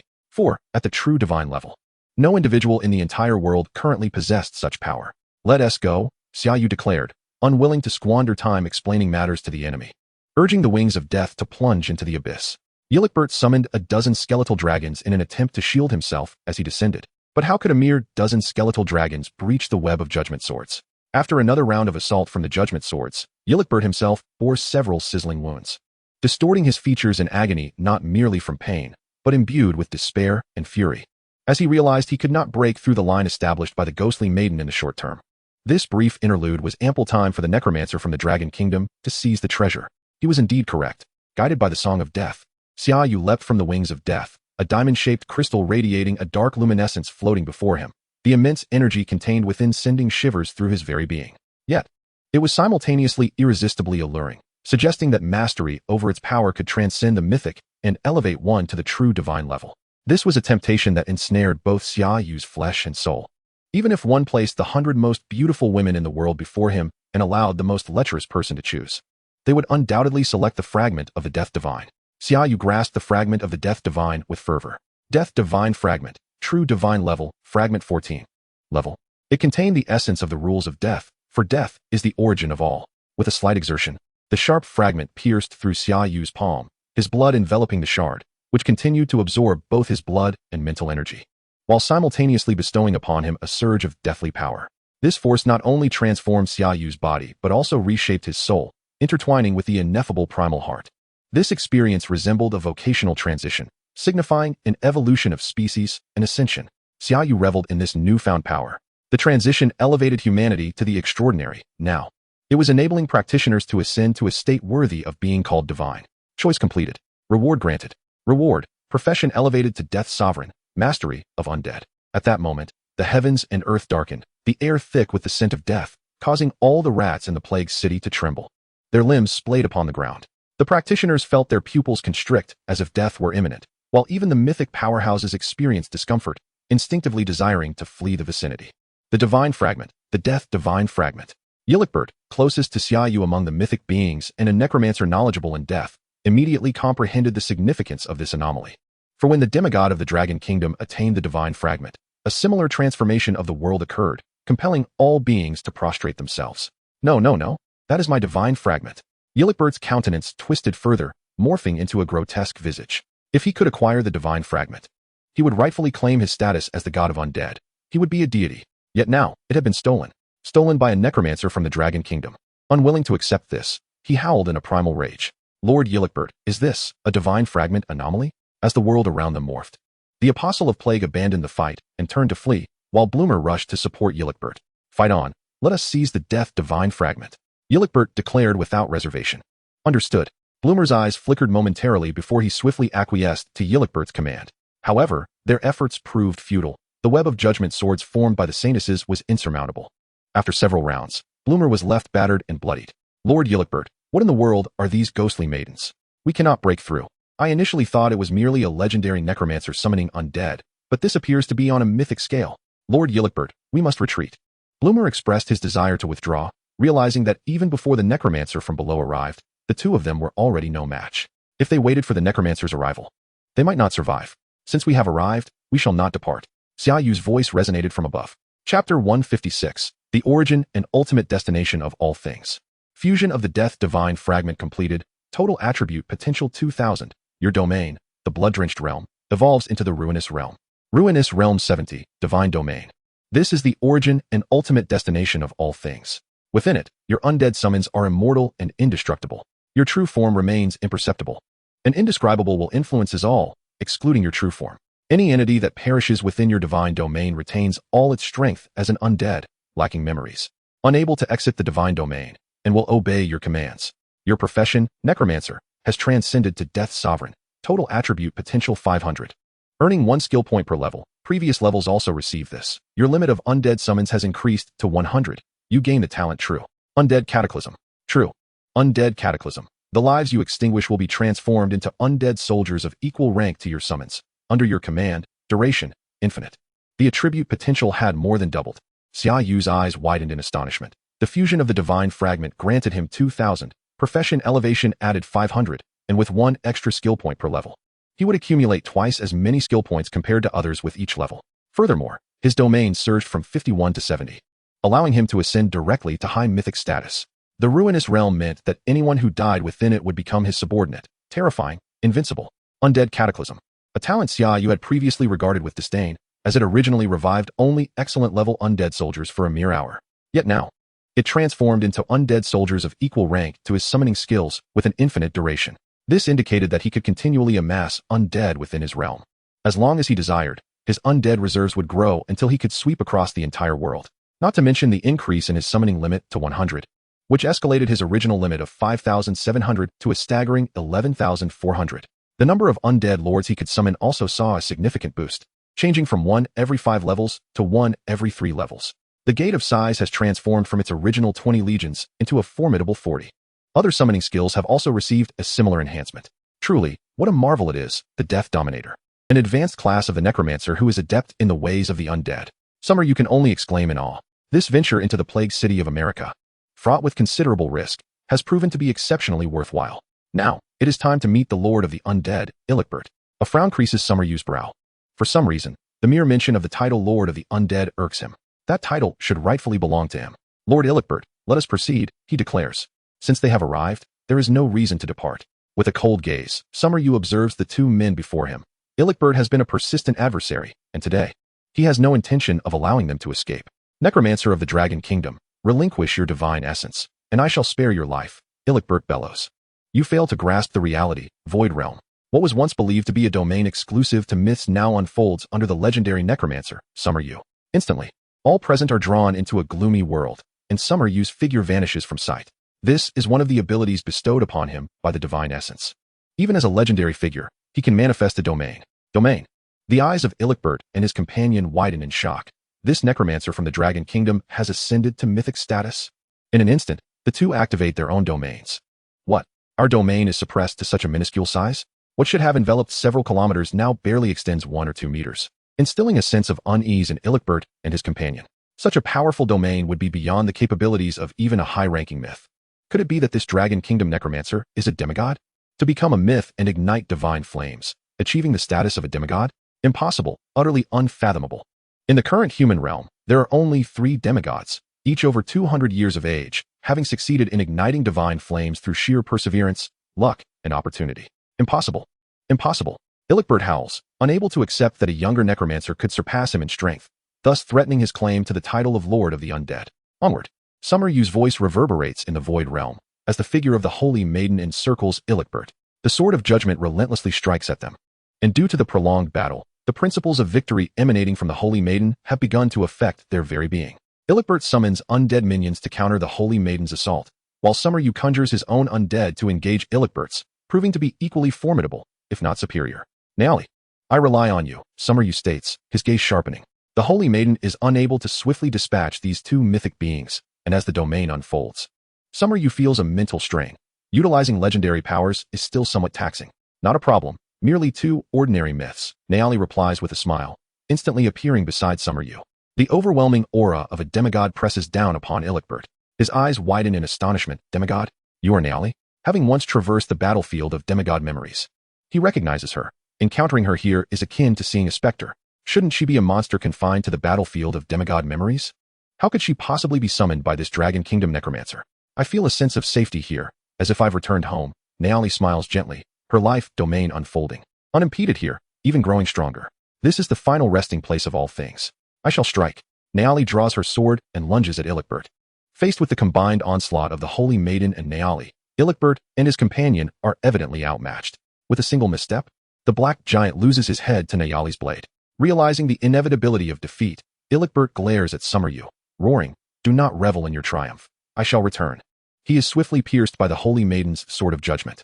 Summer Yu is acutely aware that the Necromancer's skills allow for an escape from death. This skill grants him a chance for resurrection. However, will it be effective for him? Death's tribute. Those you have slain shall truly perish, never to be resurrected.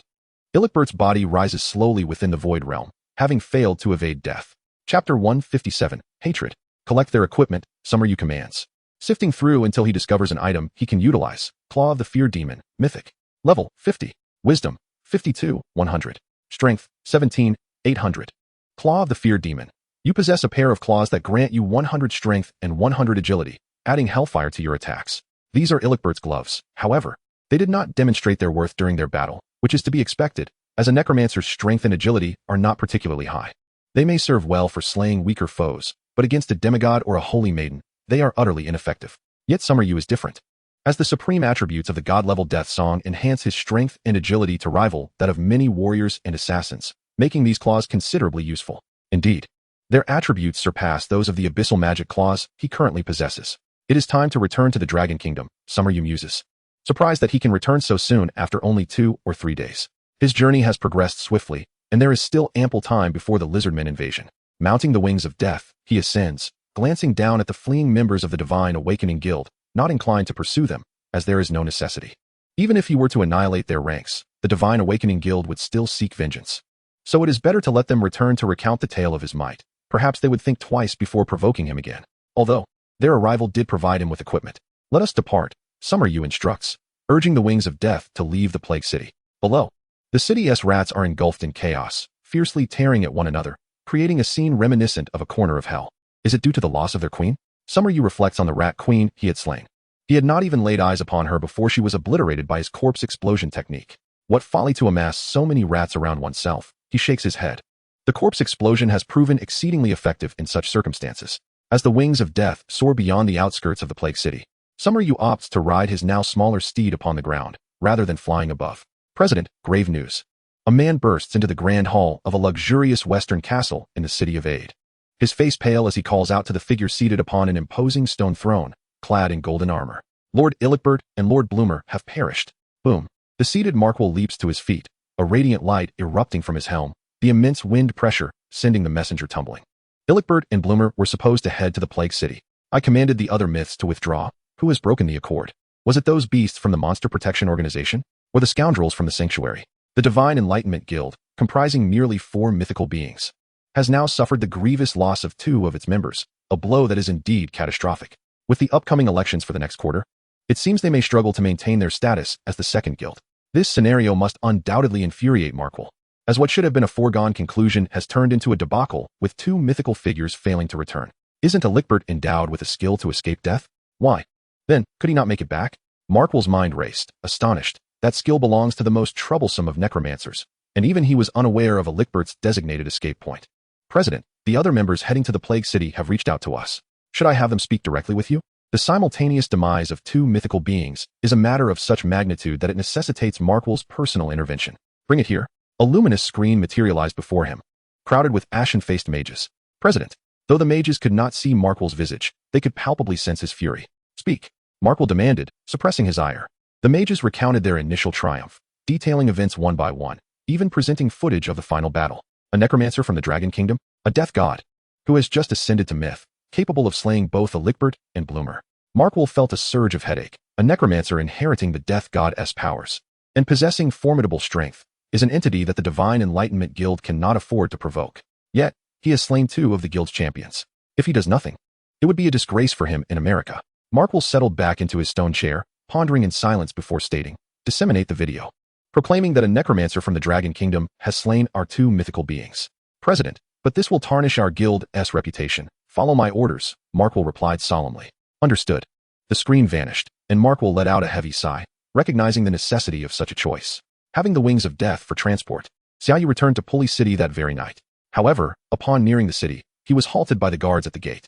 No Dragon Kingdom individuals are permitted entry into Pulley City. What? Xia Yu frowned. Such regulations did not exist before, and this was blatant discrimination. What on earth had transpired? You are the Necromancer from the Dragon Kingdom who killed Lord Elementalist. Another guard exclaimed, filled with hatred as he glared at Xia Yu. He even aimed his spear at Xia Yu, but upon realizing the disparity in their strengths, he hesitated. Upon hearing this, Xia Yu noticed the surrounding crowd glaring at him with fury. Although they dared not act, their anger was palpable. Elementalist? Xia Yu's gaze darkened as he understood the gravity of the situation. So, they were afraid to confront me directly and chose to redirect their hatred towards the Dragon Kingdom. Of course, I would also bear my share of animosity, but none would dare attack me.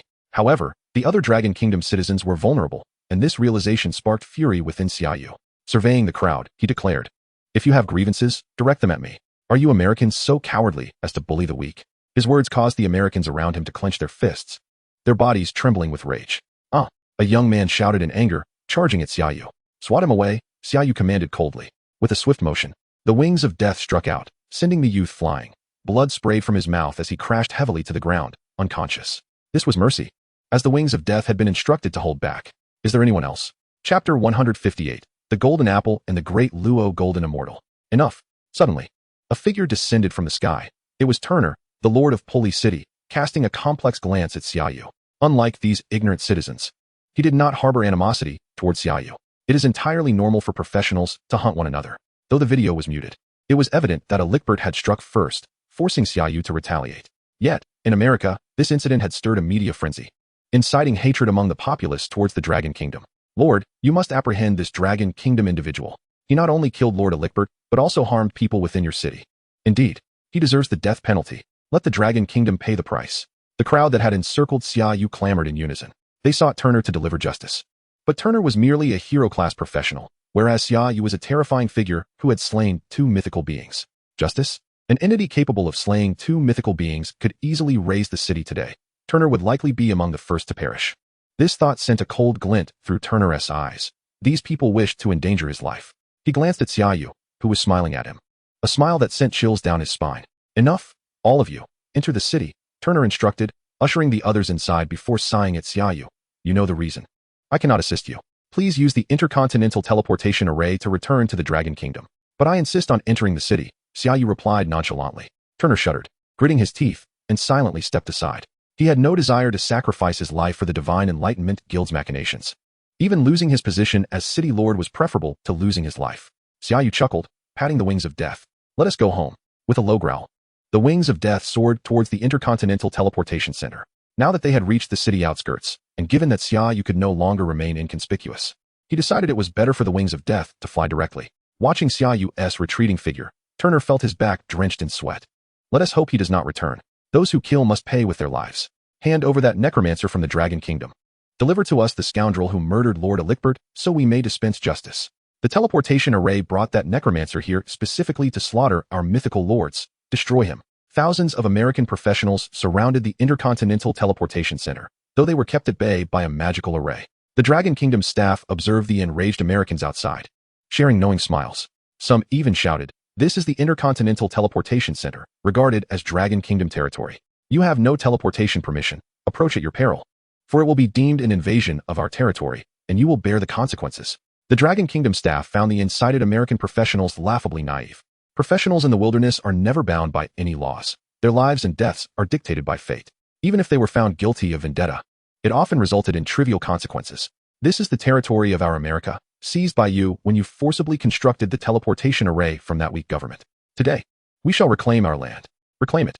This is our American territory, not the Dragon Kingdom's. Suddenly, several powerful voices rang out from the crowd, echoing to the ears of all professionals. Boom, boom, boom. Suddenly, several massive fireballs rained down upon the magical array, instantly triggering its defensive mechanisms. A paralyzing electric net descended upon the attackers, ensnaring a dozen individuals within its crackling grasp. This scene seemed poised to ignite the fury of the American professionals, who promptly brandished their weapons, ready to launch an assault on the magical array. Suddenly, a chilling wave enveloped the atmosphere, as if thousands of American professionals had stepped into a realm of eternal frost, their surroundings plummeting to an unfathomably frigid temperature. Even the seasoned warriors found themselves shivering uncontrollably, their blood sluggishly coursing through their veins, their movements brought to a standstill. At that moment, 4 figures emerged from the intercontinental teleportation array, 2 men and 2 women, all of middle age, adorned in the traditional garb reminiscent of the ancient dragon kingdom. The men exuded an air of cultured elegance, with a long sword hanging from his waist, while the women resembled celestial beings descended from the heavens, smiling gracefully, their flowing gowns billowing around them. The oppressive force enveloping the American professionals was none other than a domain conjured by one of the men, whose hair resembled freshly fallen snow and whose visage reflected the chill of winter. However, in the blink of an eye, a blazing domain surged forth to counter the Dragon Kingdom's mythic practitioner's influence. A fiery-haired American mythic professional stepped forth, a smile gracing his lips as he regarded the four. I hadn't anticipated your celestial golden apple team would come specifically to escort the Necromancer, he remarked. Your American response is quite swift. You've dispatched your golden apple team here in no time. Yet, lacking a teleportation array, you must be fortuitously nearby. Winter's voice dripped with icy disdain. He simultaneously derided the Americans for their absence of a teleportation array, leaving the gathered Americans feeling a pang of frustration. Who could not envy the Dragon Kingdom?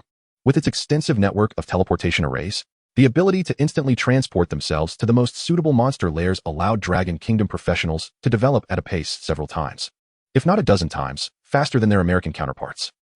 You've witnessed this scene. Today, under no circumstances shall the Dragon Kingdom be allowed to escort that Necromancer away, the fiery-haired man declared coldly.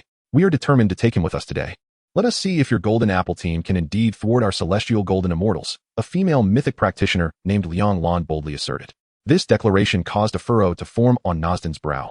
It seemed the Dragon Kingdom was resolutely intent on protecting the Necromancer. At that moment, the remaining 3 members of the golden apple team also stepped forward, facing off against the 4 celestial golden immortals. However, it was evident that the golden apple team was at a disadvantage, possessing only 1 intermediate mythic practitioner, while the other 3 were of lower rank. In contrast, the celestial golden immortals consisted of 4 intermediate mythic practitioners, their strength eclipsing that of the golden apple team. Of course, should a conflict ensue, other mythic teams within American territory would come to their aid, and the Dragon Kingdom might find itself at odds with the Americans, a scenario neither side wished to see unfold. Suddenly, a mighty roar echoed from the skies, shaking the very heavens and earth. At the same moment, all present were cast into shadow. The members of the golden apple team looked up, their faces alight with joy. Lord Corclay, they exclaimed. An advanced mythic practitioner from America has arrived. A colossal red dragon, measuring 1,000 meters in length, lowered its head, with a lone figure perched atop, wielding a massive dragon spear over 10 meters long. This figure was Corclay, a hidden-class dragon knight, and an advanced mythic practitioner, renowned globally as a formidable human warrior, famed for slaying mythic bosses such as the island whale alongside his dragon. His arrival cast a pall over the faces of the celestial golden immortals. Winter stepped forward, addressing Corclay. Are you also to involve yourself in this matter? You must understand the implications at hand. Corclay slowly opened his eyes, replying, You may return. As for the Necromancer, I shall ensure his safety. However, should he be rendered incapacitated, what difference would that make from death? Winter retorted sharply, his gaze piercing. The Americans were acutely aware of their intentions. Even if you are unwilling, you cannot alter the outcome. Pursuing this course will only lead to your own injury. The Dragon Kingdom is on the brink of an invasion by the lizard men. Conserve your strength and return, Corclay replied with an air of detached authority. Transporting 4 intermediate mythic practitioners was no small feat, and it would be some time before the intercontinental teleportation array could be utilized again. Thus, the Dragon Kingdom's advanced mythic practitioners could not lend their support to the Americans. The prospect of the demigod or that semi-divine figure stepping forth from the Dragon Kingdom was equally improbable. We must bring Xia Yu back, Mr. Corclay. This matter, Mr. Zhou will remember as a favor owed. Winter invoked the name of Zhou Qinghai, the Dragon Kingdom's demigod. This revelation caused Corclay's expression to tighten, his demeanor shifting as he considered the implications of such a debt from one of humanity's greatest champions. Lord Corclay, even if Zhou Qinghai holds the title of humanity's strongest, he cannot leave the Dragon Kingdom. Why should we fear him? A voice rang out from below. Indeed, Lord Corclay, if we allow the Necromancer to escape, both our reputations and yours will suffer, others chimed in, their fervor galvanizing Corclay's resolve. Celestial golden immortals, retreat. I shall ensure the Necromancer remains with us, Corclay declared, his voice resolute. If that is the case, let us witness the prowess of Mr. Corclay. The celestial golden immortals responded gravely, stepping out of the magical array, which held no sway over mythic practitioners. Counting myself and my red dragon, we number 6 mythic practitioners. Moreover, with my presence, you stand no chance, Corclay warned coldly, issuing a final admonition. Though he had decided not to show deference to Zhou Qinghai, should he inflict harm upon the mythic practitioners dispatched by the Dragon Kingdom, a rift between the 2 nations would be inevitable. Dragon Kingdom, along with myself, a 6-armed magic dragon, though only a few hundred meters long, soared with a presence equal to that of Corclay's 1,000-meter red dragon, swiftly alighting above the celestial golden immortals. Xia Yu dismounted, having observed the unfolding events from a distance. Truth be told, he was deeply moved. He hadn't anticipated that the nation would send not only 4 intermediate mythic practitioners to escort him, but also intend to forcibly rescue him in their moment of disadvantage. Xia Yu, resolute, would not allow them to suffer in vain on his behalf. If there was to be a fight, he would stand alongside them. Elders, I shall remain to face our foes alongside you. Rest assured, I will not be a hindrance, Xia Yu proclaimed, his voice ringing out not only for the celestial golden immortals, but for all present Americans to hear. What audacity! Although I am uncertain of the means you employed to slay Lickberth against me, you stand no chance. Corclay had risen, brandishing the formidable dragon spear, his aura surging with intensity. Roar! Beneath him, the crimson dragon emitted a thunderous roar that reverberated through the heavens, its wings unfurling as it soared into the lofty skies. The 4 mythic figures of the Golden Apple began to direct their attention towards the deities of the great Luo Golden Immortal. At the command of Naali and Xia Yu, Naali materialized at Xia Yu's side. Among the gathered deities, although some may not have traversed the battlefield of semi-divine memories, they had certainly witnessed Naali's combat footage, their pupils narrowing in unison. Naali, the semi-divine Naali, how could this be possible? Koklai, who had been charging directly at Xia Yu, abruptly halted his crimson dragon. Despite possessing the title of a semi-divine being, he was acutely aware of the vast chasm that still separated him from attaining true semi-divine status. Yet now, this legendary necromancer had summoned the semi-divine Naali. The atmosphere among those present grew tense. Koklai's gaze fixated on Naali, hoping to discern her as merely an illusion. The more he stared, the more he realized that Naali was an enigma he could not fathom, and the distance between them became painfully clear. You all withdraw? Koklai suddenly commanded the 4 from the Golden Apple. Lord Koklai, why? The 4 were perplexed. Koklai sighed. Today, we cannot afford to lose him. I wish only to exchange a few moves with the true semi-divine. Should the members of Golden Apple engage, it would merely result in further losses for the America, which was unnecessary. The 4 from the great Luo Golden Immortal also looked on in astonishment at the Naali summoned by Xia Yu. Junior, is that truly the semi-divine Miss Naali? Dong Lin inquired, disbelief etching his features as he referred to Xia Yu as Junior, being a fellow graduate of the Qianlong Academy. Xia Yu nodded with a smile. This caused the 4 from the great Luo Golden Immortal to shudder. Exchanging glances and arriving at a shared conclusion, perhaps their presence was not even required. Miss Naali, I wish to seek your guidance on the path of the semi-divine. Koklai spoke with respect. Naali turned her gaze towards Xia Yu, who hesitated for a moment before nodding in acquiescence. Come forth, Dragon Knight. Chapter 160, Koklai's Defeat. The battle between the semi-divine and the high mythic unfolded in the skies above, where onlookers could only see the heavens awash in hues of red and green. Moments later, with a resounding dragon's roar, dragon blood began to rain down like droplets, and the colossal dragon soared into the distance. High mythic Dragon Knight Koklai was defeated. Upon Naali's return, she merely smiled at Xia Yu before vanishing into thin air. When Xia Yu and the 4 from the great Luo Golden Immortal turned to observe the 4 mythic figures from Golden Apple, they found them inexplicably absent. The remaining practitioners from America had no intention of engaging. They were aware that these mythic powerhouses would not tarnish their identities by pursuing them. The cacophony continued, but no one paid them heed, leading to an air of awkwardness.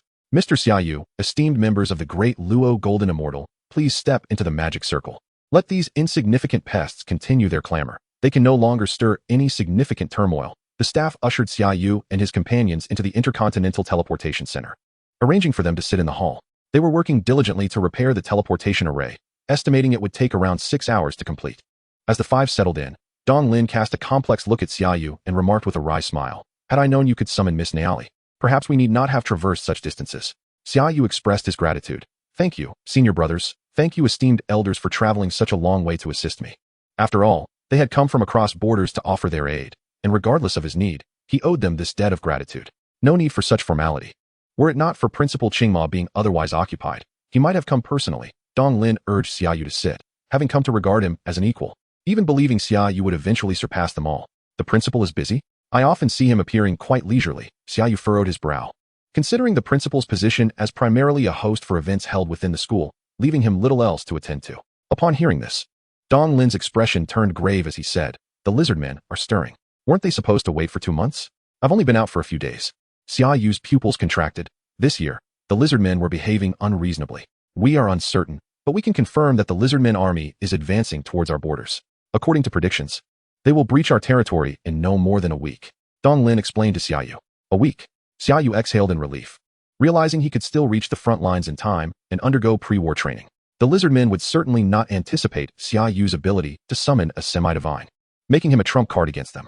Daoist Chang Yun suddenly chuckled mischievously, a demeanor uncharacteristic of a mythic practitioner. Indeed, Junior, this time we must strike a heavy blow against the lizardmen, perhaps even eradicate them in one fell swoop. At this, several mythics grew animated. Having endured numerous invasions by the lizardmen, each yearly incursion resulted in immeasurable losses for Manhwa, including the fall of deities.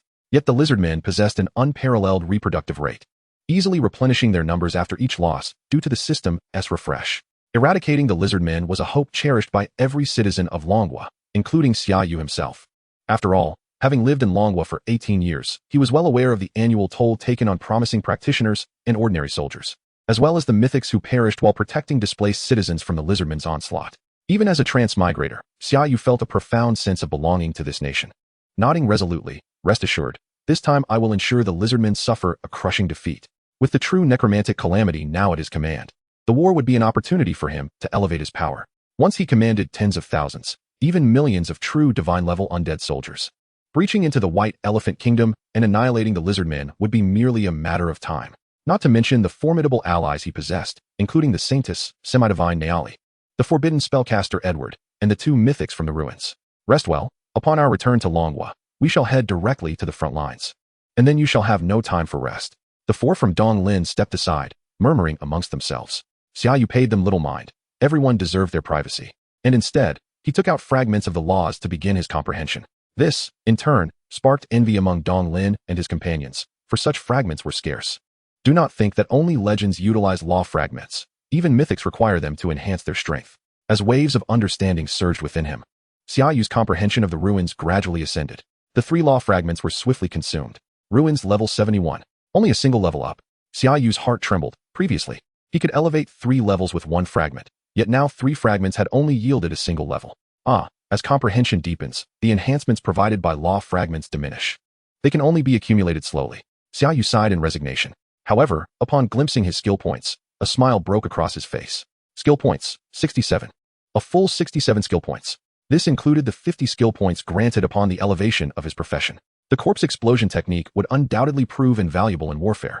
It was time to elevate it to level 50. True divine level corpse explosion technique level 50. Detonating a corpse of your undead summon inflicts 4,200 wisdom-based fire damage. Additionally dealing 200 strength-based fire damage to the exploded target. Additional effect. Units slain by corpse explosion will detonate. Corpse explosion additionally inflicts 100 strength-based fire damage to the exploded target with a radius of 100. Truly deserving of its divine classification. This skill boasts an impressive multiplier of 4,200, rivaling the Holy Maiden's divine punishment and sword of judgment. Xia Yu nodded in satisfaction, feeling that the allocation of these 12 skill points was well justified. Although the Sigh of the Gate has a lengthy cooldown, it holds immense significance in the heat of battle, earning an additional 20 points, bringing it to level 40. Mythical level Sigh of the Gate level 40 summons a gateway to death, from which a relentless army of the dead emerges to fight for you. With a maximum of 80 legions existing simultaneously, each legion comprises 10,000 ordinary undead, 1,000 elite undead, and 10 undead generals. Additional effect. A legion led by a mythical frost ancient dragon will be fixedly summoned. Additional cost, 3,000 souls. Duration, 24 hours. Cooldown, 20 days. With 35 skill points remaining, I shall allocate 20 points to Undead Lord. Xia Yu contemplated, stating, as for undead summoning, with the newly acquired Undead Cataclysm talent, the summoning limit is no longer of great importance. However, the Undead Lord can provide him with greater variability and top-tier combat prowess. Yet, I must find a time to summon the Undead Lords one by one. True Divine level Undead Lord level 66 summons an Undead Lord of the same level as yourself. Summoning limit, 22. Additional effect. The Undead Lord will be accompanied by elite undead subordinates of level 200, and will also bring a hero-level undead general of level 1. With 15 points left, I shall invest them in Spatial Blink. Legendary level Spatial Blink level 30 performs a Spatial Blink capable of covering a distance of up to 400 meters. Additional effect. A spatial anchor point will be left at the original location after the blink, allowing you to return within 5 seconds. Now back home. Chapter 161, the 236 Defense Line. As the intercontinental teleportation array illuminated, Xia Yu and the 4 celestial immortals opened their eyes once more, finding themselves back in the Dragon Kingdom's Hea City. We're back. Everyone wore smiles, for nothing brings greater joy than returning home. Dong Lin addressed Xia Yu, stating that since we have returned, we should head directly to the development town, where the principal, General Lei Hua, and the mythic class professionals who participated in the defense against the lizardmen have gathered. Very well. Naturally, Xia Yu would not refuse. His return was solely to accomplish this task. The group swiftly departed the Intercontinental Teleportation Center, arriving at the teleportation hub within Heya City. Transport us to Development Town. Yes, the staff, slightly flustered, began to operate the controls, wondering how these four returned so quickly. As their bodies felt lighter, they arrived at Development Town. However, the Development Town was no longer as it had been during Xia Yu's initial visit, where countless professionals lined the streets selling equipment or seeking groups for various tasks. Now, soldiers clad in standardized military uniforms patrolled the streets, most of whom were ordinary citizens equipped with highly technological gear. These armaments, derived from the research of the original Dragon School, enabled ordinary individuals to combat monsters below level 10, with provisions for facing even higher-level threats. Looking up, they noticed rocket-like devices mounted atop the city walls. These so-called second-order fire dragon cannons boasted considerable lethality against typical master-level monsters, albeit fixed in place. Come. Dong Lin led Xia Yu to a corner of Development Town, where a military camp was situated. Dong Lin presented his identification, and the sentry allowed them entry without hesitation. Meanwhile, soldiers were engaged in pre-battle preparations, with Qing Mo delivering a briefing. Upon seeing Xia Yu and company enter, he smiled and nodded in acknowledgement. The principal has asked us to wait for him in his office, Dong Lin informed. The five entered Qing Mo's office, which was impeccably organized, featuring a large map at the center, adorned with various chess-like pieces. Xia Yu noted with concern that there were many lizard-like pieces just outside the national border, alarmingly close to the Dragon Kingdom. It is truly wonderful that all of you have returned safely, Qing Mo said with a smile. Did the American side give you any trouble? Let us not dwell on it. Had there been juniors present, we might not have returned at all. Dong Lin replied with a roll of his eyes. Corklay. Qing Mo's eyes gleamed with interest. He even came out? That lad must have quite the influence if Corklay is involved. He did not, for it is well known that Mr. Zhou is nearly impossible to leave the Dragon Kingdom. Otherwise, that region would be left unguarded. Dong Lin sighed, remarking that were it not for that artifact, Mr. Zhou would be free to move, and the Monster Protection Organization would never have come into existence. It is an unavoidable situation, Qing Mo sighed as well, then coldly stated, in that case, the next celestial realm will not include the Americans. Does that mean we can have 8 more spots? Dong Lin suddenly exclaimed with excitement. Qing Mo nodded, without the Americans. The remaining spots are naturally ours. Your Celestial Immortal squad is only slightly weaker than Tiana, so those spots shall likely belong to you. The 4 Celestial Immortals exchanged glances, erupting in cheers. What is the Celestial Realm? Xia Yu inquired, puzzled, having never encountered this term in any online resources or literature. You, my friend, have gained quite a lot from this trip to America. Should you reach mythic status, a spot in the Celestial Realm will undoubtedly be yours. Qing Mo remarked with a smile. Junior, the Celestial Realm is a special challenge dungeon accessible only to those of mythic status. Within, you will encounter immensely powerful divine avatars to battle, gaining insights into the laws to elevate yourself. However, there is no experience to be gained inside. Your score will be determined based on the divine avatars you defeat. The higher your score, the better the rewards. It is said that achieving an A rank or higher could yield divine fragment rewards. Dong Lin's face was unusually bright with joy. The qualification for entering the Celestial Realm is exceedingly rare, occurring only once a year with only 20 spots available. Typically, there are 8 from the Dragon Kingdom, 8 from the American side, and 4 from other nations. This year, however, the Americans have been eliminated. Thus, the Dragon Kingdom now holds 16 spots, which feels like a sudden windfall. Now that you have all returned, you should head to Chuan City. The Lizardmen will launch their attack in 7 days. It is prudent to prepare early. Qing Mo instructed the 4 Celestial Immortals to depart. Yes, General. The 4 Celestial Immortals promptly turned to leave. Xia Yu, your strength far surpasses our expectations. You managed to contend with 2 mythic powerhouses simultaneously and even slay them. The ability to summon the demigod Nyari places you among the top 5 in the country. Qing Mo gazed at Xia Yu, somewhat speechless. Summoning the demigod Nyari suggested a prowess even beyond his own. It was merely good fortune. Summoning Nyari was indeed a stroke of luck. With the demigod set transforming directly into a level 50 mythic set, a turn of events no one anticipated. You must be aware that we are all heading to the national border to fend off the Lizardmen's mythic threats, preventing them from breaching our territory. Qing Mo stated to Xia Yu. Xia Yu nodded, understanding that he was responsible for that particular area. No, we do not intend to send you to the border. Rather, we wish for you to remain within the country, Qing Mo remarked, observing Xia Yu's intent to speak. Allow me to finish. Given your prowess, venturing to the border would pose no challenge. However, such an approach lacks the element of surprise. Each year, the Lizardmen dispatch elite forces, even mythic beings, to infiltrate our territory. Hence, we require a more formidable legion and a mythic squad to thwart the incursions of these Lizardmen. This year, however, we have decided that you shall assume both roles. Your capability to vanquish mythic entities, coupled with your talents as a necromancer, Qingma smirked, renders even the lizardmen's elite forces no match for you. Am I correct? Naturally, Xia Yu did not believe that merely the elite forces of the lizardmen could penetrate his army of the undead. So, do you have confidence? Indeed. Very well. Then it is settled. While you are tasked with repelling the infiltrating lizardmen and mythic beings, you will also oversee a front line. You will be stationed there. Qingma pointed to a route on the map that was evidently frequented by a significant lizardman contingent, with a Dragon Kingdom city situated beyond it. Line 236 is the defensive line you must guard. It is imperative that the lizardmen do not breach it. Chapter 162, Returning in Glory. Rest assured, although it is certain that the lizardman forces will traverse line 236, your strength will allow you to handle it with ease. Furthermore, this will mark your first experience on the battlefield, having just returned from the United States. It would be prudent for you to rest at home for 2 days before coming back for pre-battle training, Qingma concluded, allowing Xia Yu to depart. Although Xia Yu felt it somewhat unreasonable to be told to rest at home, so close to battle, Qingma merely smiled in response. Nevertheless, Xia Yu graciously accepted Qingma's kindness. For he was indeed fatigued from his recent endeavors, which included infiltrating the plague-infested city, merging with divine fragments, and engaging in fierce battles against 2 mythic entities, culminating in a confrontation with a high-ranking mythic being. Upon teleporting back to Lingnan City, he noted that, situated within the Dragon Kingdom, the city had not undergone significant changes. However, as he made his way home, a number of people recognized him. Look, it's brother Xia Yu, our national top scholar from Lingnan City. You must also strive to be a top scholar in the future. It's the great Xia Yu. Have you seen the viral videos from the United States? The legendary necromancer Xia Yu defeated 2 mythic beings, one of whom was dubbed the god of the undead. That fellow perished at the hands of the great Xia Yu. He is now the true god of the undead.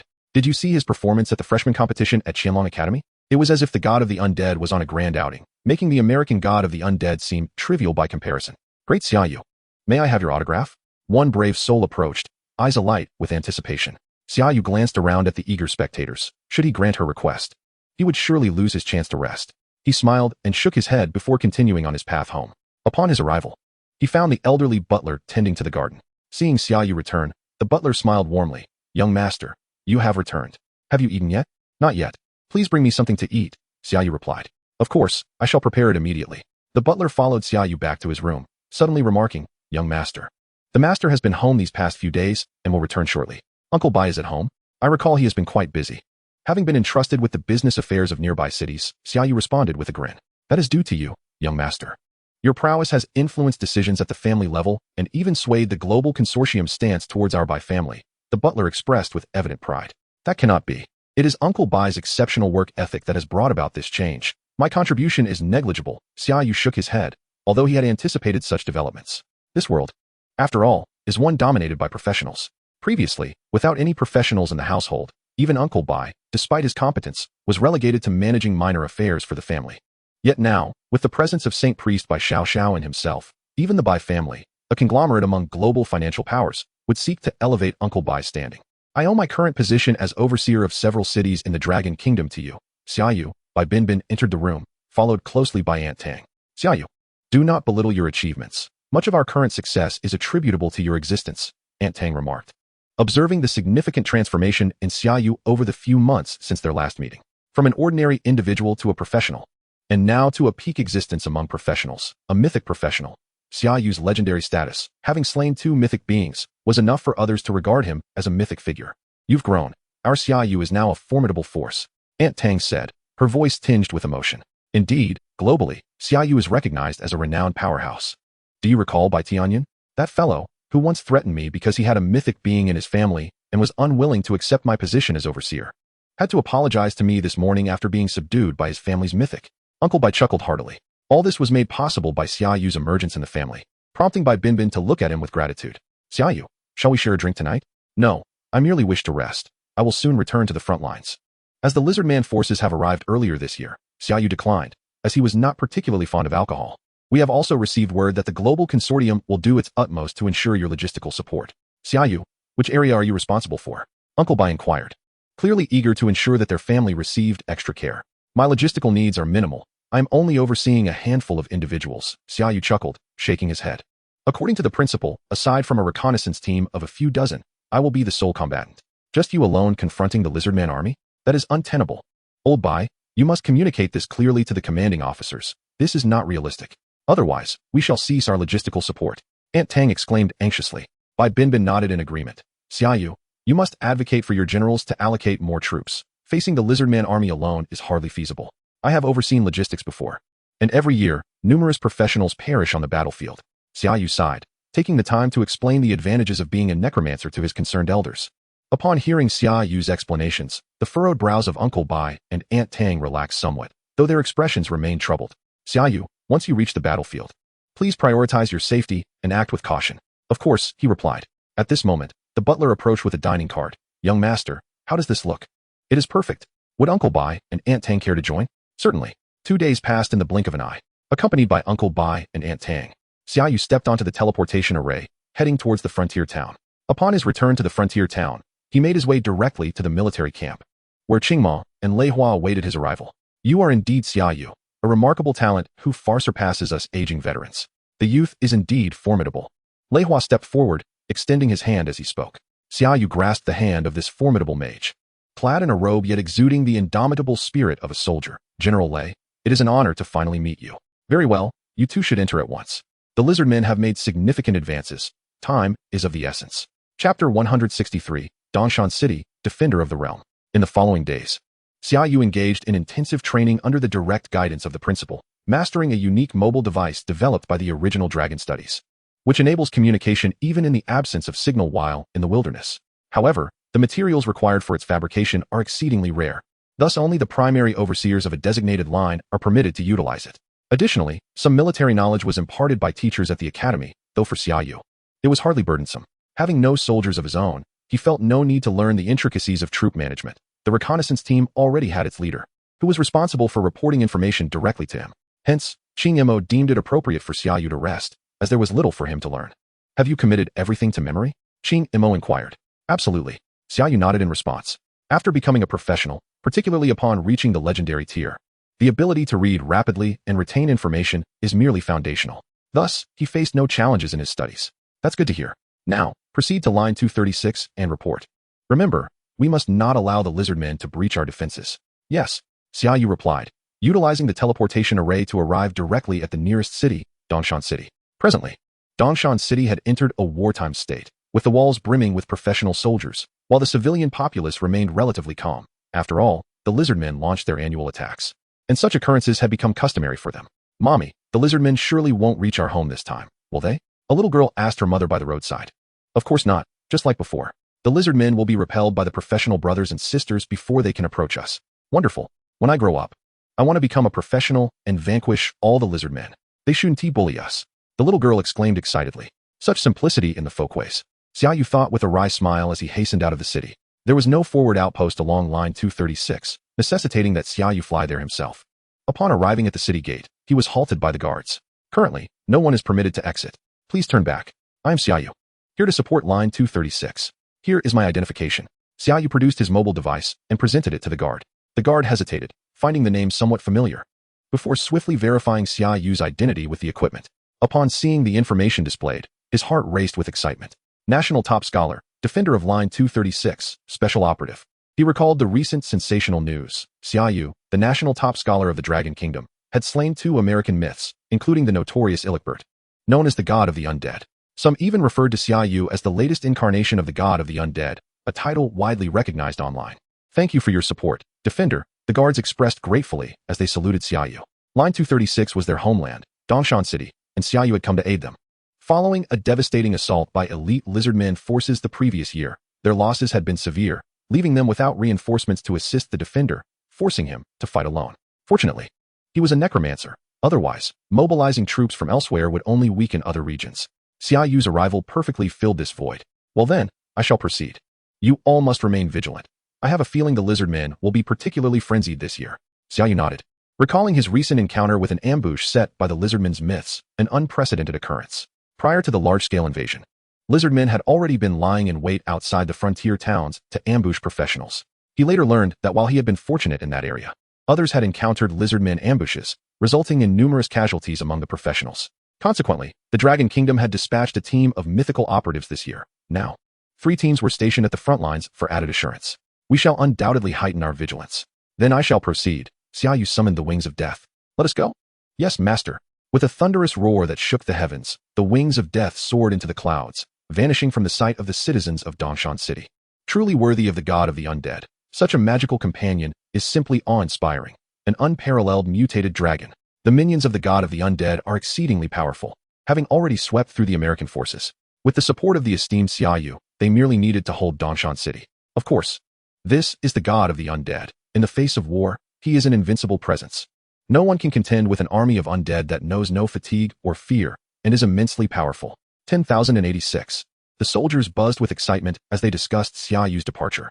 On line 236, steep mountains flanked both sides, filled with various levels of monster nests, rendering it unsuitable for marching. However, a broad path ran through the center, perfectly accommodating military movement and leading directly to Dongshan City. If they could breach Dongshan City, they would secure a strategically advantageous route for troop deployment within the borders of the Dragon Kingdom. Thus, each year the lizardmen sought to breach its defenses. Yet Dongshan City had never fallen. Under my watch, it shall not fall, Xia Yu thought resolutely, having researched extensively about this route during his rest, learning of the immense sacrifices made by the Dragon Kingdom to safeguard Dongshan City. Entrusting the defense of line 236 to him was a clear testament to their faith in his capabilities. Please make a selection, host. Defeat the lizardmen army at line 236, preventing them from touching Dongshan City. Reward, 5 points in Void Realm Comprehension. Yield line 236, but defeat the lizardmen army within Dongshan City. Reward, 15-day reduction in the cooldown for the Door of Sighs. Abandon Dongshan City. Reward, 50 charm points. As for charm, my face alone is worth at least 999. I have no need for that. Regarding retreating to Dongshan City, having just made such a grand declaration, to flee now would be utterly disgraceful. Thus, I refuse. Therefore, I choose to defeat the lizardmen army at line 236. Xia Yu mused to himself, jesting. At this moment, according to the map, Xia Yu arrived between the two towering mountains, where the reconnaissance team for line 236 awaited. Wings of Death, descend. Yes, master. The wings of death swiftly plummeted towards the mountains. Meanwhile, the reconnaissance team, numbered 56, gazed in awe at the terrifying dragon descending from the sky, their eyes wide with disbelief. Captain, have we been discovered by the dragon? Keep your voices down. Follow my instructions. Conceal your presence and form. If we are spotted, scatter and ensure at least one of us returns to deliver the news. Come forth. I am Xia Yu, the defender of line 236, and I am not your enemy. Simultaneously, Xia Yu presented his credentials as the defender. Chapter 164, Vital Intelligence. The reconnaissance team stared in astonishment at the figure leaping down from the dragon, momentarily dumbfounded that someone possessed such a powerful magical beast. As the time of the Lizardman invasion draws near, the reconnaissance team has been absent from the city for nearly 2 months, only receiving snippets of information from those delivering supplies. Naturally, they are unaware of Xia Yu's recent achievements. The 236th Line reconnaissance team has encountered the garrison commander, a middle-aged man who stepped forward first to salute Xia Yu, his eyes betraying a hint of doubt. He appeared far too youthful, as if he had only just awakened as a practitioner this very year. Yet, astonishingly, he is the master of this mutated dragon. Could he possibly be a scion of a prestigious family? However, he does not seem to fit that mold. Following the middle-aged man, various practitioners of differing ages emerged from the forest, each possessing commendable stealth abilities. They all acknowledged the garrison commander with a bow, their expressions tinged with bewilderment at the assignment of such a young individual to oversee the 236th Line. Garrison commander, may I voice a concern? An elder stepped forward, his gaze fixed intently on Xia Yu. Please, do, Xia Yu replied nonchalantly. How many troops do you command? Are the soldiers truly loyal to you? The elder's apprehension was palpable. He feared that a garrison commander so young might struggle to command the troops effectively, which could lead to dire consequences. Simultaneously, he harbored doubts about Xia Yu's capabilities, worried he might merely be a gilded youth parachuted in from above, which would spell disaster. How many troops, you ask? Approximately 200,000, Xia Yu replied, furrowing his brow. Due to the cool down of the Gate of Sighs, his current forces primarily consisted of the subordinates of the Death Lord, with a limit of 22 Death Lords. That equates to 22 multiplied by 50 multiplied by 200, 220,000. Of course, each lord also commands 50 death generals, not to mention a plethora of miscellaneous summons, resulting in quite a formidable number. And as for their loyalty, if I command them to march west, they shall not stray east. If I order them to perish, they shall do so without hesitation, Xia Yu added with an understanding smile. What? The crowd gasped in astonishment. Could this youthful commander truly be an undiscovered military genius? Enough jesting. I am the master of death. Yes, a necromancer. I am the sole envoy here. Xia Yu waved his hand dismissively, choosing not to toy with them further. However, upon hearing this, the middle-aged man's expression darkened with anger. You alone? You come to guard the 236th Line? What are those above thinking? Do they intend to abandon Dongshan City? Indeed, even a necromancer cannot single-handedly confront an army of over 200,000 lizard men, another echoed. Garrison commander, please return and request that more troops be dispatched. Our reconnaissance indicates that this year, the lizardman forces attacking the 236th line number at least 250,000. You cannot hold them off alone. Oh dear, it seems this year all the lines are perilous. If the 236th line faces 250,000 troops, then the more crucial lines must surely be facing even greater threats. Hold on, have you not been following the news these past few days? Xia Yu inquired, his brow furrowing. We have been out here for nearly 2 months, in this desolate wilderness. We have not seen news, let alone any videos, the middle-aged man replied, clearly still fuming. Ah, then it is understandable. Your ignorance of my accomplishments is quite normal, Xia Yu conceded, now grasping their disbelief. What achievements do you speak of? The crowd inquired, their curiosity piqued. Ah, there is much to recount. Allow me to clarify, Xia Yu smiled slightly, proceeding to explain his recent triumphs to ensure their cooperation. When the reconnaissance team beheld the videos of Xia Yu slaying 2 mythic beings in America, alongside the formidable undead creatures he commanded, as well as his awe-inspiring performance at the newborn grand tournament, they exchanged incredulous glances. In that moment, they comprehended why he had been sent alone. He was, after all, the god of undeath of their dragon nation, a being far more valuable and powerful than an army of millions. Xia Yu, is that not the national champion of our dragon nation this year? In just a few months, he has already slain mythic foes? One suddenly exclaimed. At this revelation, the others regarded Xia Yu with a mix of awe and disbelief. My apologies, Garrison Commander. My earlier skepticism was unfounded. I beg your pardon, if need be. You may strike me, the elder who had initially questioned him said, embarrassment etched across his face. My apologies as well. The middle-aged man bowed his head towards Xia Yu. All is forgiven. Our utmost cooperation in defending the 236th line would serve as the best apology. However, should I discover any lack of cooperation or other issues arise, I shall enforce military discipline, Xia Yu concluded, his gaze piercing as it swept across everyone present, underscoring the seriousness of his words. We vow to fulfill our duties. Garrison Commander. They all responded in unison, a shiver running through them. Now, please relay the intelligence you currently possess, Xia Yu instructed. As the reconnaissance team began to take him seriously, the middle-aged man, awkwardly smiling, stepped forward to address Xia Yu. I am the team leader, Zhong Zhangwo, here to report to the garrison commander. Speak, Xia Yu urged. Based on our investigations over the past 2 months, we have identified 3 key points, Zhong Zhangwo began. First, the Lizardman army this year is significantly larger than in previous years, numbering at least 250,000, including 8 suspected level 45 legendary Lizardman generals and 1 level 49 mythic blood dragon lizard priest. Second, this Lizardman army is in a hurry and may arrive at the 236th line sooner than expected, necessitating our advanced preparations. Third, the Lizardmen appear to possess a secret weapon. Those 8 Lizardman generals and the blood dragon lizard priest are transporting a large object covered in golden cloth, something unprecedented in the past several decades, suspected to be their hidden weapon. The remaining details pertain to the distribution of the Lizardman army's ranks and troop types. Information Xia Yu noted but deemed inconsequential, given that the Lizardmen were mostly of low levels, ranging from the teens to the 20s. As for troop types, they were meaningless against the higher-level undead he commanded. Very well, continue your reconnaissance. I shall procure additional soldiers. By procure soldiers, Xia Yu meant to utilize the true necromantic calamity to amass a host of undead soldiers. By slaying low-level monsters, he could trigger the true necromantic calamity, transforming a single low-level monster into a divine-level undead soldier. Such was the terrifying nature of the true necromantic calamity. Xia Yu outlined several locations he would be visiting, instructing them to seek him there should any news arise. He also deployed the Phantom Legion to roam the 236th line, ensuring that any disturbance within several kilometers would be detected. Riding on the wings of death, Xia Yu made his way to a lair of level 14 monsters. With the nearby outposts evacuated, he ventured directly inside. The area was a small forest inhabited by large, grayish-white roosters adept at hurling stones at their foes, equally formidable in close combat. However, facing Xia Yu proved to be their misfortune. One by one, they were swiftly dispatched by the overwhelming might of his undead soldiers. As the great rooster met its demise, a spectral soldier emerged from its carcass, blood and entrails still clinging to its form, lunging towards the other roosters in a gruesome display of horror. Perhaps this was the essence of a true necromancer. Observing this scene, Xia Yu couldn't help but feel that the undead he had summoned earlier lacked such formidable presence, reminiscent of a dark boss. Thus, he systematically eradicated the nearby monster nests. Yet due to level suppression, not a single piece of equipment dropped, nor did he gain any experience.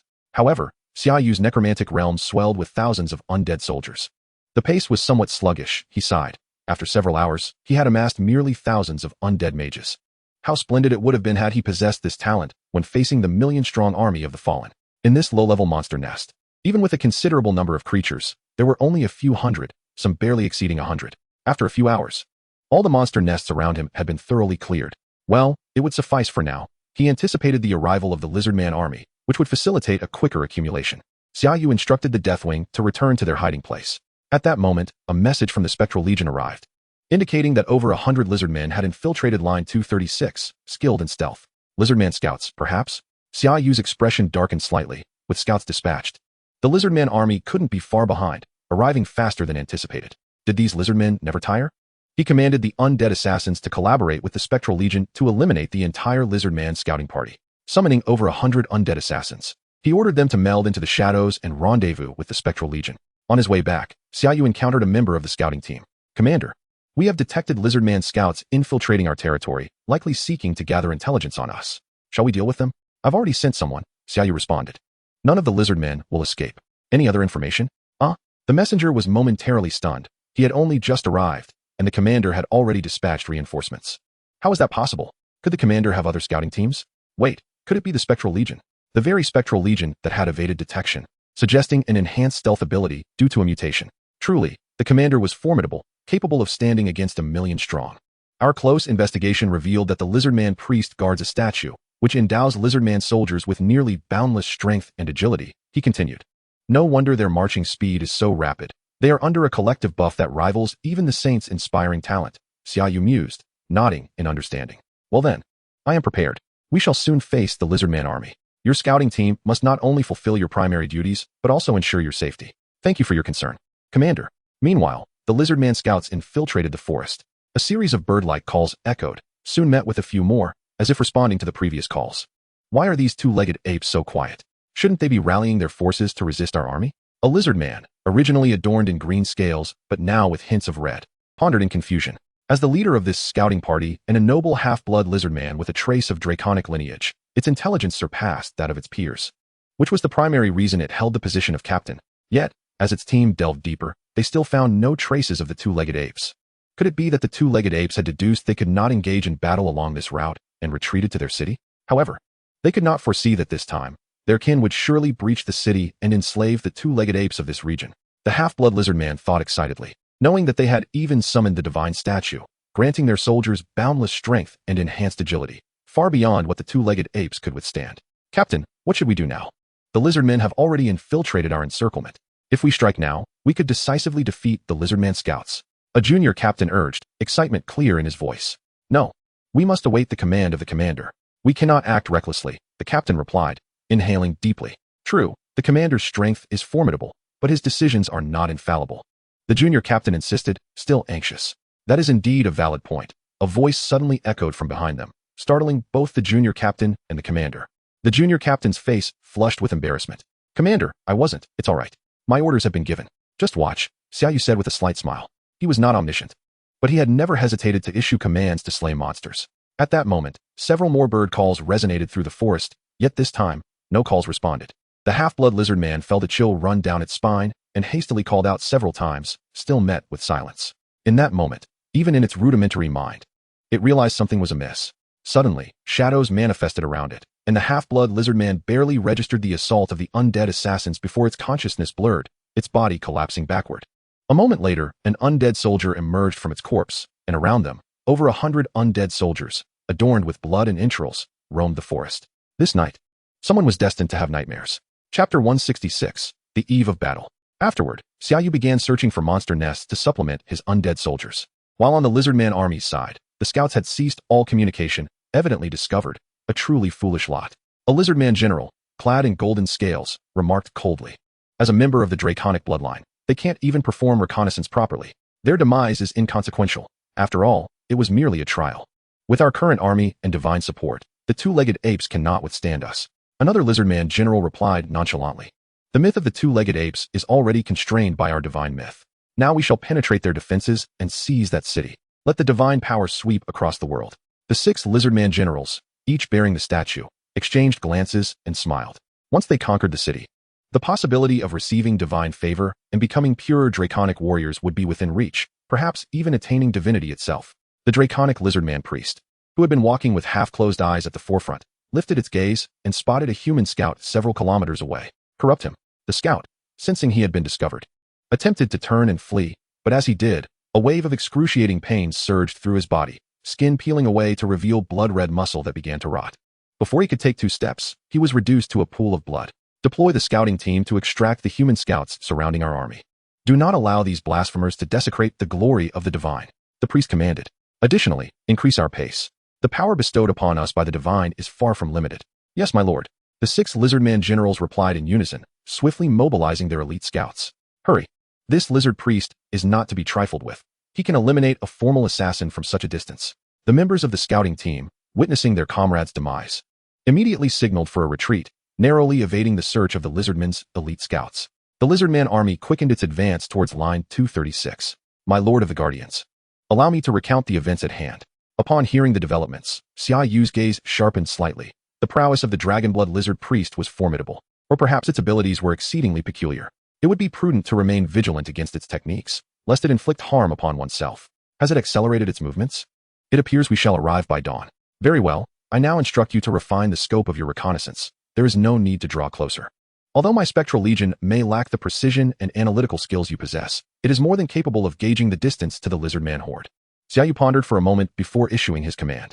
Given that the lizard priest can detect cloaked scouts from such a distance, there is no need to expose them to unnecessary peril, for even if they were to take such risks, they would likely return with no valuable intelligence. Understood. My lord of the guardians. As the scouts withdrew, Xia Yu glanced at the skeletal warriors within his realm of the undead.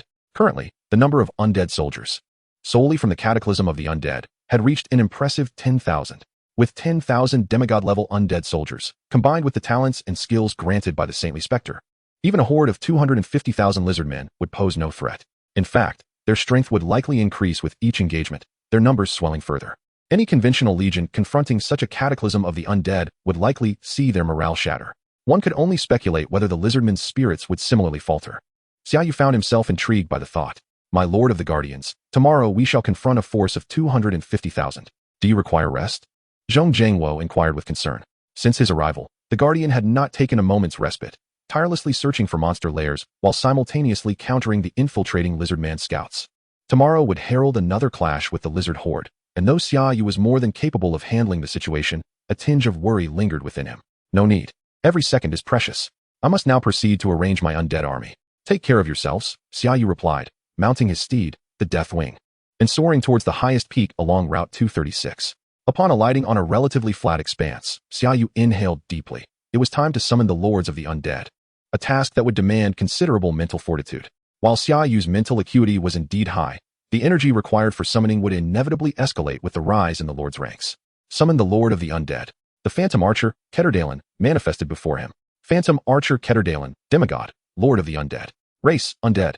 Level, 50. Strength, 486, 000, potential, 9. 720. Agility, 486, 000, potential, 9, 720. Wisdom, 421, 200, potential, 8, 424. Talent, Phantom Arrow. Each arrow shot will summon an additional 10 phantom arrows, 7 of which inflict 100 damage, while 3 deal no damage. Skills, Phantom Footwork, creates 10 phantom duplicates that inherit the skills and talents of the original. 2 are real and capable of inflicting damage, while 8 are mere illusions. 6-shot burst, unleashes 6 shots in an instant, each dealing 200 physical damage based on strength and agility. Rain of arrows, fires a volley of arrows at enemies, causing 300 physical damage based on strength and agility. Explosive arrow, shoots an explosive arrow, inflicting 5,000 physical damage based on strength and 5,000 fire damage based on wisdom upon detonation. The first was indeed a remarkable archer. Xia Yu was quite pleased with the phantom archer. Its innate combat capabilities were formidable, and its spectral subordinates far surpassed ordinary undead archers, ensuring they would play a significant role in the forthcoming ambush. Continue. Summon the Lord of the Undead. A colossal golden serpent materialized within the magic circle. Xia Yu examined its attributes, only to find it was a standard physical-type serpent undead, leaving him somewhat disappointed. Next, one by one, the Lords of the Undead were summoned, many of them golden-hued, representing the more commonplace undead lords, such as golden warriors, golden archers, and golden knights. While their strength was not to be underestimated, they remained rather ordinary, lacking any exceptional traits. Proceed with the summoning of the Lords of the Undead. Suddenly, a potent aura of sanguine malice engulfed Xia Yu. drawing him into a nightmarish battlefield of flesh and blood. What is this? I have summoned something extraordinary. Your Majesty, will you betray me? Chapter 167, by Qi. The Butcher by Qi, demigod, Lord of the Undead. Race, undead. Level, 50. Strength, 486,000. Potential, 9, 720. Agility, 486,000. Potential, 9, 720. Wisdom, 486,000. Potential, 9, 720. Talent, Wuan Jun, capable of nurturing soldiers. Victory in battle guarantees peace for the common folk, hence the title Wuan. All attributes of commanded soldiers increase by 10, with morale at 100. Butcher, when the battlefield shifts to our advantage, the Butcher will crush the enemy's morale. All attributes of enemies decrease by 10, with morale at 100. Skills, Mysterious March, increases the movement speed of Bai Qi's army by 100, lasting for 24 hours. Break Army Formation, Bai Qi's Legion can establish a formation that enhances allies within it, granting all attacks an additional 30 points of attribute-based damage. Scythe of Death, the Scythe of Death wielded by Bai Qi inflicts an additional 200 attribute-based damage and instills fear in the hearts of wavering enemies. Upon slaying foes, a surge of malevolent energy will erupt, potentially frightening the wavering enemies to death. God of Slaughter, upon achieving a kill, all attributes increase by 1, capping at 30. Once full, Bai Qi enters a state of the God of Slaughter. God of Slaughter state unleashes a domain of blood. Within this realm, all those Bai Qi has slain in his lifetime will rise as blood demons to battle his enemies. Bai Qi. Xia Yu's eyes widened in shock as he beheld the grotesque, blood-red skeletal figure of the undead before him, wielding a black scythe radiating a sanguine glow. Simply standing there instilled a sense of dread among the ordinary undead lords nearby, the murderous intent emanating from him sending chills down Xia Yu's spine. It was none other than Bai Qi, the Butcher, renowned in a past life, whose skills were indeed befitting his moniker as the God of Slaughter. Moreover, he possessed several Legion-level skills, and being a military strategist of great renown, having him lead the charge would undoubtedly surpass Xia Yu's capabilities by leagues. Your Majesty, will you betray me? Bai Qi inquired once more. Xia Yu regarded the extraordinary undead and replied, You have long since passed into the realm of the dead. I grant you a second chance at life, to once again shine in glory. How could I betray you? Bai Qi, once a general of the Qin state, had met his demise at the behest of King Zhao of Qin, unjustly executed, a great talent lost to history. Now, Xia Yu offered him a second chance, an opportunity to reclaim his legacy. Upon hearing this, Bai Qi fell into a moment of silence before kneeling on one knee. Your Majesty, please issue your command. The alien lizard men are leading an army of 250,000 to assault our human territory. How shall we annihilate them without allowing a single one to escape? Bai Qi began to strategize with Xia Yu on how to eradicate the lizard men horde entirely. The minister asserted that in order to annihilate the 250,000 lizard men, it was imperative to sever their retreat and lure them between the two mountains. Our forces would conceal archers among the hills, poised to slay the lizard men. Subsequently, with the power of your Majesty, the slain lizard men would rise as undead soldiers, inciting chaos within their ranks. At that moment, we would send forth these undead lieutenants to confront the enemy head-on. Our military might far surpasses that of the lizard men, and we are unafraid of death. I shall block their escape route, ensuring victory. Bai Qi spoke with a calm demeanor, believing that the disparity in strength between the two armies was so vast that intricate strategies were unnecessary. They could simply trample over the foe. Very well. I entrust all of them to your command. Do not disappoint me, Xia Yu instructed, handing over all the recently summoned undead lieutenants to Bai Qi, which would also allow Bai Qi to benefit from multiple army skills or attributes, as his abilities were limited to the forces he commanded. Understood, Your Excellency. Upon receiving the command, Bai Qi was aware that the lizard men would soon arrive. He led the undead lieutenants to the high mountains he had chosen for their arrangement. Xia Yu, riding on the wing of death, observed Bai Qi methodically assigning each undead lieutenant to their appropriate positions and outlining the timing for their assault the following day. He had even arranged for the Golden Assassin's subordinate undead to prevent any lizard men from infiltrating and stealing his battle formation information. This was the responsibility Xia Yu was meant to shoulder, but with Bai Qi's presence, everything became considerably easier. Tomorrow, he would merely need to keep an eye on the enemy's idol. The reconnaissance team also detected the situation, but fortunately, Xia Yu had informed Bai Qi in advance about the existence of a scouting party. Nonetheless, as soon as the reconnaissance team approached, they were expelled by the undead lieutenants. I see a multitude of undead. Are these summoned by the Guardian?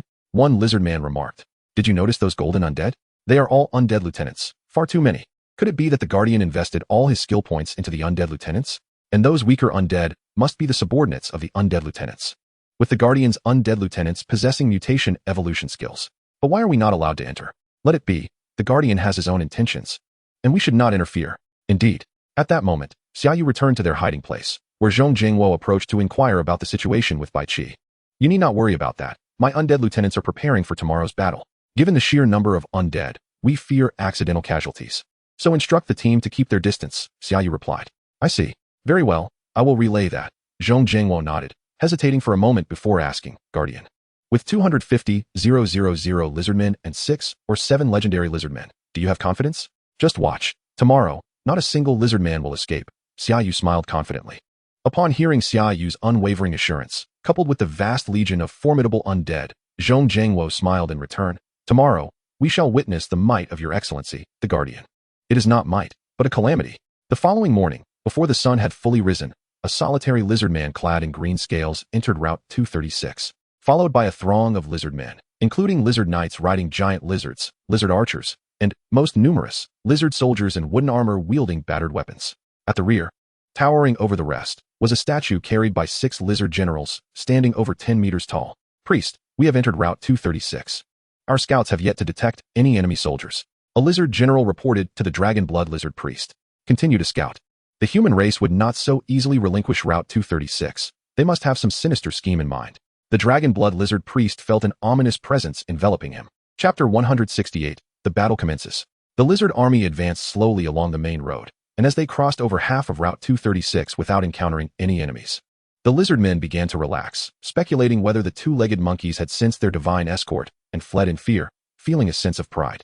The surrounding forest grew denser, with towering trees seemingly blocking out the sunlight, allowing only a few rays to pierce the ground. Yet, from within the shadows, a small dark mass darted past, leading the observing lizardmen to believe they were merely imagining things. Lizardmen, prepare for battle. The Phantom Legion relayed information back to Xia Yu, who then passed it along to Bai Qi. Bai Qi reiterated Xia Yu's message to all the undead soldiers and lieutenants. On the 2 mountains, lizardman scouts lay lifeless, their chests punctured by gaping holes from which undead soldiers emerged. Below, 2 lizard generals furrowed their brows. Priest, we have lost 2 scout teams. They may have encountered the enemy and perished. Where did they go missing? The dragon blood lizard priest inquired solemnly. On this mountain, the 2 lizard generals indicated the surrounding peaks. This revelation made the dragon blood lizard priest's eyes widen in alarm. Did I not instruct you to send the scout teams out? Why are you only now informing me of their proximity? But, before the lizard general could continue, a thunderous sound of bowstrings echoed from the high mountains, prompting all lizardmen to look up as a torrential rain of arrows descended upon their ranks. Lizard sorcerers, magical shields. The dragon blood lizard priest bellowed. The lizard sorcerers raised their staffs, chanting incantations. Yet, before they could complete their spells, the first wave of arrows struck the lizard army. Thud, thud, thud. Thousands of lizardmen were instantly pierced by the powerful arrows. Some were cleaved in 2, while others suffered gaping wounds in their chests. With severed limbs and heads aplenty, activate the magical shields. The dragon blood lizard priest had already summoned a magical shield to protect the statue during the first wave of arrows, leaving even his personal guards without magical protection, reliant solely on their own defenses. Fortunately, as the battle commenced, the lizard generals lowered the statue and utilized their abilities to deflect incoming arrows, mitigating casualties among their forces. However, the second wave of arrows followed almost immediately, leaving the lizardmen with little time to recover. Fortunately, the lizard sorcerers had managed to conjure their magical shields in the sky, blocking most of the arrows that had diminished in power due to their trajectory. Still, a number of arrows found their way through the gaps in the magical shields, claiming the lives of lizard soldiers. Generals quickly organized the archers to retaliate. The dragon blood lizard priest shrieked, his heart seething with rage at the loss of thousands before even encountering the enemy. 2 lizard archers, tasked with leading the archery unit, attempted to rally their troops for a counterattack, but were startled to see something moving within the recently fallen lizard man. With a sudden burst, a crimson skeletal hand erupted from the lizardman's chest, followed by a sword and shield-wielding undead soldier rising from the corpse. Swish. The newly risen undead soldier swiftly struck down a nearby lizard soldier, causing panic among the lizard men as they beheld this sudden emergence of undead soldiers within their ranks. This scene unfolded repeatedly among the vast army of 240,000, as the lizard men slain by these undead soldiers rose anew as undead themselves. It is the magic of the Necromancer. Everyone, hurry and slay these undead soldiers. A lizard general charged directly at 2 skeletal soldiers, perceiving them as mere entities that could be vanquished with a single slap. Yet, in the next moment, it was taken aback. One of the skeletal soldiers raised its shield to block the lizard general's assault, not even taking a single step back, instead appearing remarkably nonchalant. The lizard general's eyes turned a fiery red. How could its attack be effortlessly parried by an ordinary skeletal soldier? This was unfathomable. With renewed determination, it unleashed another punch. But the skeletal soldier retaliated with an unadorned, yet powerful strike aimed at the lizard general's arm. The lizard general did not dodge, dismissing the notion that such a flimsy blade could penetrate its scaled hide.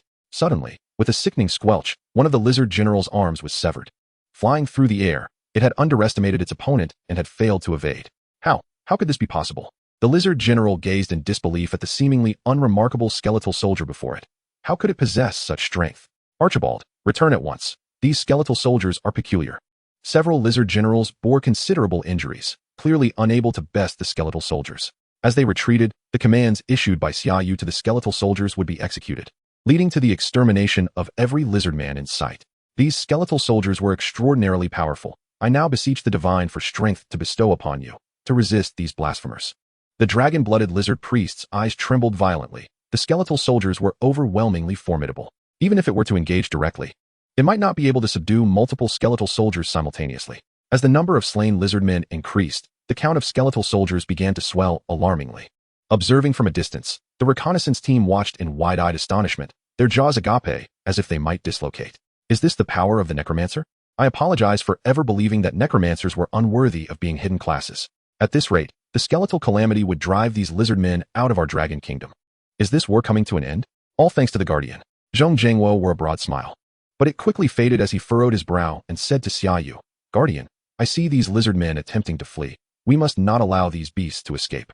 I am fully prepared to annihilate 250,000 lizard men. Rest assured and watch, Xia Yu replied with a smile. The guardian still has a trump card? Zhong Jiangwo felt a tremor in his heart. This guardian, who meticulously planned 3 steps ahead while possessing immense strength, was truly terrifying. Standing atop a tall tree, Bai Qi emanated an otherworldly crimson aura, gazing with disappointment at the retreating lizard army. Their numbers were commendable, but alas, they had encountered us.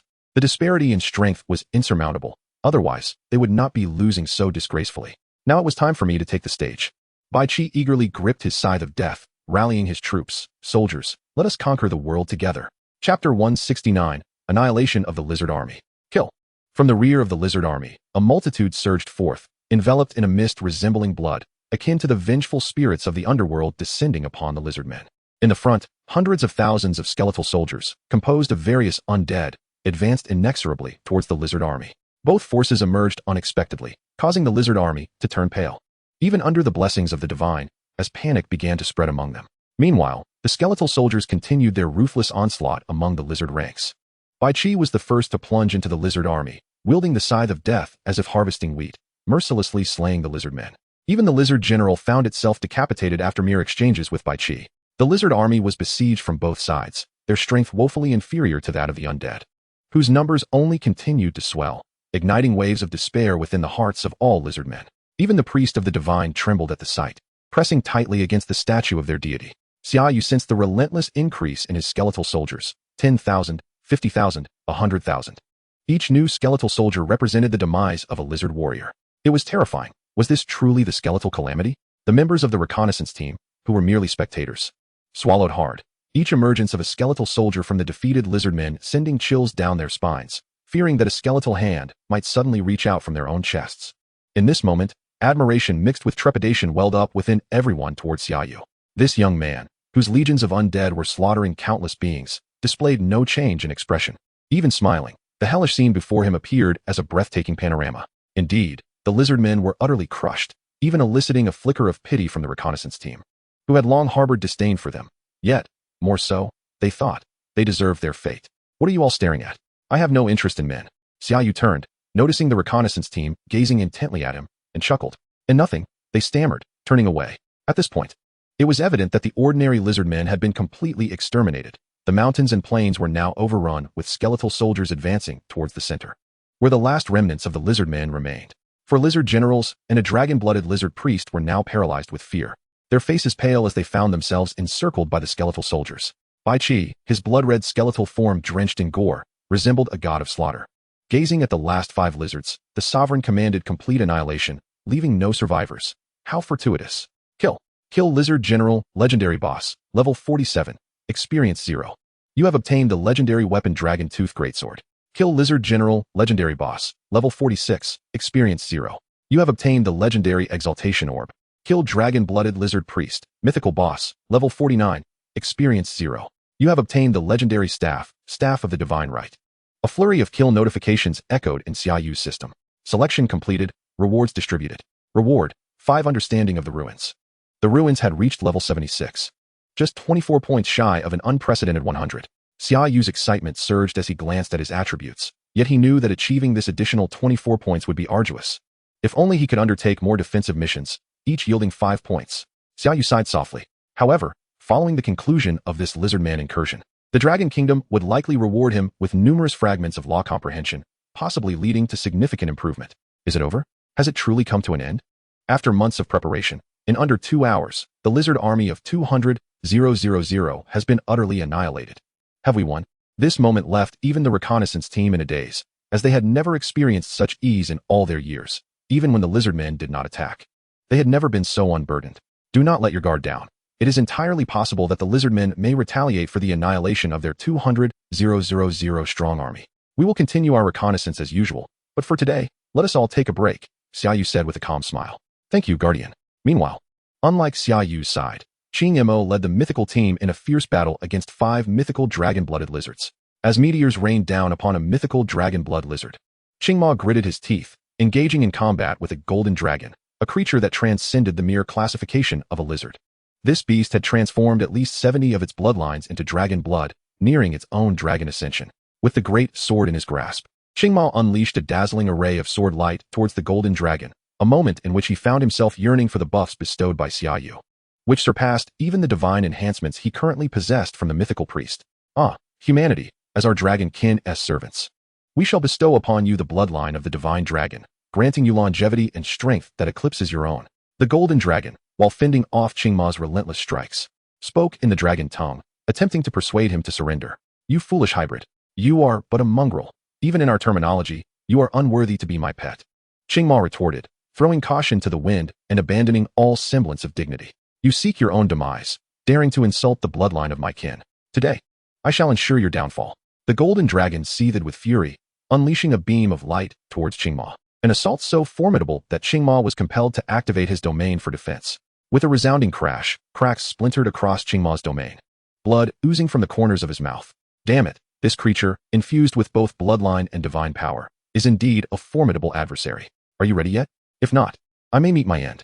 Enough, enough, a venerable voice echoed across the battlefield, followed by the sky igniting in a blazing crimson hue, as if set ablaze.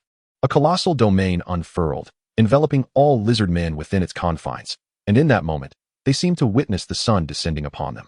Forbidden spell, sun annihilation. The golden dragon's expression darkened considerably, its teeth clenched as its body suddenly swelled, dragon wings unfurling from its back. It transformed into a diminutive, grotesque western golden dragon. Yet its aura radiated unparalleled might. Dragonkin magic, golden realm. A radiant golden barrier enveloped all lizard mythics, while the sun gradually descended. Boom, boom, boom. The sun collided with the golden barrier, failing to breach it, though fissures began to appear, only to be swiftly mended. The standoff persisted until, finally, a tremendous explosion erupted, sending all combatants sprawling. In that moment, no one noticed as a battalion of 1,000 lizard warriors stealthily infiltrated the borders of the Dragon Kingdom. Chapter 170, The God Has Fled? The battle concluded with ease, rendering even the celebrating reconnaissance team devoid of genuine excitement. There was an overwhelming lack of realism. Even the Lord of Dongshan City, upon receiving the news, felt a disconnection. Is it true? A force of 250,000 lizard men, and not a single one escaped? Is Xia Yu truly that formidable? The Lord of Dongshan City posed a barrage of questions, met only with nods from the messenger. Indeed, they were all annihilated. However, since we remain in a state of war, no festivities were held. Everyone immediately returned to their duties. Meanwhile, Xia Yu approached the blood-soaked battlefield, stepping steadily towards the statue at its heart. Expecting a display of divine might, he was met with an utter lack of effect, merely enhancing the attributes of the lizardmen and their generals. Even the dragonblood lizard priest's prayers yielded no response. The cloth draped over the statue, once pure white, had been stained crimson with blood. Drip, drip. A full day had passed, yet inexplicably, blood continued to drip from the cloth. Xia Yu stood silently, the winds howling around him. In the distance, Zhong Jiangwo looked on with concern. Such statues required specialized care. Should they be desecrated post-battle, the divine would take notice. Seeing Xia Yu so close to the statue filled him with trepidation. A legacy of death, human. Even if you have thwarted these reptiles' assault, darker matters await your reckoning. I shall witness your unraveling amidst the starry expanse. Xia Yu was not merely standing idly. As he approached the statue, an enigmatic whisper echoed in his ear. Then I shall indeed uncover the nature of this darkness you speak of. In this life, I pursue the unknown, Xia Yu replied slowly. Many sages have succumbed to madness in their quest for the unknown. You shall be the next. Why do I sense your agitation? Is it perhaps because I have vanquished your 250,000 followers? Xia Yu countered. Silence enveloped the conversation for an extended period, until suddenly, the statue beneath the white cloth collapsed with a thunderous crash, running away when outmatched. How divine! Xia Yu scoffed, calling out to Zhong Jiangwo. No need for those fellows to come. The god has fled on its own. What? The god has run away? What in the world have you done, Lord Defender? Zhong Jiangwo exclaimed in shock, astonished that a god could simply flee. We merely exchanged a few pleasantries, and then it bolted. Who knows what it intended? Xia Yu replied nonchalantly. But it is a god. Zhong Jiangwo stammered, taken aback by this unexpected turn of events. Just do as I say. And if they insist on coming, let them. Yes, Lord Defender. Deputy Commander, quickly bring forth my fire dragon cannon. Those lizardmen are coming to kill us. Archers, mages, concentrate fire on the lizardmen's vanguard. They must not touch the walls. Fire. Annihilate these wretched lizardmen.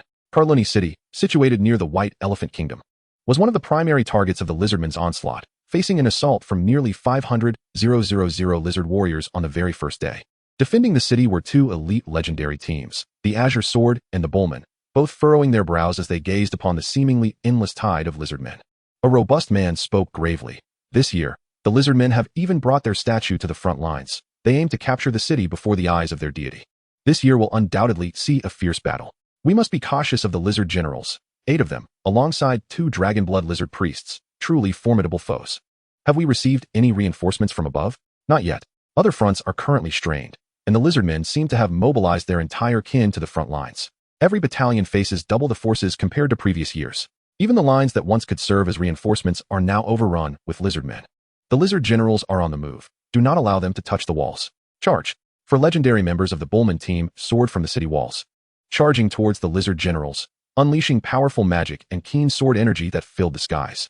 Stas, Oma, you two advance. Ensure we capture them all. Remember our plan. Among the throng of lizard men, a few inconspicuous figures did not join the fray like their brethren.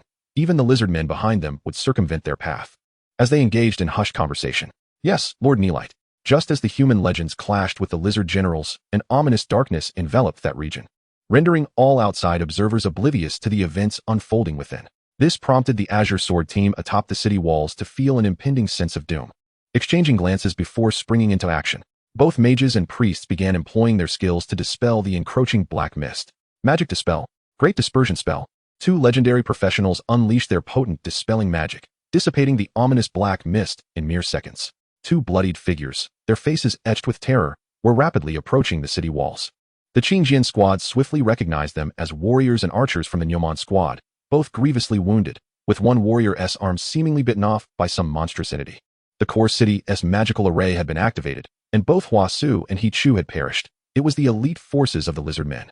The warrior from the Nyoman squad bellowed in rage. Generally, the core city's magical array would not be activated, as it not only consumed immense energy, but also rendered the teleportation array inoperable. Moreover, its activation would send a distress signal to all cities in the Dragon Kingdom, utilized only in dire emergencies. Even the mythical could not breach it in a short span of time. What? Hua Su and He Chu are dead after just a few seconds? The members of the Qingjian squad exchanged alarmed glances, for they were well aware of the prowess of these 2 individuals, who were not inferior to themselves. If they could be slain in mere seconds, the same fate awaited them if they engaged. Activating the core city's magical array, one member of the Qingjian squad was the Lord of Kowloon City, who immediately employed his authority to initiate the core city's magical array. We are temporarily safe, but we can only await reinforcements. Elite lizardmen forces have appeared in Kowloon City, requesting support. Acknowledged. Xia Yu rose and gazed into the distance, noting that more undead soldiers had arrived. Chapter 171, The Lizardman's Scheme. I must venture out. Bai Qi, will you guard this place for me? Is that acceptable? Xia Yu summoned Bai Qi. Your Majesty.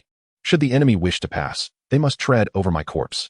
Bai Qi replied resolutely. Then I entrust it to you.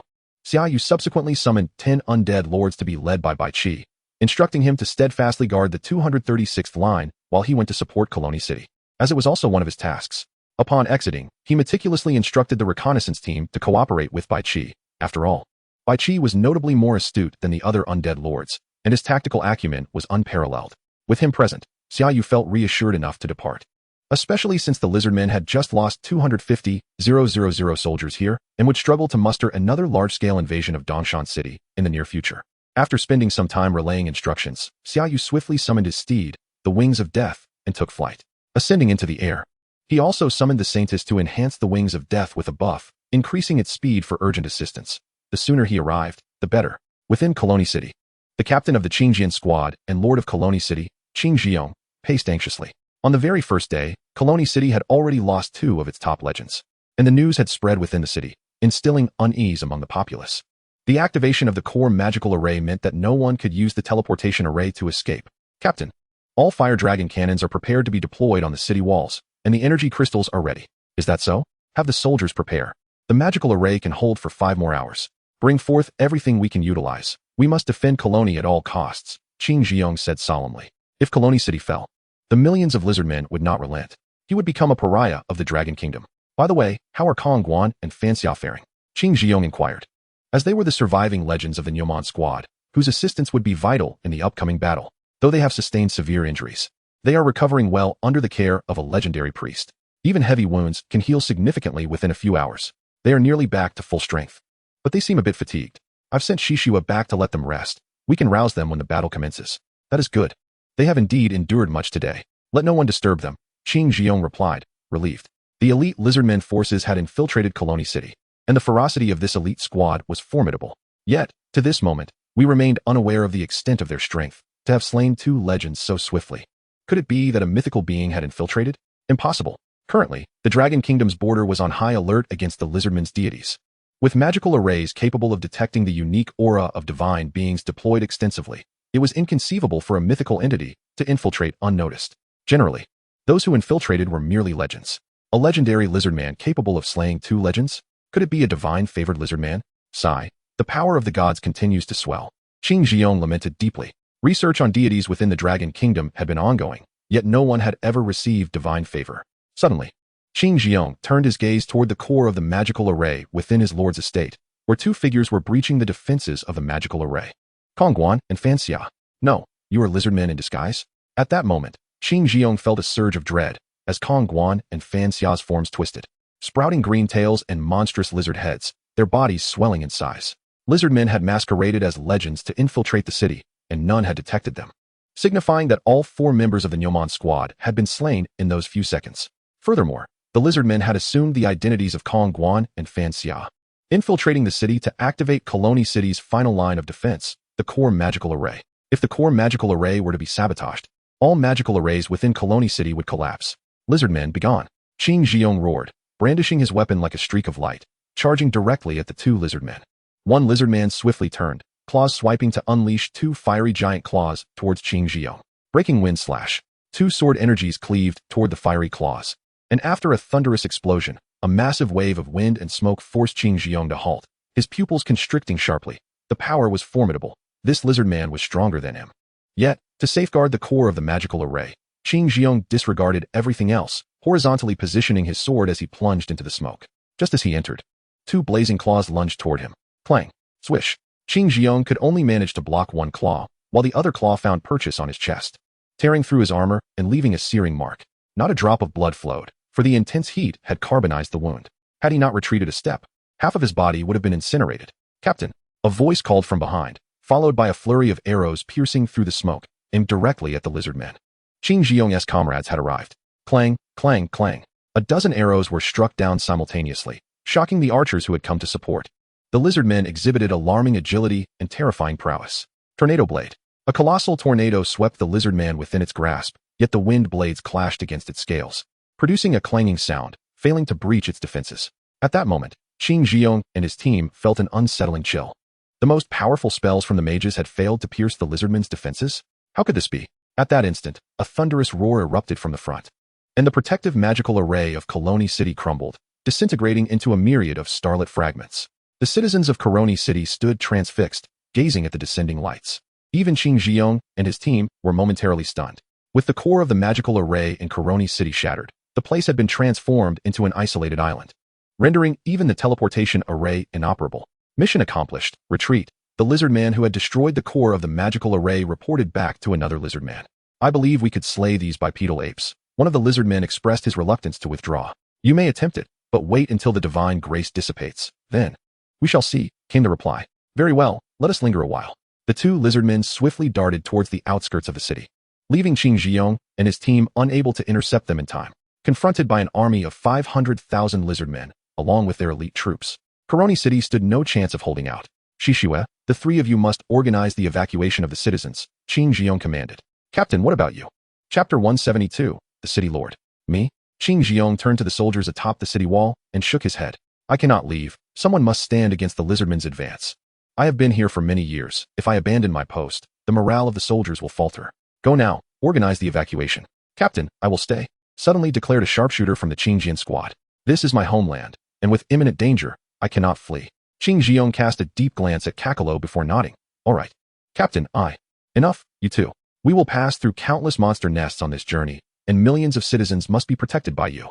Your task is no lighter than ours. Go now. Qing Zhiyong interrupted Shishue, speaking to her earnestly. After a moment of silence, Shishue nodded and departed with another teammate to organize the evacuation, a task that was indeed quite troublesome. Qing Zhiyong and his companion hastened towards the city wall. City Lord. The lizard men are gradually advancing. It seems they intend to launch an assault even under the cover of night. A general on the city wall promptly reported to Qing Zhiyong. Prepare the soldiers for battle. We have no option for retreat. I will stand with you to defend the wall, even in death. We shall take a piece of flesh from the enemy. Qing Zhiyong's voice resonated throughout the walls, momentarily startling the soldiers, who soon adopted resolute expressions. Yes. Their voices echoed in the darkened skies above the city. Shadows outside the city slowly approached Coroni, and two figures swooped down. One lizard man, in a shrill voice, proclaimed, Qing Zhiyong, if you surrender, I guarantee you will not perish and may even join our divine cult. The lizard man had come to negotiate a surrender. Begone. Join you? I, Qing Zhiyong, would rather die than become a slave to your kind.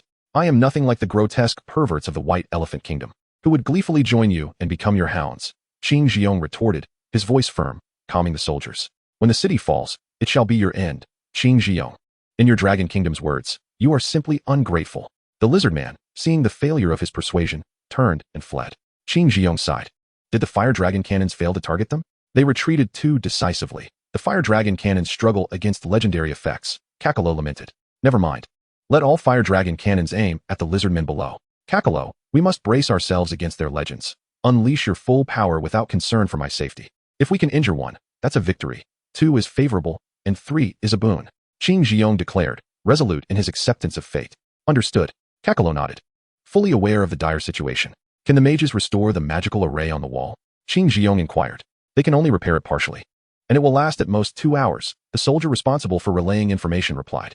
Impressive efficiency for a student of a prestigious academy, Qing Zhiyong remarked with a smile. 2 extra hours will allow the citizens to exit the gates. Time slipped away, and the lizardmen's forces were now less than 10,000 meters from the wall. Qing Zhiyong commanded the fire dragon cannons to elevate their barrels, ready to fire as soon as the lizardmen advanced further. Fire! With the keen sight of a legendary class. Qing Zhiyong bellowed, as the lizardmen entered the range of fire. Boom, boom, boom. Hundreds of fire dragon cannons erupted in flames, launching fiery projectiles towards the distant lizardmen. Kaboom! The explosions and flames instantly enveloped the lizardmen ahead, but as the fire dissipated, it revealed the lizardmen shielding themselves with a gray magical barrier, effectively nullifying the cannon's assault. Qing Zhiyong's gaze sharpened. The second round of cannon fire was ready. He raised the barrels higher and targeted the rear of the lizardmen's ranks. Captain, this will reduce the fire dragon cannon's effectiveness. Kakalo expressed his confusion. Trust me, Qing Zhiyong replied firmly. Another volley was unleashed, and this time the projectiles soared over the gray magical shield, descending upon the lizardmen's rear. Kaboom! Dust erupted, mingled with the cries of lizardmen torn asunder, their shrieks echoing in the chaos. Excellent! Qing Zhiyong cheered, shaking his fist in triumph. Such a massive magical barrier could not be maintained by a single mage, but rather by a coalition of mages, making repositioning challenging. The lizardmen were cunning, yet not overly so. Hiss! A roar erupted from within the lizardmen, and the magical barrier was withdrawn, followed by fireballs, corrosive orbs, and venomous projectiles hurled towards the city walls. Mages, activate the defensive magical array. Qing Zhiyong commanded, urging the mages to set the recently repaired array in motion. A shimmering barrier rose, shielding against the lizardmen's magical onslaught, but soon cracks began to appear. City Lord, the magical array cannot be reactivated due to another error. A soldier rushed to report. After all, the hastily repaired magical array could not match the stability of its original form. Qing Zhiyong sighed, knowing they would have to weather the storm. Cease the operation of the magical array, fire dragon cannons, commence firing. As the fire dragon cannons unleashed their fury, magical skills were also employed in retaliation. Without the protective magical array, reports of damaged cannons and soldier casualties began to emerge from the city walls. With their numerical superiority and divine backing, the lizardmen swiftly closed in on the walls. Fire! Kakalo led the archers in unleashing a torrent of arrows upon the lizardmen. But the advance could not be halted. Fall under the divine wrath. A legendary priest among the lizardmen murmured, summoning blossoms of flame that floated towards the walls like guided missiles, targeting every living being in their path. As the flames struck the soldiers, they were instantly reduced to ash. Damn it! Qing Jiong swung his sword energy, shattering the fiery projectiles one by one, yet he could not clear them all. The walls were filled with the wails of the wounded. Two shadowy figures seized the opportunity amidst the chaos, leaping atop the walls, charging towards Qing Jiong and Kakalo. Ungrateful bipedal apes die. The two wielded staffs, aiming to strike down Qing Jiong. However, he anticipated their attack, unleashing a slicing wave of energy. The sword energy whipped forth like a tempest, colliding with the two legendary lizardmen. Boom, boom, thud. While most of the sword energy failed to breach the lizardmen's defenses, some managed to inflict wounds, yet it did little to diminish their combat prowess as they continued their relentless assault on Qing Jiong. Clang, bang. Two lizardmen launched their attacks. One was parried, while the other struck fiercely against Qing Jiong's chest, shattering his ribs with a brutal force. Death! The two lizardmen simultaneously pursued Qing Jiong, plunging him into a dire predicament from which escape seemed impossible. Chapter 173, Reinforcements Arrive. Captain Kakalaban was preoccupied with targeting the dragon-blooded lizard priest casting magical spells. But upon turning his head, he saw Qing Jiong besieged by two dragon-blooded lizards, his situation perilous. He wished to rush to his aid, yet at that moment, dozens of fiery projectiles hurtled towards him, necessitating a swift evasion. Damn it! Qing Jiong never anticipated being so effortlessly vanquished, finding himself on the brink of death. As the two lizardmen threatened to reduce him to mere pulp before he could even rise, their strength and agility far surpassed that of ordinary legendary professionals. Could it be that we, the professionals, are to be eliminated? A flicker of despair ignited within Qing Jiong, not merely for his impending demise, but for the future of the Dragon Kingdom. If the enemy's mythic power was similarly formidable, even that demigod would find it challenging to cope, wouldn't they? With a thunderous roar, a shadow as dark as night lunged at the two dragon-blooded lizards. The overwhelming force sent them hurtling away, blood gushing from their mouths. Saintus! Eliminate them, Xia Yu urged as he raced towards Colony City. Noticing that the citizens were being organized for evacuation, a perilous maneuver, typically a last resort. With millions of citizens fleeing, merely half surviving to the next city would be a stroke of luck. Hence, Xia Yu commanded the Saintus to act, prioritizing stabilization of the situation. At his command, radiant light transformed the night into day. Hundreds of gleaming swords of light shot forth, their source unknown. Yet the sheer power instilled fear in all. What is this? The lizardmen, flung aside, barely regained their footing before being obliterated by the light swords. From a distance, the dragon-blooded lizard priest sensed impending doom and attempted to flee, only to be pinned to the ground by a light sword, meeting a swift end. In an instant, all three legendary lizards attacking the city were slain. The incident caused even the commander of the lizard army to widen his eyes in shock. What was that? Beside the lizard marshal stood a lizard man resembling a dragon, adorned in hard, sharp red scales, with a pair of dragon wings unfurling behind him. His golden-red slit eyes narrowed as they beheld the blinding white light, shrinking to a mere pinprick. Such potent divine power, yet imbued with an air of peculiarity. Has the Dragon Kingdom's support arrived? It came too swiftly, the red dragon lizard murmured, a grim realization dawning. He had expected that his elite force would easily breach Colony City. Now, with the arrival of reinforcements, divine or not, they possessed the strength akin to mythic warriors. His own forces lacked any mythic presence. Although bolstered by divine favor, they remained incapable of reaching that level. Furthermore, the enemy's exact mythic classification remained unknown. Lord Red Dragon, shall we continue the assault? The lizard marshal inquired humbly, seeking guidance. No, we shall retreat for the time being. We will resume our offensive at dawn. I require time to prepare. Understood, Lord Red Dragon. I shall relay the order to retreat. Xia Yu had intended to summon his legions of undead soldiers for a life-and-death confrontation with the lizard army, a battle of survival. Yet, upon witnessing their withdrawal, he refrained from pursuing. The lizardmen would undoubtedly return to assault Colony City. First, they must halt the evacuation of the citizens, as this decision bore significant implications for his own choices. Please, host, make a choice.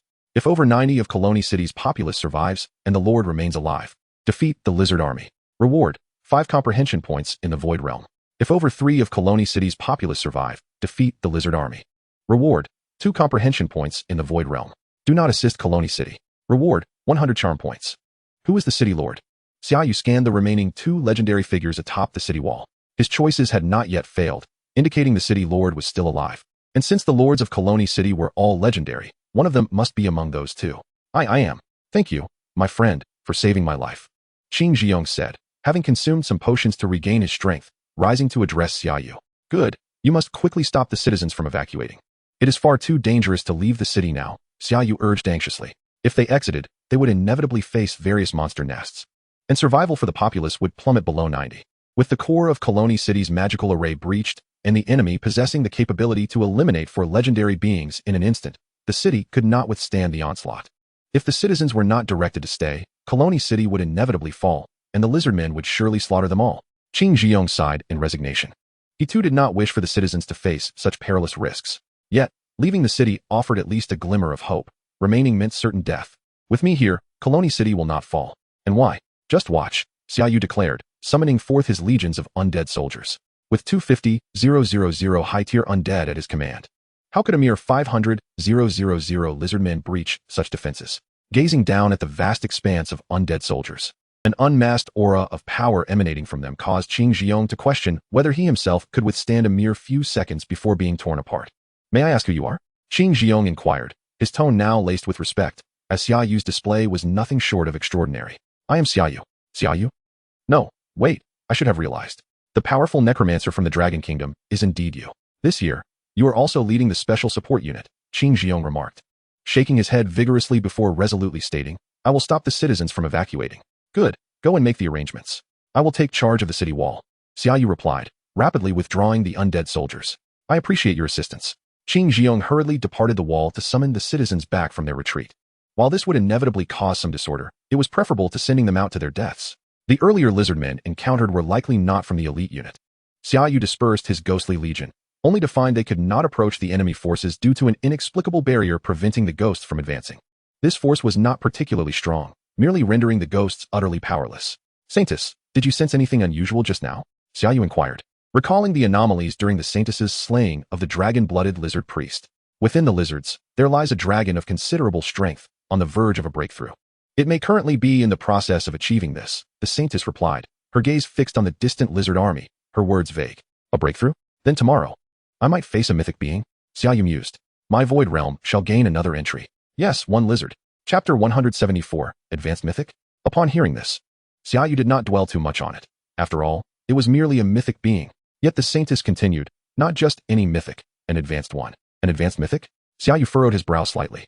The lizardmen were indeed bold to have allowed even a seed capable of advancing to such heights to infiltrate the Dragon Kingdom, unconcerned about being ambushed and eliminated. An advanced mythic would be considered a genius among any race. Is that acceptable to you? Xia Yu asked. The Saintess lifted her delicate chin and replied slowly, yes. Let us await its arrival at our doorstep, remarked Xia Yu with a chuckle, reflecting on his substantial comprehension level. This time, with an additional 5 levels of understanding and the acquisition of hundreds of thousands of fallen soldiers, the invasion of the lizardmen is undoubtedly a lucrative endeavor. Such is the advantage of formidable power. Were one weak, they would simply be obliterated by the lizardmen. Under Qing Ji's persuasive efforts, the populace has also chosen to abandon their intentions of fleeing the city. After all, leaving one's homeland entails the perilous journey through the wilderness to reach another city. In light of such choices, who would dare to leave the safety of their home? Captain, is Xia Yu truly that powerful? Shi Shui inquired, perplexed. He faces the elite forces of the lizardmen, a staggering army of 500,000. If the city were to fall, I cannot even fathom the chaos that would ensue. Qing Ji sighed softly. Xia Yu has slain 2 mythic beings in America, one of whom was a necromancer revered as the god of the undead. As a necromancer himself, it is safe to say that even a mythic being would struggle to breach Colony City, unless they are a high-level mythic or a demigod. Is he truly that formidable? To have vanquished 2 mythic beings in a foreign land? Shi Shui exclaimed, her face a mask of astonishment, for this revelation was new to her. Do not worry. With his support, we must also alleviate some of the pressure he faces. At the very least, order must be maintained within the city. Speculators will face severe penalties and harsh sentences. Qing Ji declared, a glint of determination in his eyes. It was indeed his hasty orders that had led to the chaos within the city, with numerous criminals and opportunists emerging. Such behavior is strictly prohibited in the Dragon Kingdom, yet it often occurs. As the lord of the city, he must take decisive action to deter these offenders. Indeed, Shi Shui, who had been with Qing Ji for over a decade, nodded in agreement, for she was never one to exhibit leniency. Xia Yu received word that order had been temporarily restored within the city, prompting him to acknowledge the commendable authority and competence of the city lord. Now, the focus shifted to the impending threat. As dawn broke, a dark line appeared on the horizon, signaling the advance of the lizard army toward Colony City. They are coming. Xia Yu opened his eyes, a faint smile gracing his lips. The soldiers on the city wall had re-equipped the remaining fire dragon cannons. A soldier rushed over to report. Lord Defender, the fire dragon cannons are ready for immediate firing. Hold your fire for now. There is no need to waste ammunition. I shall handle the lizard army myself. Xia Yu instructed, directing that his orders be communicated below. With 500,000 lizard soldiers, each one represented a fallen soldier under his command. Moreover, firing the cannons was not a trivial expense. It was prudent to conserve resources when he could resolve the matter himself. Yes, Lord Defender. The soldier hesitated briefly but ultimately relayed Xia Yu's orders. This left the troops on the wall with a sense of anticipation as they gazed down at the approaching forces. Although some had witnessed the army of undead resembling a legion from hell, the rapidity with which Xia Yu summoned them meant not every soldier had seen it firsthand. Did you see it last night? Our reinforcements are the god of the undead from the Dragon Kingdom, Xia Yu. I did.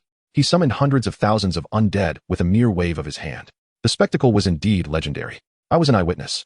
The god of the undead summoned 1,000,000 soldiers with a mere gesture, and the ground beneath the wall was filled with them. Indeed, the god of the undead summoned an army so vast that the ground outside the wall seemed to overflow with undead. I estimate at least 10 million. Such rumors spread like wildfire, igniting the soldiers' fervent anticipation for Xia Yu to summon his undead forces to confront the lizard men. Everyone was eager to witness this legendary figure, the National College entrance examination champion, the one who had slain 2 mythic beings in America. Now a singular necromancer capable of calling forth legions. This piqued the curiosity of all, even the 4 members of the Qingjian team, who stood on the city wall saluting Xia Yu, Lord Defender. Though they were considered top tier in the realm of legend, they could not help but regard him with the reverence befitting someone who could slay 2 mythic beings. Is everything secure within the city? Xia Yu inquired. Everything is stable now, thanks to your presence. We have reassigned some of the soldiers originally tasked with maintaining order back to ensure stability, Qingji replied. Good work. Now, it is my turn to act, Xia Yu said, gazing toward the advancing lizard army, and subsequently summoned his necromancers and elemental sorcerers to fortify the city walls. As tens of thousands of undead appeared, the soldiers, including Qingji and others, were momentarily taken aback by the sheer number. The soldiers were astonished by the overwhelming quantity, while Qingji and his companions sensed the formidable energy emanating from the undead, realizing they were not weak, exchanging glances filled with shock. Even Qingji could not suppress his awe. Despite having witnessed it the previous night, the sight was no less breathtaking. Moreover, last night had only showcased ordinary undead soldiers. Now, they were accompanied by several powerful undead leaders. They were acutely aware that this was not the entirety of the youth's undead forces. The vast multitude from the previous night had yet to be summoned, and they were merely the ranged undead at present. Be cautious from here on out. As for the soldiers, keep an eye on them. I may not have the time to oversee everything. Xia Yu's expression shifted from relaxed to serious. Though he was confident in his strength, he never intended to underestimate any opponent, for they might possess hidden trump cards capable of turning the tide. Yes, Lord Defender. The 4 members of the Qingjian team nodded in unison.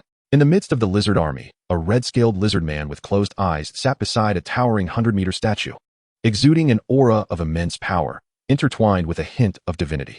This prompted the surrounding lizard generals and dragon-blood lizard priests to cast envious glances at the red dragon lizard, who had received the blessings of the divine, potentially stepping closer to the status of a demigod, a place they could only dream of reaching. God, I shall bring you victory. I swear it upon my life. Chapter 175, Divine Level Boss. Attack. The red dragon lizard rose, radiating an aura of divine might. All the lizard generals and dragon blood lizard priests bowed their heads in reverence. Yes, divine envoy. The lizard marshal replied respectfully. Advance with haste. As the statue emitted a red glow, enveloping all the lizard soldiers, they instantaneously felt their muscles bulging, their bodies expanding, and their eyes turning a deep crimson. This sensation was oddly familiar. Xia Yu's gaze narrowed slightly. The god of the lizard men and the god of the fallen. Could they be one and the same? It was no wonder he had felt a sense of familiarity upon their first encounter. Although their forms in this world differed greatly from those in his own, it was entirely normal for a true deity to possess such variances. The Dragon Kingdom has a theory. Gods adapt their forms to suit those they encounter, speaking the language of humans to humans and the language of ghosts to ghosts. As long as they can garner belief, they can transform into countless forms to satisfy their followers. Yet, your power here remains insufficient, Xia Yu declared, issuing an attack command to his undead minions. Arrows, corrosive orbs, and fireballs rained down upon the lizard army. The cacophony of explosions rang out incessantly. With a sharp crack, the gray magical shield was shattered by the forceful magic of the undead, and the remaining arrows and magical attacks descended upon the heads of the lizardmen below. The lizard folk suffered casualties, which in turn presented them with a new dilemma. With a series of unsettling sounds, hiss, hiss, hiss, the deceased lizard folk were reanimated as undead soldiers, subsequently assaulting their living kin. Observing this scene from the city walls, the soldiers and the Azure Sword Squad felt a mix of satisfaction and a creeping dread towards Xia Yu, the Necromancer. The notion that corpses could rise again as undead soldiers was utterly unbearable. It was a calamity of the undead. They needed to eliminate these wretched beings. The Red Dragon lizard folk, witnessing the chaos, decisively issued commands and took to the skies, engaging the undead soldiers head-on. With a mighty breath, the dragon unleashed a torrent of searing flames, incinerating the undead soldiers upon contact with the intense heat. Accompanying it was an elite squadron consisting of 40 to 50 legendary lizard folk, comprising Dragonblood lizard warriors and Dragonblood lizard mages, each far more formidable than the average legendary practitioners. Their coordinated efforts swiftly obliterated the reanimated soldiers before they could even amass in numbers. Xia Yu's gaze sharpened as he beheld the attributes of the Red Dragon lizard folk. Red Dragon, true god boss, divine envoy of mischief. Race, Red Dragon pseudo. Level, 60. Strength, 1, 135, 180. Agility, 1, 091, 440. Wisdom, 989, 380. Talents, Dragonblood lineage, possessing the bloodline of a red dragon. Fire damage 50, magic resistance 50, physical resistance 50, all attributes 10. Shadow divine power, bestowed by the true god of mischief. Your actions become harder to detect by enemies. Attacks inflict an additional 50 shadow damage across all attributes. And reduce enemy attributes by 10 upon hit. Effects do not stack. Skills, Dragon Breath, Fiery Claws, Rain of Fire, Realm of Crimson Flames, Domain. Ensnares enemies within the realm of crimson flames, causing them to suffer fire damage equal to 10 times your wisdom every second, while melting away 50 of their defensive shields. A true god-level boss, and a mythical one at that. Could these attributes possibly rival those of a demigod? Qing Zhiyong gasped, but quickly shook his head. Could a true god-level boss be so overwhelmingly powerful? This was beyond their capacity to withstand. Guardian, the enemy is too strong. We require Mr. Zhou's support to deal with this monster. Qing Zhiyong conveyed to Xia Yu. I will organize the civilians to evacuate. You should let the undead hold off this creature while you escape with the people. Qing Zhiyong was unwilling to see Xia Yu perish here. As an unprecedented genius of the Dragon Kingdom, he could not allow such talent to be extinguished. His future was immeasurable. At this moment, Xia Yu's expression grew grave. For the Red Dragon's attributes were indeed outrageous, closely resembling those of a demigod from his memories of the battlefield. Compared to other demigods, it was an overwhelmingly superior existence. However, Xia Yu was no longer the fledgling legendary necromancer of his past. Having slain a pseudo-god before, it was not impossible for him to confront a divine envoy now. My lord, order the soldiers to retreat from the walls immediately, for in the heat of battle, I cannot guarantee their safety. Additionally, instruct the civilians to withdraw to the rear of the city. There is no need to flee as I can handle this divine envoy. Xia Yu commanded in a low voice. As the guardian, he held a higher status in warfare than the city lord. Yet Qing Zhiyong wished to say more. But the red dragon had already soared toward the walls. Hurry, Death's wings, take to the skies and meet it.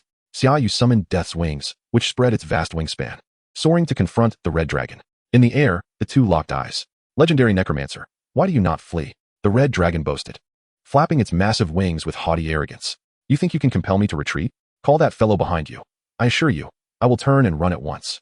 Xia Yu replied nonchalantly. Truthfully, I had intended to offer you a chance to join us. I could elevate you to the status of a dragon, one of my kin, far more noble than those wretched lizard folk or those two-legged apes. However, now I must kill you. The red dragon's voice grew increasingly thunderous. You have not only desecrated the divine, but have also insulted my grandeur. I shall extract your soul and subject it to eternal torment and flames. Do you understand what will happen if you perish at my hands? Xia Yu suddenly queried. A flicker of confusion crossed the red dragon's eyes before it erupted into laughter. You wish to slay me? A mere legendary necromancer? Xia Yu ignored the taunt and continued. Your body and soul shall become my eternal servants, and you will be reduced to my obedient little dog. I look forward to playing a game of fetch with you. He smiled, mimicking the act of tossing a bone.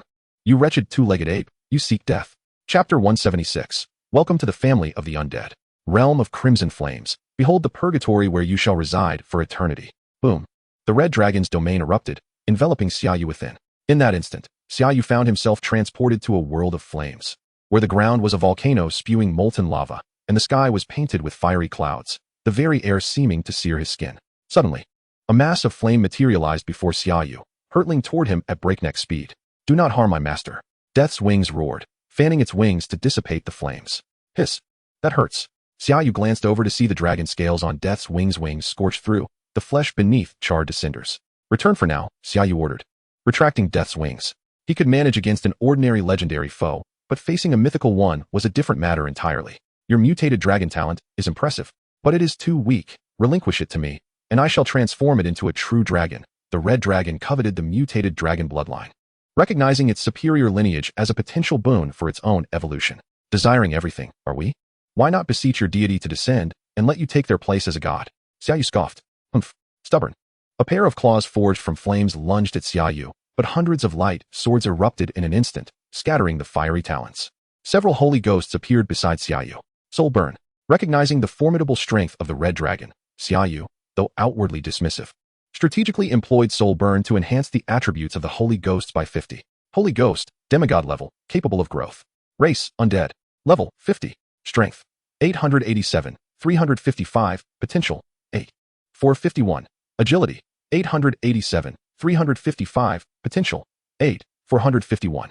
Wisdom, 1, 121, 400, potential, 10, 680.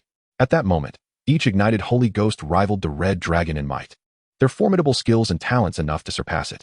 How could this be? The red dragon sensed an ominous shift, realizing the grave threat posed by these ghostly maidens, whose speed, strength, and magical prowess matched its own. Aside from lacking a domain, they were hardly inferior. Why not let it be utterly astonished? After all, it has ascended to the status of a divine envoy, endowed with the blessings of deities. In this world, aside from those formidable entities, it should have no rivals. Yet, at this moment, it finds itself relentlessly besieged by the holy maiden phantom, its wounds multiplying with each passing moment. Were it not for the power augmentation afforded by its own domain, it would have long been reduced to mere pulp beneath the holy maiden's mighty blows. Within the realm of flames, radiant swords danced as a legion of white-clad maidens wielded colossal light hammers, pursuing a crimson-scaled lizard in a scene that defied belief. Curses of frailty and agony. Observing its torment, Xia Yu decided to assist with a couple more curses, eliciting a faintly amused reaction. In an instant, the red dragon felt its body falter, its speed diminishing, and an evasion that should have been seamless became a failure. Boom. A light hammer struck it violently, sending it hurtling through the air, the searing pain piercing its very soul, overwhelming it with a visceral scream of anguish. In that moment, it felt its spirit teetering on the brink of collapse. Why? I am a myth, a divine envoy, a quasi-deity. What manner of being are you? The red dragon roared at the holy maiden phantom, only to be met with a response of hundreds of luminous swords. The red dragon bellowed, dodging strikes, for it had no desire to meet its demise. Xia Yu observed this spectacle with a smile, remarking, "Take a moment to recover. I rather preferred your earlier demeanor. You shall not die a peaceful death, Necromancer." The red dragon felt a surge of anger upon hearing Xia Yu's words. "It is you who shall not die peacefully. Do you recall my earlier proclamation?"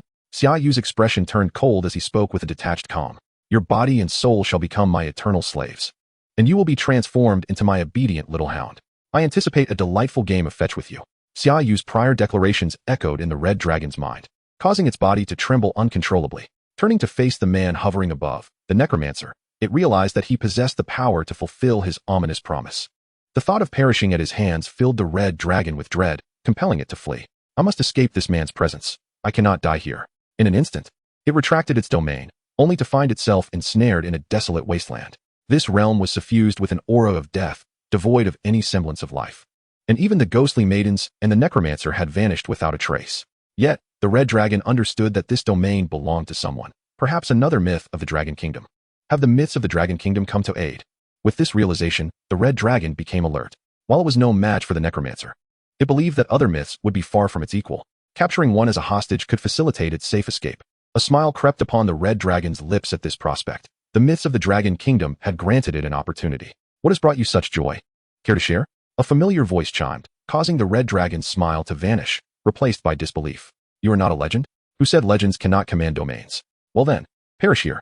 In your demise, you shall become my eternal slave, unyielding and indestructible." The promise of immortality, which would have thrilled the red dragon in other circumstances, now filled it with profound dread as two undead beings emerged before it, myths enslaved to wander this barren wasteland. No, in this realm, the red dragon found its domain suppressed, its range drastically diminished. Its mind struggled to function, and even skills that should have been easily executed required moments of hesitation and recollection. The holy maiden phantom reappeared, now accompanied by a multitude of her kind, encircling the red dragon with thousands of gleaming swords pointed at it. Countless luminous blades pierced the red dragon's body, causing it to slowly collapse. Its eyes dimming of all light, yet it rose once more. Welcome to the family of the undead. As Xia Yu re-emerged, the red dragon had vanished, leaving all onlookers, all lizards, in stunned silence. Chapter 177, Aftermath.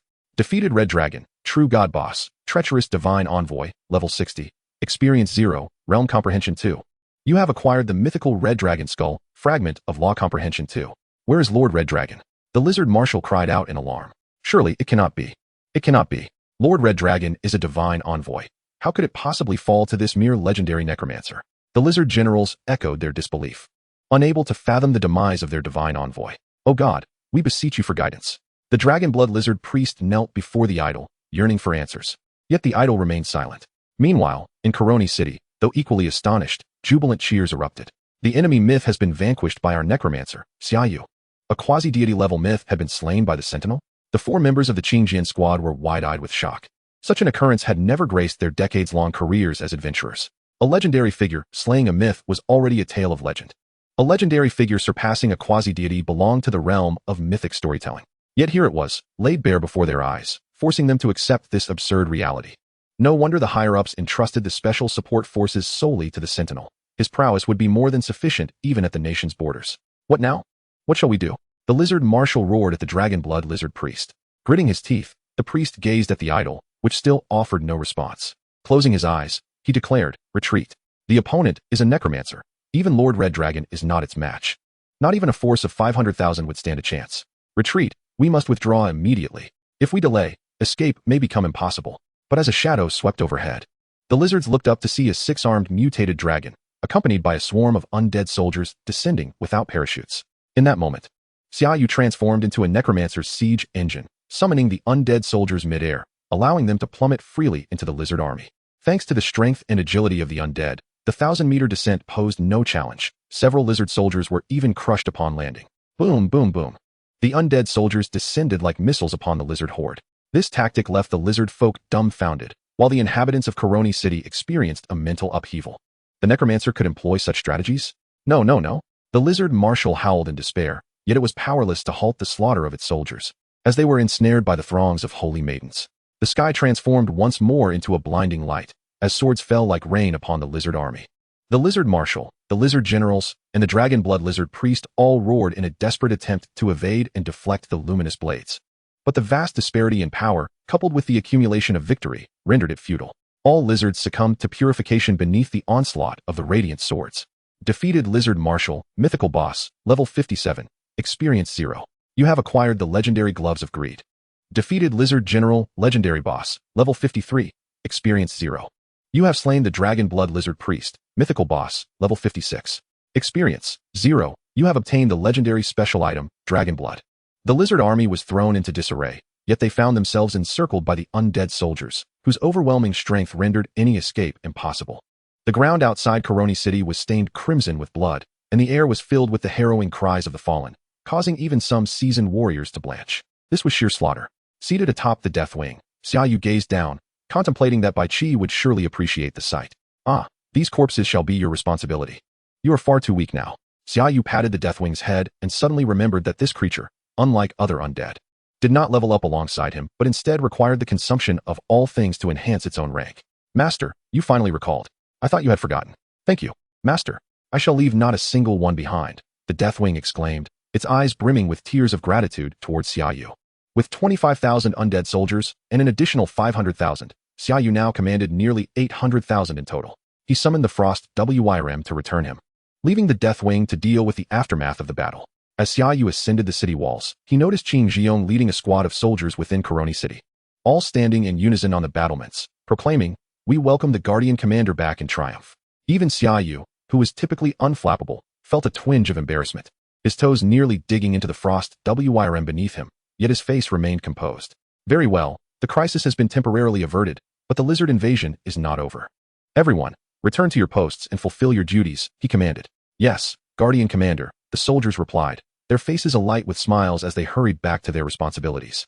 Qing Jiong approached with gratitude. Had it not been for your timely support, Guardian Commander, we would have had no hope against the lizard army and their demigods. You are our beacon of hope.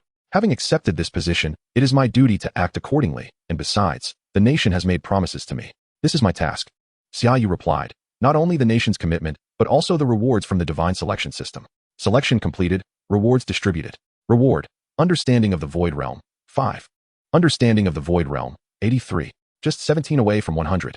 Soon, the unprecedented milestone of 100. Xia Yu could not help but feel a surge of joy. This lizard invasion had yielded immense gains in his comprehension of the Void Realm, something that would have taken eons to achieve otherwise. Moreover, he knew the Dragon Nation would also provide him with numerous fragments of rule comprehension afterward, further enhancing his abilities.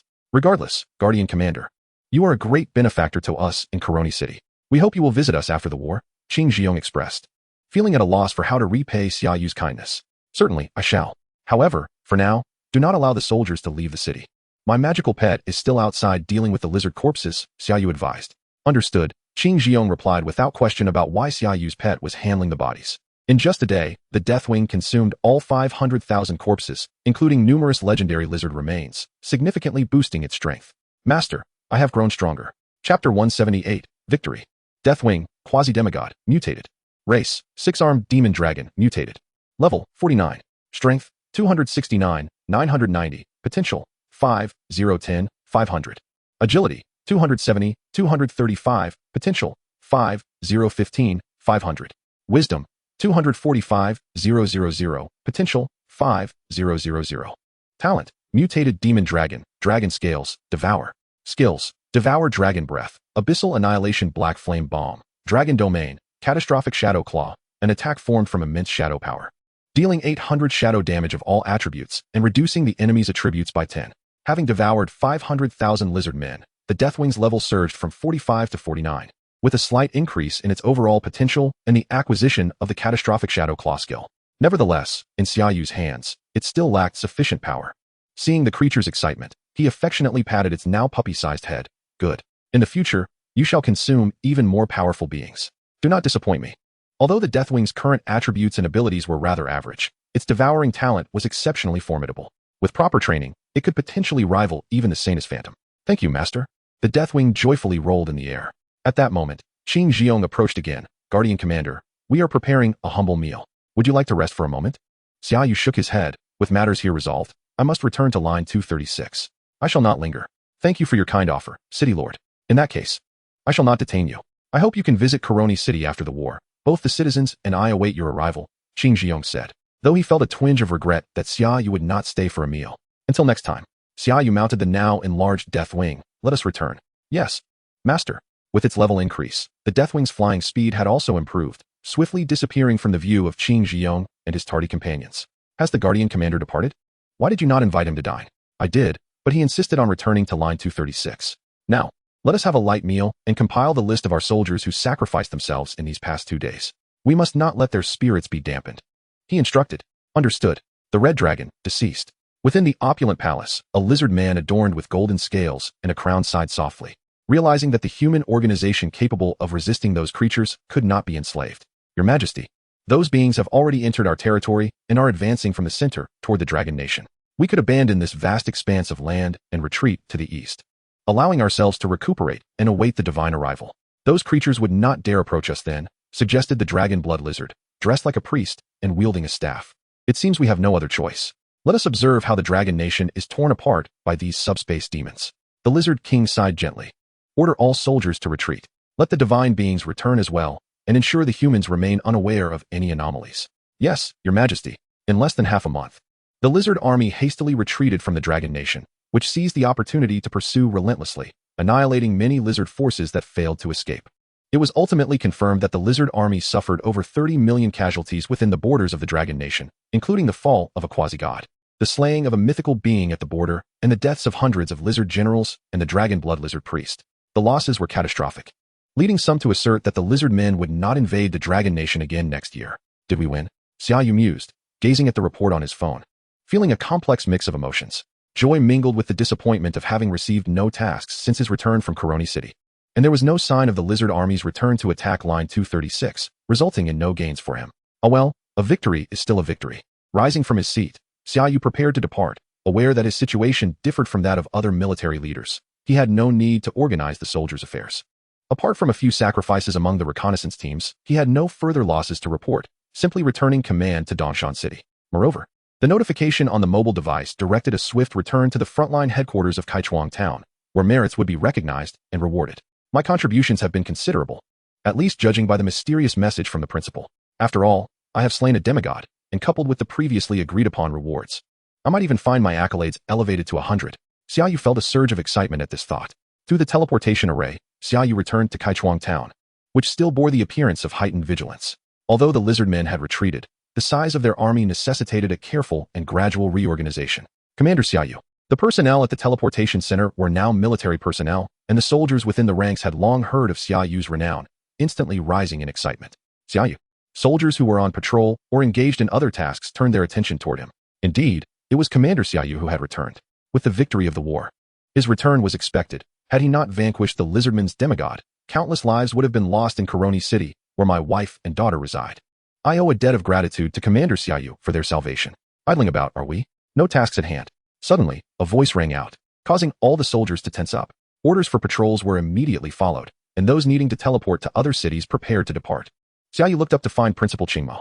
Principal, why have you come personally? I can manage on my own. You rascal, Qingmao chuckled, shaking his head. If we hadn't deemed it too extravagant to accompany you, a dozen demigods would be here to greet you now. Do you understand? That would be excessive. I am merely a legendary figure, Xia Yu replied with a smile. A legendary figure? You've slain a demigod, and yet you consider yourself merely legendary? Huh. Qingmao, recognizing Xia Yu's jest, felt a mix of exasperation and admiration. Having transitioned through several decades, he found himself outshone by this youth in less than half a year. A source of embarrassment. This young man was truly formidable, even more so than Zhou Qinghua. It was no wonder the nation's higher echelons were willing to bring forth such rewards. Let us go. Everyone is awaiting your arrival. Very well. Following Qingmao, Xia Yu realized they were not headed toward the military camp. Where are we going? To the celebratory feast, of course, Qingmao replied casually. This is the celebratory feast?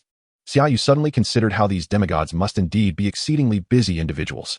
In no time, they arrived at the banquet hall, which had been reserved exclusively for the occasion.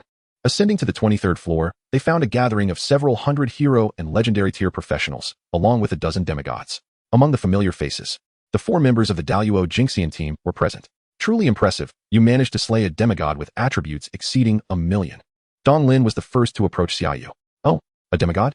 This is Xia Yu. Heroes emerge in youth, an older demigod remarked with admiration. It is indeed astounding that a legendary figure could defeat a demigod with such attributes. The gathered individuals cast respectful glances at Xia Yu. A demigod with 1,000,000 attributes was a foe none present could hope to match. Yet this young man had confirmed his victory. Among practitioners, strength commanded respect. And despite Xia Yu's youth, he had earned the reverence of all. Merely good fortune, Xia Yu smiled back at the crowd. Fortune? It seems you still possess ample strength. I watched the footage. You emerged unscathed, another chimed in. Indeed, the United States cannot claim our necromancers are lacking. I believe the title of God of the Undead should rightfully be bestowed upon Xia Yu. The God of the Undead? That fellow was just defeated by Xia Yu.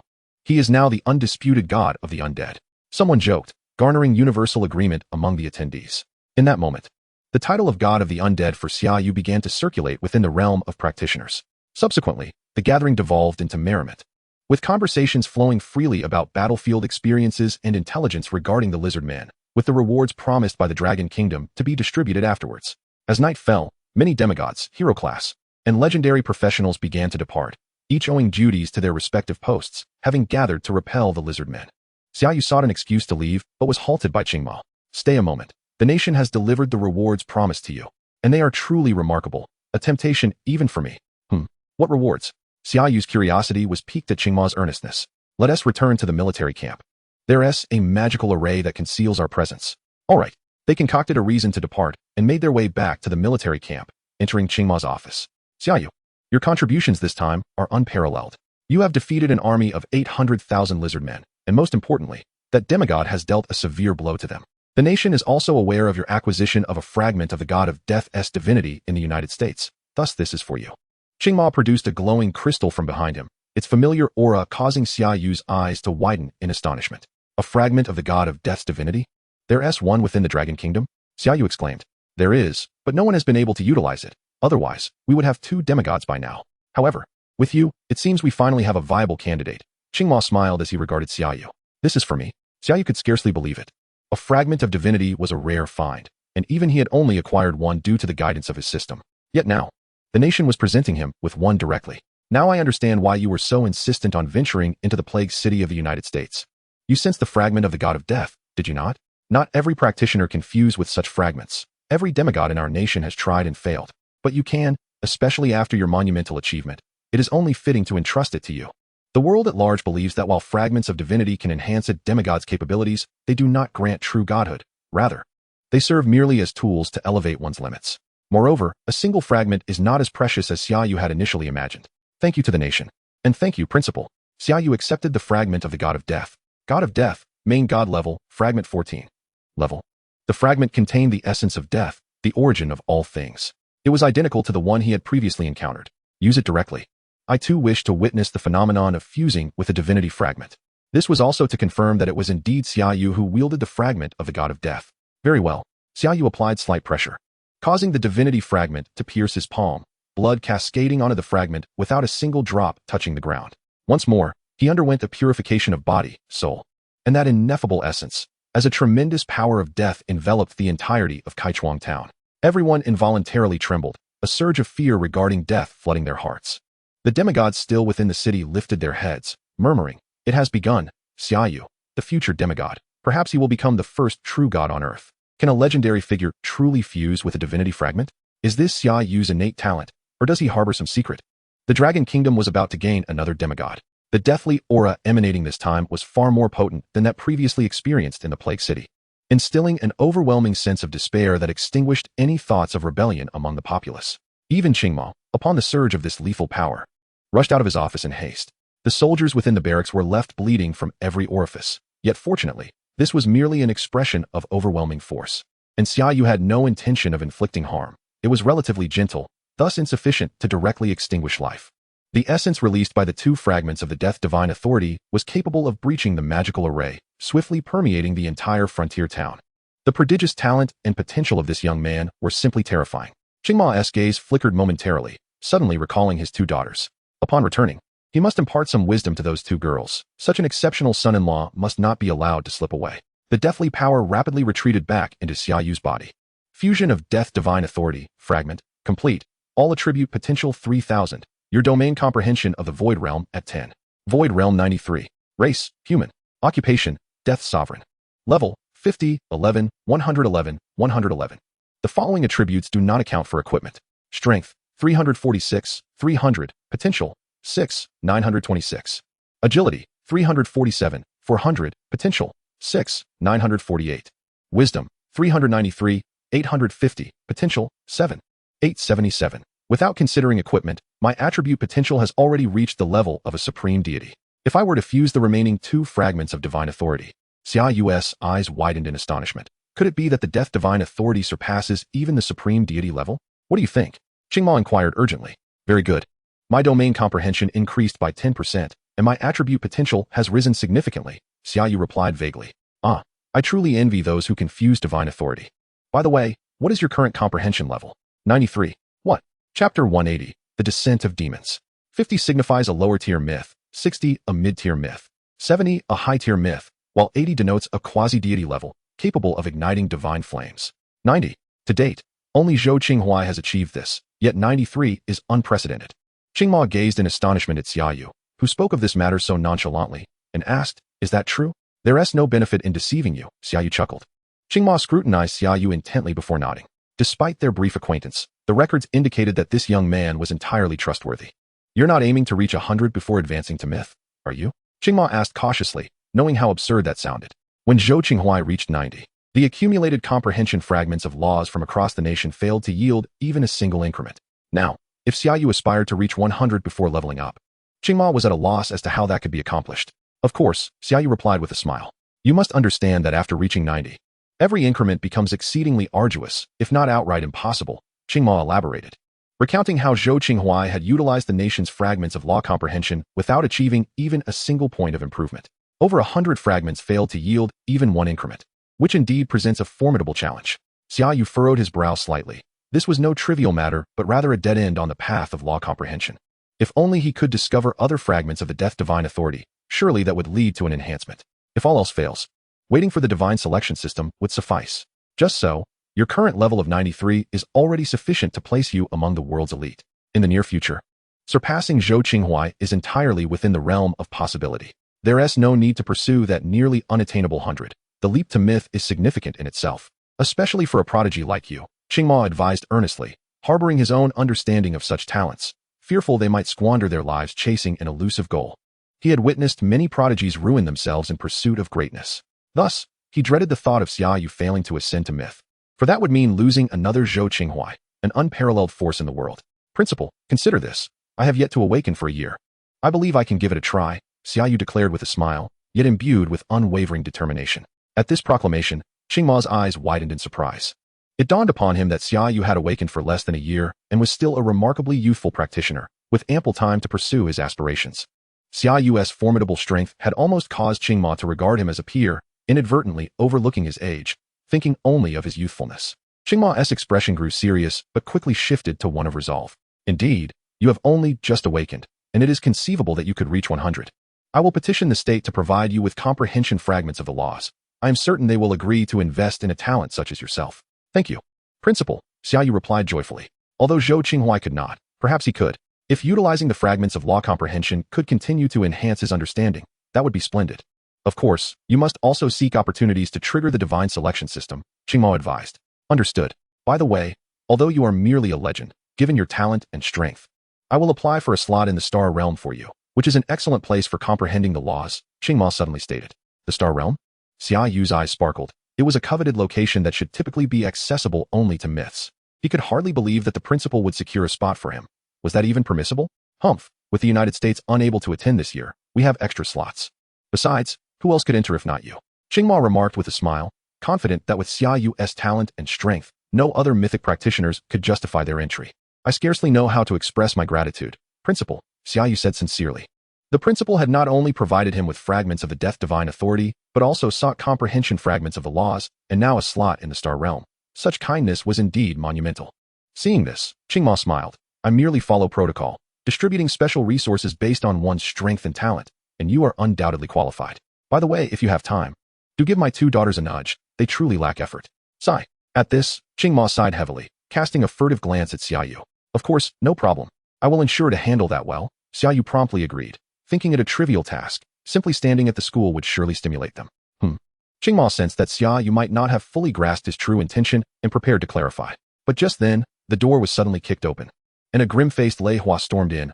Old Qing, we're in big trouble. The lizard men have retreated. What greater calamity could there be? Qingma queried, perplexed. Xia Yu's gaze shifted in curiosity. Indeed, we previously found it puzzling that the lizard men so easily withdrew, did we not?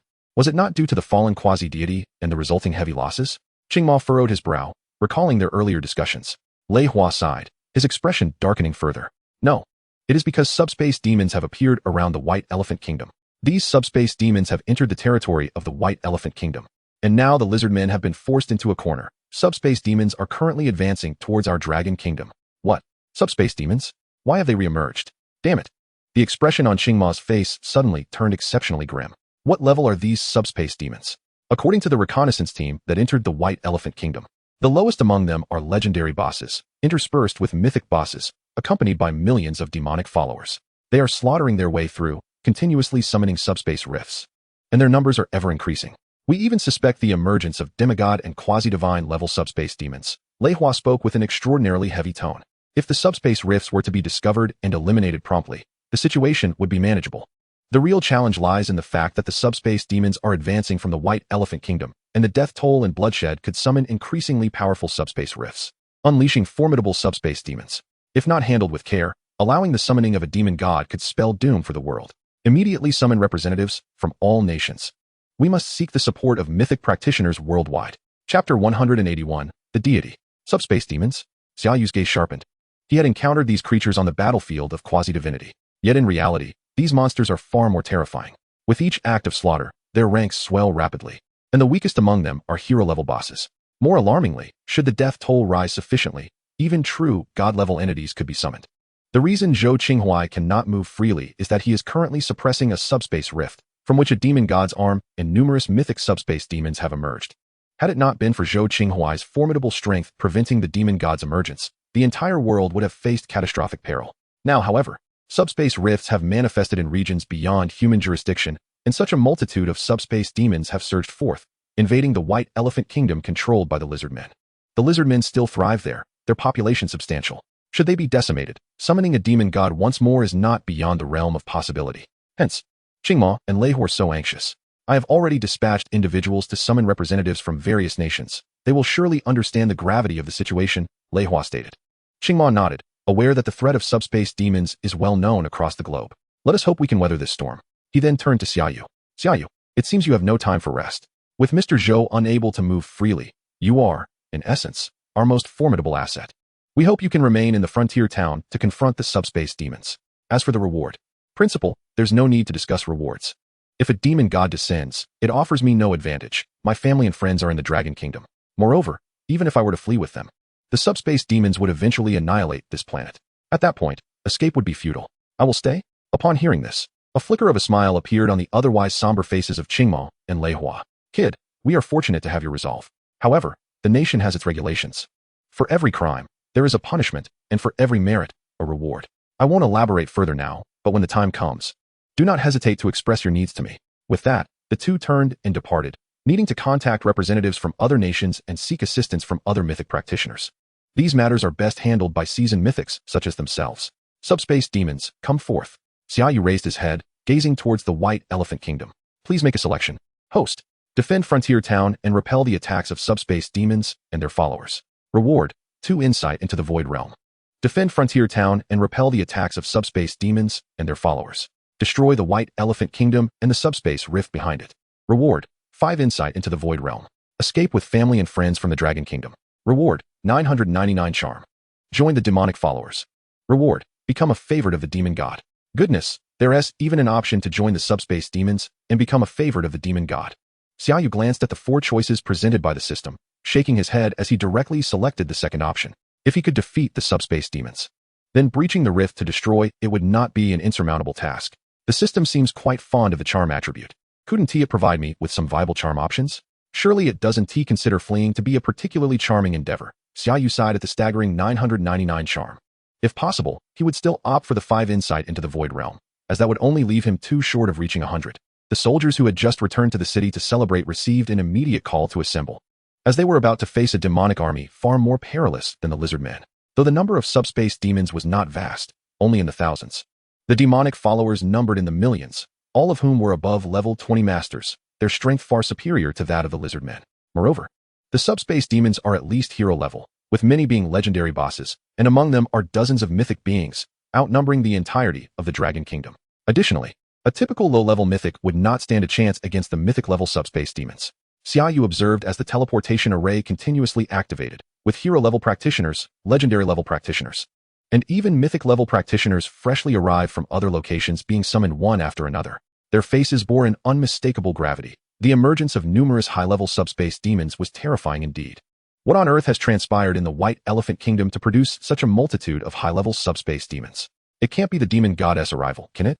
That seems unlikely. If the demon god had descended, Mr. Zhou would surely be the first to know, as he is currently containing the demon god's arm. Indeed, one can only hope this calamity of demons does not resemble the last one. The atmosphere was thick with anxiety as high-level practitioners engaged in hushed discussions. Mythic-level practitioners are convening at the Lord's Manor. Xia Yu, you should join us. Qingma, whose demeanor was as dark as impending rain, descended from above and addressed the practitioners within the teleportation array, turning back specifically to speak to Xia Yu. Understood.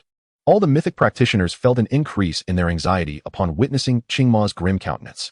However, when they gazed at Xia Yu, it seemed a weight had lifted. God of the undead, it is an honor to meet you. With the god of the undead present, at least the millions of demonic followers pose less of a concern. Indeed, it will finally be a chance to witness the legions of the god of the undead firsthand. Many mythic practitioners greeted Xia Yu warmly, fully aware of the significant role a potent necromancer plays on the battlefield, especially considering Xia Yu's record of slaying quasi-divine beings. As a member of the Dragon Kingdom's practitioners, I shall give my all here, Xia Yu replied. Let us go. We must not keep Principal Qing waiting. The group said in unison as they made their way to the Lord's Manor. Upon arriving at the Lord's Manor, Xia Yu encountered Qingma and Lei, both of whom appeared as though they were about to rain down fury. Curse that America. They have audaciously refused to provide support. Do these barbarians not understand that when we fall, they shall inevitably follow? Lei roared in indignation. After enduring the lizardmen's invasion for more than half a month, America seems to have enacted a policy whereby all citizens must worship a deity known as God, who has personally decreed that they do not aid us. Qingma spoke with an expression of profound complexity. He recalled the conversation with the representative from the United States during his school days. Could it be that their mysterious augmentation was derived from divine beings? A nationwide devotion to deities? The manifestation of divine will? Chapter 182, The Semi-Divine of the Dragon Kingdom. What power could the divine bestow upon them that compelled the United States to mandate a nationwide faith in God? It must be formidable, otherwise the United States would not act so decisively. Are they not concerned about the threat posed by interdimensional demons? They are well aware of the peril these entities present. While some expressed confusion over the United States' insistence on universal worship of God, others denounced their disbelief in the dangers of interdimensional demons. Let us set aside the situation in the United States for now and focus on how we shall confront the impending interdimensional demons.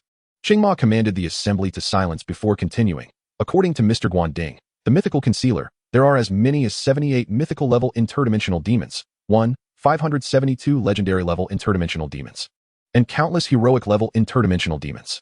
Furthermore, 2 mythical-level interdimensional rifts have already appeared in the White Elephant Nation, along with 12 legendary-level rifts. Fortunately, we have yet to encounter any semi-divine or quasi-divine rifts, so time is of the essence. 78 mythical-level interdimensional demons. The collective gasp from nearly all mythical practitioners present was palpable. The figure was terrifyingly high. Oddly enough, they found the over 1,000 legendary-level demons somewhat more palatable. Yet, the Dragon Kingdom has only 32 mythical practitioners nationwide, making the number of mythical-level demons almost double that of our mythical practitioners. Typically, it takes 4 ordinary mythical-level practitioners to contend with a single mythical practitioner. How many mythical-level practitioners can other nations send to assist us? One practitioner raised a hand to inquire. Qingma slowly closed his eyes. Only 3 mythical-level practitioners will come to our aid. The small nation can barely produce many practitioners. And with limited resources, the number of mythical practitioners is scant. As for the United States, which is on par with our strength, sigh. Upon hearing Qingma's words, nearly all mythical practitioners present felt a sharp pang of despair. Thus, each of our tasks is of utmost importance.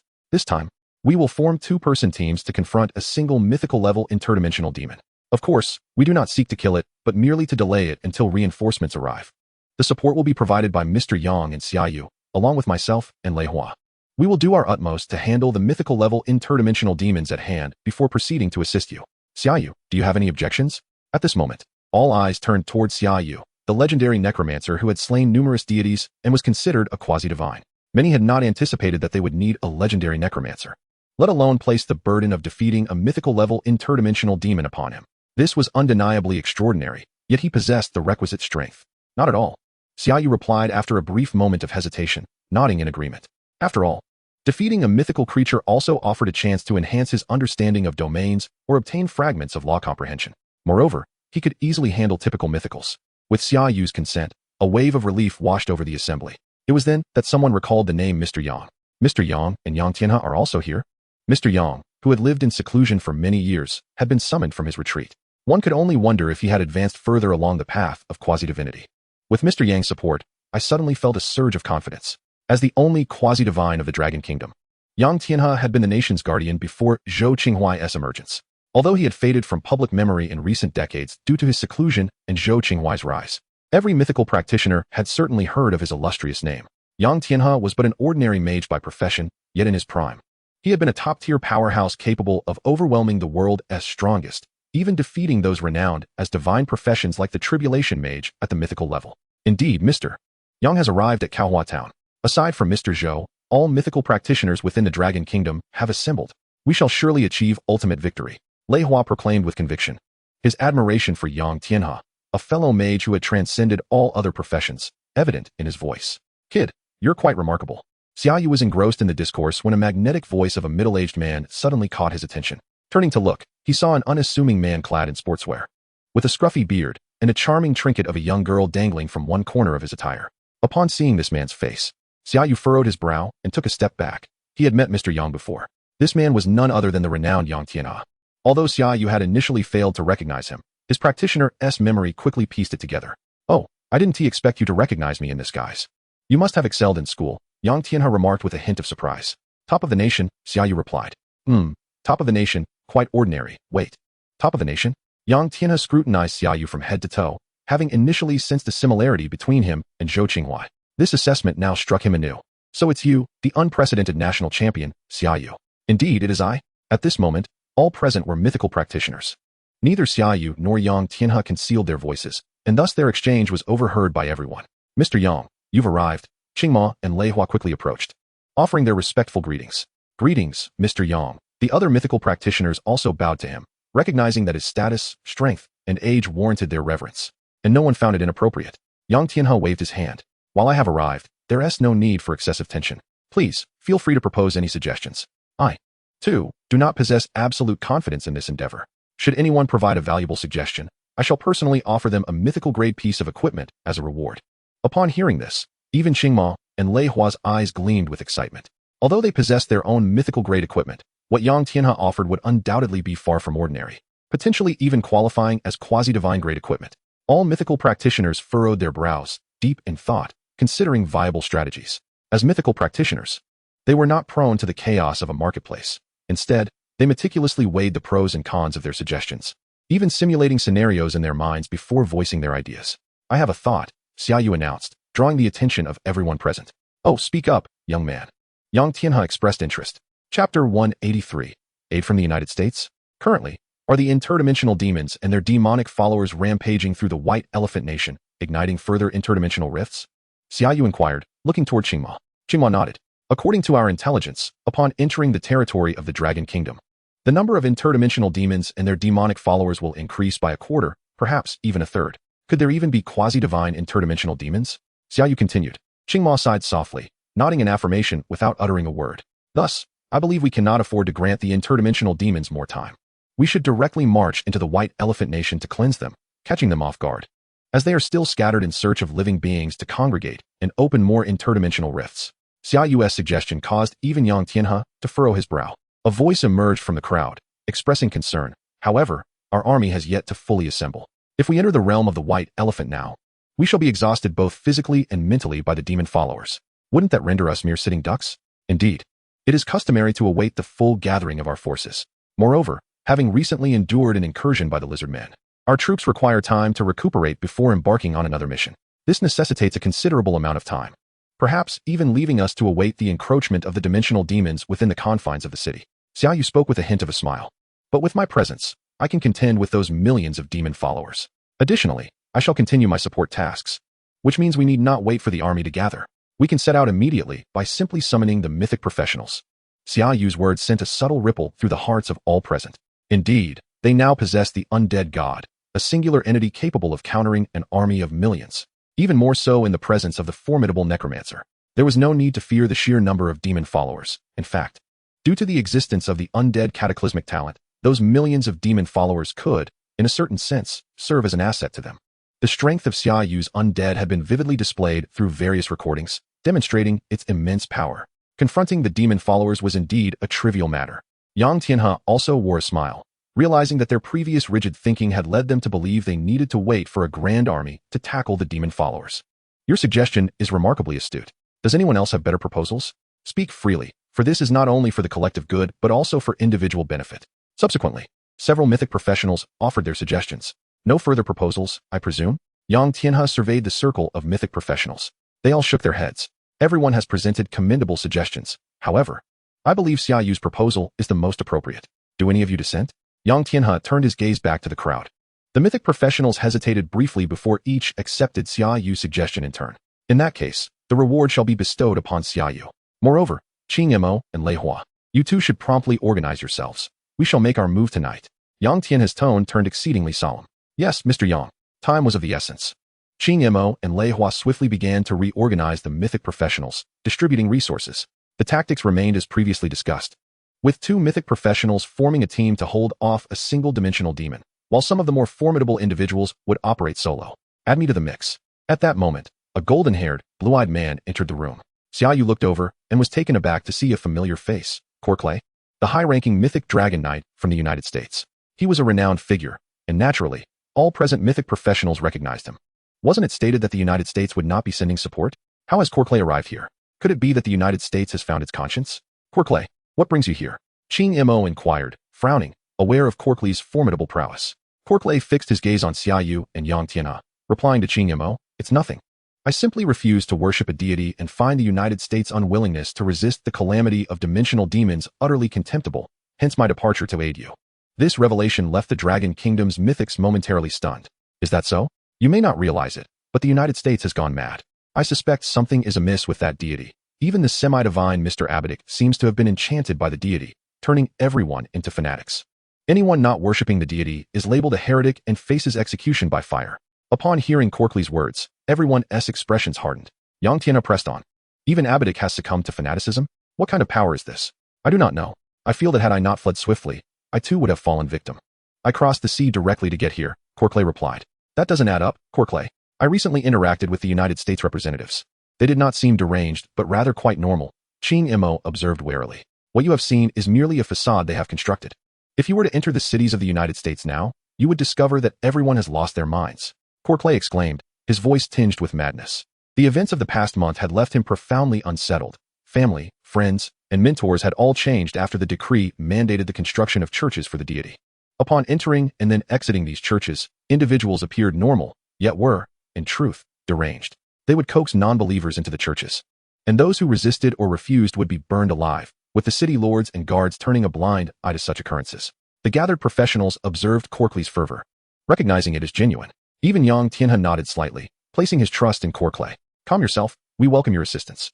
After this matter is resolved, we shall help you uncover the truth behind the happenings in the United States, Qing Mo urged earnestly. Corkley, a figure renowned as a half-step demigod, quickly regained his composure. Apologizing to the assembly, I beg your pardon for my outburst. The past month has been incomprehensible to me. Other mythic professionals with ties to Corkley approached to offer their comfort, helping stabilize his mental state. They then resumed the distribution of teams, with Corkley naturally assigned to operate solo, often accompanied by his red dragon, making him a formidable force against typical mythic dimensional demons. By the way, young man, I may not possess any remarkable necromancer gear, but this should suit you well. Yang Tianhe handed an object to Xia Yu.